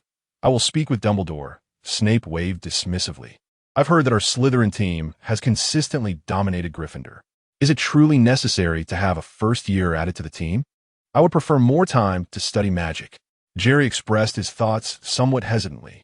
Snape nodded, acknowledging Jerry's eagerness to learn, yet he remained resolute in his intentions. I have never regarded Gryffindor with any seriousness. They have not won against us in recent years, but that does not imply Slytherin secures first place every time. Last year, Hufflepuff claimed the top spot, with Slytherin in second, Gryffindor third, and Ravenclaw fourth. I desire not only to triumph over Gryffindor, but also to surpass Ravenclaw and Hufflepuff. Thus, I require you as the new Seeker. It appeared that although Slytherin had consistently bested Gryffindor, they had not always secured the Quidditch Cup, as Hufflepuff's team was formidable, particularly their Seeker, Cedric Diggory. Noticing Jerry's continued hesitation, Snape sweetened the deal, a Nimbus 2000. Should you agree to take on the role of Slytherin's Seeker, I shall gift you the latest Nimbus 2000. Deal, Jerry exclaimed. The Nimbus 2000 was the newest model of broomstick, boasting speeds at least double that of the Clean Sweep 3, with superior maneuverability and braking capabilities. Jerry understood that, given he had yet to master apparition, a superior broomstick might enhance his chances of survival in perilous situations similar to the one he had recently faced. Thus, upon hearing Snape's offer, he readily accepted. Indeed, you are truly an exemplary Slytherin. Your rapid agreement upon hearing of the benefits is commendable. Follow me. With Jerry's assent, Snape led him to meet Marcus Flint, the captain of the Slytherin team. Marcus Flint appeared remarkably robust, rumored to possess giant blood. A fifth-year student who had just become the captain of the Slytherin team this year. Upon learning that Snape intended to appoint a first-year to the crucial Seeker position, his brow furrowed in concern. Headmaster, what of Terence Higgs? He questioned, referring to the previous Seeker for Slytherin. Your defeat to Hufflepuff last year indicates he is not suited for the role. Let him serve as a reserve. Snape replied, narrowing his eyes and regarding Marcus with a disapproving look. Marcus felt a shiver of apprehension, realizing his recent inquiry had displeased the headmaster. He quickly acquiesced. Very well. Let Jerry come to the Quidditch training ground on Saturday. I shall teach him the rules of Quidditch. Snape nodded in satisfaction, leading Jerry back to the office. In truth, Snape's confidence in Jerry stemmed not only from his Hawk's words, but also from witnessing Jerry's heroic act of saving Neville. The Nimbus 2000 will be delivered in a few days. You may return now. Upon returning to his office, Snape said little more, allowing Jerry to leave. However, just as Jerry was about to exit, Snape's emotionless voice echoed from behind him. If you perform well in Quidditch training, I shall permit you to come here at night to seek my counsel on magic. Chapter 71. A midnight encounter. As Jerry exited Snape's office, his spirits remained remarkably high. Initially, his decision to rescue Neville was merely to earn a few house points, compounded by the thought that Neville, being rather inept, would only become more foolish with another fall. To his surprise, he not only secured a complimentary Nimbus 2000, but also gained Snape's assurance that he could seek his guidance in magic during the evenings. It appeared that fate had circled back to his original intentions. His desire to join Gryffindor was primarily to receive a Nimbus 2000 from Professor McGonagall and perhaps cultivate a rapport with her. Now, although he had unexpectedly found himself in Slytherin, he could still obtain the Nimbus 2000 and enjoy the benefits of special tutoring. It seemed he would indeed need to put forth some effort in the upcoming Quidditch matches. However, he couldn't afford to squander too much time on it. He needed a strategy that would serve dual purposes. Upon returning to the Slytherin common room, Jerry had not yet entered when he overheard the triumphant laughter of the Malfoy trio. Just imagine the expressions on Potter and Weasley's faces when they come to the trophy room tonight for a duel and find Filch waiting for them. I can't help but feel delighted. Even if they aren't expelled, they'll surely be in detention. There's no helping it. Gryffindors are notoriously dim-witted. They believe anything I say. When the trio noticed Jerry entering, their laughter abruptly ceased, and exchanging awkward glances, they exited the dormitory to continue their discussion in the common room. Jerry merely shook his head, disregarding them, and flopped onto his bed to indulge in some much-needed rest. He paid little mind to the Malfoy trio's intentions to prank Harry and Ron, feeling no obligation to intervene. It was entirely unnecessary. With Dumbledore as his formidable ally, Harry was beyond the reach of expulsion. What appeared to be a severe infraction in the eyes of young wizards was trivial to the professors. No professor would expel students for breaching curfew. If that were the case, the Weasley twins would have been expelled countless times. Each year, more than half of Gryffindor students would find themselves expelled before graduation, as they were particularly fond of nighttime escapades. Even the seemingly most rule-abiding Hufflepuffs would sneak out of their dormitories at night to raid the kitchens. At midnight, Jerry slowly opened his eyes. By this time, the Malfoy trio had fallen asleep. He quietly rose, grasped his wand and a tin of catnip, and stealthily left the dormitory. From this night onward, he intended to visit the room of requirement after midnight each evening to practice magic and enhance his proficiency. After all, in the primary world, he was accustomed to earning house points during this hour, activating his heightened senses to avoid detection by the patrolling Filch. Jerry made his way up the magical staircase toward the room of requirement on the 8th floor. Suddenly, as he reached the 4th floor, a series of 4 terrified screams echoed from the end of the corridor. He then spotted Harry, Hermione, Ron, and Neville, their faces etched with fear, rushing out from a room at the corridor's end. What was happening? Confusion swirled in Jerry's mind. He recalled from the film that the trio had accidentally wandered onto the 4th floor during the day and stumbled upon the 3-headed dog, Fluffy. How had this occurred at midnight, and why was Neville included?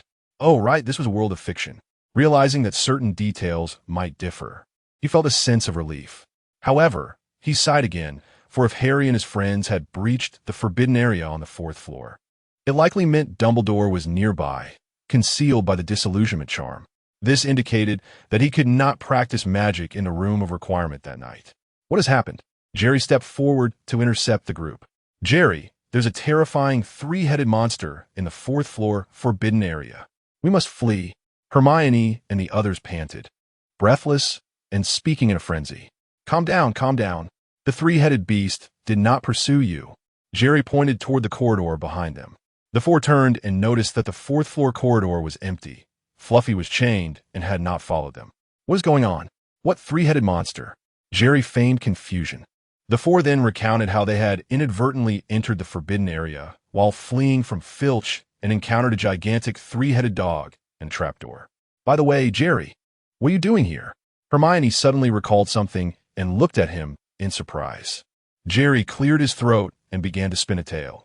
I heard that you were to engage in a midnight magical duel with Draco, but when midnight arrived, I noticed that the 3 of them had no intention of rising to duel you. So I came to inform you to return to your dormitory before Mr. Filch catches you. I told you that Malfoy and his friends were deceiving you, but you refused to listen. Gryffindor almost lost points due to your recklessness, and I nearly faced expulsion because of you. Hermione angrily shouted at Harry and Ron. The 2 exchanged glances. They hadn't dragged Hermione along, so why was it now their fault? Nevertheless, they expressed their gratitude to Jerry for risking expulsion to inform them to retreat. Indeed, while Jerry was a Slytherin, he proved to be a trustworthy one. All right, you should hurry back. I need to return as well, or else I might encounter trouble with Mr. Filch during his patrol. Jerry surveyed his surroundings, sensing a watchful gaze upon him from the shadows, and quickly warned them. Hermione and the others agreed with his reasoning. They bid farewell to Jerry and hurried up the stairs toward Gryffindor's common room on the 8th floor. Seeing them off, Jerry did not linger and turned to return to the Slytherin dormitory.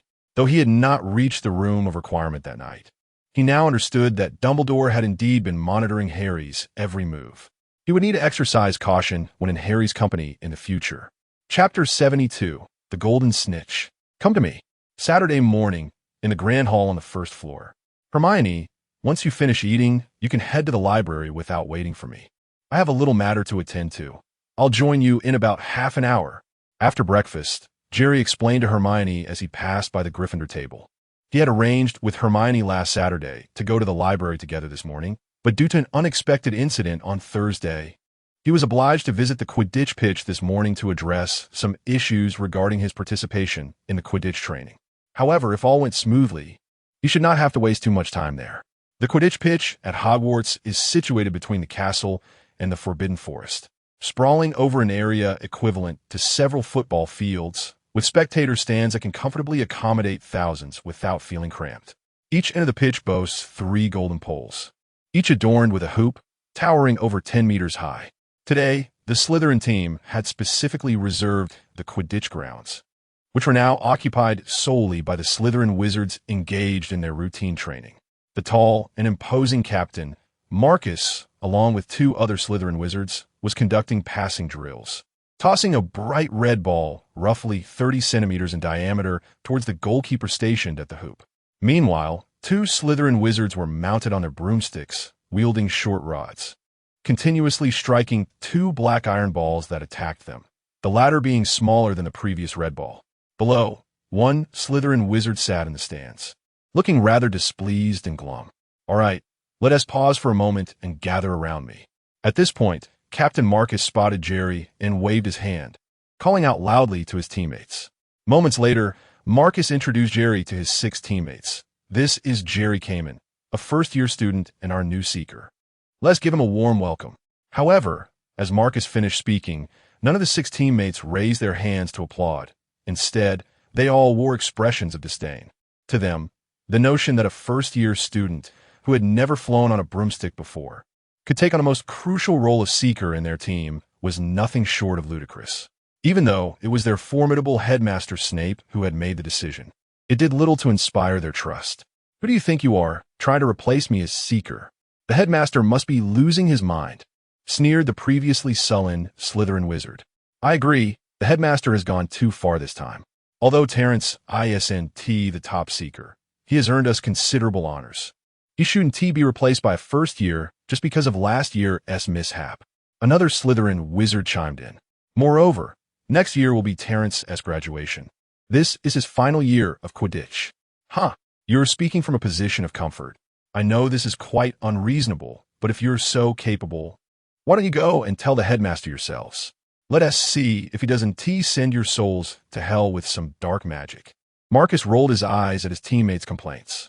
Despite his imposing stature and fierce appearance, he still felt a twinge of fear before Snape. It wasn't that he genuinely feared Snape would resort to dark magic as punishment. In truth, he never had. Snape had never used dark magic to punish students. It was merely a psychological effect. It's like when you're 11 or 12 and encounter a teacher who terrifies you. Even as an adult, the memory can linger. Snape was just that way, his perpetually grim demeanor exuding an aura of darkness and terror. Potions class was especially strict, and he showed no mercy when reprimanding young wizards. For every first-year student, he was a nightmarish presence. Therefore, even by 6th or 7th year, when they had come of age, they still trembled in his presence, a historical remnant of their experiences. Well then, since this is the headmaster's decision, it cannot be changed. What matters most now is that we dedicate more time to training. We must ensure that Jerry becomes a somewhat competent seeker before the first Quidditch match next month. Marcus understood that complaining was futile. Only through rigorous training could they hope for victory in future matches. Sorry, Marcus, but I'm quite busy and may not be able to participate in your training." Just as Marcus was trying to soothe his teammates, Jerry cheerfully raised his hand. "What did you say?" Marcus, towering over Jerry, glared at him with fury etched across his face. "Here I am, saying we need to intensify our training, and you're telling me you don't have time? What confidence do you have, being a rookie who knows nothing?" I said, "I'm quite busy and might not have the time to train with you." Jerry smiled, reiterating his point. What followed was a storm of protest from the 7 former Slytherin players. "Stop. Please, let me explain." Jerry took a step back to evade their barrage of words and continued, "How about this? I understand the rules of Quidditch well, and the Seeker's task is to catch the golden snitch at all costs.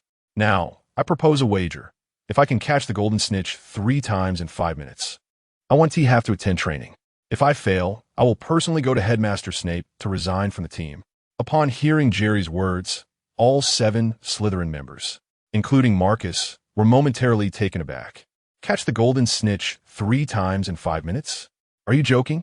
Even the most skilled seekers in international Quidditch could not achieve such a feat in the first 5 minutes of a match. It would require an extraordinary stroke of luck to even have a chance. "So what do you say? Shall we wager?" Jerry smiled again. In unison, they replied, "Let us wager." To them, this was merely Jerry's way of acknowledging his inadequacy as a seeker and finding an excuse to back out. 5 minutes later, Jerry held the training broom and gestured to the center of the Quidditch pitch with an OK sign to Marcus. Marcus opened a box and retrieved the training golden snitch. Releasing it from his grasp, the walnut-sized snitch immediately unfurled its tiny silver wings and darted away rapidly across the Quidditch pitch. With a push of his feet, Jerry activated his enhanced cognitive abilities and surged towards the golden snitch. "Come to me." With a few swift turns, Jerry, in his superhuman mode, caught the golden snitch in his hand. Chapter 73. A crushing performance, 3 minutes and 40 seconds. Marcus stared at the pocket watch in his hand, unable to suppress the urge to rub his eyes. Impossible. The other 6 members of the Slytherin team gasped in unison upon hearing Marcus's announcement. To capture the golden snitch in 3 minutes and 40 seconds was nothing short of a jest, even though it was not an official match. Such a record-breaking time was undeniably remarkable. It had to be luck, pure, unadulterated luck. As they watched Jerry return with the golden snitch, the 7 of them consoled themselves internally. A newcomer who had only touched a broomstick for a few days could not possibly have caught the snitch based on skill alone within such a brief time frame. Thus, only luck could elucidate the astonishing events. Taking the golden snitch from Jerry, who was smiling widely, Marcus inhaled deeply before tossing it into the air once more. This time, the Slytherin players were far more focused than before, their gazes fixated on Jerry. They were determined to prevent him from employing magical means to cheat while pursuing the snitch. Yet in their eyes, Jerry propelled himself forward on his broomstick with a swift kick, executing a few deft turns in the air before quickly spotting the elusive snitch. In an astonishing display of speed and agility, the snitch was captured in a flash by Jerry's outstretched hand. 3 minutes and 5 seconds. Marcus called out Jerry's new time, a staggering 35 seconds faster than the previous attempt. The team fell into silence. If the first capture could be attributed to luck, then the second was undeniably a testament to skill. They had closely observed Jerry's mastery of the broomstick, noting the tactical flips and accelerations that were not typical of an ordinary wizard. Most impressively, his final grasp of the snitch was swift, precise, and unencumbered by hesitation. "I'm no match for him." Terrence, the Seeker who had spent 4 years on the Slytherin team, sighed deeply as he watched Jerry return with the golden snitch. Numbly accepting the snitch Jerry offered, Marcus threw it for the 3rd time. 2 minutes and 45 seconds. The time had once again diminished. Now under 3 minutes, a feat that was truly terrifying.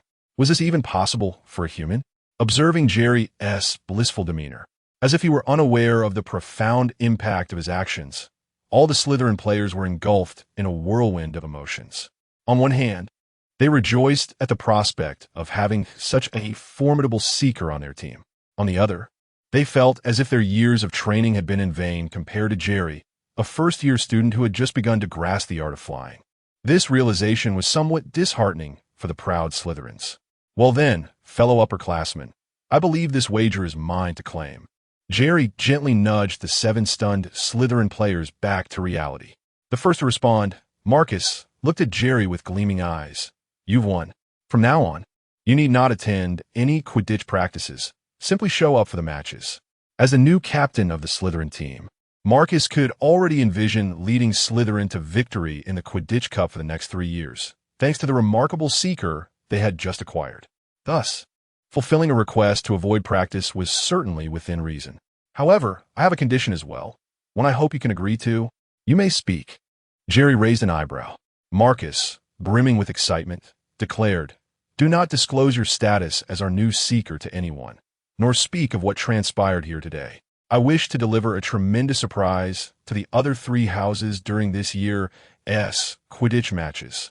Jerry pondered for a moment before nodding in agreement. Very well. No problem. He felt sufficiently accomplished within Slytherin, and with Snape's promise to offer him additional guidance, revealing his joining the team would merely be a cherry on top. After departing from the Quidditch pitch, Jerry made his way directly to the library. During this time, he had self-studied a multitude of magical knowledge, leaving him with many questions, and he sought to gather more information and engage in discussions with Hermione. After all, 2 minds are better than 1, especially when Hermione was such an extraordinary young talent in magic. Shortly after Jerry left the Quidditch pitch, Marcus hurriedly rushed to Professor Snape's office. He felt compelled to report in detail the remarkable performance Jerry had just exhibited. "Jerry, look, there's a new spell here. Do you want to take note of it?" In the library, Hermione pointed to a spell she had inadvertently discovered while perusing her magic book. Of course, Jerry promptly retrieved his notebook and recorded the details of the spell. While both Hermione and Jerry were studying in the library, their focus diverged slightly. Hermione primarily delved into the history and general knowledge of the wizarding world, along with various eclectic topics, rather than pursuing spells with a specific objective. In contrast, Jerry concentrated on magical theories and various functional spells. However, not all spells were cataloged in spell books. Many were concealed within biographies and historical texts. For instance, this ancient spell for shooting arrows appeared in Hermione's current book regarding the history of Quidditch. The arrow spell was a widely used offensive incantation during the medieval period, particularly effective against Muggle armies. No bow was required. With a flick of the wand, arrows would fly towards the enemy, powerful enough to rival that of a strong bow. A skilled wizard could even conjure a rain of arrows. However, due to the decree for the reasonable restriction of underage sorcery and policies prohibiting wizards from attacking Muggles, the use of this spell dwindled. After all, should an arrow inadvertently strike and kill a Muggle, one would face dire consequences, including imprisonment in Azkaban. Furthermore, using this spell against fellow wizards was of little efficacy. For wizards, even a barrage of arrows could be easily thwarted with a shield charm or transfiguration. A binding curse or sleep charm would yield far more effective results. Moreover, unless an arrow struck the head, it would not be lethal to a wizard. Wizards could recover from even the most grievous injuries through magic. Consequently, the arrow spell eventually became relegated to a mere gesture of support during Quidditch matches, used to shoot into the sky in favor of one's favorite team. However, after an incident where an arrow accidentally pierced a referee's nose, its use was subsequently banned. Chapter 74. A long pre-planned assault on October 31st, the eve of Halloween. Jerry awoke to the sight of Hagrid, resembling a small giant, and Professor Flitwick, the charms instructor, magically adorning the Great Hall. Hagrid placed enchanted candles into the hollowed-out giant pumpkins, while Professor Flitwick levitated the jack-o'-lanterns into the air. Observing the massive pumpkins floating above the hall, Jerry couldn't help but marvel at the considerable gap in power between himself and the esteemed professors. Professor Flitwick effortlessly levitated hundreds of enormous pumpkin lanterns, capable of remaining aloft for days, while Jerry had only managed to keep a bus afloat for a mere 2 seconds with the same spell. Nevertheless, compared to other first-year wizards who were still struggling to levitate feathers, he had certainly made significant progress. Perhaps due to the abundance of pumpkins used for lanterns, breakfast consisted solely of the pumpkin porridge he despised. Were it not for the presence of several professors in the Great Hall, preventing him from using magic freely, Jerry would have gladly transfigured the porridge into tofu pudding. As a first-year Slytherin, Jerry's schedule allowed for classes only in the morning. So after replenishing his sleep in the afternoon, he took a borrowed book on magic from the library and settled into a chair in the Slytherin common room. He became engrossed in his reading, losing track of time until around 6 o'clock in the evening. "Jerry, dinner is about to commence. If you don't hurry, you'll be late." Daphne and Pansy, passing through the common room, noticed that only 10 minutes remained before dinner began and were surprised to find Jerry still seated, seemingly oblivious. Jerry looked up, offering a gentle smile. "It's quite all right. You two go ahead. I prefer quieter environments. I'll join you after I finish these last 2 pages. Reluctantly, Daphne and Pansy departed the common room. 10 minutes later, Jerry set down his book and glanced at the time. Dinner must have already started, and everyone should be in the Great Hall by now. He returned to his dormitory, retrieving the anesthetic sniper rifle he had collected from the room of requirement the previous night, wrapping it in cloth before stealthily exiting the Slytherin dormitory. Activated in superhero mode, he moved like an agile elite agent, swiftly heading towards the stairway that connected the first floor to the basement. The expansive basement of Hogwarts housed not only the boathouse by the Black Lake, Slytherin dormitory, potions classroom, and the Slytherin headmaster's office, but also the Hufflepuff common room, storage rooms, and kitchens, along with a dozen abandoned classrooms. To reach the basement from the first floor, apart from special secret passages. One could only use the small staircase adjacent to the opulent marble staircase. Thus, Jerry, clutching the sniper rifle, entered a nearby and used classroom closest to the small staircase, pressing his ear against the wall to wait quietly. Approximately 20 minutes later, footsteps echoed from the small staircase behind the wall. Someone was descending from the first floor to the basement. As the Halloween feast had commenced, nearly all professors and students, including Headmaster Dumbledore and the caretaker Filch, were undoubtedly present at the dinner. The only individual who would venture from the first floor to the basement at this hour was Professor Quirrell, who intended to unleash a troll to incite chaos and steal the Philosopher's Stone from the forbidden fourth floor. As the footsteps receded from the stairway, Jerry raised the sniper rifle, cautiously moving to the classroom door. He opened it just a crack, producing a prepared mirror through which he glimpsed the figure of Quirrell, adorned with a purple turban, sneakily making his way down the corridor towards the fifth basement classroom. He had indeed arrived. A surge of excitement filled Jerry as he observed Quirrell's silhouette in the mirror. This operation had been meticulously planned. Back in the main world, he had long desired a suitcase akin to Newt's from Fantastic Beasts and Where to Find Them, which resembled a small world of its own. Possessing such a suitcase would provide him with a secret base, an essential asset for a superhero determined to remain unbound by any individual or faction. Furthermore, transporting a broomstick was rather inconvenient. Possessing spatial equipment would alleviate many burdens. However, through his recent investigations and inquiries, he discovered that acquiring a suitcase similar to Newt's was not as straightforward as one might imagine. Even with ample galleons, procuring such an item through conventional means proved impossible.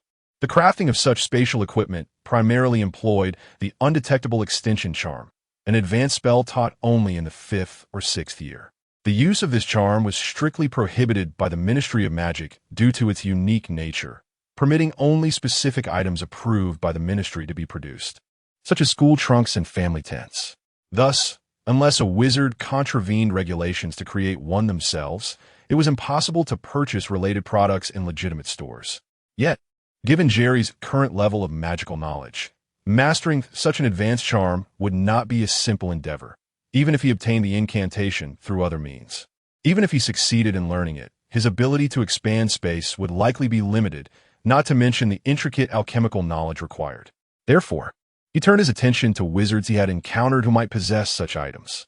It was possible that Hogwarts professors had them privately, though they might not carry them at all times, and finding an opportunity to ambush them would be challenging. However, there was one exception: Professor Quirrell, who taught defense against the dark arts. Once an exceptional wizard of Ravenclaw, his prowess was remarkable, particularly in the realm of dark magic. Yet, during a trip to Albania, he encountered a fragment of Voldemort's soul, becoming ensnared and turning into a devoted Death Eater, allowing the remnants of Voldemort to possess him. Upon returning to the school, he concealed the dark presence residing at the back of his head beneath a purple turban, masking the decaying odor of Voldemort with garlic and other strong scents. He began fabricating tales of encounters with vampires and witches, portraying himself as a timid and cowardly individual to lower other suspicions. This time, he intended to take advantage of the fact that everyone, including Headmaster Dumbledore and caretaker Filch, was in the Great Hall to descend to the basement alone, release a troll to create chaos, and seize the Philosopher's Stone from the forbidden fourth floor, which could facilitate Voldemort's resurrection. Chapter 75. Plans cannot keep up with changes. What Jerry awaited was precisely this opportunity. The fact that Quirrell managed to elude everyone's notice and release the troll in the basement indicated that he surely possessed an item capable of concealing such a creature. More subtly, Quirrell's ability to evade detection provided Jerry with an advantageous opening. The sole challenge lay in Quirrell's undoubtedly professor-level prowess. Even a surprise attack would likely not suffice to silently defeat him and seize that spatial equipment. Furthermore, Quirrell's mind bore the remnants of Voldemort's soul. Although Voldemort currently existed in a diminished state, it was still prudent to consider the potential for unforeseen, dreadful abilities. While Jerry desired the spatial equipment, he had no intention of courting death in the process. Just as he contemplated relinquishing the endeavor, A vision of the tranquilizer sniper rifle he had used to heal the soldiers reignited his hope. Quirrell and Voldemort were undoubtedly vigilant towards magic and experienced in countering magical assaults. However, they would likely possess little knowledge or experience in dealing with modern weaponry. Crucially, the specially designed tranquilizer sniper rifle boasted an impressive range of up to a kilometer, allowing him to execute a surprise attack from a concealed position. Even if he failed to incapacitate Quirrell, he could still make a timely escape. Moreover, this was Hogwarts, under the watchful eye of Dumbledore. As a Death Eater, Quirrell would be wary, yet he would not dare to act recklessly if he sensed something amiss. Should Jerry succeed, he might not only acquire the spatial equipment, but also potentially gain access to Quirrell's personal belongings, achieving multiple objectives simultaneously. Upon witnessing Quirrell vanish into the 5th classroom, Jerry hastily exited the classroom at the stairwell and swiftly retreated in the opposite direction. He made his way to a carefully selected sniper position, located 600 meters from the stairwell at a corner, a visual blind spot. If someone were to descend the stairs, they would see Jerry, and he would see them. However, anyone ascending would have their back turned to him, allowing Jerry to aim at their vulnerable rear. Quirrell, upon releasing the troll, would undoubtedly return to the Great Hall via the stairs to report his actions, providing Jerry with the perfect opportunity to strike. Setting up the sniper rifle, Jerry focused intently on the stairwell through the scope. Enhanced by his superhuman mode and having practiced in the Room of Requirement, his aim should prove reliable. Approximately 10 minutes later, Quirrell's silhouette finally appeared within the crosshairs. With determination, Jerry squeezed the trigger. A tranquilizer round surged from the barrel, traversing the 600 meters in less than 2 seconds, striking Quirrell's rear without eliciting any reaction from him. Just as Quirrell, who had recently released the troll under the effects of the stunning spell, prepared to ascend the stairs back to the Great Hall, he suddenly felt a tingling sensation in his backside, swiftly followed by an overwhelming wave of drowsiness. Before he could take another step, his body swayed and collapsed to the ground. With a successful strike, Jerry wasted no time, promptly stowing his rifle and retreating into a nearby abandoned classroom. Concealing the weapon amidst a pile of debris, he refrained from immediately investigating Quirrell's unconscious form. Despite Quirrell being incapacitated, Voldemort remained alert. Although Voldemort currently lacked significant offensive power, it was wise to exercise caution. Hiding in the abandoned classroom, Jerry listened intently to the commotion outside. As anticipated, approximately 5 minutes later, the distant roars of the troll and the sound of its splintering under immense force reached his ears. Jerry's plan was straightforward. Aside from using the tranquilizer sniper rifle on Quirrell, he intended to orchestrate a cunning scheme. Quirrell may have had experience dealing with trolls, yet that did not equate to taming them. If the awakened troll were to encounter the unconscious Quirrell, what might transpire? Surely, a creature aggrieved by a wizard's stunning spell would relish the opportunity to retaliate with a few powerful blows. Should Quirrell meet his demise at the hands of the troll, Voldemort's residual soul would undoubtedly flee Hogwarts, paving the way for Jerry to discreetly retrieve Quirrell's box later on. An exemplary Slytherin absorbed in his studies, who missed dinner, might stumble upon the scene of the troll and the slain Quirrell on his way to the 1st floor. After all, such an occurrence would appear entirely plausible. At that moment, Dumbledore remained in the Great Hall, unconcerned about being discovered. Although wizards possess investigative spells that can trace the origins of a wand's magic, no spell exists to recount the entire sequence of events. Moreover, Jerry's ambush involved no magic. He had resorted to the decidedly unmagical use of a sniper rifle. As for whether Quirrell's death would influence subsequent events, Jerry pondered. Why should that concern him? Dumbledore's intentions to use the Philosopher's Stone incident to nurture Harry were his own affairs. All Jerry needed was to grow stronger and procure the spatial equipment first. However, while the plan appeared flawless, unforeseen changes are inevitable. Just as Jerry awaited the unconscious Quirrell's demise at the hands of the troll, a familiar scream abruptly compelled him to alter his strategy. How was Hermione here?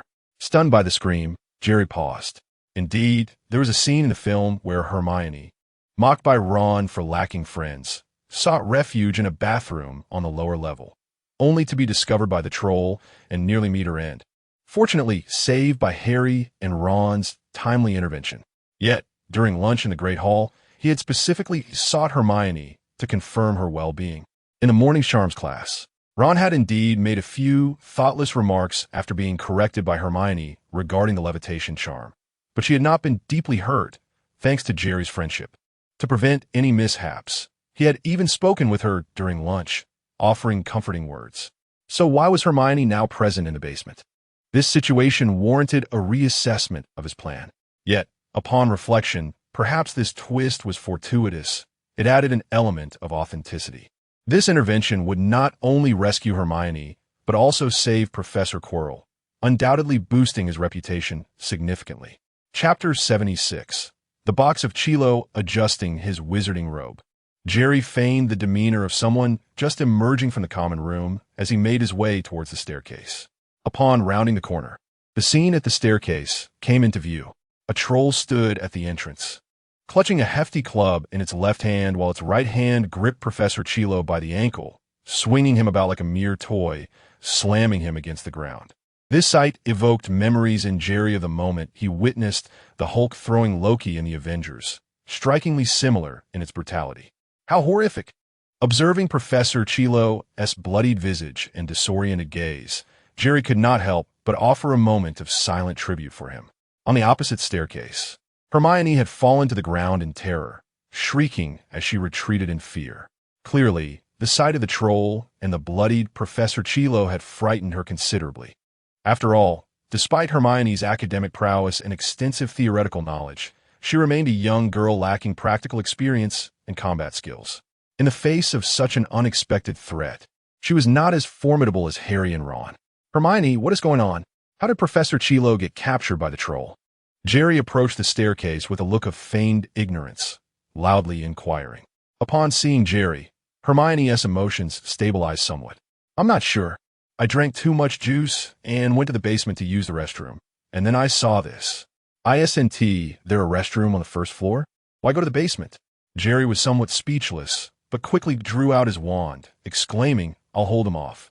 You hurry to the Great Hall and summon the professors. Unbeknownst to him, Hermione's restroom excuse was merely a pretext. She had been concerned about Jerry's absence at the Slytherin table during dinner and intended to check on him in the basement. Little did she expect to stumble upon the gruesome scene of the troll assaulting the bloodied Professor Chilo halfway down the stairs. Be careful. I'll go fetch the professors. Hermione quickly regained her footing and dashed upstairs towards the Great Hall. At that moment, from Professor Chilo's wizarding robe, a small box, about the size of a palm, fell to the ground with a soft thud. Jerry's eyes lit up at the sight of the box. Sleep now. He pointed his wand, and a beam of blue magical light shot directly at the troll. The troll, a creature approximately 4 meters tall and weighing a ton, with a brain akin to that of a nose goblin, was classified as an XXXX level danger in the textbook Fantastic Beasts and Where to Find Them. Having faced more formidable foes, Jerry was not intimidated by the troll and was aware of its vulnerabilities. After temporarily stunning the troll with a sleeping charm, he swiftly stepped forward to retrieve the unconscious Professor Chilo, casually kicking the fallen box into an abandoned classroom beside the staircase, dragging the barely conscious Professor Chilo's robe. He refrained from attacking the troll further and hurriedly descended the stairs. As Jerry pulled Professor Chilo upstairs, the latter's head thumped loudly against the steps. After approximately 7 or 8 seconds, the troll regained consciousness and, with its club raised, attempted to ascend the stairs, only to be met once more with a stunning charm from Jerry. Having brought Professor Chilo to the first floor, Jerry encountered Professors Snape and McGonagall, along with Madame Pomfrey. Rushing towards him, it turned out that Hermione had burst into the Great Hall, loudly declaring the presence of a troll in the basement, and that Professor Chilo had fainted in the troll's grasp, while Jerry was attempting to rescue him. Dumbledore had promptly dispatched Professors Snape and McGonagall along with Madame Pomfrey. Mr. Carmen, are you all right? McGonagall inquired nervously, casting a glance at Jerry. Although Jerry was not a Gryffindor, McGonagall was equally concerned for the safety of every young wizard. I'm fine, but Professor Chilo may not be. The troll is still on the first floor, and my sleeping charm likely won't hold him for long. Jerry gestured towards the bloodied Professor Chilo on the ground. Snape examined Chilo with a puzzled look before addressing Jerry with a hint of admiration in his tone. "Well done, Jerry. Accompany Professor McGonagall back to the Great Hall. I will handle a troll. I'll take care of Professor Chilo and ensure he gets medical attention." At that moment, Madame Pomfrey waved her wand, and Professor Chilo's body was magically transported to the infirmary. The movement charm, akin to the levitation charm, not only allowed objects to float, but also enabled them to move in accordance with the caster's will, provided the caster maintained magical control and proximity. "Mr. Carmen, why were you alone in the basement?" McGonagall queried as they made their way back to the Great Hall. Jerry was prepared for this question. "I was so engrossed in my reading in the common room that I lost track of time and missed the start of dinner." He had spent the afternoon reading in the common room, a fact that many Slytherin students could confirm. He had also encountered Daphne and Pansy just before dinner began. McGonagall nodded, her curiosity piqued, but not suspecting anything amiss. "Mr. Carmen, you performed admirably just now. Had it not been for your brave efforts to hold off the troll, Miss Granger and Professor Chilo would have been in grave danger. In recognition of your bravery, I shall award Slytherin 10 points." McGonagall had always held a high regard for Jerry, recalling how he had stood up for the weak when she first encountered him at the orphanage. She believed he was very much suited for Gryffindor, given that courage was its most esteemed quality. Regrettably, during the Sorting Hat ceremony, he had been placed in Slytherin. "Thank you, Professor McGonagall," Jerry replied with a smile. Although Snape treated him well, he had to admit that, in terms of fairness and justice, McGonagall exemplified the ideal among all the professors at Hogwarts. Upon entering the Great Hall with McGonagall, Jerry observed that aside from the Slytherin students and Hermione, as well as the heads of Ravenclaw and Hufflepuff, Professors Flitwick and Sprout, respectively, Dumbledore was notably absent. Jerry felt a sense of relief. It seemed that the other house students had returned to their dormitories under the supervision of their head of house, and Dumbledore was likely attending to the matter of his Philosopher's Stone. While this plan had encountered a slight hiccup, the outcome remained favorable. The only potential flaw was Dumbledore's legitimacy. Should he choose to probe Jerry's thoughts, it could lead to significant complications. Nevertheless, he believed the likelihood of that happening was minimal. Chapter 77. The space within the box during this period of return. Jerry spent nearly all his free time in the library. After sifting through an array of magical tomes, he finally stumbled upon a book titled On the Mind Reader and the Mind Reading Spell, which contained relevant information. In truth, the Mind Reading Spell, being a profound and perilous incantation, was not included in Hogwarts' 7-year curriculum. Even within the school library, there are only general descriptions available, lacking specific methods of study. Of course, the restricted section might hold more, but he had never ventured there and was uncertain of its contents. In this book, he learned that mind reading is categorized into 2 forms, the Mind Reader and the Mind Reading Spell. A mind reader is a wizard born with the innate ability to read others' thoughts, requiring no study to acquire this skill. However, such natural mind readers seem to struggle with control due to their overwhelming mental power. Being surrounded by too many people can cause them considerable distress. Jerry imagined it akin to the American witch Queenie Goldstein from Fantastic Beasts and Where to Find Them. The mind reading spell, on the other hand, was developed long ago by mind readers who researched their own abilities, creating a spell accessible to all wizards. By gazing into another's eyes and reciting the incantation, one could discern their current thoughts and even trace their memories. Wizards who mastered the mind-reading spell to an extraordinary degree are referred to as mind-reading masters, such as Dumbledore, Voldemort, and Snape. They need no incantation. A mere gaze allows them instant insight into your thoughts. To effectively counter this form of mind reading, one must learn the art of mental closure or choose to avoid eye contact, focusing instead on other thoughts to obstruct the intruder's access to memories. However, the book did not clearly state how effective this method truly is. Nonetheless, Jerry believed it must possess some efficacy. Otherwise, Voldemort's misdeeds at school would surely have been laid bare by Dumbledore's mere glance. "Jerry, are you all right?" Hermione exclaimed, rushing to embrace him as she saw him safely returning with Professor McGonagall. The earlier scene had been terrifying, and only upon seeing her best friend unharmed could she finally breathe a sigh of relief. All the Gryffindors had followed their head boy back to the common room. But she had lingered behind due to her concern for Jerry's safety. This was ordinarily not permitted, yet Hermione, being both the messenger and a witness, had received Professor Flitwick's consent to remain. "I'm fine, though Professor Quirrell has sustained significant injuries and was taken away by Madame Pomfrey for treatment," Jerry replied, momentarily taken aback before smiling and patting Hermione's shoulder. Meanwhile, Daphne from the Slytherin team pouted and let out a huff. Just then, Snape entered the Great Hall, clearly unfazed by the effort required to deal with a troll of such magnitude. The true priority lay in uncovering how the troll had appeared in the dungeons and breached Hogwarts' defenses. After thorough inquiries, the four house heads discovered that neither Hermione nor Jerry knew how the troll had manifested in the lower levels. Hermione had encountered the troll at the staircase leading to the dungeons, while Jerry had only arrived after hearing Hermione's screams. Thus, to clarify the situation, they would need to question Professor Quirrell, the first to confront the troll. However, they would have to wait for Madame Pomfrey to stabilize Quirrell's condition first.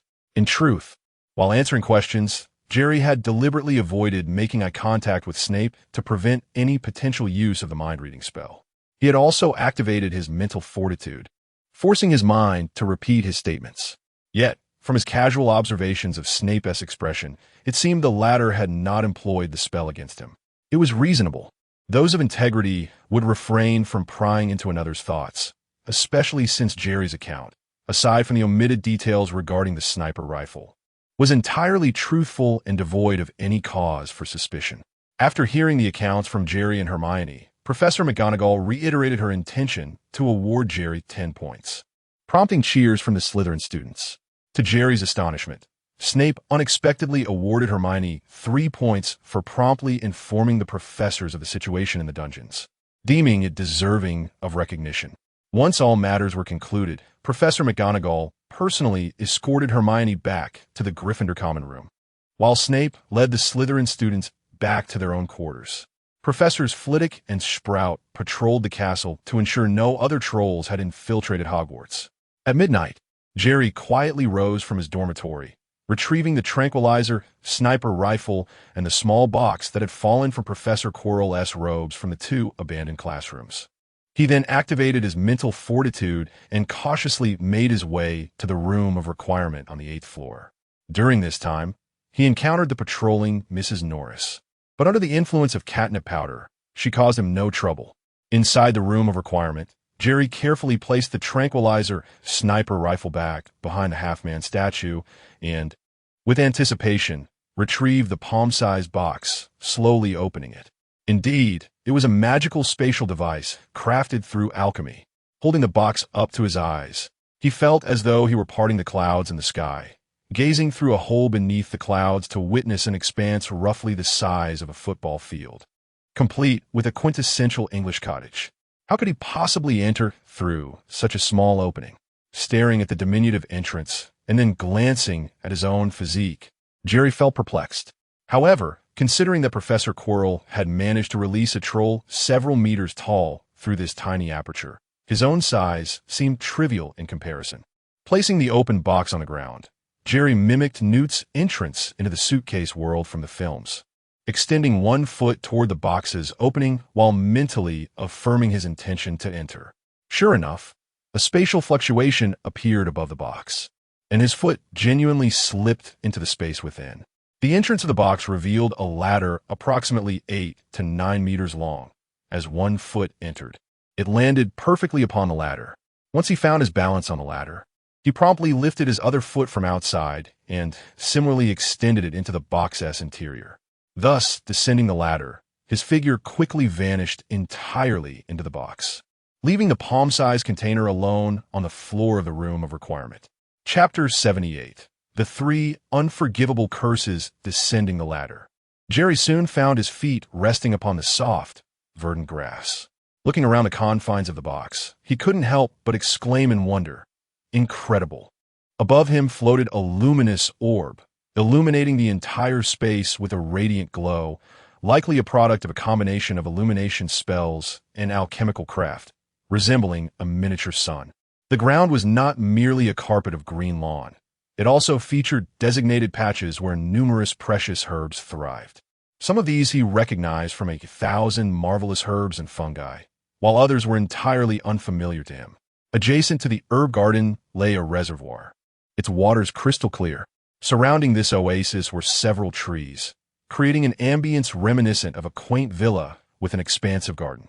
As Jerry ventured further into the villa, he encountered a classic English-style residence, typical within the wizarding world, influenced by Victorian aesthetics. Entering through the elongated hallway adorned with a purple carpet, he traversed into the grand hall, where a beautifully crafted fireplace and intricately designed furniture greeted his gaze. It was evident that Professor Quirrell belonged to a more affluent class of wizards. The villa boasted 2 stories.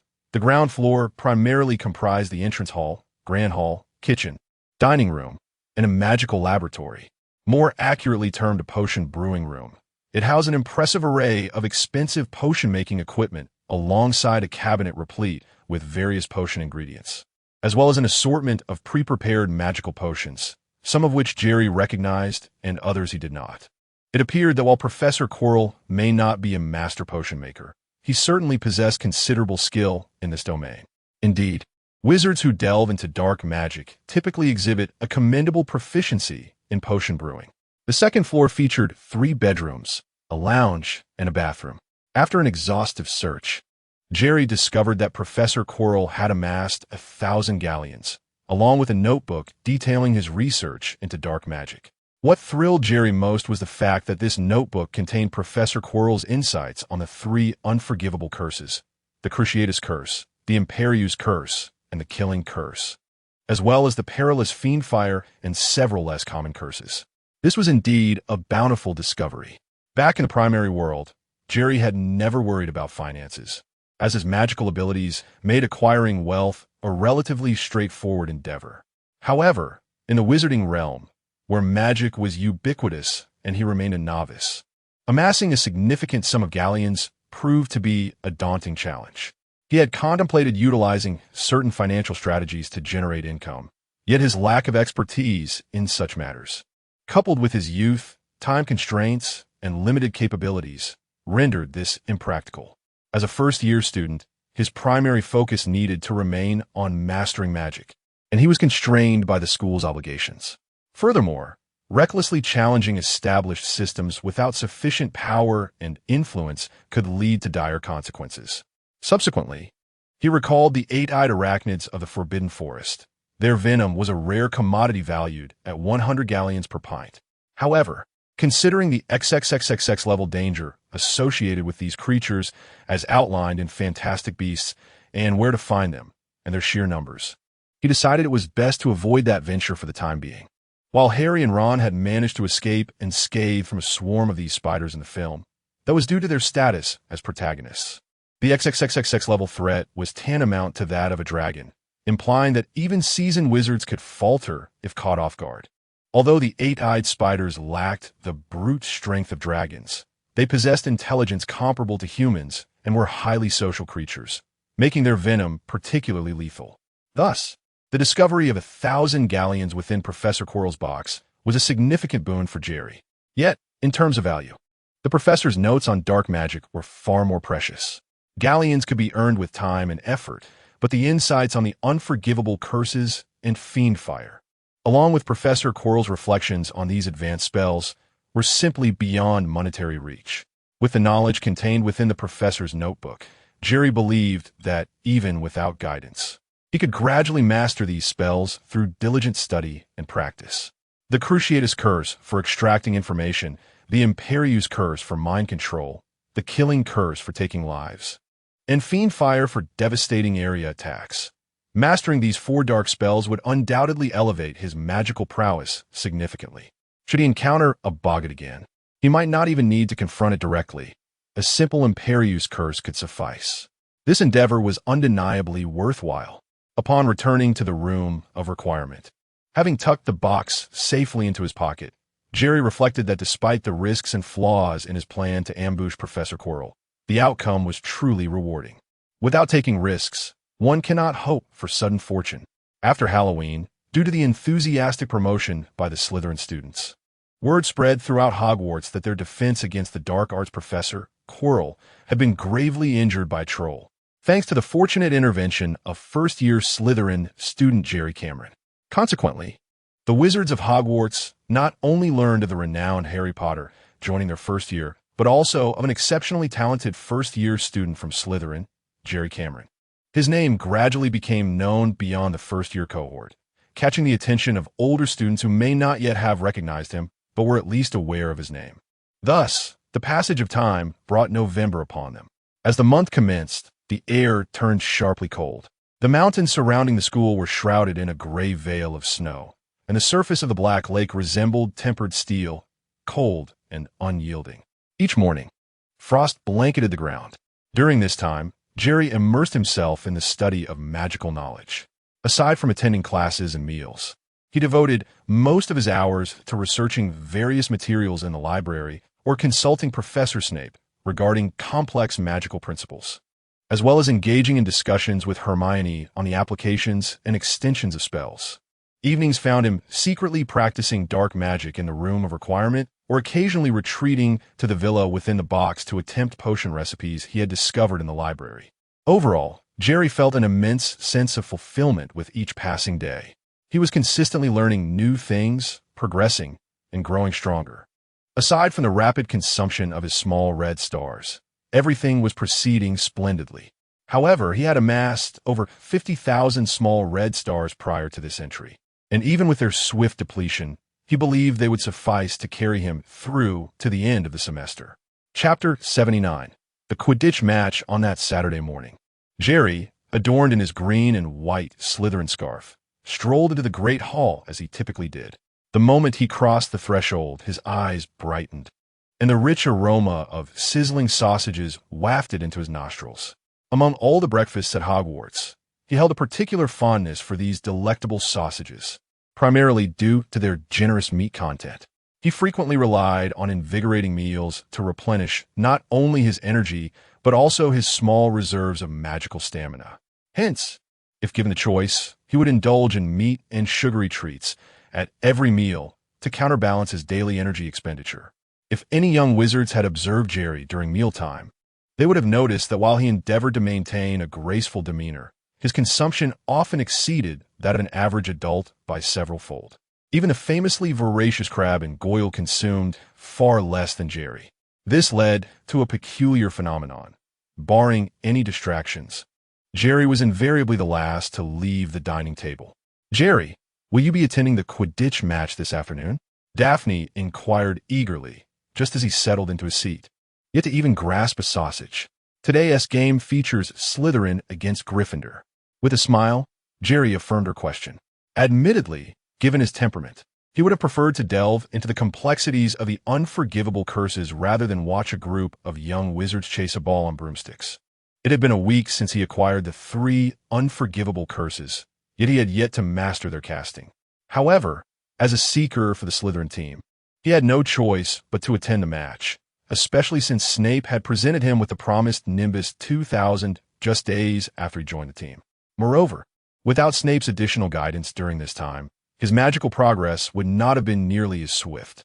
"Here, this symbolizes our Slytherin banner," Daphne declared, producing a small green flag she had prepared earlier and eagerly offering it to Jerry. "Later, we can wave it together in support of Slytherin." In light of Jerry's commitment to attend the match, Daphne had taken the initiative to confirm his participation.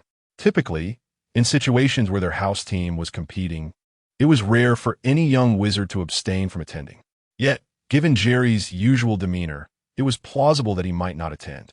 To the Slytherin students, Jerry was exceptional, excelling in nearly every subject and exhibiting courtesy towards all, epitomizing perfection. However, the only flaw was his apparent disinterest in participating in their informal gatherings outside of class, as he was often found engrossed in books, whether in the library, the common room, or on the grassy banks of the Black Lake during sunset. Thus, apart from his studies, Jerry seemed to possess no other hobbies, which earned him the admiration of many Slytherins, including a somewhat envious Draco Malfoy. "Thank you, Daphne," Jerry replied, momentarily taken aback before graciously accepting the green flag. Though he would soon be on the field and had no use for the flag, he had promised Marcus to keep his new role as Seeker a secret, making it difficult to explain. By 11 o'clock, nearly all the professors and students had gathered at the Quidditch pitch. The stands, positioned in the 4 cardinal directions, were filled with students from the 4 houses, each donned in scarves representing their respective houses. Gryffindor wore red and gold, symbolizing courage. Slytherin displayed green and white, representing lineage. Hufflepuff donned yellow and black, embodying kindness, while Ravenclaw exhibited blue and bronze, signifying wisdom. To ensure the young wizards had a clear view of the match, some stands had been elevated with powerful levitation charms, yet many students still brought binoculars. In the center of the stands, several wooden towers, taller than the regular seating, housed professors, commentators, and a few wizards from Hogsmeade who had come expressly to watch the match. "What are you looking for?" Pansy asked Daphne, who was scanning the crowd, seemingly in search of someone. "Jerry mentioned he would come to watch the match this morning. Why haven't we seen him yet?" Daphne frowned slightly, wishing to cheer for Slytherin alongside Jerry. Pansy chuckled. "Jerry? You know him well enough. He probably lost track of time while reading. Remember the Halloween feast? Don't worry. Quidditch matches usually last 2 or 3 hours. He'll definitely show up before it ends." "All right." Daphne nodded, redirecting her gaze to the match. Meanwhile, in the Slytherin locker room, Jerry, now clad in his green Quidditch robes, stood confidently at the exit. "Don't be nervous, Jerry. If you can perform at even a fraction of your last level, we'll be victorious." Marcus, the team captain, encouraged him, albeit with an air of anxiety. Although Jerry's previous performance had astonished Marcus, he understood that training in private differed significantly from the pressures of a real match. With spectators watching, a lack of composure could lead to a significant drop in performance, even to the point of being unable to compete.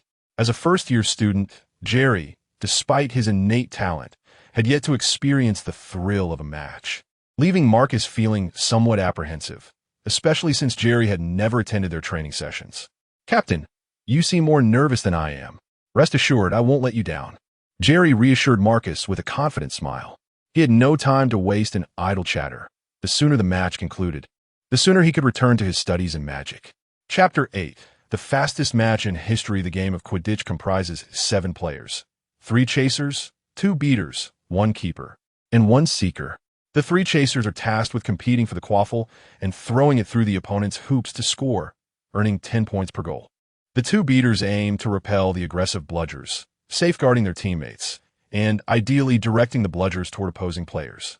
The keeper is responsible for guarding the goalposts, preventing the opposing team from scoring with a quaffle. Most crucially, the seeker is assigned to catch the golden snitch, concluding the match and securing an additional 150 points. Thus, it is generally the case that whichever team's seeker captures the snitch first is likely to emerge victorious. After all, unless the skill disparity between the teams is exceedingly vast, a 150-point difference is quite improbable. However, capturing the golden snitch is no easy feat. History has recorded instances where matches prolonged for days due to both seekers failing to secure it. Previously, Slytherin had consistently dominated Gryffindor, largely because Gryffindor's seeker lacked the prowess of Slytherin's. Their seeker had always managed to capture the snitch first. In fact, in prior matches, Gryffindor had held a lead over Slytherin until Slytherin's seeker ultimately caught the snitch, albeit not by a margin as significant as 150 points. It is worth noting that Gryffindor's chasers and beaters possess formidable skills, especially the captain of the Gryffindor team, Charlie Weasley, who was the most proficient chaser and received an invitation from the English Quidditch team upon graduation, which he graciously declined. If Jerry fails to perform adequately, allowing the opposing seeker to capture the snitch first, this match against Gryffindor could prove perilous. The record of defeating the Gryffindor Brutes for 7 consecutive years could very well come to an end under his captaincy, which is why Marcus is even more anxious than Jerry himself. Now let us welcome the players from both teams. The Quidditch commentator, Lee Jordan, a third-year wizard from Gryffindor, announced loudly with the amplification charm. As his voice faded, a tremendous cheer erupted from the young witches and wizards outside. "The time has come. Good luck to everyone." Marcus mounted his broom, propelling himself into the air, closely followed by Jerry on his Nimbus 2000, along with the 5 other team members. The Gryffindor team, clad in vibrant red robes, and the Slytherin team, adorned in dark green, swiftly emerged from opposite ends of the Quidditch pitch. They then executed a flamboyant aerial maneuver before gracefully landing beside Madame Hooch, who stood at the center of the pitch. The atmosphere reached a fever pitch. Gryffindor, Slytherin. The cheers rose and fell like waves. However, it was evident that the support for Gryffindor far surpassed that for Slytherin. After all, when it comes to popularity, the brave and warm-hearted Gryffindor is undoubtedly more endearing than the proud and disdainful Slytherin. Thus, apart from their respective houses, the cheers from Ravenclaw and Hufflepuff predominantly favored Gryffindor. Yet, as they scrutinized the players on either side, they noticed something amiss. The Slytherin Seeker was not the familiar Terrence Higgs, who had held the position for 4 years, but a new face, a seemingly first or second-year wizard. That was Jerry. How did he become Slytherin's Seeker? At that moment, Daphne and all the Slytherin witches and wizards gasped in unison. Meanwhile, on the Gryffindor side, Hermione, Harry, and Ron, who were familiar with Jerry, also expressed similar astonishment. Jerry! It's Jerry! Hermione! Did you know Jerry became a first-year Seeker? I had no idea, but this is impossible. He has been studying with me in the library every weekend and has never attended Quidditch practice.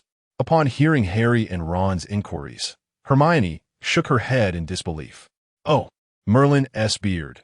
We've discovered that Slytherin has indeed changed Seekers, boldly employing a new one. Can anyone tell me the name of this new Seeker? At this moment, Lee Jordan's voice echoed from the tower, stands once more. What? His name is Jerry Kamen, the one who rescued Professor Quirrell from a troll? But if I recall correctly, he should still be a first-year student.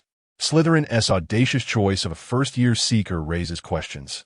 Is it sheer folly, or is there a deeper reason? Let us wait and see. Under Lee Jordan's commentary, all the young witches and wizards learned that this new Seeker is indeed the first-year Slytherin who had saved Professor Quirrell from a troll just a week prior, during Halloween. They had merely heard Jerry's name before, but now he was known throughout Hogwarts, including Hogsmeade. However, most were skeptical about replacing the experienced Terrence Higgs with a first-year Seeker, particularly the older Slytherin wizards, many of whom frowned in disapproval. Meanwhile, on the pitch, would have Gryffindor excitedly whispered to his teammates, "Let us play well. This match is ours to win. Listen, I hope everyone competes fairly and honestly." Madame Hooch, holding a silver whistle in one hand and a broom in the other, surveyed both teams, particularly Slytherin's captain, Marcus, who had a reputation for using his size and strength to commit fouls in previous matches. With that, she blew the whistle forcefully. Instantly, all players shot into the air. The quaffle was promptly seized by Gryffindor's Angelina Johnson. What an exceptional chaser she is. And quite charming as well. Lee Jordan's voice resonated once more.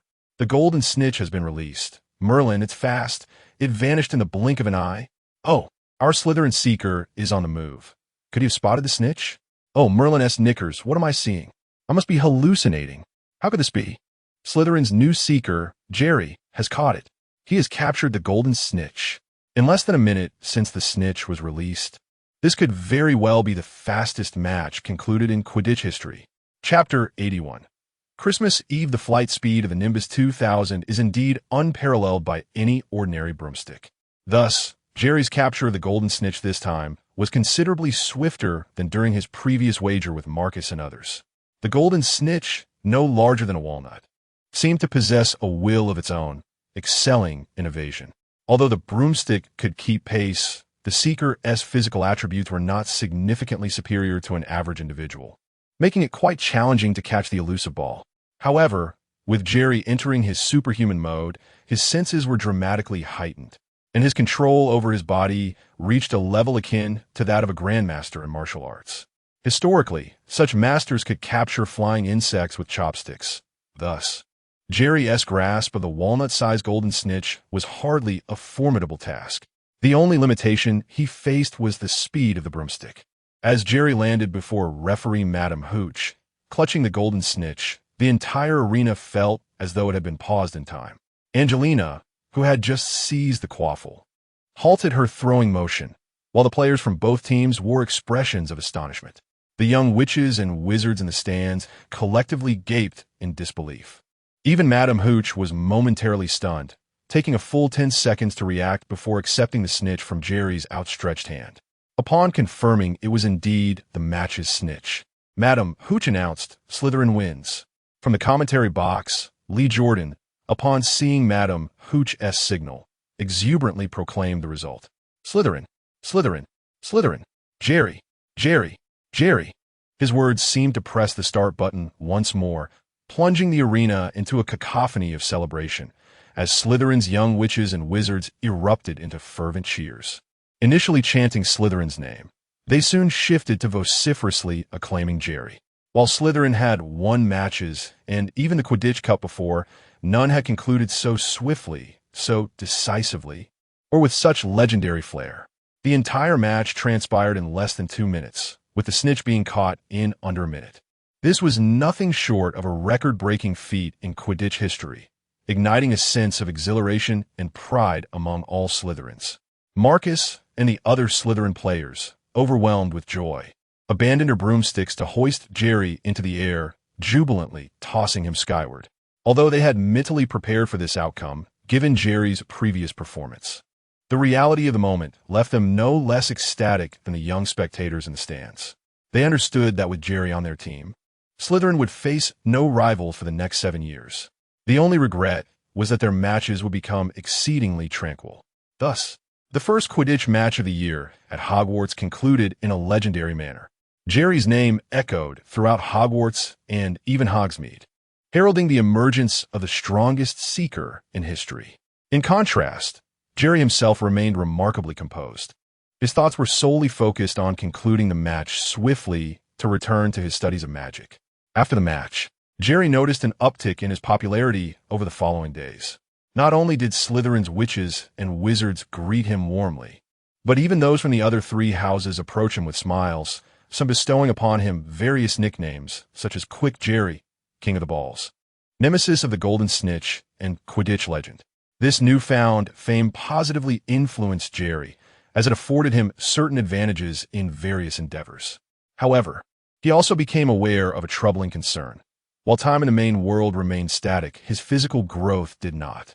He seemed to have grown taller, which implied that traversing between the 2 worlds would accelerate his aging relative to his peers. For instance, if he spent 7 or 8 years in this world before returning to the main one, he would instantly transition from an 11-year-old child to a young adult of 18 or 19. Such a transformation would make it exceedingly difficult to conceal his true identity. An exceptionally talented child like him, appearing in a realm frequented by wizards, would undoubtedly attract attention, possibly even drawing the gaze of the S.H.I.E.L.D. agency. The likelihood of this was mitigated by his previous use of Mandarin to obscure his identity. Initially, he had planned to adopt a more discreet approach upon entering secondary school, aiming to minimize suspicion until he was strong enough to no longer fear it. However, if his physical changes became too conspicuous, maintaining his cover would become nearly impossible. Fortunately, this was not his most pressing concern. The existence of magic and potions provided him with potential solutions. His primary worry lay in the matter of longevity. While wizards generally enjoy longer lifespans than ordinary humans, they do not possess excessively prolonged lives. His incessant travels could result in a scenario where, upon reaching adulthood, he would find his lifespan nearing its end while his peers just began theirs. Thus, he began contemplating whether to take the risk of acquiring the Philosopher's Stone, which could create an elixir of immortality. Although the stone's gift of eternal life came with significant drawbacks, it would at least allow him to live longer, providing him with additional time to devise alternative solutions. However, obtaining the stone under Dumbledore's watchful eye would not be an easy task. For now, he resolved to take each step cautiously, hoping that better options would arise in the future. As time swiftly progressed to mid-December, Hogwarts lay blanketed in thick snow, with the Black Lake entirely frozen. Christmas was approaching, and the first semester at Hogwarts would conclude a week prior to the holiday, with the next term commencing in early January. Young witches and wizards had the option to either celebrate Christmas at Hogwarts or return home. Last week, Jerry had already signed his name on the list for those returning home. Of course, he did not intend to spend the holiday at the orphanage. He had his own special plans and aspirations. Chapter 82. A nighttime infiltration of the library. Jerry. Wait a moment. We have something to inquire. Called Harry and Ron as Jerry, having just finished breakfast on a Saturday morning, was about to seek Hermione's company for their customary visit to the library. What is it? Jerry asked, curiosity piqued as he settled down. Hermione explained, Jerry, do you recall the incident when we inadvertently trespassed into the forbidden area on the 4th floor? Of course. I remember. You mentioned that a massive, three-headed dog was guarding something of great importance. Jerry nodded. He had intended to visit the room of requirement that day and had been forced to turn back due to that incident. Harry continued, Someone is attempting to steal an important item that Dumbledore has concealed within, and it pertains to a wizard named Nicholas Flamel. We wanted to know if you've come across any mention of him in your readings at the library. Hermione elaborated that Harry had initially sought her opinion, as she often seemed well-informed, but she had not encountered that name in her library books. Aware that Jerry read more than she did and chose different genres, she suggested consulting him, especially since he was already aware of their escapade to the 4th floor. Nicholas Flamel, the creator of the Philosopher's Stone, the alchemist who lived for 6 or 7 centuries. Jerry's mind sparked with recognition, though he refrained from responding immediately and turned to Harry, asking, Who is trying to steal something from the 4th floor forbidden area? Harry's gaze faltered slightly as he replied, Well, I'm not entirely sure, but it could very well be the person who released the troll on Halloween. Jerry squinted, suspecting that Harry was referring to Snape, but as a Slytherin, Jerry understood why Harry hesitated to voice that suspicion. However, he found it perplexing that his presence had disrupted both the Halloween incident and the Quidditch events, leading Harry to suspect Snape. He contemplated that perhaps Dumbledore was orchestrating matters behind the scenes to challenge Harry, ensuring he would ultimately be led toward the 4th floor's forbidden area despite Jerry's influence on the unfolding narrative. How do you know that Nicholas Flamel is related to the contents of the 4th floor forbidden area? Jerry inquired again for confirmation. Ron interjected with the answer. While you and Hermione were reading in the library, Harry and I visited Hagrid, and he inadvertently let it slip. That three-headed dog is actually Hagrid's pet, named Fluffy, and he is guarding that important item for Dumbledore. Harry nodded vigorously in agreement. Unfortunately, no matter how he probed, Hagrid wouldn't reveal what that item is. Is that so? I've heard that Hagrid's hut is quite fascinating. Could you take me there to play next time? Jerry smiled and nodded again. Absolutely. Hagrid is a wonderful person. He loves having us over. But, Jerry, do you truly not know who Nicholas Flamel is? Harry asked, his impatience creeping in. I don't know. Jerry observed the disappointment on Harry's and Ron's faces, but quickly added, However, I do know where we can find information about this individual. Where? Harry and Ron's hopes reignited. Jerry chuckled. Since neither Hermione nor I have knowledge of Nicholas Flamel, it suggests that information about this wizard is not located in the regular section of the library. What do you mean? Hermione, suddenly enlightened, turned to Jerry with disbelief. Yes, you guessed correctly. It is indeed there. Jerry wore a knowing expression. Harry and Ron were nearly pulling their hair out in frustration. Where on earth are you referring to? The restricted section of the library. Jerry and Hermione responded in unison. The restricted section? How do we not think of that? Harry and Ron exclaimed, realization dawning upon them. If they couldn't find it in the regular area, it was certain they would have to venture into the restricted section. However, Jerry, entry to the restricted section requires a signed note from a professor, and even then, one can only borrow a single book at a time. The professors would never permit us to go there. Hermione's brows furrowed once more. Jerry lowered his voice and glanced around, signaling for the trio to draw closer. We can simply sneak in at night. What? Harry, Ron, and Hermione exchanged incredulous glances at Jerry. In their eyes, Jerry epitomized the ideal student, graceful, polite, academically accomplished, and a record-breaking seeker in Quidditch. The notion that this exemplary student suggested they collectively break school rules to explore the restricted section at night was utterly shocking. It was akin to a top student, revered by all teachers, suddenly proposing a midnight escapade to skip class. Seeing their astonishment, Jerry let out a hearty laugh. Honestly, There's no need for such shock. I often roam the castle at 11 or 12 at night. It's a peculiar hobby of mine. Plus, you need not worry. I have special methods to ensure we won't be caught by Filch or Madam Pants. He had been contemplating how to clear his name from the suspicions of the Ministry of Magic, and now an opportunity had presented itself. If memory served him correctly, the restricted section housed a book titled Powerful Potions, which contained recipes and instructions for creating Polyjuice Potion. Gaining entry alone would be impossible, but with Harry to take the fall, the risk would be significantly mitigated. It's too dangerous. If we're caught, we'll all be expelled. Hermione immediately voiced her opposition, clearly disapproving of such a rule-breaking endeavor. We could avoid getting caught. Ron found the idea of sneaking into the library exhilarating. Harry urged Hermione, "Come on, don't you want to discover who Nicholas Flamel is and what that item Dumbledore has hidden on the 4th floor is?" This prompted Hermione to waver in her resolve. At that moment, Jerry added the final push. "Hermione, trust me. I won't let you get caught." "Fine, but only this once." Hermione relented, slowly nodding in agreement after hearing Jerry's assurance, who she deemed the most reliable among them. While she outwardly resembled Professor McGonagall with her strict adherence to rules, her inclusion in Gryffindor suggested an underlying affinity for adventure. In fact, many of the later rule-breaking escapades in the original story were initiated by Hermione herself. Chapter 83.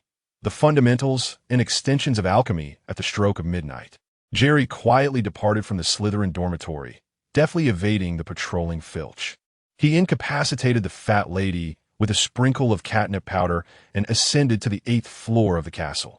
Unlike his previous visits, he did not venture to the Room of Requirement, but instead found himself at the entrance of the Gryffindor Common Room, before the portrait of the fat lady. "Come on, let us head to the library," he whispered as he spotted Harry, Hermione, and Ron emerging from behind the portrait. Leading the way, he descended the staircase. However, as they passed the 6th floor, the trio was startled to find the fat lady slumped against the banister, lost in her own thoughts, resembling a meditative state. They nearly turned to flee, well aware of her notorious reputation for reporting mischief. "Don't worry, she is likely to remain in that state for a couple of hours," Jerry reassured them. Upon hearing his words, they noticed that the fat lady merely cast a fleeting glance their way before returning to her stupor, seemingly daydreaming about something delightful, drool almost escaping her lips. When the four reached the 3rd floor, Jerry suddenly paused, sensing an unseen gaze upon him and detecting the same scent that lingered when Harry and his friends had previously ventured onto the 4th floor. He discerned that it was likely Dumbledore, employing his disillusionment charm. As the headmaster of Hogwarts, Dumbledore was not inclined to monitor the escapades of young wizards during the night, nor would he permit the ubiquitous portraits to track their whereabouts. Except for Harry, of course. The moment Harry stepped out of the common room, the fat lady would undoubtedly alert Dumbledore. Alohomora! He brandished his wand at the library door, effortlessly casting an unlocking charm. The Grand Library of Hogwarts, housing countless perilous tomes, was unlocked with the simplest of spells. Shaking his head, Jerry, along with Harry and the others, entered the library, making their way to the restricted section.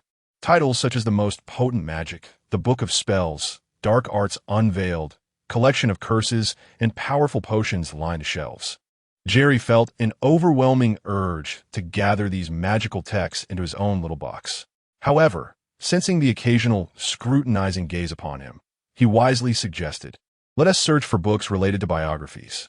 If we can't find those, perhaps some texts on potions or alchemy might suffice." He may not be an ordinary wizard. With that, he began to scour the shelves.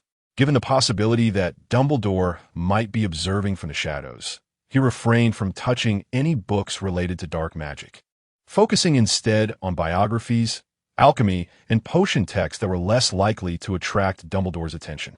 Yet, as he perused Powerful Potions, he lingered a moment longer, particularly on the pages detailing the recipe for a Polyjuice Potion, pausing for several seconds.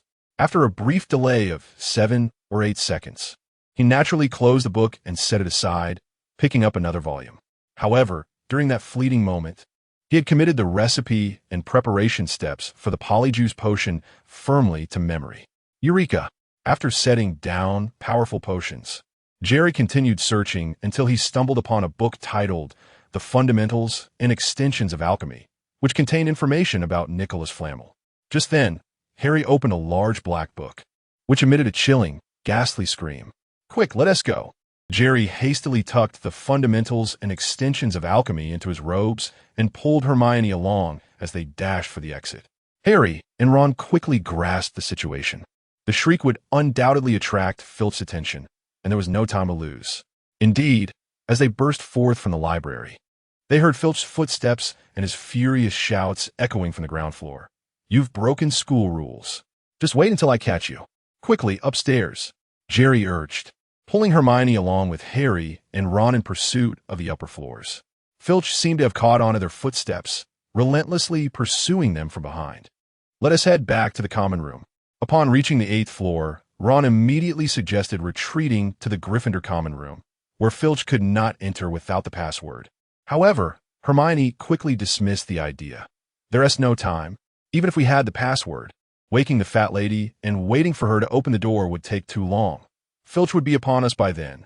She recalled their previous midnight return when they had awakened the fat lady from her slumber, enduring her lengthy complaints before she finally let them in. With Filch hot on their heels, there was no time to waste. "Don't worry, follow me. I know a place where we can temporarily evade Filch." As the footsteps grew ever closer, Jerry wasted no time, leading the trio toward the Room of Requirement. In truth, Jerry had numerous ways to elude Filch, but he had chosen the Room of Requirement for a specific reason. Dumbledore was still following them. Jerry understood that his nightly visits to the Room of Requirement could help him avoid both Filch and the fat lady. Yet he knew it would not escape Dumbledore's scrutiny. After all, no matter how skilled he was, it was impossible to elude the pervasive watchfulness of the castle's myriad portraits. Yet, the Room of Requirement was not inherently sinister.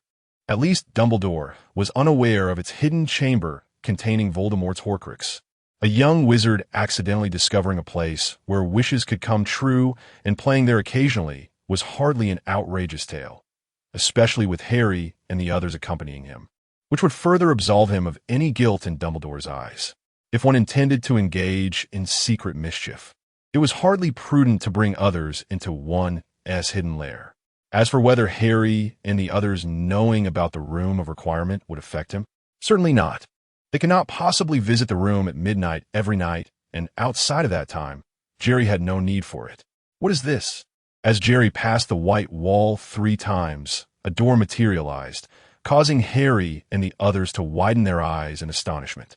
"This is a fascinating place I accidentally discovered. Come on in." Jerry waved his hand, ushering the trio into the Room of Requirement. Chapter 84. The Birth of the Four Iron Wow. "What is this place?" "Hermione, Harry," and Ron exclaimed as they entered the Room of Requirement. A spacious little square greeted them, filled with various targets, an exquisitely designed large bed, tables, chairs, and an array of other furnishings. "I stumbled upon this place by accident. If I have some free time at night, I plan to come here to practice magic," Jerry said, motioning for everyone to take a seat by the bed. "It's no wonder your magic is so impressive. You've been training every night," Hermione remarked, sitting beside Jerry with admiration evident on her face. She was well aware that Jerry was the best in their year when it came to the use of magic. Professor Flitwick had even praised him in class for his remarkable proficiency, while they were still struggling to levitate feathers. Jerry had already demonstrated the ability to levitate a table effortlessly in class. It turned out that Jerry was not merely gifted. Rather, he dedicated each night to rigorous practice of his spells. This deepened the trio's admiration for him. "Hermione, you know my dream is to become a just Auror who upholds wizarding law, so I must work diligently on my magical skills," Jerry explained, his face unflinching. To prevent professors like Dumbledore and Snape from suspecting he might follow in Voldemort's footsteps, Jerry had consistently conveyed his aspiration to be a staunch defender against dark wizards, committed to maintaining order within the wizarding world. Enough of that for now. Let us consider this our secret base. If anything arises next time, we can discuss it here. But first, let us find out who Nicholas Flamel really is. With that, Jerry produced the book titled Fundamentals and Extensions of Alchemy. The trio nodded in agreement. Although their previous adventure had nearly been discovered by Filch, they had ultimately unearthed a clue regarding Flammel. As they opened fundamentals and extensions of alchemy, the four little heads huddled together to read. This book primarily discussed the applications of basic alchemy and the modifications of related magical items. Alchemy was not part of Hogwarts' curriculum, but its significance was undeniable. Its complexity rendered it challenging for most wizards to master. Typically, young wizards studied subjects such as magical history, spells, and potions, while alchemy focused on creating magical objects capable of permanently embedding spells, allowing for infinite use. Examples included the Weasley family's enchanted car, the night bus, time turners, and various other magical items, including the box currently held by Jerry, belonging to Professor Quirrell. Although the intricacies of alchemy were beyond their comprehension, they discovered Flammel's name in the section detailing renowned alchemists. Nicholas Flammel, born in 1327, was the most famous alchemist and the only known creator of the Philosopher's Stone, a magical substance with astonishing properties. The stone could transmute any metal into pure gold and produce elixirs of immortality, granting eternal life to those who consume them. For centuries, there had been numerous reports regarding the Philosopher's Stone, but the only remaining stone belonged to the illustrious alchemist and opera enthusiast, Mr. Flammel. My goodness, he must be over 600 years old. Hermione gasped. That large dog must be guarding Flammel's Philosopher's Stone. I bet Flammel asked Dumbledore to safeguard it for him because they are friends, and he knew someone was after the stone. That's why he moved it from Gringotts. Harry seemed to have grasped the entire situation. A stone that can create gold and grant immortality. Who wouldn't he want that? Ron shrugged. With that dog on guard, and likely various defensive measures set by Dumbledore, I doubt anyone could steal the Philosopher's Stone. Jerry added, aligning with the consensus. However, while voicing his opinion, his eyes remained fixed on the magic book, activating his mental clarity function to rapidly memorize the knowledge of alchemy contained within. Alchemy intrigued him greatly. With the mental clarity feature activated, Jerry was capable of nearly photographic memory. Although thoroughly delving into and understanding such profound knowledge would take time, memorizing it could be accomplished much more quickly. He resolved to record it for later understanding. After approximately half an hour, Jerry had successfully committed the entirety of fundamentals and extensions of alchemy to memory. Phil should be gone by now. You all head back to the dormitory. I'll return this book to the library and then join you, he instructed. The trio nodded and quietly followed Jerry out of the room of requirement. Their shared adventure in the library had undeniably brought them closer together, especially since Jerry had revealed a secret base known only to them. Although Jerry had previously assisted Harry and Ron on the train, they had not been in the same house nor attended classes together, which had limited their bond. Harry and Ron shared a particularly strong friendship, while Hermione and Jerry, frequently studying and discussing magic together, had developed a deeper camaraderie. However, this experience had significantly strengthened their connection. In a previous life, Jerry recalled a saying about the experiences that forge strong bonds among people. The 4 Iron Principle, facing adversity together, sharing a living space, dividing spoils, and navigating challenges side by side. Now, the 4 had broken school rules together, infiltrated the library at night, uncovered the secret of the 4th floor, and established a secret base, solidifying their bond. In the restricted section of the library, Jerry returned fundamentals and extensions of alchemy to its proper place, internally sighing. Initially, he had intended to see if he could browse other books, but sensing the faint, persistent gaze following him, he decided against it. Of course, with Harry having returned to the dormitory, there was no longer a need for Jerry to remain. Dumbledore would undoubtedly keep watch over a dangerous area, such as the restricted section for young wizards. In truth, the day's discoveries had surpassed his expectations, making further risks unnecessary. After leaving the library, Jerry headed straight back to his dormitory to rest. Chapter 85. The Christmas holiday commences since the moment Jerry unraveled the identity of Nickelme. Nothing particularly noteworthy occurred until the onset of the Christmas holidays. Jerry continued his diligent studies as usual, though his focus shifted from spells to the intricate art of potion making. His visits to the library predominantly revolved around texts on potionology, and his inquiries to Snape were primarily related to this subject, much to Snape's delight. During this time, at Harry's invitation, Jerry and Hermione managed to carve out a day to visit Hagrid's hut, establishing a preliminary friendship with the half-giant. Hagrid was quite taken aback that Harry and Ron had brought along a Slytherin acquaintance, as he was well aware of their aversion towards that house. However, as he got to know Jerry, Hagrid quickly recognized his distinctiveness from the typical Slytherin, especially when Jerry expressed his admiration for Hagrid's rock cakes and demonstrated a keen interest in magical creatures, which endeared him greatly to Hagrid. Harry, Ron, and Hermione were astonished that Jerry could actually consume Hagrid's notoriously hard rock cakes, which could easily chip teeth. Ron, in particular, found this feat even more impressive than Jerry's exceptional magical abilities. Thus, the first day of the Christmas break arrived. After breakfast, with the exception of a few students remaining at school, the rest of the young wizards returned to their dormitories to pack their belongings. Soon, they would collectively board the Hogwarts Express, departing from Hogwarts Castle, just as they had arrived at the start of the term.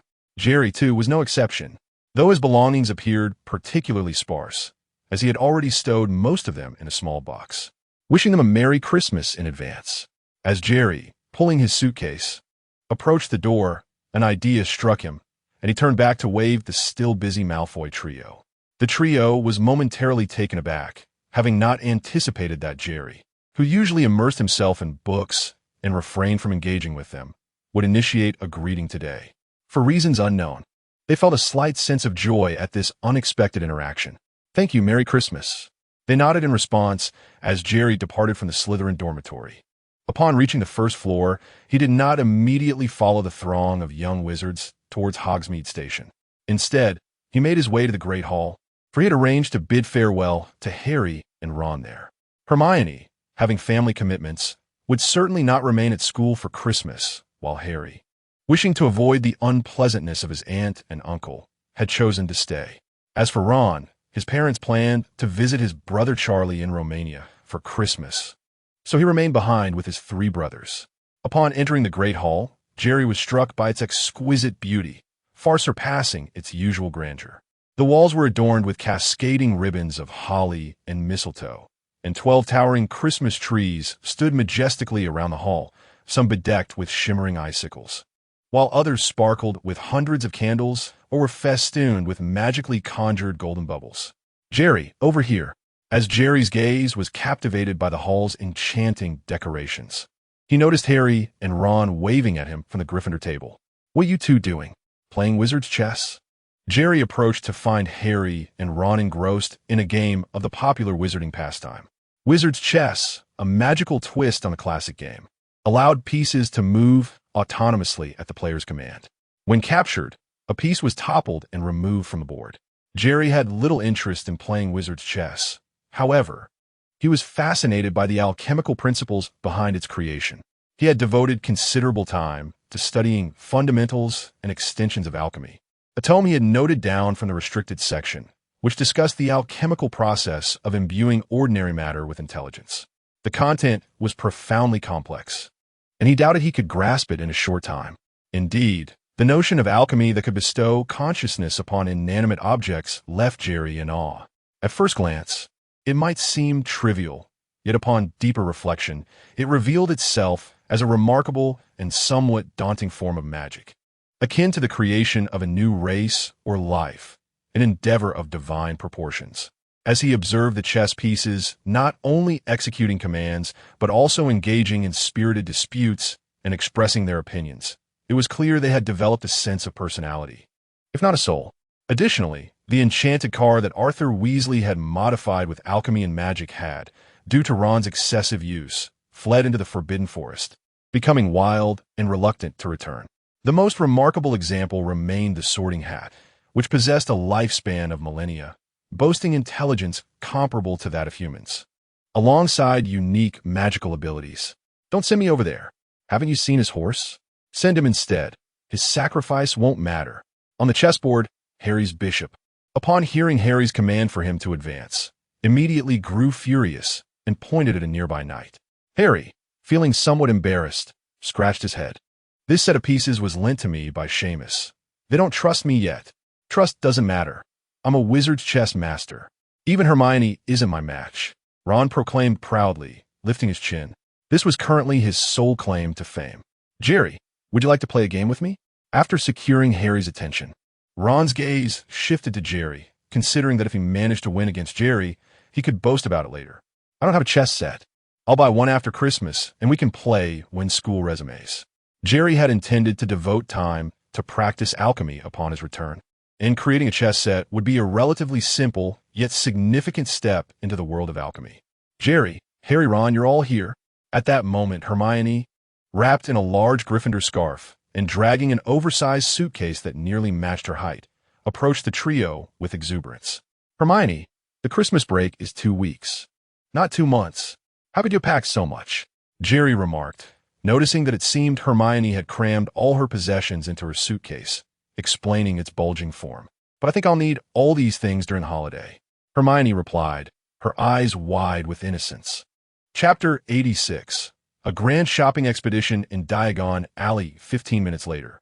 Jerry had just tucked Hermione's oversized suitcase into the corner of their compartment when the Hogwarts Express began to gently rumble to life. A considerable number of older wizards had opted to remain at school for their examinations, resulting in a significantly reduced number of young witches and wizards aboard the train compared to the start of the term. In their compartment, Jerry and Hermione found themselves alone. After placing the suitcase down, they simultaneously retrieved a spell book from their bags and, side by side, began to read and discuss its contents. As the train journeyed onward, the mountains and forests outside transformed into fields blanketed in snow and quaint Muggle villages. By midday, the train arrived at King's Cross Station in London. Through platform 9 3/4, the young witches and wizards, now clad in Muggle attire, vanished into the throng of their parents. At the entrance of King's Cross, the Granger couple, having received an early notification from Hermione via the school owl, had arrived in their car to wait for her. Jerry, remember to call me, Hermione called out, leaning out of the car window and waving as it pulled away. Of course I will, Jerry replied, watching as the vehicle gradually disappeared down the street. He then retrieved a small vial from his pocket and carefully placed several strands of Hermione's hair, which he had discreetly obtained on the train, inside. Once I concoct the polyjuice potion, no one shall doubt me anymore. With his suitcase, which was not particularly heavy, Jerry made his way directly to the subway entrance. He was resolute about not returning to the orphanage. What purpose would it serve? With the trace now in effect, returning would only be a futile waste of time. After spending over 3 months in this little world and frequently utilizing the cognitive enhancement functions, his supply of little red stars had dwindled significantly. Thus, he planned to spend the entirety of his 2-week Christmas holiday in Diagon Alley. First, he needed to procure supplies. Although the Hogwarts library boasted a vast collection of books, many dangerous or adult-themed tomes were relegated to the restricted section. However, the bookstores in Diagon Alley imposed no such restrictions. As long as you possess galleons, there is nothing to prevent you from purchasing books. Furthermore, given the current situation with the trace, Diagon Alley was the only place where he could freely use magic during the holidays. Jerry had inquired about the trace before the vacation. According to some older Slytherin students, the Ministry of Magic could not precisely monitor whether one was using magic. They could only detect magical activity in a given vicinity. If one were surrounded by wizards, even if magic were performed, the Ministry would be unable to ascertain who was responsible, just as wizards could use magic at home, provided their parents were wizards. The Ministry would assume it was the parents casting spells if no one spoke up. Thus, the trace posed a more significant limitation for Muggle-born witches and wizards. As they typically lived in areas devoid of magical folk, any use of magic would be immediately flagged by the Ministry. This explained why Dobby's magic at Harry's uncle's home was attributed to Harry alone, as he was the only wizard in the neighborhood. Upon arriving at Charing Cross, Jerry quickly located the leaky cauldron the establishment Professor McGonagall had previously introduced him to. After parting with 14 galleons, he followed Tom, the proprietor, to a uniquely styled room on the 2nd floor. Here, he would spend the next 2 weeks. After settling his belongings, Jerry did not rush to Diagon Alley, but instead ordered a lavish lunch downstairs. Once he had dined, he began to explore Diagon Alley in earnest. During his previous visit with Professor McGonagall, he had not been able to explore many shops, so this time he intended to visit every store, excluding Nocturne Alley due to its notorious dangers. Caterwauling charm, leech juice, fluxweed, powdered bicorn horn, and fragments of African snake skin. Jerry recalled the ingredients for the polyjuice potion from his memory of the advanced potions class and made his way to the apothecary. The brewing of the polyjuice potion required approximately a month, and to avoid mishaps, Jerry planned to prepare several batches. The potion was complex and uncommon, utilizing a wide array of herbs that were not inexpensive, which was why few were aware of its intricacies or chose to brew it. Even with Professor Quirrell's herbarium providing some savings, he still spent over 200 galleons acquiring the remaining ingredients. Jerry estimated that the total cost of materials for a single polyjuice potion would be at least 100 galleons, roughly equivalent to a month's salary for an average ministry official. Under normal circumstances, no wizard would willingly spend an entire month's wages on such expensive ingredients for a potion that would only last a few hours. Consequently, polyjuice potion was regarded as a rare concoction within the wizarding community.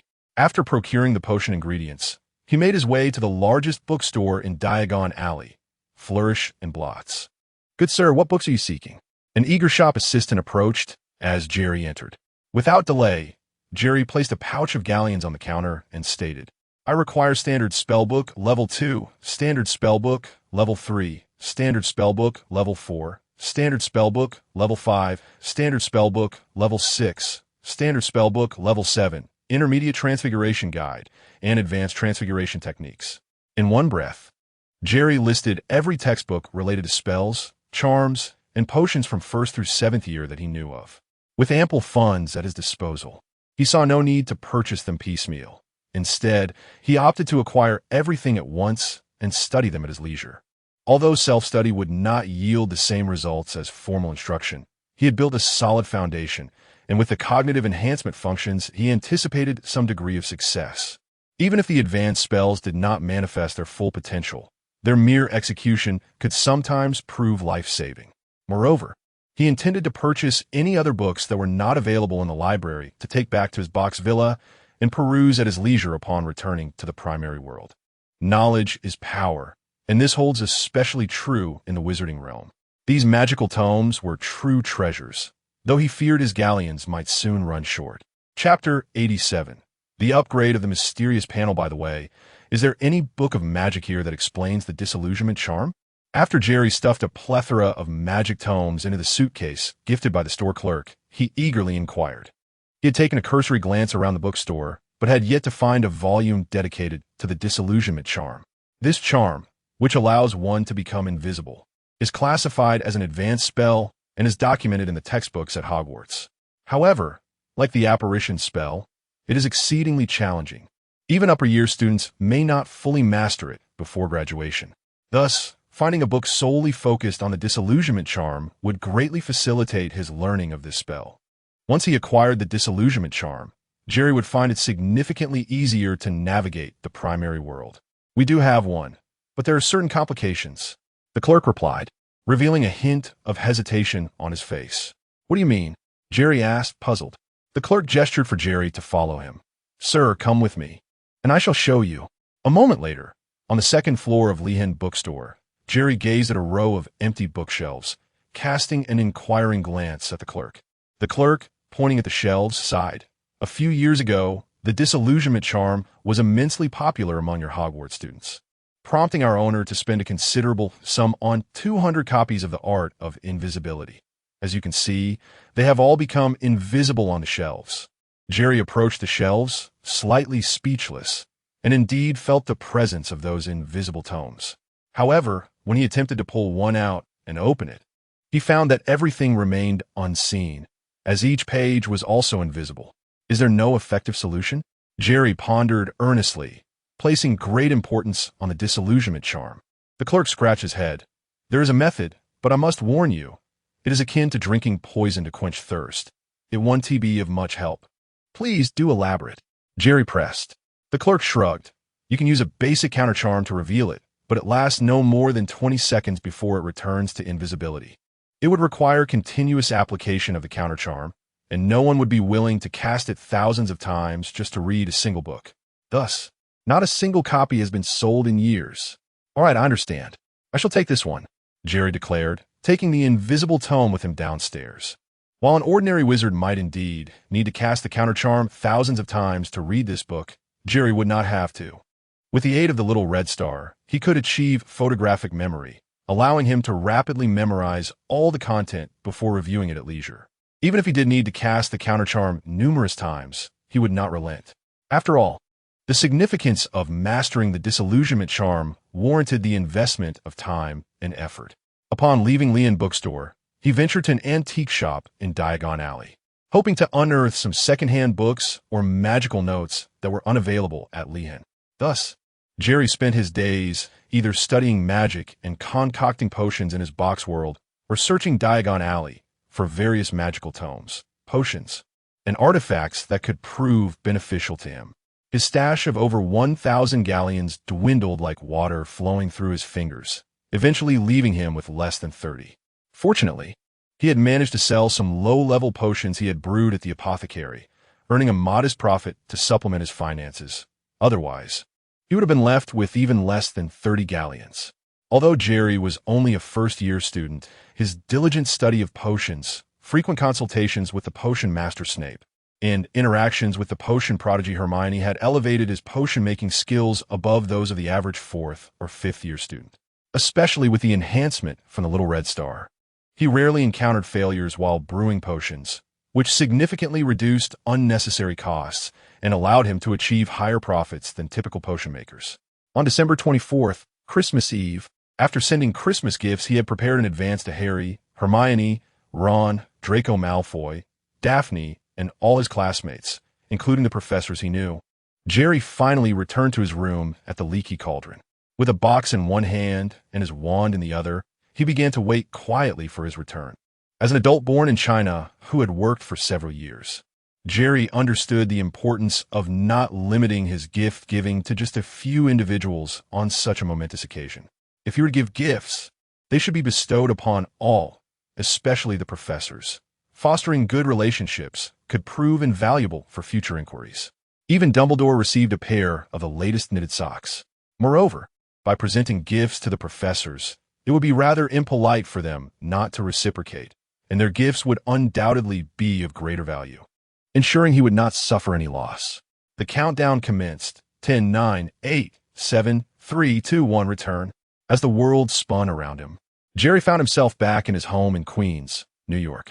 I've leveled up, he exclaimed, placing the box into his pocket. Upon opening the panel, he discovered that all the content had vanished, leaving only a few prominent words. Panel upgrading. He clicked on the upgrade instructions. This upgrade will unlock the second minor world, and the items you can carry will no longer be limited to inanimate objects. The duration of the upgrade is uncertain, but during this period, the little red star will continue to account for earnings.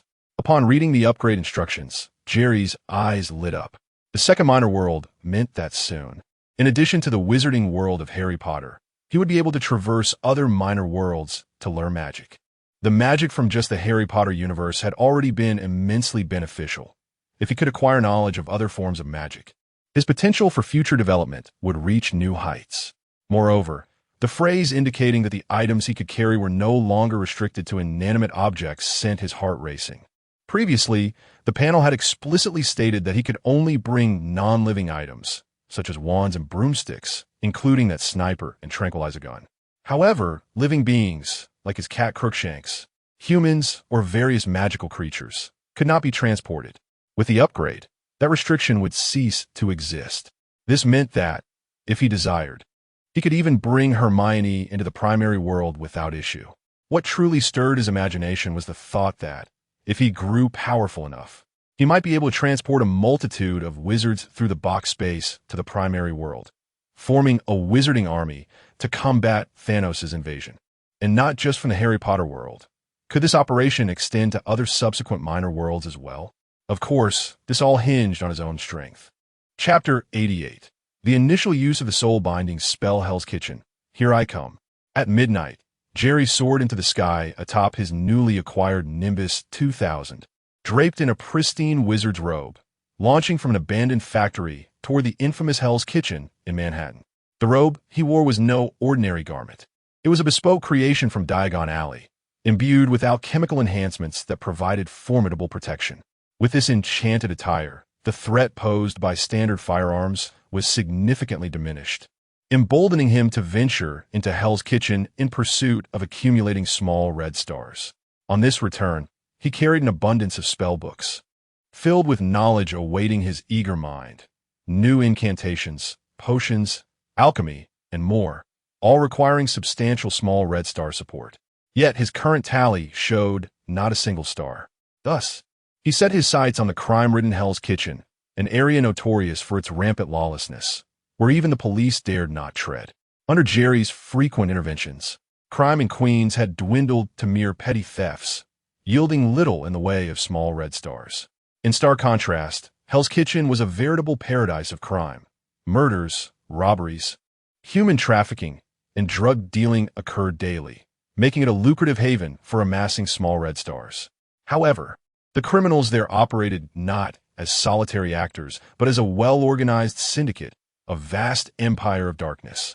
Jerry's intrusion would inevitably disrupt their interests, inviting fierce retaliation.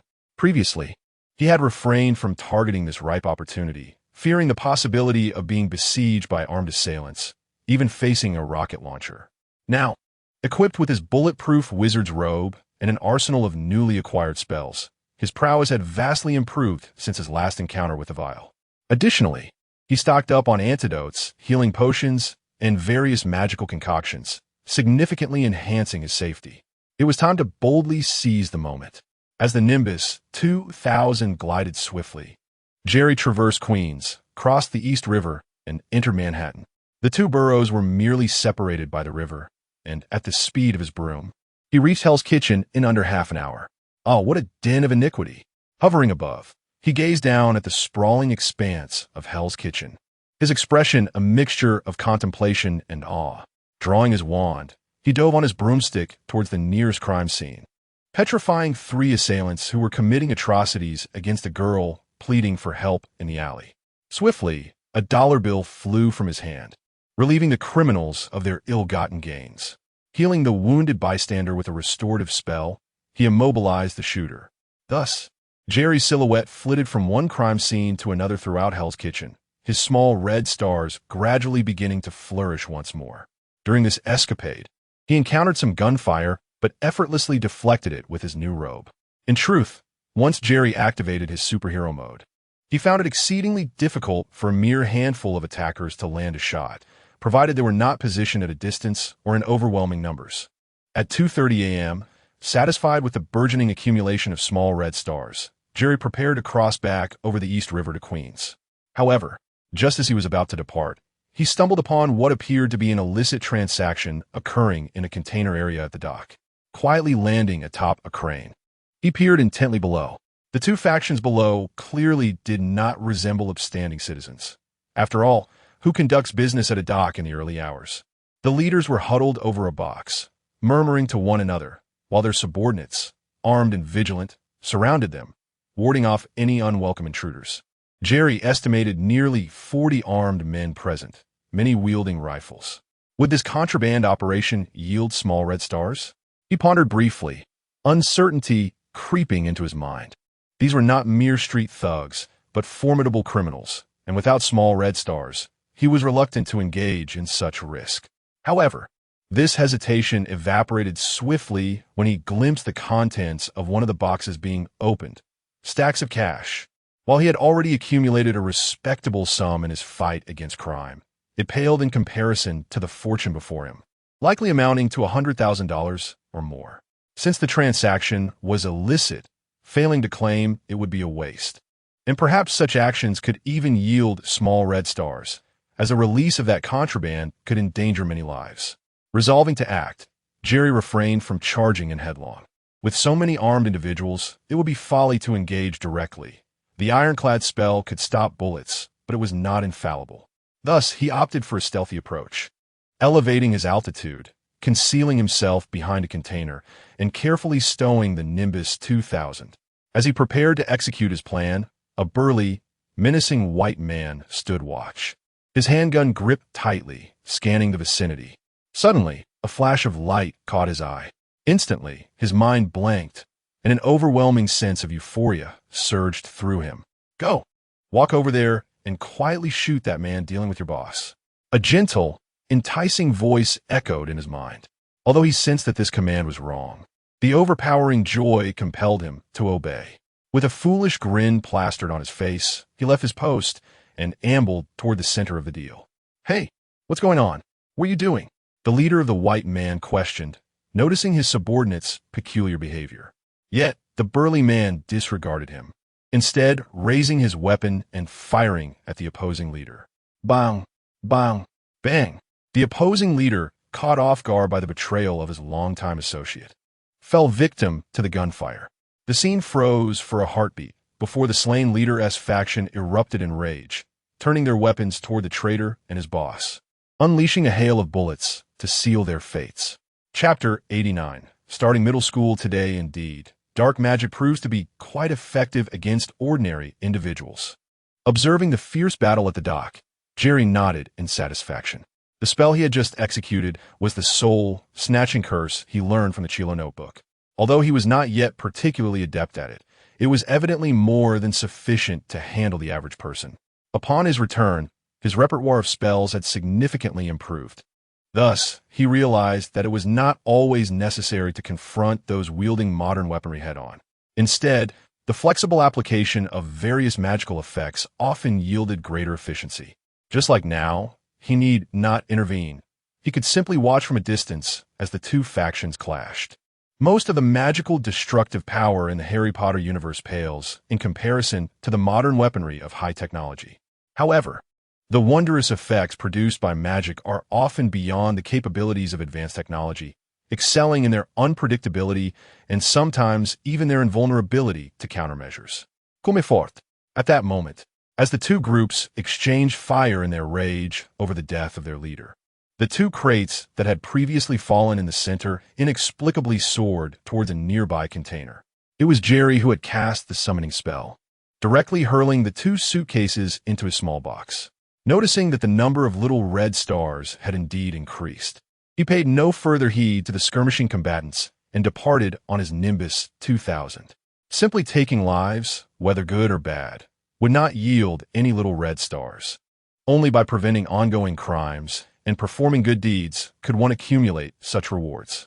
Having already obtained both money and goods, there was no reason for him to linger. Upon returning to the abandoned warehouse, he discarded all the items into the box and stealthily returned home. As he had yet to master the disillusionment charm, he anticipated that once he did, he would no longer need to enter and exit from the warehouse. He could simply fly home invisibly. With the textbooks from higher grades and that book on the invisibility charm, he believed it would not be long before he accomplished this. The next morning, after finishing breakfast, Jerry sent his sister Aisha off to the elementary school bus. With summer vacation concluded, both he and Aisha were set to return to school. However, Aisha was still an elementary student, while he would proudly embark on his journey as a middle school student starting today. Thus, his school was naturally no longer the previous primary school, but rather a different middle school. His new school was a public institution, quite ordinary in nature, characterized primarily by its distance from his former elementary school, making it highly unlikely to encounter former classmates there. At one point, Haas had intended to enroll him in a private school. Although the tuition was considerably higher, the educational quality was indeed superior to that of public schools. However, Jerry had declined the offer. Previously, in his pursuit of little red stars, he had excelled in all areas, becoming well known among teachers and students alike. A veritable figure of renown. Now, he regarded those little red stars with indifference, and thus felt no need to showcase himself as he had before. Currently, he was planning to utilize the polyjuice potion to completely remove his presence from the gaze of the SHLD, necessitating a more discreet approach. Jerry had researched this public middle school and found it to be quite average in all respects, with lax management, making it suitable for his current situation. Aisha, while I'm away, make sure to study hard at school. Listen to your teachers. If anyone dares to bully you, you must tell me when you come home. He reminded her with some concern before she boarded the bus. "Brother, I don't want to be apart from you." While Aisha pouted, visibly reluctant to leave. Jerry, somewhat touched, comforted her. "It's all right. When you enter middle school next year, you'll be at the same school as your brother." As he watched Aisha board the bus and it revved up to leave, Jerry turned to depart but suddenly felt a twitch in his ears, unable to suppress a smile. This morning, while preparing the Polyjuice potion in a box space, his superhuman mode had not yet been lifted, granting him heightened auditory sensitivity. He distinctly heard Aisha's jubilant voice from the already moving bus. "Hooray, hooray! Finally free from the clutches of the devilish Jerry. The era of Queen Aisha is about to commence, huh? Huh? Huh?" It seemed he had been a tad too strict with her. Shaking his head in amusement, Jerry waved down a taxi. Due to his past educational experiences, he found himself unconsciously employing the unique educational methods prevalent in Hogwarts while guiding Aisha's learning. Although he had largely refrained from overseeing her studies at home, he remained quite vigilant about her performance at school.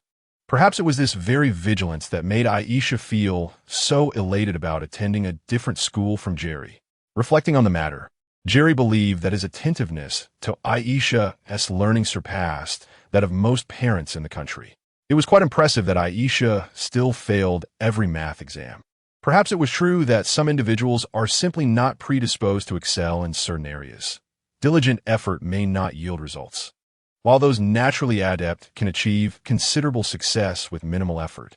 The adage choice is greater than effort seemingly holds a kernel of truth. With ample funds, Jerry took a taxi that took over half an hour, finally arriving at his new middle school. During the back-to-school season, numerous youthful boys and girls filled the school gates with vibrant energy. They donned a variety of attire, yet almost all wore what they deemed the most fashionable clothing. For at this age, they aspired to be the trendiest individual in school. Unlike middle schools in Hogwarts, where academically gifted students are the focus here, those who excelled but appeared less fashionable were often regarded as nerds, facing scorn from their peers and struggling to forge friendships. The popular ones were those who exuded a sense of style, possessing talents, or shone brightly in various activities. Perhaps due to earlier exposure to the internet, the children here seemed to mature more quickly than their counterparts in Hogwarts, making it somewhat challenging for them to settle down and concentrate on their studies. Amidst the sea of stylish middle school students, Jerry stood out as rather unremarkable in his attire. Dressed in the most ordinary baggy t-shirt and jeans, he concealed his handsome features beneath a hat and deliberately donned a pair of thick black-rimmed glasses devoid of prescription lenses, standing at an average height. It was uncertain whether it was due to his rigorous martial training or merely his age, but Jerry's height was not particularly distinguished among his peers. Even after spending an additional half year in this little world, he was about the same height as Hermione. In this regard, Jerry felt somewhat helpless, believing it was primarily an issue of age.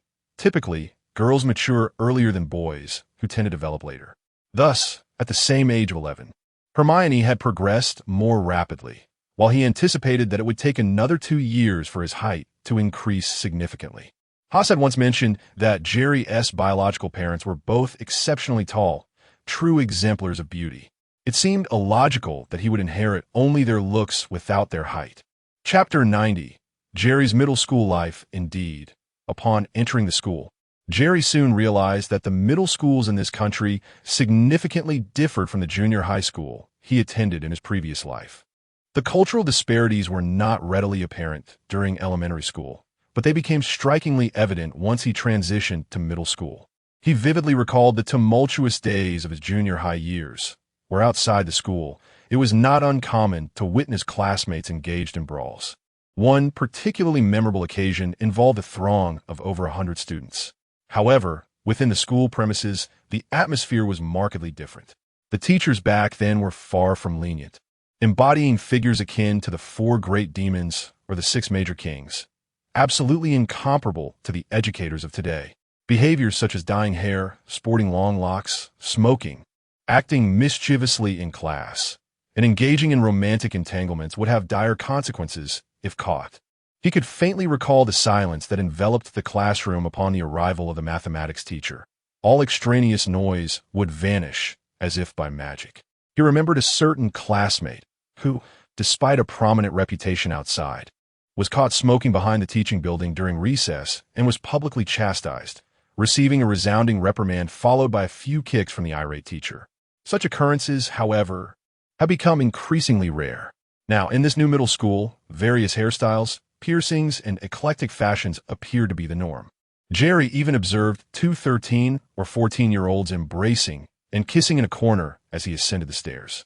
Strikingly, when their eyes met, they exhibited no embarrassment, as if such displays had become routine.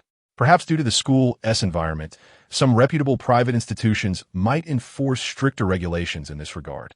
In truth, Jerry found this leniency quite appealing, as it afforded him the opportunity to pursue his interests.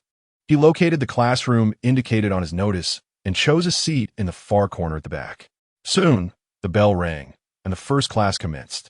My name is Jerry Carmen. I'm 11 years old, and my hobbies, well, there are many.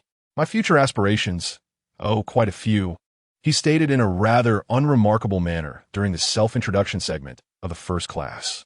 The attention of the teacher and classmates lingered on him for a mere few seconds before shifting to the next person. Expelliarmus. At that moment, Jerry discreetly retrieved his wand and lightly tapped it on his desk, subsequently extracting a spellbook to delve into its contents. The Muggle-repelling charm, a common incantation newly acquired by Jerry, was not particularly challenging, but its effectiveness hinged on the wizard's skill. This charm did not literally expel Muggles. Rather, it rendered a specific area imperceptible to them, compelling them to unconsciously disregard that location. It bore resemblance to a powerful psychological suggestion akin to a well-known pub that, despite being situated conspicuously between a bookstore and a record label, remained overlooked by passers-by unless specifically pointed out by a wizard. Now, Jerry aimed this charm at a small area around his desk, ensuring that the teacher and all classmates would instinctively overlook his presence. Thus, whatever he engaged in, as long as it was not too noisy, would not attract attention. Naturally, should the teacher call his name for a question, he would still be discovered. However, when reading his spell book, Jerry activated his alertness function. He would immediately react upon hearing his name, which posed no problem. Furthermore, public schools were not as rigorously managed as private ones, making it relatively uncommon for students to be called upon during class, allowing for a degree of freedom. The first day of class was devoid of significant content, primarily revolving around introductions and familiarizing oneself with classmates. Throughout the day, Jerry memorized the names of all his teachers and classmates, yet he did not forge a single friendship, as his time was devoted to studying potion recipes and the disillusionment charm, his current priorities. Thus, Jerry's initial day in middle school unfolded in a remarkably tranquil manner. However, during the final period, when two classes combined for physical education, a minor unexpected incident transpired. Their PE teacher, a short, stout, middle-aged Caucasian, sought to foster camaraderie among students through a game called Gladiators. The rules were straightforward. The boys from both classes would form two teams to seize a red flag planted at the opposite end of the field, employing any means necessary to thwart their opponents. The first team to deliver the flag to the teacher would be declared the victor, while the girls acted as cheerleaders. At this juncture, Jerry felt he could simply go along with the flow. However, given that it was the first day of class, and he had yet to fully recognize his classmates, the PE teacher requested that one class remove their T-shirts to differentiate between the two teams. Unfortunately, Jerry's class was chosen to bare their torsos. The moment he removed his shirt, he instantly became the focus of attention for all students on the playground, including the PE teacher, who was momentarily stunned. At that age, children were either slender or overweight. Jerry's physique, boasting defined abdominal muscles and a robust frame, was undeniably conspicuous. To make matters more interesting, an 8th grade girl from a school newspaper captured the moment of Jerry shedding his shirt. The following day, his muscular image graced the front page of the school newspaper, catapulting him to the status of a campus sensation. The carefully crafted plan for a low-profile existence was abruptly shattered on the very first day of school. Alas, had he mastered wandless magic, he could have simply cast a soul-stealing spell on the teacher to prevent this predicament. The primary issue was that during physical education, everyone had changed into dedicated sports T-shirts and shorts, making it impractical to carry his wand and box. Thus, he had stored them in the student locker prior to class. He had not anticipated such an unexpected turn of events during a mere physical education class. This incident also instilled in Jerry a sense of caution. No matter how secure the environment, he must always keep his wand close, for without it, he was merely an ordinary child with slightly enhanced physical abilities. Ultimately, after careful reflection, he deemed the issue manageable. His desire for discretion was merely to minimize attention from the Shield Bureau. Once he successfully brewed the Polyjuice potion, everything would be resolved. Chapter 91. Identity Exposed. 1 month after the start of the school year. After bidding goodnight to Haas and Aisha, Jerry shut the door to his room, cast a locking charm, and entered his box space. Arriving at the potion laboratory in the small villa, he examined the color of the brew in the cauldron, a hint of delight spreading across his face. It seemed he was nearly there. After a month of brewing the complex potion since his return, the time to conclude was finally at hand. As he added the final ingredient, a lacewing fly, the thick, syrupy potion erupted into a flurry of bubbles, bubbling vigorously in the cauldron. He raised his wand, channeling magic into the potion, then added a strand of hair he had taken from Hermione into the boiling mixture, which instantly transformed into a beautiful pink hue. The advanced Polyjuice potion was complete. Gazing at the pink concoction, Jerry joyfully decanted it into 4 small vials. Each vial contained enough potion for him to assume Hermione's form for an hour. The Polyjuice potion, a magical elixir that allows the drinker to take on the appearance of another person, could transform a user into any human age or gender. But it could not turn one into an animal, nor allow non-human or half-human beings to change, such as Hagrid. Since the potion contained the transformed individual S hair, the resulting form would be an exact replica of the original. The color and flavor of the potion varied, depending on the person being transformed. Some were earthy brown, others deep chestnut, golden yellow, or even pink, with tastes ranging from unpleasant to quite delightful. It was rumored that the purity of the subject's mind influenced the potion's characteristics, though this remained mere speculation, as no one would admit to their own psychological darkness. Previously, when Jerry ventured out, he donned a flowing wizard's robe, a pointed hat, and a mask, rendering him unrecognizable to outsiders. Only his height and voice could offer clues. Hermione's height was similar to his, and while their voices differed, a simple voice-modifying spell could easily address that. Thus, if executed skillfully, the S.H.I.E.L.D. investigation into his true identity could easily be misled. Meanwhile, at the S.H.I.E.L.D. headquarters in Washington, D.C., Agent Hill placed a stack of documents on Nick Fury's desk. Director, based on our logistics team's current investigation, we have a high probability of determining the true identity of the wizard, and it lies among these children: Lu Hui, Wang Gang, Jerry Carmen, Li Hu, and Zhao Xiaogo. Nick Fury took the documents, glancing through them before extracting Jerry Carmen's file, somewhat surprised. Wasn't it previously concluded that the suspect was of Asian descent? How is there an exception? In fact, among all our investigations, this child named Jerry Carmen is the most likely candidate, Hill stated, although Jerry had not revealed his appearance. S.H.I.E.L.D., as a premier international intelligence agency, wielded immense resources and elite personnel across various fields. If they dedicated enough time and resources, uncovering any trace of Jerry was not entirely impossible. The previous lack of information about Jerry was merely due to Fury not prioritizing him, focusing resources elsewhere. Now that Jerry had manifested his rare healing talent and formidable support abilities, Nick Fury had undoubtedly intensified the investigation. As the lead on this matter, Agent Hill was able to mobilize more operatives to assist in extensive screening. Through a process of elimination, she swiftly identified several candidates, with Jerry Carmen standing out. Initially dismissed for not being of Asian descent, a detail later surfaced when an agent noted that he appeared to be quite proficient in Chinese cuisine, suggesting he likely spoke the language as well. Moreover, the child's exceptional capabilities were far beyond the norm, raising suspicions in Hill's mind. After all, his height matched. His home was nearby the warehouse, and he exhibited extraordinary traits, making it hard, not to associate him with a magical wizard.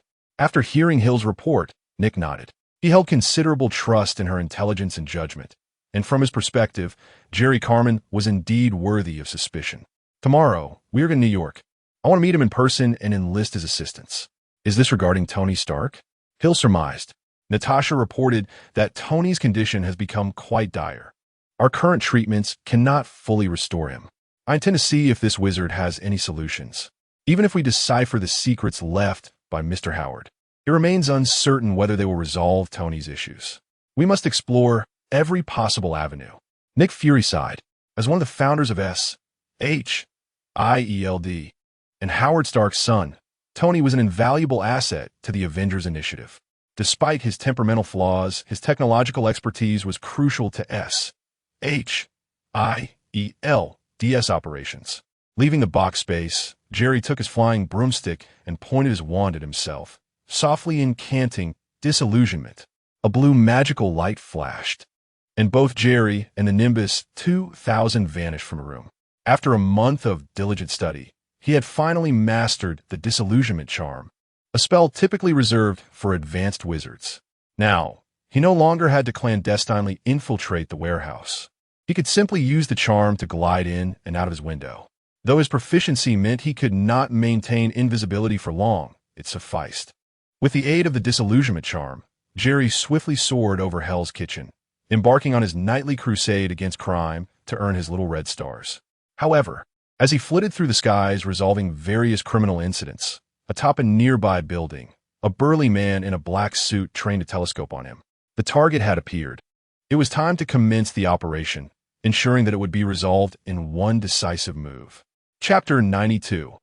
The premeditated attack captain, rest assured. A mere child with a hint of supernatural ability hardly poses a significant threat. A burly man extracted a tracking missile launcher from a box and began to expertly calibrate it. The leader, a stout man in a suit, shook his head. We cannot afford to be careless. Although our target is a child, his abilities are quite peculiar. If he gets too close, we could find ourselves in considerable trouble. Moreover, as it stands, ordinary bullets seem ineffective against him. Fear not. I refuse to believe he can withstand the force of my missile. The man operating the missile launcher loaded a projectile with determined precision. The key is to ensure we hit our mark. Have the drones been deployed? The leader nodded and inquired of a young man nearby. Captain, they have been released and are currently tracking his location. Dana, once the missile strikes, you must launch an immediate follow-up attack to ensure his demise. The leader turned to a stunning red-haired woman who was assembling a heavy sniper rifle. Once we complete this task, we can retire. She winked at the leader. Rest assured, I wield a Barrett heavy sniper rifle, utilizing armor-piercing rounds of 1.27 centimeters. Even steel plates won't withstand my fire from 1,000 meters away. If he can block ordinary bullets, he certainly won't be able to withstand my armor-piercing rounds. With a sinister glint in her eye, she licked her lips and murmured, I relish the sight of brains splattering. I wonder if a child's mind would be even more visually appealing. The leader, seemingly unfazed by her macabre musings, instructed the young man controlling the drone to keep a close watch on the wizard's movements. Meanwhile, below in Hell's Kitchen, a small van sped down the street. Inside, a young woman in her 20s held a camera, anxiously urging the driver. I just saw the wizard fly towards 39th Street. Hurry, drive faster, or we'll miss our chance to capture anything today. The driver rolled his eyes. Miss Lucy, he's flying above, and his direction is erratic.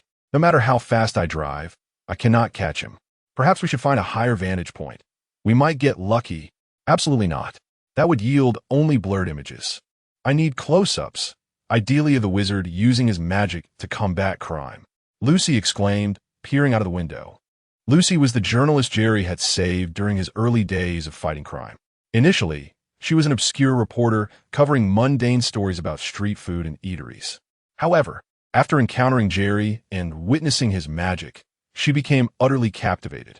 She believed that if she devoted all her energy to following Jerry, she could uncover sensational stories and ascend to the ranks of top-tier journalists.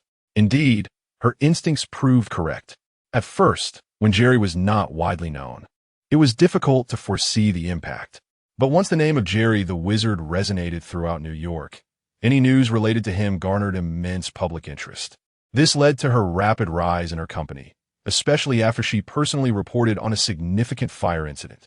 Consequently, upon learning that Jerry frequently appeared in Hell's Kitchen to confront criminals, she began to stake out the area almost every night, hoping to capture remarkable photographs.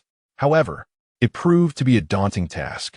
The wizard subdued criminals with remarkable speed, often appearing suddenly from the skies, casting a few spells, and vanishing before she could capture any images.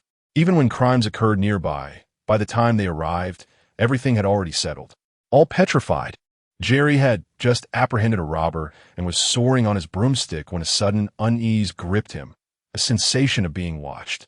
As he turned, he spotted two drones with cameras hovering not far from him. Was it xxHolic again?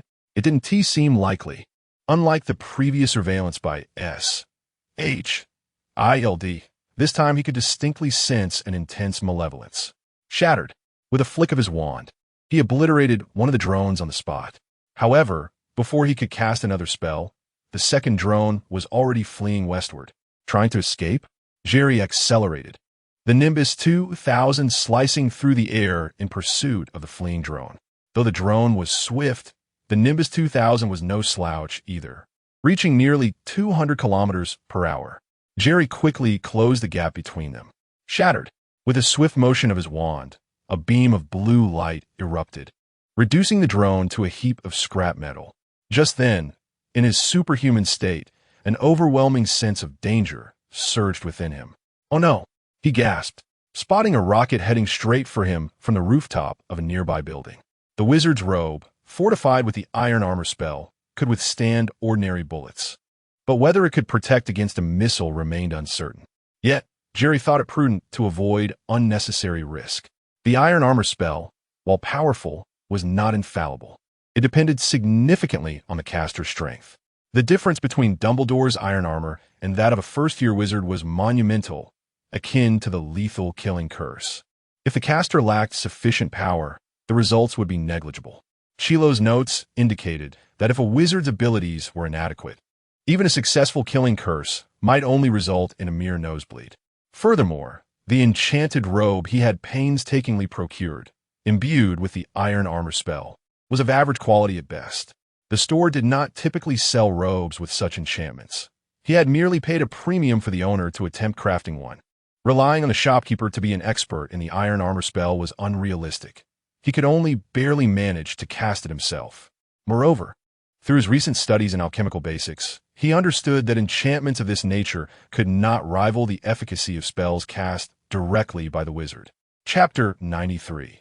The defensive power of the iron armor spell swiftly altering the trajectory of his enchanted broom, Jerry executed a complex evasive maneuver, successfully dodging the attack of a rocket. However, his expression did not improve, for the rocket, after circling in midair, unexpectedly lunged toward him once more. "Damn, it can track me?" he muttered under his breath, and immediately raised his wand, fervently incanting, full binding. A brilliant light emanated from his wand, and the oncoming rocket was abruptly frozen in place within the luminous field. The freezing spell is a particularly unique incantation found in the second-year wizardry textbook.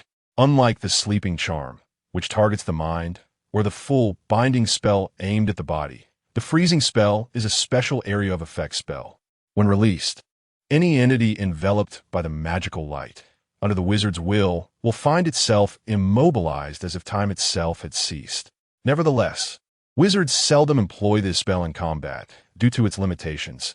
It is less effective against wizards, humans, or larger creatures. It is more suited for dealing with smaller beings, such as the pixies of Cornwall. However, Jerry valued this spell not for its general capability, but for a distinct characteristic. It can affect Muggle products or non-living entities. This is something the sleeping charm and full binding spell cannot achieve. For instance, should an alarm suddenly sound, casting a sleeping charm or full binding spell on it would yield no results. It would continue to blare. Yet, if one were to cast a freezing spell upon it, the alarm would cease immediately. Similarly, when a rocket approaches, casting a freezing spell would halt its operation, suspending it in midair. Living in a Marvel universe, Jerry knew he would inevitably confront such high-tech weapons, especially in the perilous Hell's Kitchen, a haven for criminals. Thus, he had been seeking spells capable of countering advanced technology. The freezing spell emerged as the most effective incantation he could find, particularly since it was a second-year spell and not overly complex. What is happening? On the rooftop, observing the rocket suspended before Jerry, the lead burly man in a suit exclaimed in astonishment. He understood that the opponent possessed some peculiar abilities. But as part of one of the world's premier mercenary teams, encounters with individuals possessing superhuman traits were not unfamiliar to them. In their view, as long as they discerned the nature of an adversary's abilities, the threat posed was not significantly greater than that of an ordinary person. After all, these foes lacked specialized training, akin to a child wielding a gun.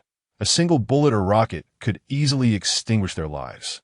This was one reason they dared to accept the contract upon learning of the wizard's powers. Nonetheless, the capability to suspend a rocket in midair was unprecedented in their studies of wizard combat footage, thus their surprise. "Dana, cover me." "Roger that. Watch me blow his head off." The red-haired woman aimed her sniper rifle at the center of Jerry's forehead, confidence radiating from her as she pulled the trigger. A terrifying explosion resonated as a bullet, thicker and longer than a finger, hurtled toward Jerry's brow at nearly 1,000 meters per second. At that moment, Jerry felt the ominous warning of his sixth sense. Magical energy surged through him as he pointed his wand at his wizarding robe, activating the second layer of the iron armor spell's defense. The specialized wizarding robe, enhanced with the iron armor spell, possessed two defensive modes. The first enveloped the robe with the spell itself, akin to donning a super bulletproof vest, providing protection to nearly the entire body, though the neck and head remained completely vulnerable. The second mode allowed Jerry to actively trigger the spell with his wand, transforming it into a semi-transparent protective shield that would cover his entire body from one direction. This mode provided comprehensive protection from attacks coming from that singular angle, but left the other three sides entirely exposed. As the semi-transparent shield of the iron armor spell materialized, the armor-piercing round was already less than a meter from Jerry's forehead. Had the shot been any slower, his head could have been obliterated like a watermelon. The vitality of a wizard is formidable, even with a severed arm or leg, or half the body cleaved away. Timely intervention could lead to recovery. However, if the head were to be completely destroyed, there would be no recourse but death.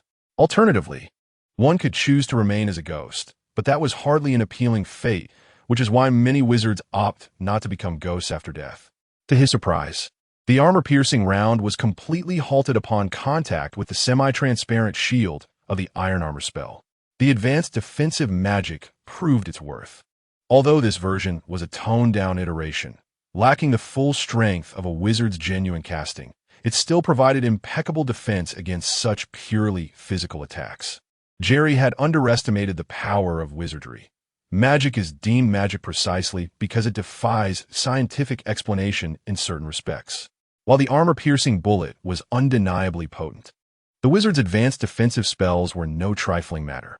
The iron armor spell is renowned for its ability to thwart nearly all spells, save for the killing curse. Witnessing the bullet suspended outside the protective shield, Jerry quickly signaled his broom to carry him backward and downward, feigning that although he had blocked the bullet, its momentum had propelled him away.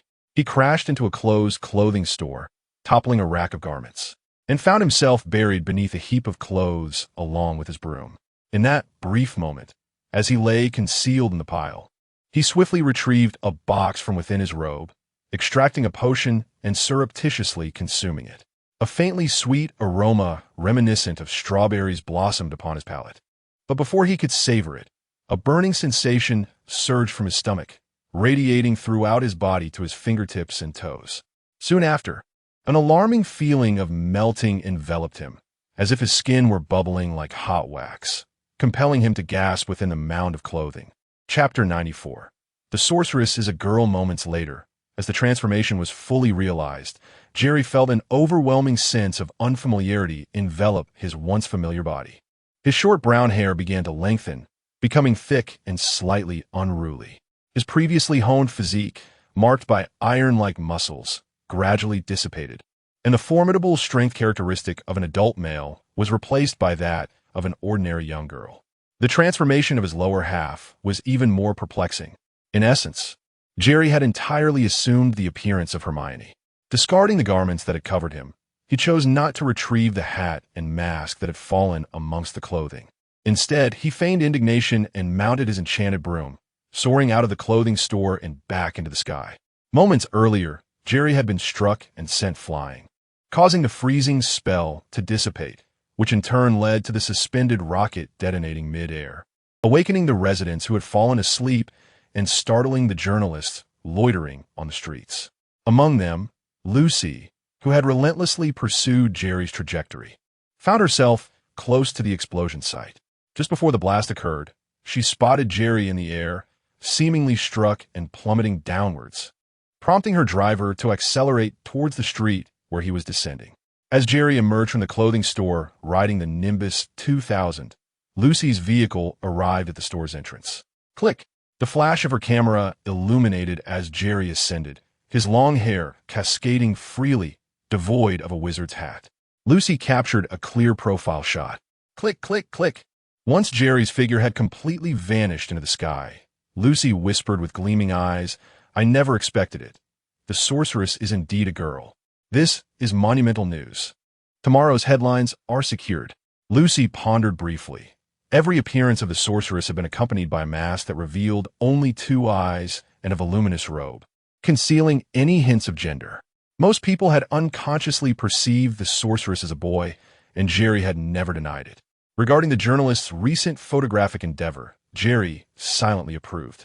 He was aware that many reporters lurked in Hell's Kitchen, poised to capture images and videos of his crime-fighting exploits.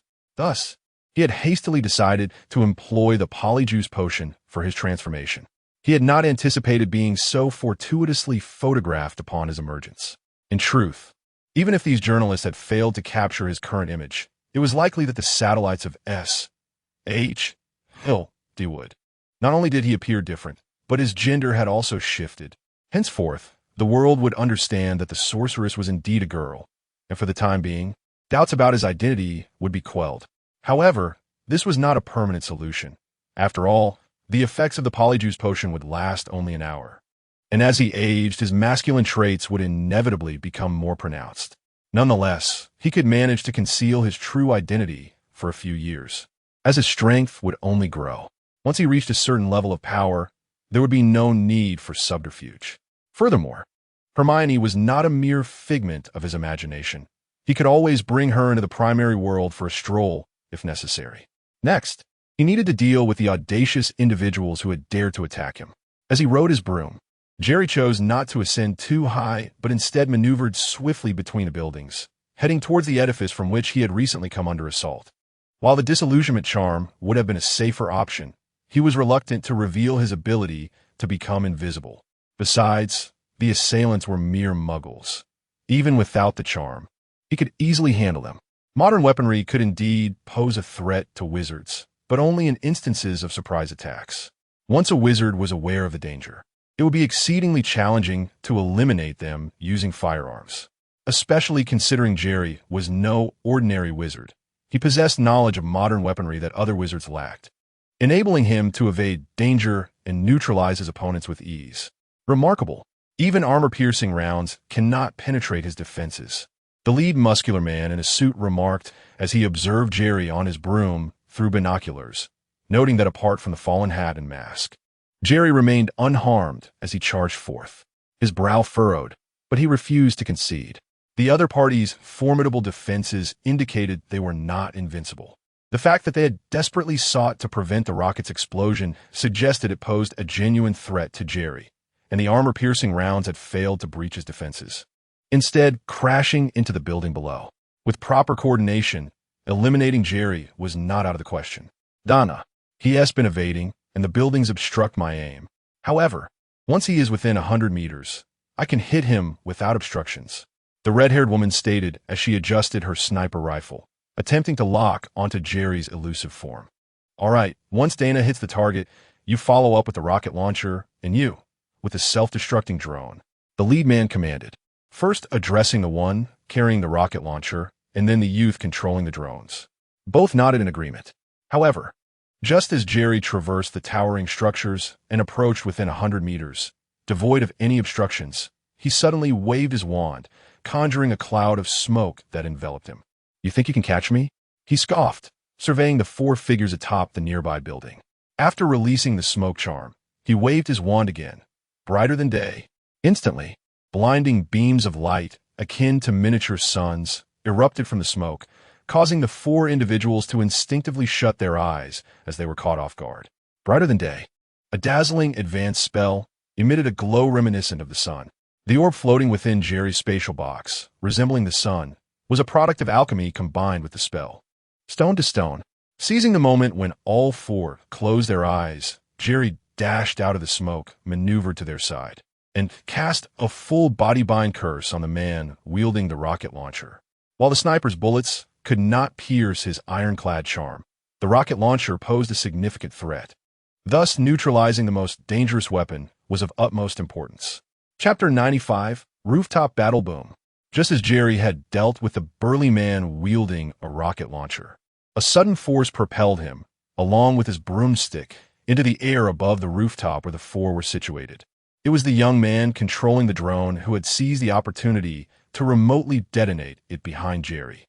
Fortunately, the explosion was not particularly powerful, and thanks to the protection of his wizarding robe, Jerry only suffered minor singeing to his thick hair without any serious injury. Simultaneously, the red-haired woman executed a remarkably precise shot, aiming at the airborne Jerry. Just as the armor-piercing bullet was about to pierce through his chest, he had somehow anticipated her move, leaning back and hooking his feet onto the broom to evade the shot. Though his current form was that of Hermione, which lacked the physical prowess of his original body, his senses remained heightened to their utmost capacity. Despite the rapidity of the red-haired woman's action, he was able to perceive it, all petrified, as Jerry, perched atop his broom, observed the red-clad woman pause for a mere second after missing her shot. She promptly redirected her gun towards him, hastily casting a binding spell in retaliation. Having neutralized the formidable sniper, Jerry swayed back onto his broom, ready to confront the remaining 2 adversaries, only to discover they were disregarding their immobilized companion and charging towards the rooftop's iron door. They intend to flee. At this critical juncture, he could not allow them to escape. Thus, he accelerated his broom, arriving at the iron door ahead of them, leaping down to block the escape route.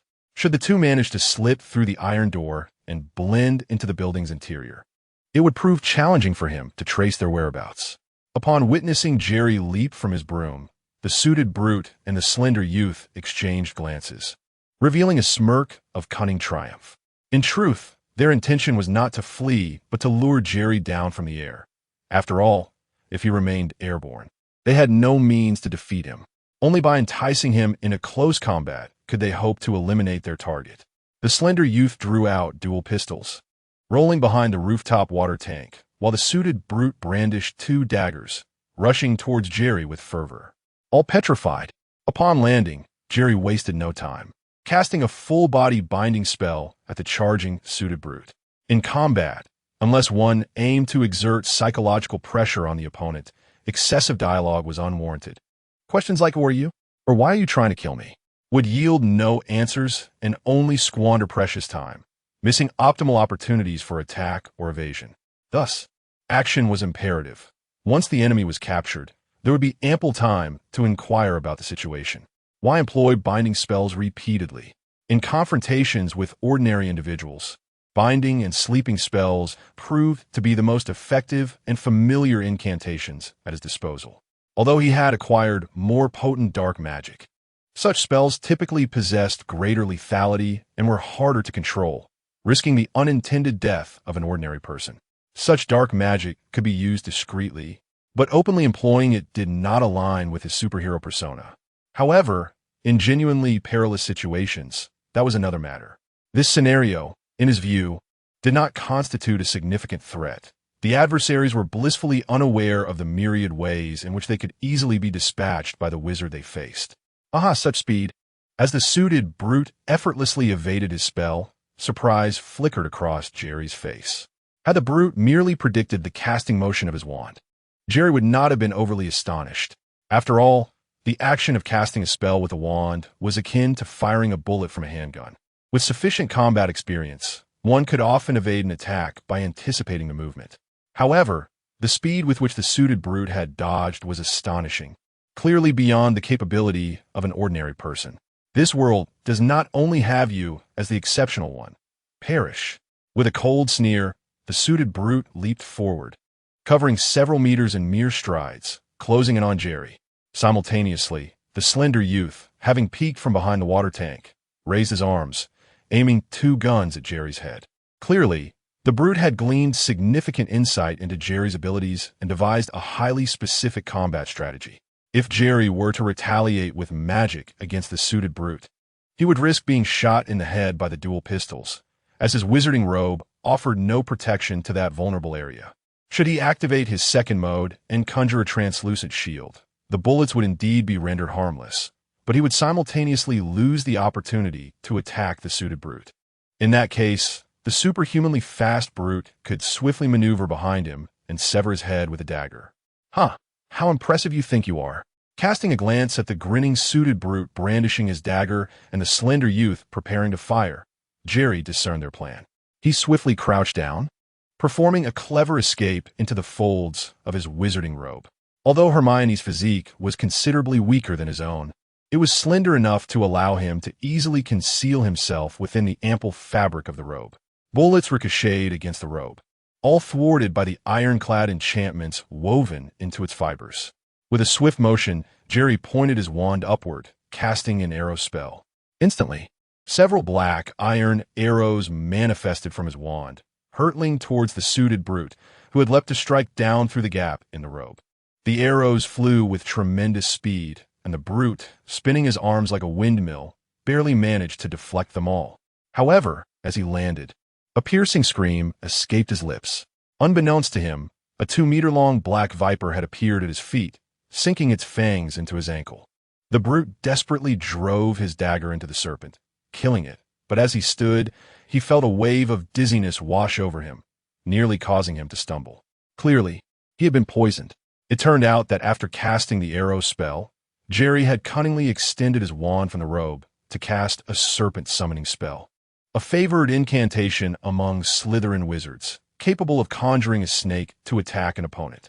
The serpent he summoned was the infamous Black Mamba, renowned for its speed and venom.